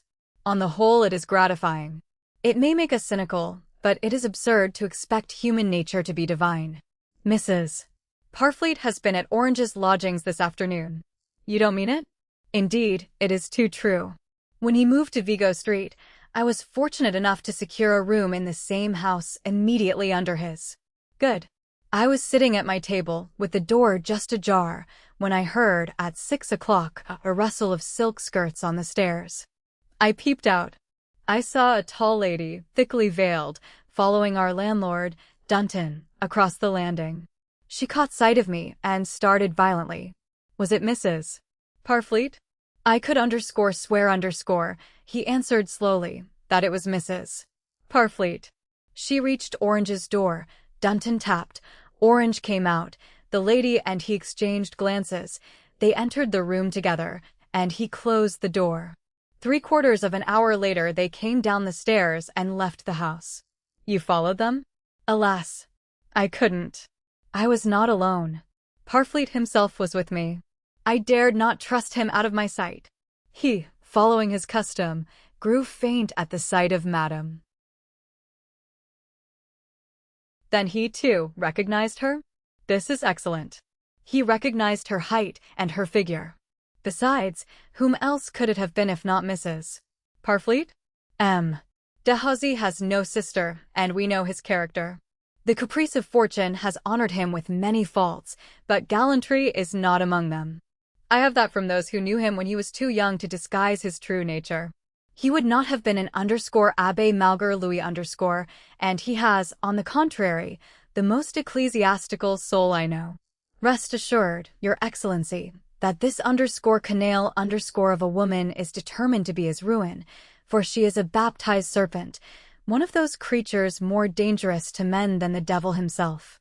The ambassador smiled agreeably, put his tongue in his cheek, and nodded his head with a movement which might have passed equally well for a sympathetic reproof or sorrowful acquiescence. "What will Parfleet do?" he asked. Madeira threw up his dark, sinewy, and powerful hands in genuine despair. "He is the vice of the situation," he exclaimed. At the very mention of divorce his teeth chatter, he gets a spasm of the heart, and he begins to gabble like a sick monk about his soul and his conscience. Believe me, we are dealing with a madman. How can any end be attained in his present state of irresolution? Happily, it is not my business either to arrange or propose the means." The sly glance of the prince encountered the sly glance of the agent. "That is well understood, Your Excellency," said Madeira, with the inimitable accent of respect. "Let good be done and let evil be avoided," is the sum total of the government's desires. But whenever I can see clearly, I shall know how to act. When right and truth are plain, time and experience are the best allies. We have at least sufficient evidence to institute divorce proceedings. If Parfleet will not file a petition, you can do nothing. Unless you can be perfectly sure that he will follow some reasonable course, he ought to be saved from himself. Yes, he ought to be saved from himself. Something in my nature makes me follow a certain kind of man as hounds track game. What is now to be done is to meet force with force. An armed diplomacy is good, said Dialchinjin. And also a scheme of alternatives, replied Madara. I confess I very much prefer working through Castrillon, if possible, than Dahazi. Disraeli has implicit faith in this Dahazi. It seems taken for granted that he is ascetic and intellectual. He is altogether in the clouds, whereas Castrillon is wholly in touch with humanity. But Dahazi, like the Cardinal de Retz, fought duels when he was a student. If I cannot work upon Parfleet's jealousy, we must see what can be done in that direction with Dahazi. We hear much of the soul's awakening. Wait for the body's awakening, now it must come. Mrs. Parfleet is a_Samaritan_. We have to prove it somehow. Even though one invented stories about her, one would probably find that they were, approximately, true. Keep me informed, said the prince, making a little bow, which signified that the audience was at an end. Madara, according to his own confession, left the embassy and proceeded at once to the small private hotel near Covent Garden where Parfleet had taken up his abode. Parfleet's rooms, we read, were en suite. He had bought a few rather beautiful prints and a number of exquisitely bound books. These last, with bowls and vases of flowers, were scattered over the various tables. The scent of the flowers mingled with the strange fumes of some oriental incense. He had draped pieces of flame-colored silk over the windows. Everything looked bizarre, and the atmosphere was sultry. When I entered, he was not pleased to see me. In fact, he showed a disposition to sulk. I labored to convince him that he would forfeit the respect of all honorable men unless he showed some just resentment at his wife's conduct. No one respects me as it is, he answered. Nobody cares what I do one way or the other so long as I avoid the police. And as the police and I have nothing at all in common, I am not likely to give offense to my good friends in the Alberian government. I warned him that such sneers were unjustifiable, and I reminded him, with severity, of the government's extraordinary forbearance. He fixed his eyes unpleasantly upon me, and his fingers trembled as he played with the frogs of his lilac velvet smoking jacket. I wish, said he, that you would mind your own business. I have done everything to protect the appearance of your good faith all through this affair. Now leave me alone. Besides, I can't be sure that the lady we saw today was Her Imperial Highness. My exasperation at his tone of defiance was all but uncontrollable. You know, said I, that we had no doubt of her identity. We didn't see her face nor the color of her hair. In any case, I refuse to humiliate her. Kindly remember that she is my wife, and drop a conversation which I find insulting. Hot words then passed between us. In my anger, I may have uttered several truths which hit him too hard. Suddenly he sprang at me as though he were a wild cat. His eyes rolled, his face was convulsed beyond recognition. Men I have never feared. He seemed, however, not a man but some demoniac risen from hell. In self-defense, I struck him with the small poniard which I have carried all my life. He staggered back, and the bloodletting seemed to relieve his temper. Go, said he, go while you can. I don't think the wound is mortal, but I don't wish any man hanged for murdering me. It was in my will to strike him again. I was beside myself with contempt at what I took to be a fresh revelation of his cowardice. I replied coolly enough, I would not murder you. Have no alarm on that score. But I can defend myself, I hope. By this time he had reached the door and thrown it open. A waiter was passing at the time. Sir, said Parfleet, I have the honor to wish you good day. The waiter heard this remark distinctly, and saw me bow as I parted from the wretched creature. Parfleet's appearance was ghastly, but I attributed this pallor to fright and not to pain, for I believed from my heart that the wound was no more than a slight prick. I left the hotel, took a cab to my lodgings, and after reading a light Spanish novel in order to change the current of my thoughts, I passed an excellent night, sleeping at least 7 hours. Chapter 26. Lord Garrow, after much cautious consideration, had decided that Lady Sarah could not absent herself from the Dialchinjin's party without exciting unfavorable comment. and so prejudicing her future relationship with the Duke of Martyre. His lordship, in his secret heart, was by no means sorry for Wreckag's untimely death. An orthodox faith in a better, happier world assisted his conscience over the many difficulties which afflict a strong sense of good manners. Good manners demanded some show of grief at the young man's melancholy end, but, as his lordship pointed out to his weeping daughter, higher reflections ought to triumph over the vulgar instincts of sorrow and an etiquette almost heathenish. "Let us be thankful," said he, "that poor Beauclerc was spared some lingering malady and the shattering disappointments of a public career. He would not wish us to mourn. And indeed, any undue mourning on your part might give a very false impression in society. You must go to the D'Alchingens." Hadley Lodge was built in the reign of George I. In design it resembles a little the Viceregal Lodge in Dublin. 2 wings, containing innumerable small rooms, are connected by corridors leading to the entrance hall. The chief rooms are in the center, to which Prince D'Alchingen himself added a miniature theater, copied from the one at Trianon. When Sarah arrived, the prince and princess were taking tea in the Gallery, an apartment so furnished with screens, sofas, writing tables, divans, and armchairs that it had become the lounge, as it were, of the house. Less formal than the saloon, brighter than the library, and more airy than the boudoir, the princess spent the greater part of her day in a favorite corner where she could command a view from 4 windows, enjoy the fire, see the best pictures, and hear the piano pleasantly if any guest chose to play upon it. In person she was tall and rather gaunt, with high cheekbones and very dark hollows under her eyes.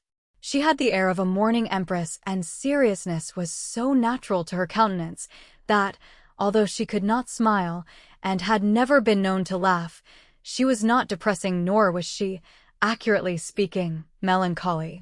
The style of beauty, for she had beauty, was haggard, of the kind now familiar to all English people from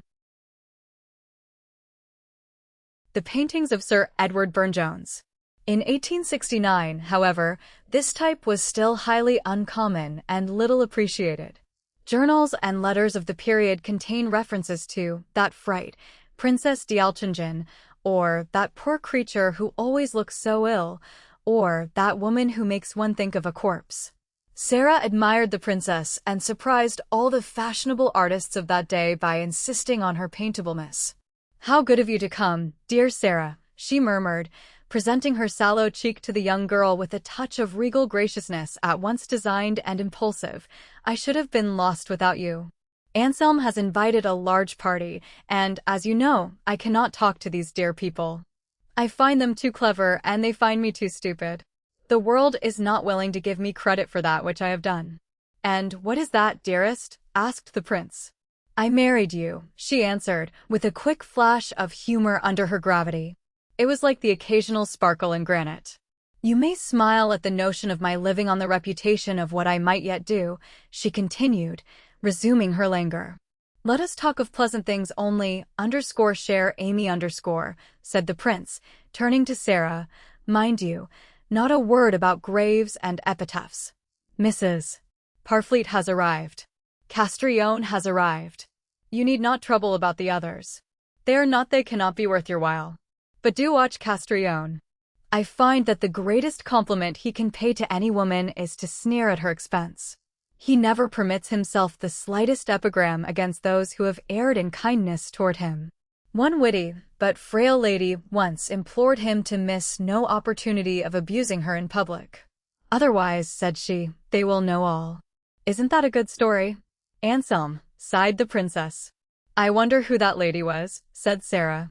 "I dare not guess," said the prince.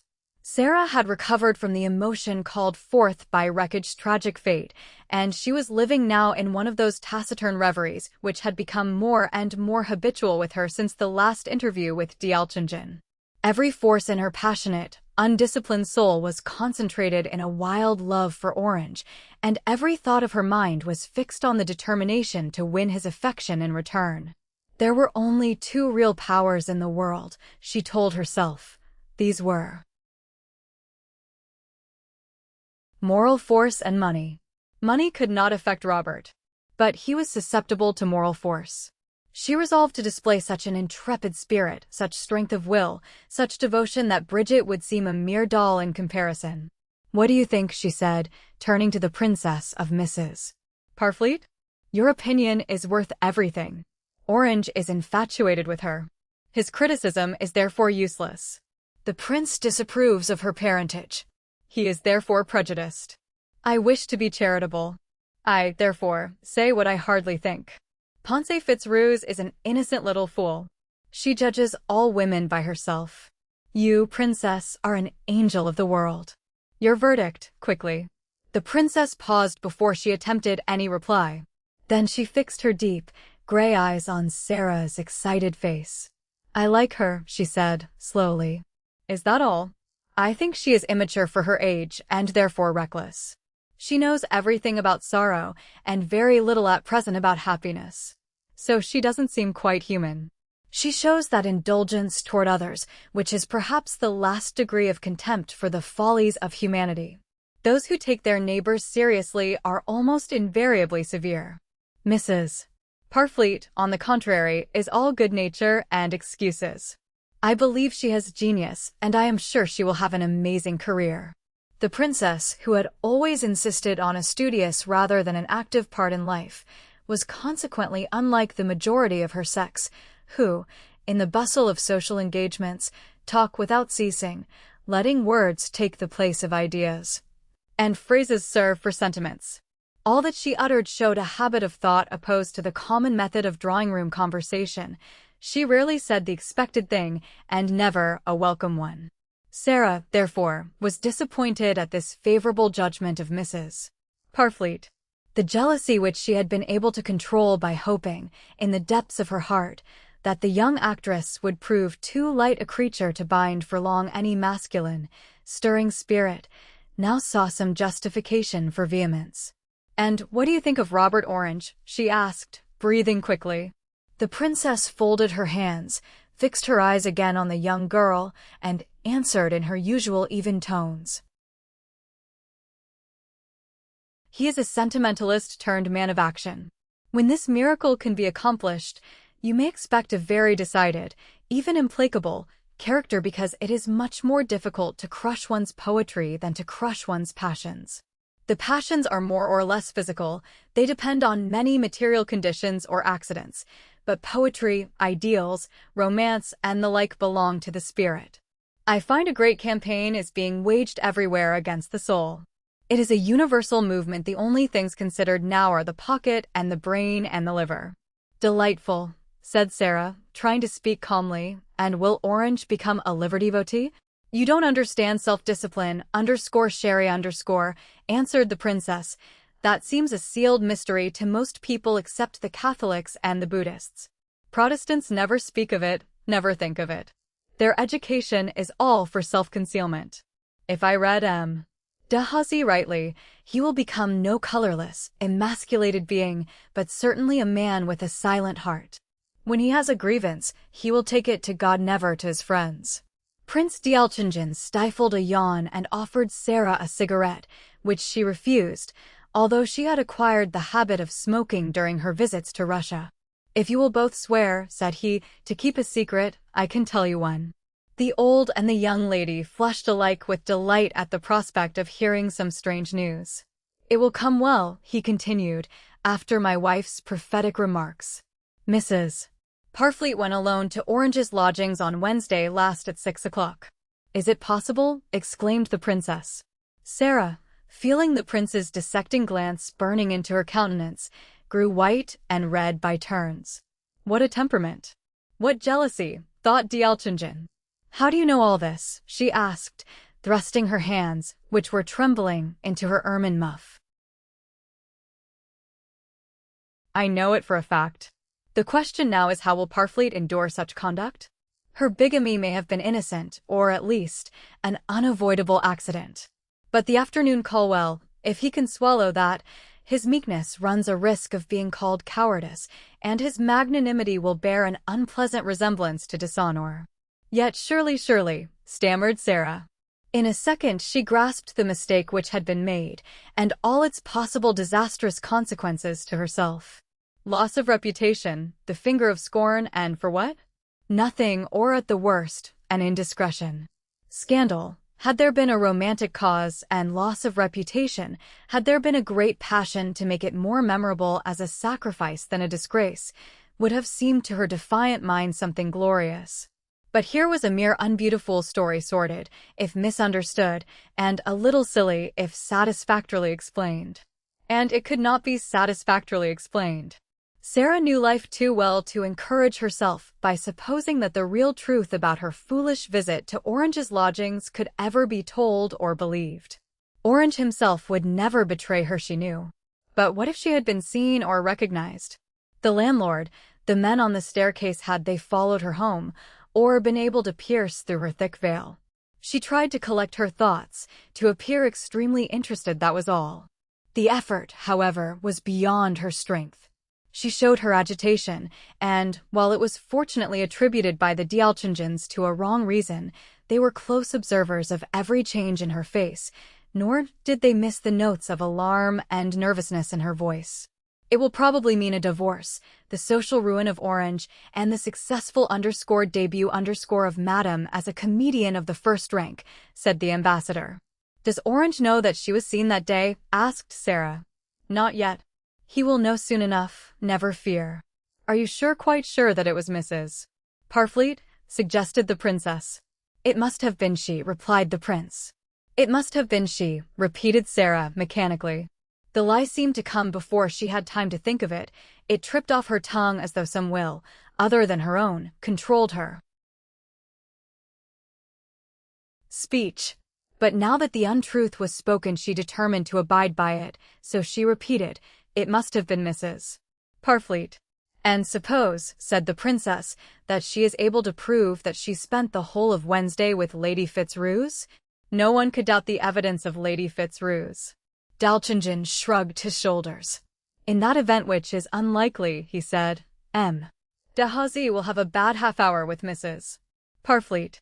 The idol will be spoilt forever, and our pretty tale for angels about a saint and a little bohemian will sink to its proper level.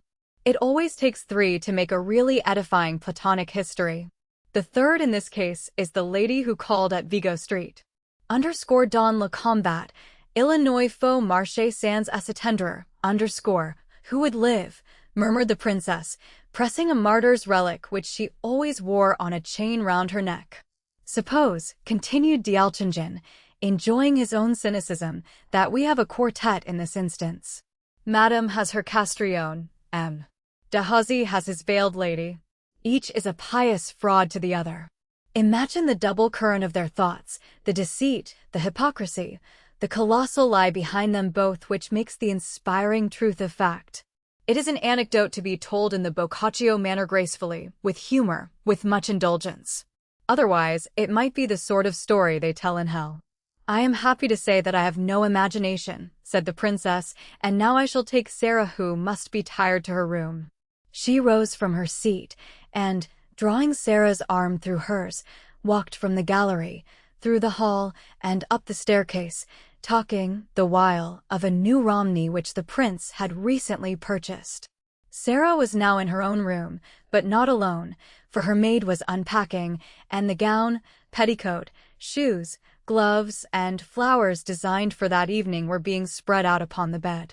The girl was in no humor to enjoy the finery which she had chosen with so much delight. She turned her back upon it all, and, pulling up the blind, gazed moodily out of the window till her maid's preparations were at an end.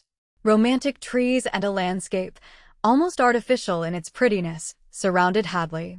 The sun was setting in a fire, burnishing with enamel tints the long green hills which ranged as a natural fortification across the horizon, shutting out a whole country of flat fields beyond. The moon, in its first quarter, shone out above a distant steeple where the eastern sky, already blue and opalesque, promised the dawn of another day in reparation for the one then dying in scarlet splendor. But to those who are unhappy, tomorrow is a word without significance. Sarah stretched out her arms instinctively toward the coming night. She wanted darkness, and she wanted sleep, not the stars of the morning, not the joy of noon. What should she do? Her mad love for Orange had reached a desperate point, a point where she realized all too clearly and with bitterness that, so far from being a source of strength, it was a curse, a malady. A humiliation driving her into that insatiable desire of solitude where the companionship of dreadful imaginations and gloomy thoughts can rend the soul at their pleasure. As men are sometimes lured toward dangerous perils on land, or mountains, or by sea, and from thence to deeds, discoveries, and crimes unforeseen and unpremeditated. So she seemed borne along into a whirlpool of feelings which chilled the better impulses of her nature and accentuated, with acid and fire, every elementary instinct. Animal powers and spiritual tendencies alike were concentrated into one absorbing passion which reasoned only in delirium, incoherently, without issue. She was wretched in Orange's company because every moment so spent showed her that his heart was fixed far indeed from her. But the wretchedness suffered that way was stifled in the torments she endured when she wondered, miserably, in loneliness, what he was thinking, doing, saying, where he was, with whom he was, and how he was. The despair of unrequited love was thrice intensified by jealousy. Why did he like that little adventuress, that white china Rahab? She asked herself again and again. It is just because she has bewitched him. It is not real love, it isn't any kind of love. She cannot care for him as I do. It isn't in her. Oh, why? Why does he fight so hard against me? Beautiful women seldom believe that their charms can be resisted without a fierce struggle.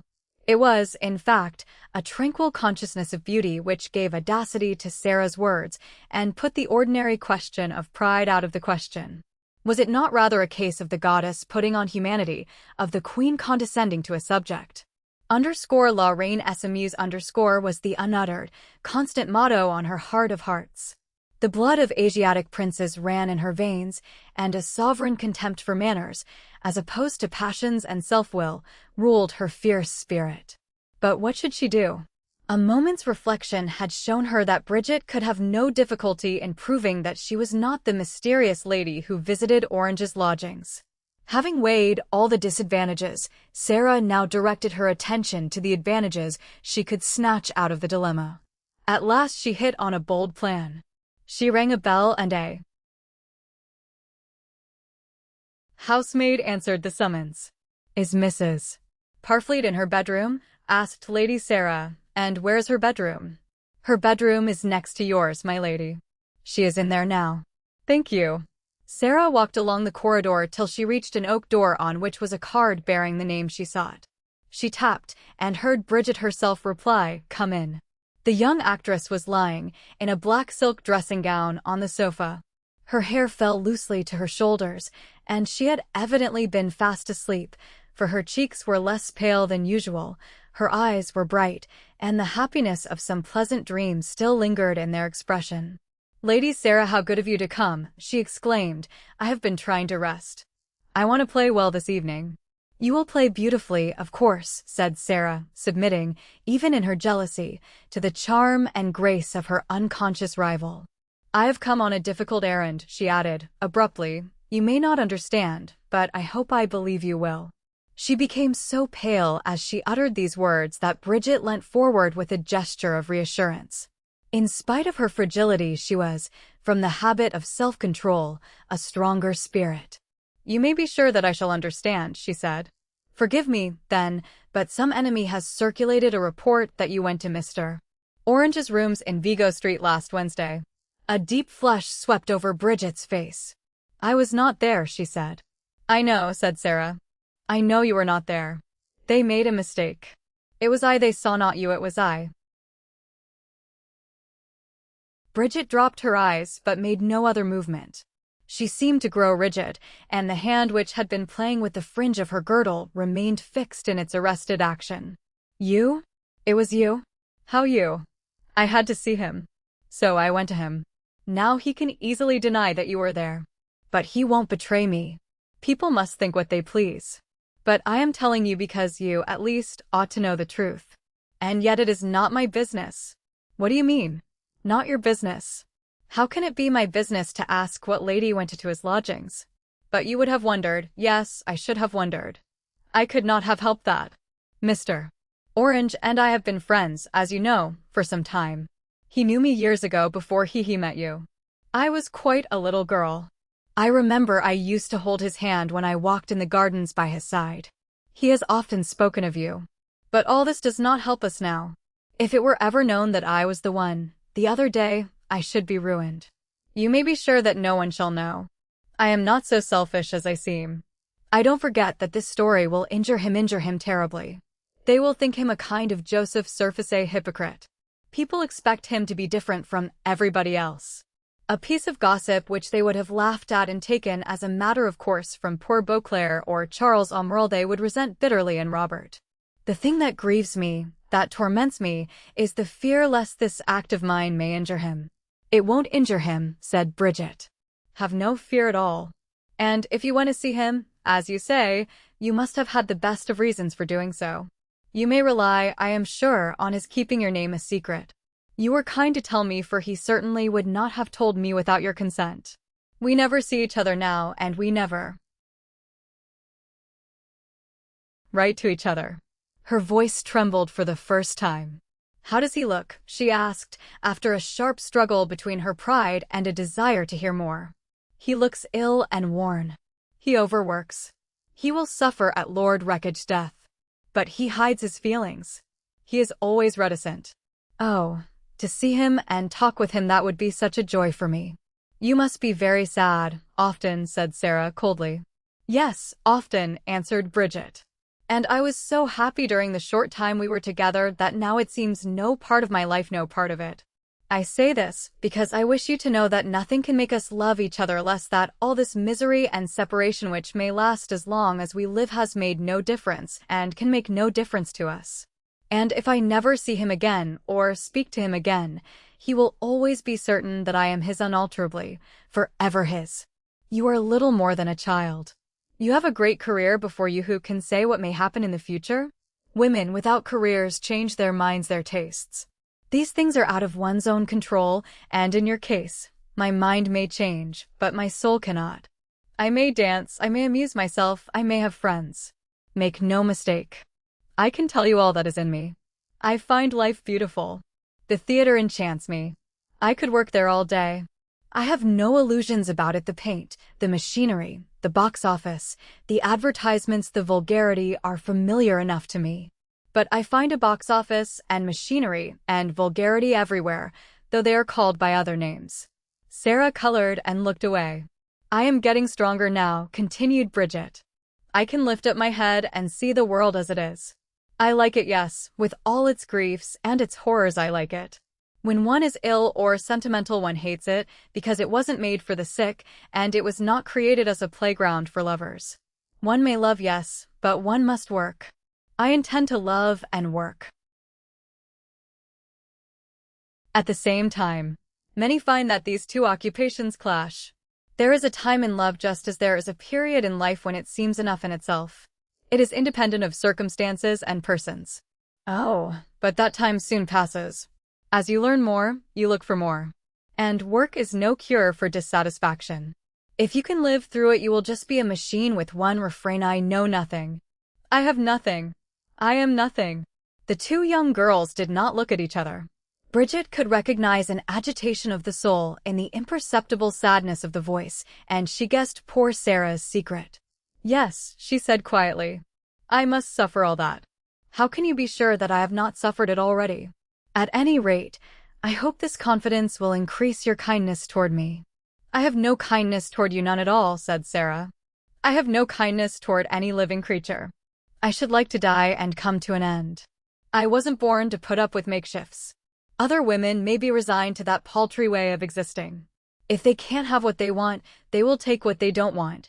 They will take what they hate and grin, yes, they will grin and bear it. And after a little while, because they become gradually drunk with suffering, they begin to think they are noble. They are not noble. They are fools, fools, fools. I shan't accept makeshifts, answered Bridget. I intend to keep all my ideals, but they are all unfinished at present. I have just the outlines and beginnings of them, nothing else. I am not talking about ideals. I am speaking of realities. I don't want to be happy, but I do wish to be one of four things: either perfectly alive or perfectly, utterly dead, either a pure spirit or a faultless animal. This dead and alive, body and soul mixture which passes for a well-disciplined human being is loathsome to me. It is a tissue of lies and hypocrisies. Perhaps I should have that feeling, too, if I had no faith in God. He assumed humanity, not despising it. You know I do not believe that splendid story, so it doesn't help me. I compare life as I feel it with life as it is, and the inequality fills me with disgust. The example of Christ is too sublime. He was human only in his sufferings. He bore our burdens and he shared our agonies. He was deceived, despised, rejected, the first torture and the first fruits of. His passion was the treachery of a disciple. When I am sorrowful and wretched, he seems real to me and vivid. But when I am well and wildly happy, he seems far away and unreal, an invisible God, watching mortals with a certain contempt. Now the pagans had a divinity for every mood, so they never felt depressed or lowered in their own self-esteem. We have a God for two moods only, great sorrow and great exaltation. For the rest, we have to beat our breasts and call ourselves miserable sinners. All the good people I know enjoy spiritual peace only, without any fear of remorse when they are tired out or moaning with physical pain. I don't say this to shock you. I should like to have a religion if I could be convinced of it without fasting, without long illnesses, and without abandoning all hope of earthly, common joys. Most Christians take a middle way, I know. They prattle about their immortal souls and behave as though they had nothing but bodies. I can't take part in such a gross farce. Bridget sighed deeply and did not reply at once. It is all very hard, I know, she answered, but from the lowest abyss one can still see the sky overhead. People's hearts are touched by the spectacle of sin or the spectacle of suffering. Our Lord could not sin, therefore he reached our sympathies by his death and sorrows. Of course, if this life here were all, and this world were the only one, and we were animals with less beauty than many of the inanimate things in nature, and as much intelligence at best as the bees and birds and ants, then the pagan way might be quite admirable. But this isn't the case, and so, Sarah laughed. We are a grotesque compromise between gods and creatures, she said. Those of us who find this out get a little impatient with the false position. You are less sentimental than I am. You take what I call the hard view. It is too frigid for me. But I am making you late. All good luck tonight. She waved her hand and, returning to her own room, realized that she had missed the object of her conversation. The attempt to excite Bridget's jealousy had failed. Nothing is so infectious as despair. Bridget sat quivering under the echo of Sarah's last words. You take what I call the hard view. Was it, then, such an easy matter to bury love in perpetual silence, to let nature yield to fate, to stifle every human craving? The mention of Robert's name and the news that he looked ill and careworn had stirred all the unshed tears in her heart. She could not think, she could not move. She could but realize that she had no right to be with him. And sorrow seemed her province. There, surely, she and he might meet, join hands, and speak once more face to face. She had not written to him since that parting at Miraflores. But she would write now. This was her letter. My dearest Life, you are my dearest, and you are my life, so let me say it now, even if I never say it again. I could be glad, if any gladness were left in me, at your grief for Lord Wreckage's death, because it gives me an excuse for breaking my word and writing to you. This is selfish, but nobody knows how much I have suffered, or how much I suffer daily, hourly. I try to believe that it would have been worse if we had never owned our love, never met again after our first meeting. Darling, I can't be sure. Sometimes I wish I had been born quite numb. I dare not complain, and yet it is impossible to feel contented. Always there is a dreadful pain in my heart. Every moment is occupied, for when I am not working, I sleep, and when I wake, I work. I would rather spend one perfect day with you and die, than live on without you. This is the truth. If I had any choice, that would be my choice. But I know you want me to be courageous, and I myself want you to see that a woman's love can be as strong as a man's. Women are supposed to make men weak, they are supposed to be chains and hindrances. This shan't be said of me. You wouldn't say it, you wouldn't think it, Yet in history I find that while a few have been saved by women, more have been ruined by them. And where the women have saved the men they loved, it has been done by great renunciations and sacrifices, not at all by selfishness and joys. When I can remember this, I forget it too easily. I can almost persuade myself that I don't long to see you, to hear your voice, to be with you again on the boat going on and on toward Miraflores. But I never persuade myself of this entirely, never, never. I do long to see you, Robert. I do want to be with you. I envy the servant in your lodgings and the friends you meet. And I who love you so dearly may not go near you. I am going to act tonight as if I were not acting all day, every day. I haven't said one word about you. But you couldn't be so wretched as I am, because you have yourself, you know what you are doing, saying, and thinking. Now if I could cease altogether and become, say, your hand or your foot, no one would expect you to renounce me. I might be useful, and it would certainly be no scandal if I accompanied you everywhere. I won't say any more. Bridget. She addressed an envelope and sealed the letter within it. Then, with tears streaming down her cheeks, she read her part for the comedy that evening. When Esther entered with her dressing gown, she held up her hands in dismay.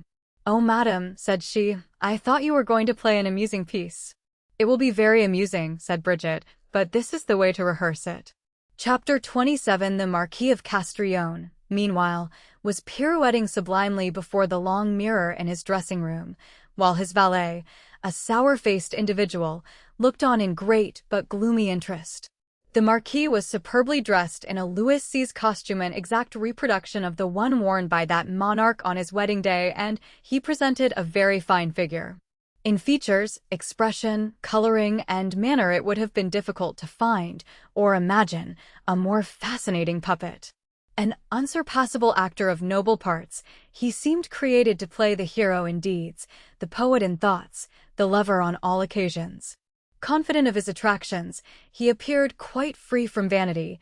Each fresh attitude became him better than the last. No light could do less than show the classic beauty of his head and body. When he laughed, one could admire his magnificent teeth. When he looked grave, one could enjoy the splendid serenity of his brow and the passion in his deep brown eyes. It was said that his legs alone would have made the plainest man a dangerous rival, that his well-cut mouth would have made a monster irresistible. "So you don't think," said he, as he executed a final bow and kicked off his shoes because a buckle stuck into his instep, "so you don't think, Isidore, that Her Imperial Highness loves me?" "I know she doesn't," replied his man. "I am not going to say that I see more than I see." "It may be that she cannot love," said the Marquis, "and I don't think less of her on that account. These sentimental girls become very monotonous and sickening. The women whom men love the longest are prim, stand-off women. Have you noticed that, Isidore?" "No, I haven't noticed that. I haven't noticed much love lasting long for any kind of person. There's something in your stupidity which refreshes me. I have a strong notion to marry Her Imperial Highness. I could make her happy. Not you. I tell you I could. She has the oddest effect upon me. No other woman has ever affected me in such a way. I feel when I am with her as though we were well matched. If I were a king, I would make her my queen. I might love others, but I should always say, remember the queen. The queen must be remembered and honored and obeyed in all things. Sometimes I see myself with her at a kind of Versailles, everyone standing up as we enter, Her Majesty very pale and tall and wonderful in a blue velvet robe and pearls. I would adore her with a passion as constant as it was respectful. I should ask in return _ an amity law plus tendre _. Isidore, she is an angel. The sweetness of her soul is in her face, in the very sound of her voice. I am a little too material to be so sublime in my sentiments as M. de Hussey, but I could be unusually faithful to that charming, beautiful creature. Isn't there a crease under my left arm? Hold the glass for me." Isidore held the glass while Castrillon, with knit brows, studied the back view of his coat. "The coat is perfect," said Isidore. "You have no heart, or you would never find fault with such a back. Would you call me heartless?" "I couldn't call you anything else," replied the valet bluntly. "Then why have you been with me, Catfish, ever since I was born?" The Marquis had a stock of names for his servant, none of which he employed unless he felt in a good humor. All pig, hog mouse, ape dog, rat weasel, and catfish were the highest expressions of his amiability toward the man who had been his ill-tempered, dishonest, impudent, and treacherous attendant all the years of his life. You know, Mule Viper, he continued, that no one else would keep you. For 5 minutes. You are a liar, a thief, and a traitor. Yet I endure you. I agree that I must be either heartless or an idiot to put up with such a rogue. Isidore grew livid, muttered blasphemies under his breath, and put pink cotton wool in the toes of his master's dancing shoes. Castrillon then kicked him into the adjoining room and resumed his gymnastic exercises. At the end of half an hour, the man re-entered carrying a note fastidiously between his left thumb and forefinger. "Is that for me?" asked the Marquis, who was in the act of turning a double somersault with much agility. "It is for Monsieur." Then read it aloud while I stand on my head. Isidore tore it open and began to read as follows. "Do not misjudge me. Stop," exclaimed Castrillon, falling upon his feet at once. "That is from a woman." "Why didn't you say so?" "It is from Madame Parfleet," replied Isidore. "Impossible," said Castrillon, snatching it from his hand. "Impossible." He read the letter, flushed to the roots of his hair, and kicked Isidore for the second time. "You beast," said he, "where did you get this?" "It is her writing, but she never wrote it, never on God's earth." "Where did you get it?" "It was given to me by one of her servants."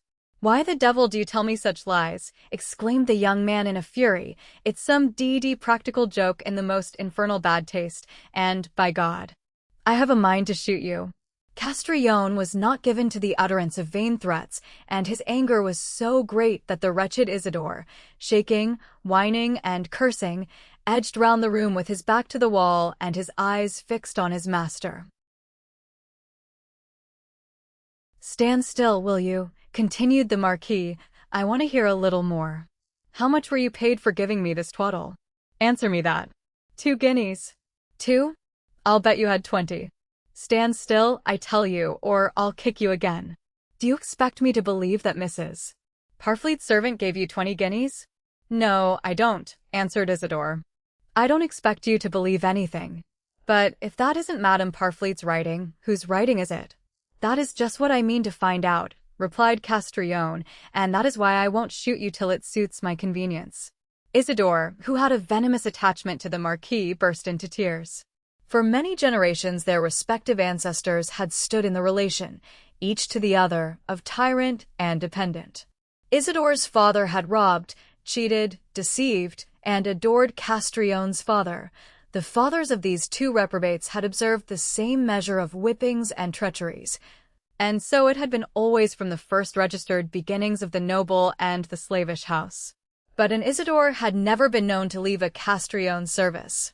The hereditary, easygoing forbearance, on the one hand, which found killing less tedious than a crude dismissal, and the hereditary guilty conscience, on the other, which had to recognize the justice of punishment, kept the connection rudely loyal. "I detest you," said Castrillon. "I hate the sight of you."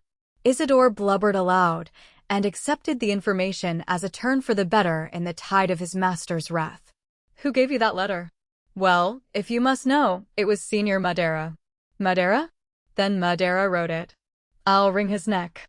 "I'll wring his neck, too, if he has tried any of his games on me," sobbed Isidore. "But it may not be a game. You are always so hasty." Castrillon read the letter through once more. "I can't believe that she wrote it," he said. "I'll swear she didn't." "And why?" "Because the style is not in keeping with her character, blockhead. She does not ask me or anyone else to visit her at 2 o'clock in the morning." A revolting smile made the valet's loose-hanging, sullen lips quiver with emotion. "No, that is not Madame's style. She is too clever." "But does that affect the opportunity?" "What opportunity?" "You have the letter. It is for Madame herself to deny the handwriting, not you. Why should you, of all people, think it a joke? Why not act upon it? Why not ask her what it means? At 2 in the morning? I have no wish to compromise Madame, not the least. She is too rich to compromise. She is the sort of lady one marries. Tell Madeira, with my compliments, he must understand gentlemen before he can play successful tricks upon them. I will take my oath that I am not sure it is a trick, answered Isidore. Castrillon studied the letter for a third time. Here and there, he said, it has the ring of her voice, and the words are the words she uses. With such a justification in my pocket, I know what I should do, mumbled Isidore. So do I. But you're the scum of the earth, and what you would or wouldn't do could only interest the hangman. The Marquis locked the note in his dressing case and handed his keys, with his usual simplicity, to Isidore. I do not propose to tire myself with this nonsense before the play, said he. Get my raw eggs and milk. Asterisk, asterisk, asterisk, asterisk, asterisk. At 9 o'clock that evening, a brilliant company were gathered in the Salle de Comédie. Most of the foreign ambassadors and about 50 illustrious personages of great social importance were present. Prince d'Elchingen had resolved that the daughter of Henriette Duboc should have every opportunity of making a successful debut in England. He had sprinkled most judiciously among his guests a few accredited experts in various departments of knowledge, and these he hoped would lead appreciation into the right channel by explaining, at fit intervals, just why Mrs. Parfleet was beautiful and just where her art had its especial distinction. The play itself La Seconde Surprise de l'Amour by Pierre de Marivaux was quite unknown to the audience. Brigitte and Castrillon had appeared in it at Madrid, and descriptions of their success were whispered through the room. The story of her birth, her unhappy marriage, her adventures in Spain, and her relations with Dehazy had quickened curiosity to the highest pitch. Was she really so young? Was she really so pretty? Was she going on the public stage, or would she remain an accomplished, semi-royal amateur? No one referred openly to the late Archduke Charles, but the facts that Madame Duboc had been his canonical wife, that Mrs. Parfleet was the one child of their union, kept the whole aristocratic assembly thrilled with the sense of taking part in something as distinguished as a court function, as exciting as a court scandal, and as bewildering as a court conspiracy. A string orchestra conducted by Strauss himself played French melodies of the 18th century. Would there be any dancing? Would she sing? Henriette Duboc had been compared, as a dancer, to La Gamarde, said Sir Piers Harding to the Duchess of Lauset. And who is La Gamarde? Asked the Duchess. And was Mrs. Parfleet at all like her mother? And did she bear the extraordinary resemblance, of which so much had been made, to Marie Antoinette? Sir Piers felt bound to own that the likeness was remarkable. And this Dehazy, what of him? Had Sir Piers seen the odd announcement about his name and antecedents in the Times? The Duchess didn't know what to think. It was also very odd, but most interesting, of course. Was Dehazy, by any chance, in the audience? No. Well, perhaps it was better taste on his part to keep away. The bell rang. All eyes turned toward the blue satin curtains. They moved. The lights were lowered. The violins played a languorous air. With a rustle not unlike that caused by the movement of wings, the curtains were drawn back and disclosed an empty garden. Then, following the stage direction, the Marquise entered _treatment sur la scène _. The entrance was made quietly, and, for a breathless second, no one realized that the heroine of the evening had at last appeared. Her Grace of Lauset began to fear. She felt a little disappointed when, in the nick of time, a great poet, who sat near her, murmured, "Divine." But at this point we may quote from the memoirs of Lady Julia Babington, Mrs. Parfleet's personal appearance caused an immediate furor. Many disagreed about her claims to perfect beauty, but these hostile feelings did not last longer than 5 minutes. She was an extremely pretty woman, rather tall for her slight proportions, but elegant to a surprising degree. The extraordinary charm of her acting, her voice, her countenance, and her accent were delightful. It would have been impossible to display more grace, simplicity, and ingenuousness than she did. She gave several touches of pathos in a manner to make one cry, and to quite enchant all who had taste enough and mind to appreciate her inimitable talent. And again in the letters of Charlotte, Lady Pardwick, we read, if Mrs.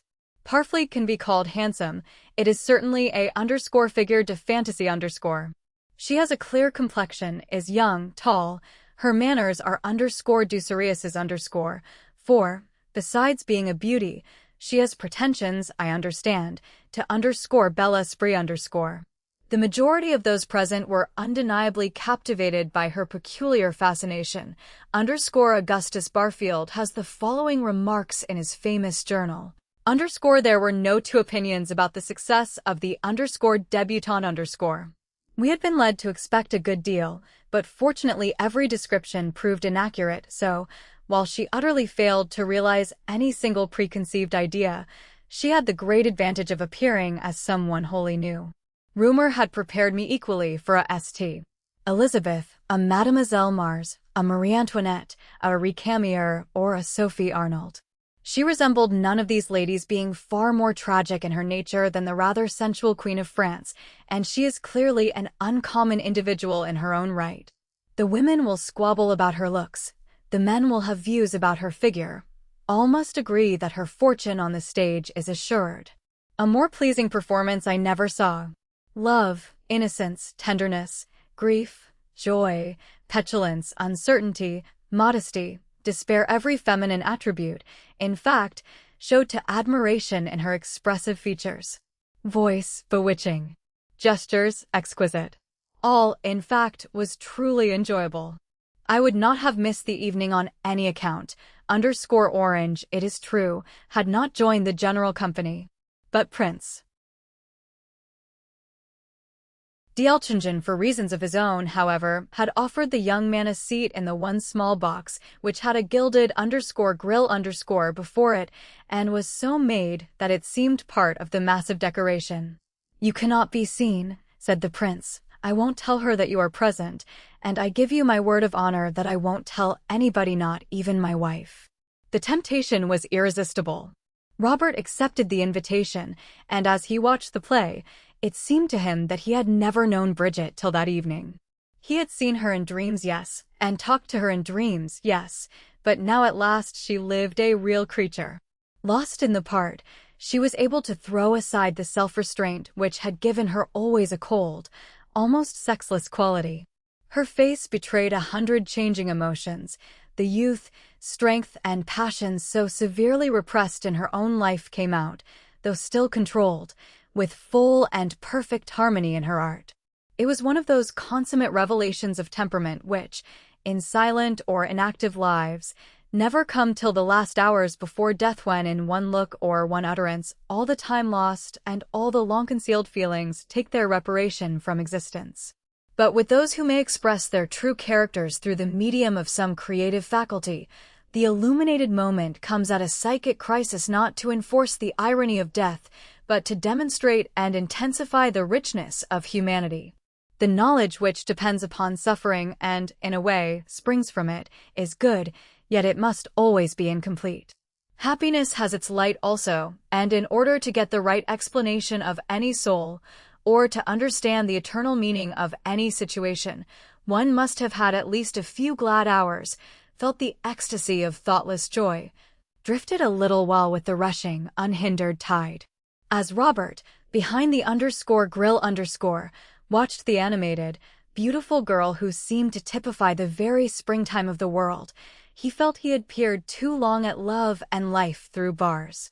He would have to break them, get on the other side, and join in the dazzling action. How unreal and far away seemed all grief, remorse, or anxiety from that brilliant scene. Bridget was laughing, singing, dancing, fulfilling, surely enough, her real vocation. What? At 17, was she to sit pale, silent, tearful, and alone? At his age, was he to look on with a dead heart and unseeing eyes, murmuring words of tame submission to a contemptuous fate? His whole nature rose up in revolt, and the self he had once abdicated rushed back to him, howling out taunts which were not the less bitter because they were false. Not pausing to wonder whether the present were a profanation of the past, or the past an insipid forecast of the present, he was conscious only that a change, perhaps a terrible change, had taken place in his mind, a change so sudden and so violent that it had paralyzed every power of analysis and reflection. Imaginative love made up of renunciation and spirituality gave way to the fierce desire to live, to silence the intolerable wisdom of the conscience, and learn folly for a space. He was madly jealous of Castrillon, who gazed into Bridget's eyes and uttered his lines with the most touching air of passionate devotion. She seemed to respond, and, in fact, their joint performance had that delicate, irresistible abandon apparently unconscious and unpremeditated which is only possible between two players who are not in love with each other. Where there is actual feeling, there is always a certain awkwardness and one of conviction, partly caused by the inadequacy of the diagram in comparison with the reality, and the charm, so far as art is concerned, is wholly lost.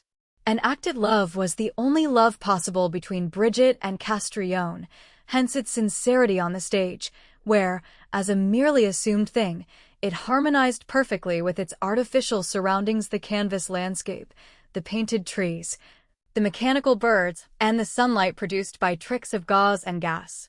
But Orange did not stop to consider this. It was enough and too much to see his sad spirit of the elfin race completely transformed. Was this the childlike, immature being of their strange visit to Miraflores? That whole episode seemed a kind of fantasy, a Midsummer Night's Music, nothing more, perhaps something less. The very title of the play _ the second surprise of love _ carried a mocking significance. Sometimes the soul speaks first, sometimes the senses first influence a life, but the turn, soon or late, must inevitably come for each, and the man or woman, sick of materialism, who begins to suspect that the unseen world and its beauty is an inheritance more lasting and more to be desired than all the vindictive joys of this prison house, has no such bitterness as the idealist who finds himself brought into thrilling touch with the physical loveliness, the actual enchantment, the undeniable delight of certain things in life. The questions, what have I missed? What have I lost? What birthright have I renounced, are bound to make themselves heard. They beat upon the heart like hail upon the sand and fall buried in the scars they cause. Things of the flesh may and do become Dead Sea fruit, but things of the spirit often become stale and meaningless also. What is more weary than a tired mind? What joys and labors are more exhausting than those of the intellect, and the intellect only? Does an idle week in summer ever beget more lassitude or such disgust of life as a month alone with books in a library?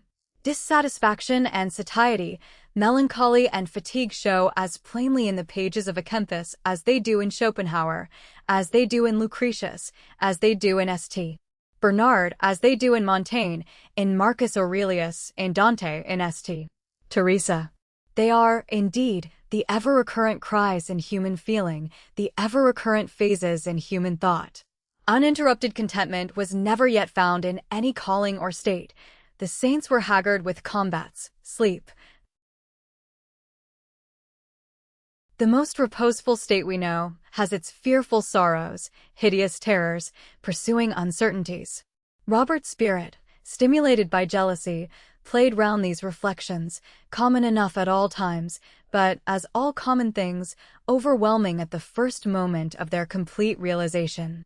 The original frame of his mind joined a defiance of formal precedent and an intense openness to every fine pleasure of sense, with an impatience of all that makes for secrecy and an abhorrence of the substitutes, which are sometimes basely, sometimes madly accepted in default of true objects. He could not desire the star and find solace in the glowworm, pursue Isolde, and lag by the way with Moll Flanders. It was true that he had resolved to put stars and Isolde alike from his life. It was true that he had bound himself to certain fair ambitions beyond the determinations of calculation and experience. It was true that he had resolved to sacrifice this world to the next. He knew the claims which the world to come has upon us. But did he know the world he was renouncing? How that doubt opened the way to further doubts. Was he a fool for his pains? Was an enfeebling and afflicting of the natural man so necessary to the exaltation of the soul? Was the soul in itself so weak that it could only rest decently in a sick body? Could it only wish for something greater than this earth can give by being artificially saddened? Such questions have their answers, but they do not occur very readily to young men hopelessly in love and half out of their wits with jealousy. He might have taken refuge in prayer, but at that moment he did not want to pray. He wanted to think about himself, to be himself throughout the entire reach of his consciousness, to lose himself in the tempest of emotion which seemed to drive out, beat, and shatter every hindrance to its furious sweep. A smoldering fire is for a while got under, and yet by suppression is but thrown in, to spread more widely and deeply than before. So his fatal affection, perhaps pitilessly fought down in the first instance, asserted its power for evil. Not to love was not to live. He was dead while he lived. He could not find peace in an invisible world of which he did not see any more even a shadow round about him. Shall not the day of the Lord be darkness and not light? Even very dark and no brightness in it. He did not believe that. What miserable scruples to torment, blind, and pollute the soul. Pascal has written that there are thousands who sin without regret, who sin with gladness, who feel no warning and no interior desire not to sin. They doubted, hated, loved, acted, felt, and thought just as they pleased. Perhaps they were not happy, but if they received the punishment of wrongdoing, the wrong at least was committed out of fetters and joyously. It is not until men find themselves assailed by a strong wish that they perceive how very still and very small, all but inaudible, the still, small voice can be. A moment comes when one ceases to think one wills, and if one is able and the will is sufficiently determined, the purpose is carried into effect. Temptations to steal, to lie, to deceive, to gamble, to excess in drink and the like cannot approach a certain order of mind. But the craving for knowledge and a fuller life either in a spiritual or the human way is implanted ineradicably in every soul, and while it may rest inert and seem nullified in a kind of apathy, the craving is there to be aroused surely enough at some dangerous hour. And of all the dangerous hours in life, the hour of disappointed love is the most critical. Calm spectators of mortal folly, who have been satisfactorily married for 20 years and more, who have sons to provide for and daughters to establish, cherish a disdain of love stories and boast that they have no patience with morbidity. Love which put them into being and keeps the earth in existence seems to all such a silly malady peculiar to the sentimental in early youth. So they put the first cause in one of its many manifestations in the waste paper basket, asking each other what will become of Charles if he cannot find a rich wife, and poor Alice if she cannot entrap a suitable husband. But there are others who look on life with some hope of understanding it truly, in part, at any rate, and these know, perhaps by experience, perhaps by sympathy, that whereas bodily disturbances may pass away leaving little or no effect upon the general health, all mental tumults are perpetual in their consequences. They never die out entirely, and they live, sometimes with appalling energy, sometimes with gnawing listlessness, to the end of an existence. Robert, in the judgment of his intellect and his senses, had found his ideal. Bridget did not belong to the despised day of small things. She was the woman of his imagination, the well-beloved, and having gained her, was he to say farewell? It seemed so. Meanwhile, the graceful, swaying dialogue rippled between the players on the stage. The smiling audience, hushed with interest, gazed at the delightful beings before them. The exquisite marquise had uttered her two last speeches. Gene croix pas l'amity si dangereus, and Gene me mêlé plus de rein, Lubin brought the performance to an end by the final utterance, allons de la joie, The curtain fell to rise again a dozen times. Orange did not hear the door of the box being opened. Prince d'Elchingen came in and put a hand on the young man's shoulder. "Would you like to see her?" he whispered. "I can arrange it. No one need know." But the training of a lifetime and constant habits of thought were stronger still than any mood. "No," said Robert, shortly, "I won't see her. I must get back to London at once." Chapter 28. The prince looked at him in astonishment. "You can't get to London tonight," said he. "There are no trains." "I can walk. It is 35 miles. I am accustomed to long walks. At any rate, you will have some supper first in my little breakfast room. Don't refuse, because I want you to meet Castrillon." "Castrillon? I should like to meet Castrillon." "Then I will tell him. You and he can take supper together. He doesn't want to join the big party." He has the artist's detestation of the chattering mob. How well he plays. And what a triumph for Madame. A great triumph. This corridor leads to my tiny cupboard, the merest cupboard. Follow me. They went through several doors and up several small staircases till they reached a small apartment furnished in old blue damask, heavily fringed with tarnished gold and silver decorations. A few souvenirs of my hereditary castle in Alberia, explained the prince. They relieve my sense of exile. He walked across the floor and tapped on what appeared to be a portion of the wall. "We are here," said he. The secret door was opened and Castrillon, still wearing his costume as the Chevalier, joined them. If one may believe Prince d'Alchingen's account of this unfortunate meeting, the young men greeted each other with composure. d'Alchingen declares that he studied Orange to the depths of his soul, and he does him the justice to say that he did not make a movement or utter a word which denoted the least emotion. There was not any sort of alteration in his countenance, and he led the conversation with a tranquility and a gaiety really enchanting. When the supper was served, His Excellency had no hesitation in leaving the rivals together, so convinced was he that they would remain on good terms. De Castrillon, said Orange, when the prince had gone, I cannot sit down at supper with you. We have to settle an old score. Castrillon bowed. I am here to learn your wishes. I have heard from several sources that you wish to see me. If you have anything to say, pray say it quickly, because I have an appointment with Mrs. Parfleet. Will you do me the favor to leave that lady's name out of the discussion? I see no reason why I should do you favors, de Hussey. But I am quite ready to atone for my indifference by any course of action which could satisfy the most scrupulous delicacy. There is but one course of action open to us. I shall be happy to have the honor of meeting you on your own terms. But, he added contemptuously, we are both wasting our time over a worthless woman. She was seen leaving your lodgings on Wednesday last. I have just heard this. And I received, before the play began this evening, a letter from her fixing a _rendezvous for 2 o'clock.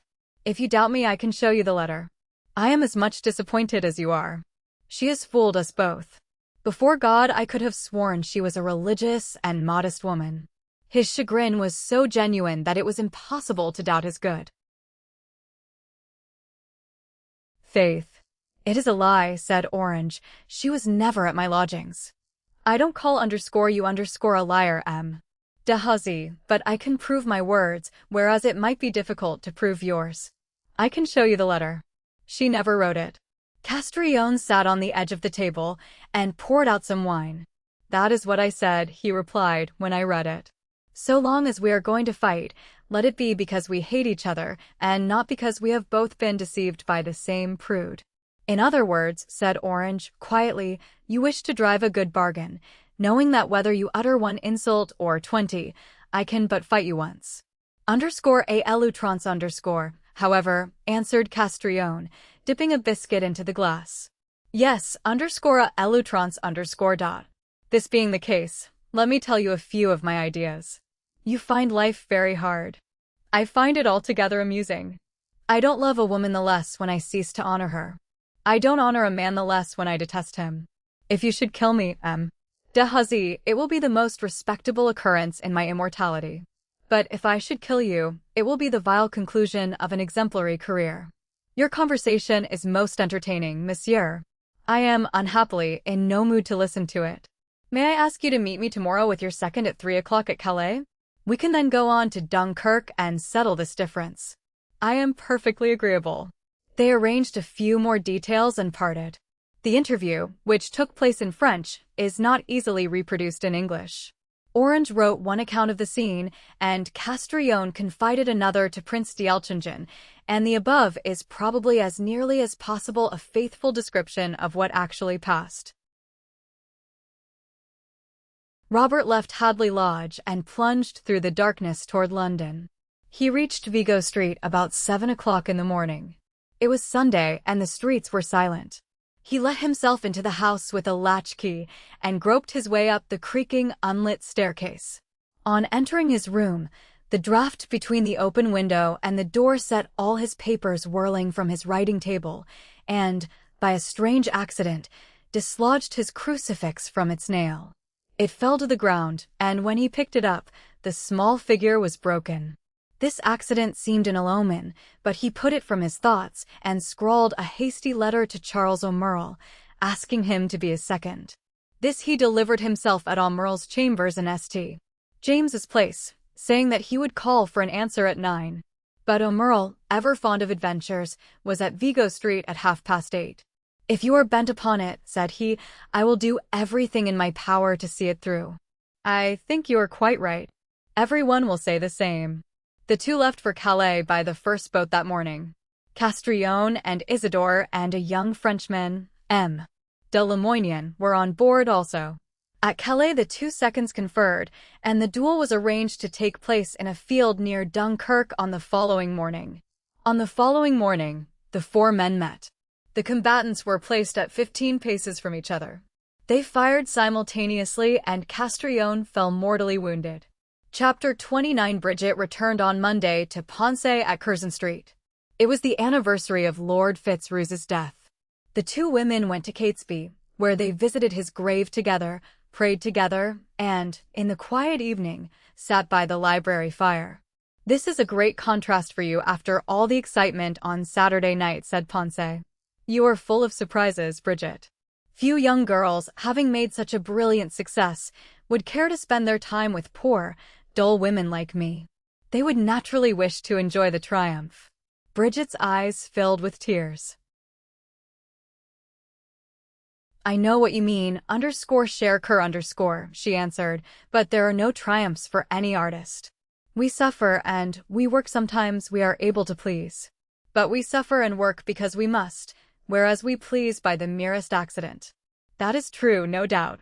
One might as well speak of a successful saint as a successful artist. Every saint is not canonized and every artist is not praised. But surely appreciation is a help. "Yes, dearest, and I am grateful for it. And it gives encouragement to one's friends. Let us suppose that they had not cared for your acting, dear child. What then? I should have known that it was my vocation just the same. Don't believe that I shan't have my full share of doubts and struggles. This little first step makes me the more anxious about my next." The older woman looked at her and sighed deeply. "You are too young to know life so well. I am sure you have suffered more severely than any of us who say more and cry more. Your face has changed a good deal in the last day or two. In one way, it isn't so pretty as it was." "No one can look quite so plain as I can look, Ponce," she answered, laughing. "Let me finish what I had in my mind. You are not so pretty, not so much like a picture. But when I see you now, I don't think about your features at all. I watch your expressions, they suggest the whole world to me, all the things I have thought and felt. Rachel's face is like that. I am sure now that you were meant to be an actress. I have been very stupid. How I wish I understood you better and could be more of a friend. I don't understand Robert entirely. Do you?" "Yes, I understand him. I wonder how you came to love each other. I suppose it happened for the best. But it seems such a pity," she paused, and then repeated the words, "it seems such a pity that all doesn't come right in the old-fashioned way." "It has come right, dear," said Bridget, "perfectly right." "You try to think so. I know it. His father sinned, and my father sinned. We were born for unhappiness. Unhappiness and misgivings are in our very blood. But how unjust! No, dearest, on the contrary, it is strict justice. The laws of the universe are immutable. You might as well ask that fire should only burn sometimes, that it may be water, or air, or earth to suit sentimental occasions. I don't like to see you so sensible. It's _unlikely_.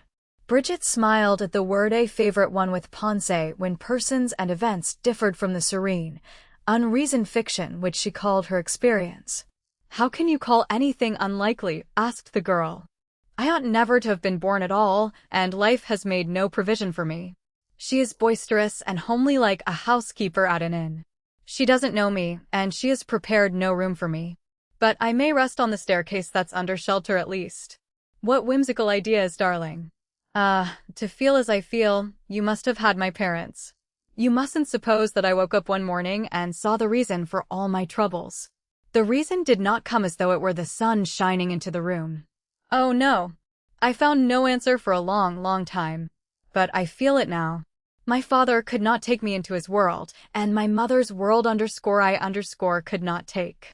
They wished to know that I was protected, so they found someone who knew the story and knew both worlds. I was grateful because I didn't understand. And when I understood, I was still grateful, but I couldn't accept the terms. My marriage was not so terrible as many marriages. Yet it was terrible enough. Don't let us talk of it, Ponce. It is hopeless to quarrel with logic. Science is calm as the hills.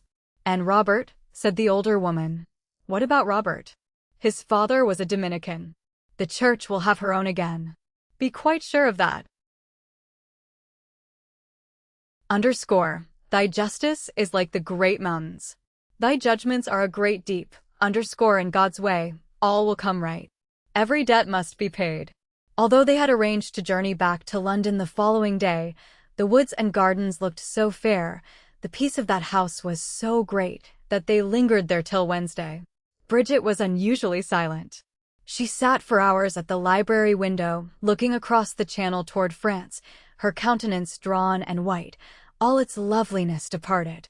Once she spoke. I know that Robert is in sorrow. Are you anxious? Shall I write? Asked Ponce, secretly troubled also. No, I am not anxious. There is sorrow, but I am not anxious. Her room adjoined Ponce's, and in the night, Ponce, sleepless, heard her walking to and fro, with even steps, till sunrise. When they met in the morning, Bridget seemed to have aged by 10 years. Her youth returned, but the character of her face had altered forever.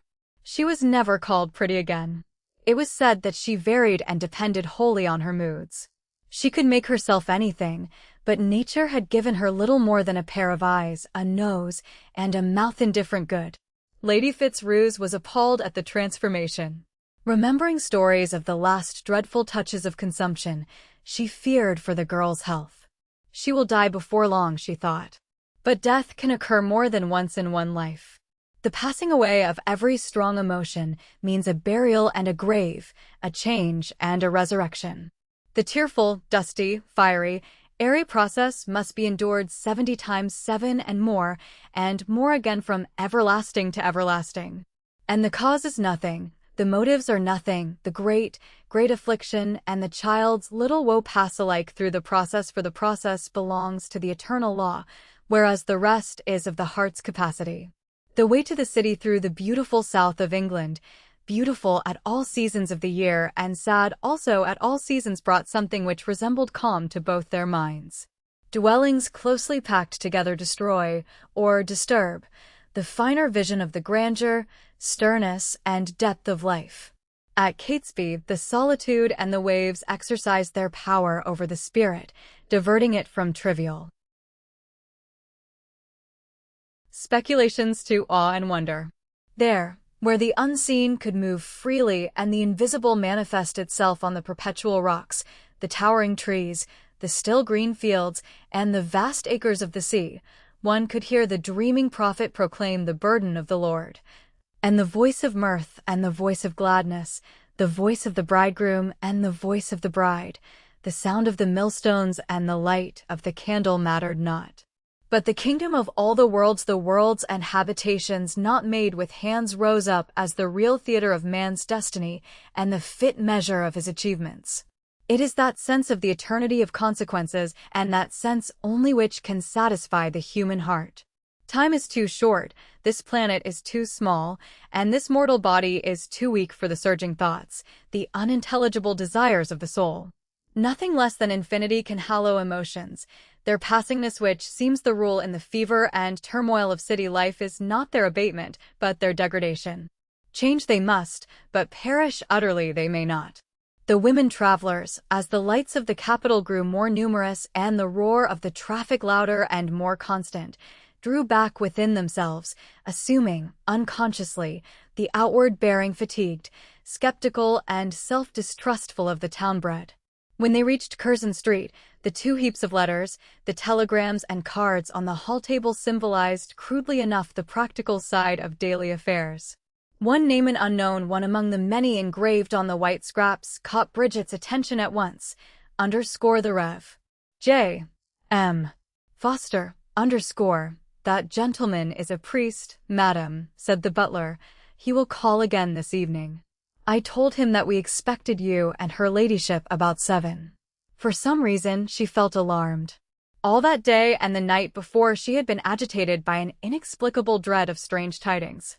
She went to her room, but without removing her traveling cloak or her hat, she sat down on the edge of her bed, waiting for some summons. Presently it came. Father Foster was in the library with Lady Fitzroose. Would Mrs. Parfleet see him? She went down, and Ponce stood watching for her at the open door. My poor child, she said, with a sob in her voice, as she drew Bridget into the room. My poor child, she repeated. Father Foster has come to tell us that Mr. Parfleet died last night. The priest stepped forward with the decision, and also the stern kindness of those accustomed to break hard messages. He was injured in a quarrel, and died from the effect of the wound. He declined to give any particulars of the affair, and I fear we must call it a mystery. He asked me to say that his last words to you were these, _Amati de cui malavest _love those from whom ye have had evil. He looked at her compassionately as he spoke, wondering, no doubt, how great the evil had been. Can I go to him? Asked Bridget. Where is he? Where he died, in his room at the hotel. I will go with you, said Ponce. She held Bridget's hand and exchanged a long glance with Father Foster. Did you say, she asked, that he left any letters or papers? He destroyed all his papers, but he has left one letter addressed to you. He wished me to say, in the presence of Mrs. Parfleet, that this had reference to some false report about her visiting Mr. Orange's lodgings. Mr. Parfleet saw the lady who went to Vigo Street, and he did not know who she was. One thing, however, he did know. He had never seen her before. Bridget inclined her head, but remained motionless, where she first halted when she entered the room. Did he die in pain? She asked. I am afraid he suffered greatly. Was his mind at peace? I believe so from my heart. He had less to fear from God than man. The justice of God is severe, said the priest, but he can never make mistakes. The hardest cruelties in this life are the mistakes which we commit in judging others, perhaps in judging ourselves. The carriage is at the door, whispered Ponce, touching Bridget's arm. Shall we go? Nothing was said during the drive to the hotel near Covent Garden. Bridget sat with closed eyes and folded hands while Lady Fitzroose, lost in thought, stared out of the window. At last the horses stopped. This is the place, said Father Foster. A large gas lamp hung over the entrance, and 2 Swiss waiters, with forced solemnity, ushered the party through the hall and up the staircase. They tapped at a door, listened, from force of habit, for an answer which never came, and then turned the handle. Parfleet's bed had been moved to the center of the room. There was a table covered with a white cloth, on which 4 candles burnt. By the window there was a chair littered with illustrated newspapers. The nurse has just gone down to supper, explained one of the waiters, but _le mort est bien convenable _. The dead man had been dressed in a rose silk shirt embroidered with forget-me-nots. Upon his crossed arms lay a small ivory crucifix. In place of his wig he wore a black velvet skullcap. The face was yellow. The features seemed set in a defiant, ironical smile. Hardship, terror, remorse, and physical agony had left their terrible scars upon his countenance. Bridget, overcome at the sight of these awful changes, fell weeping on Ponce's shoulder. Thank God, she whispered, he has no more to fear from men. When she grew calmer, she knelt down by the body and told them that she would watch there that night. Madness, exclaimed Lady Fitzroose. No, no. I wish to do it. The priest stated a few objections, but she remained firm in her resolve. He was my father's friend, she said, quietly. They both noticed that she never once referred to Parfleet as her husband. If you stay, Bridget, I too will stay, said Ponce. That, dearest, you must decide for yourself. In any case, I cannot leave him. Tell the nurse not to come back. And let me be alone here for a little while. Lady Fitzroose and Father Foster went downstairs to the coffee room and made a pretense of eating dinner. The two talked about the deplorable marriage, the Orange affair, Bridget's talents. Of course, she was very young. But Rachel, the great Rachel, made her first triumph at 17. One doesn't like to say it, observed Ponce, but this death seems providential. If she marries Orange, she will give up the stage. Poor child. At last it really looks as though she might be happy like other people. Like other people, repeated the priest, mechanically. I must send word to my housekeeper that I intend to remain here all night. And I should like our letters. I had no time to look at them. A messenger was dispatched, and they resumed their former conversation. I am afraid, said Ponce, that poor Mr. Parfleet was dreadfully wicked. The priest sighed and made some remarks about the dead man's intellectual brilliancy. He had great learning. Tell me, father, with all your experience, do you understand life? Asked Ponce, abruptly. Let me take refuge in a quotation. Underscore. Justice divine mends not her slowest pace for prayers or cries. Underscore. I can understand that at least, answered the priest. How odd that you should speak of justice. Bridget was talking in the same strain only yesterday. It's a gloomy strain for a young girl. I don't think so. One shouldn't sentimentalize. Life goes on, it doesn't halt. It's a constant development. I haven't much patience with, he stopped short. Pray finish the sentence. Well, I haven't much patience with those who want to linger and look back and cheat time. One must get along. Ponce felt annoyed and began to talk coldly about the housing of the poor and winters which she had spent in Florence. Here are your letters, exclaimed her companion suddenly. She turned them over with languid interest, murmuring unconsciously to herself the names of her correspondents. From dear Ethel. Why is she in Edinburgh? I hope her father isn't ill again. Alice. Uncle. Mrs. Lanark. Mary Butler. Prince d'Elchingen. That tiresome Miss Bates. Mr. Seward. She paused and flushed deeply. Robert. Then she turned to Father Foster with shining eyes. This letter, said she, is from Mr. Orange. Don't you admire his handwriting? A beautiful hand, certainly. I wonder what he has to say, and why he is abroad. Isn't that a foreign stamp? The postmark is Paris. So it is. Will you excuse me if I read it? She broke the seal and read the contents, while every vestige of color left her face. I can't make it out, she said. There must be another letter for Bridget. Will you look? He untied the packet and recognized presently Orange's handwriting on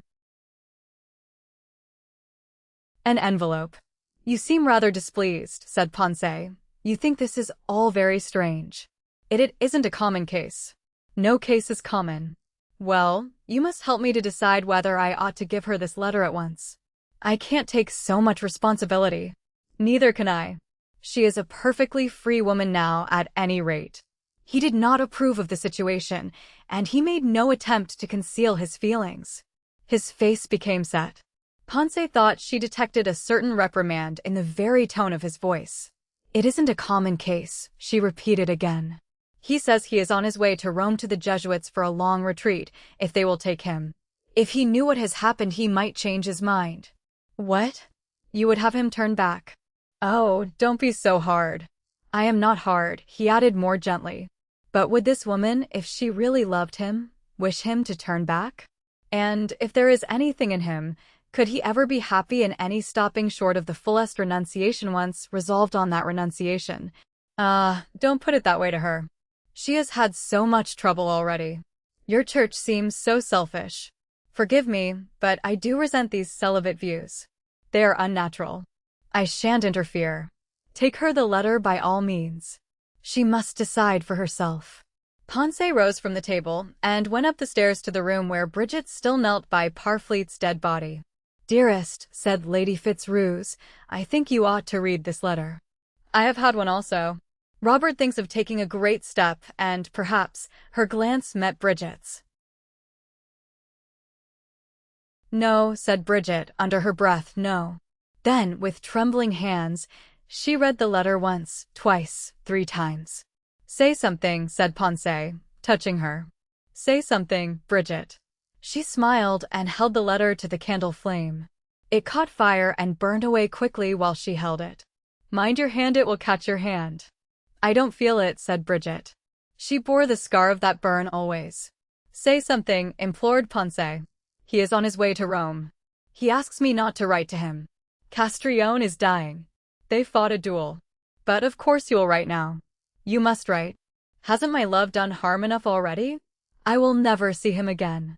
I shall never write to him again. You can't mean that. You can't realize what you are saying. People will like him all the better for fighting Castrillon. Oh, it isn't the duel, Ponce. He sees his way clearly. He has always tried not to see it. I, too, have tried not to see it. But all that is at an end now. And he will renounce his career. Everything. Everything. Ponce threw up her hands and left the room. Father Foster was standing under a gas jet at the end of the corridor reading his office. He looked at Lady Fitzroose. She won't stand in his way, he asked quietly. She won't stand in his way, she answered. I hope you realize what that means to her. I hope I can realize what it means to both of them, said he.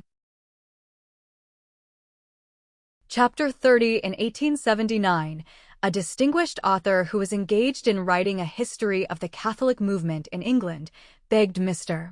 Disraeli, then Earl of Beaconsfield, for some particulars, not generally known, of Robert Orange's life.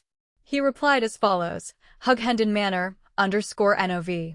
28, 1879 My dear F., you ask me for an estimate of Monsignor Orange. Questions are always easy. Let me offer you facts in return. The Castrillon duel was a 9 days wonder, much discussed and soon forgotten. Castrillon left a letter with his second, M. de Lamoignon, to the effect that he had offered Orange intolerable insults which no man of honor could have suffered. Mrs. Parfleet's name did not transpire, but Prince d'Elchingen and others gave speculation no industry on the matter. We were at no loss to know the real cause of the quarrel. Orange applied for the Chiltern Hundreds and went into strict retreat for 6 months. During that time he saw no friends, wrote no letters, read none. I remember his conduct was severely criticized because the death of Parfleet opened out other possibilities of action. He was not a man, however, whom one could order to be this, that, or the other. Still less could one reproach him for not being this, that, or the other. It was his faith to believe that salvation rests on the negation and renunciation of personality. He pushed this to the complete suppression of his will, tenderly considered. I need not detain you on the familiar dogmas of Christianity with regard to the reign of nature and the reign of grace. Your view may be expressed thus: _pustuil aim a parir, J. consens tuil paris, and you will think that Orange said of Mrs. Parfleet, as polyuct of his wife, _JNE regard Pauline K comme un obstacle à mon bien, _. This would be an injustice. Orange was, to me, a deeply interesting character. I saw little of him after he entered the priesthood, but his writings, his sermons, and the actual work he accomplished proved conclusively enough that he was right in following and we were wrong in opposing his true vocation. The Church received her own again. Rome did not smile at him at first. A Dehaussy, however, never yet tapped long at any gate. The family which had been stirred to fury by his father's trespass welcomed the son as a prodigal monk.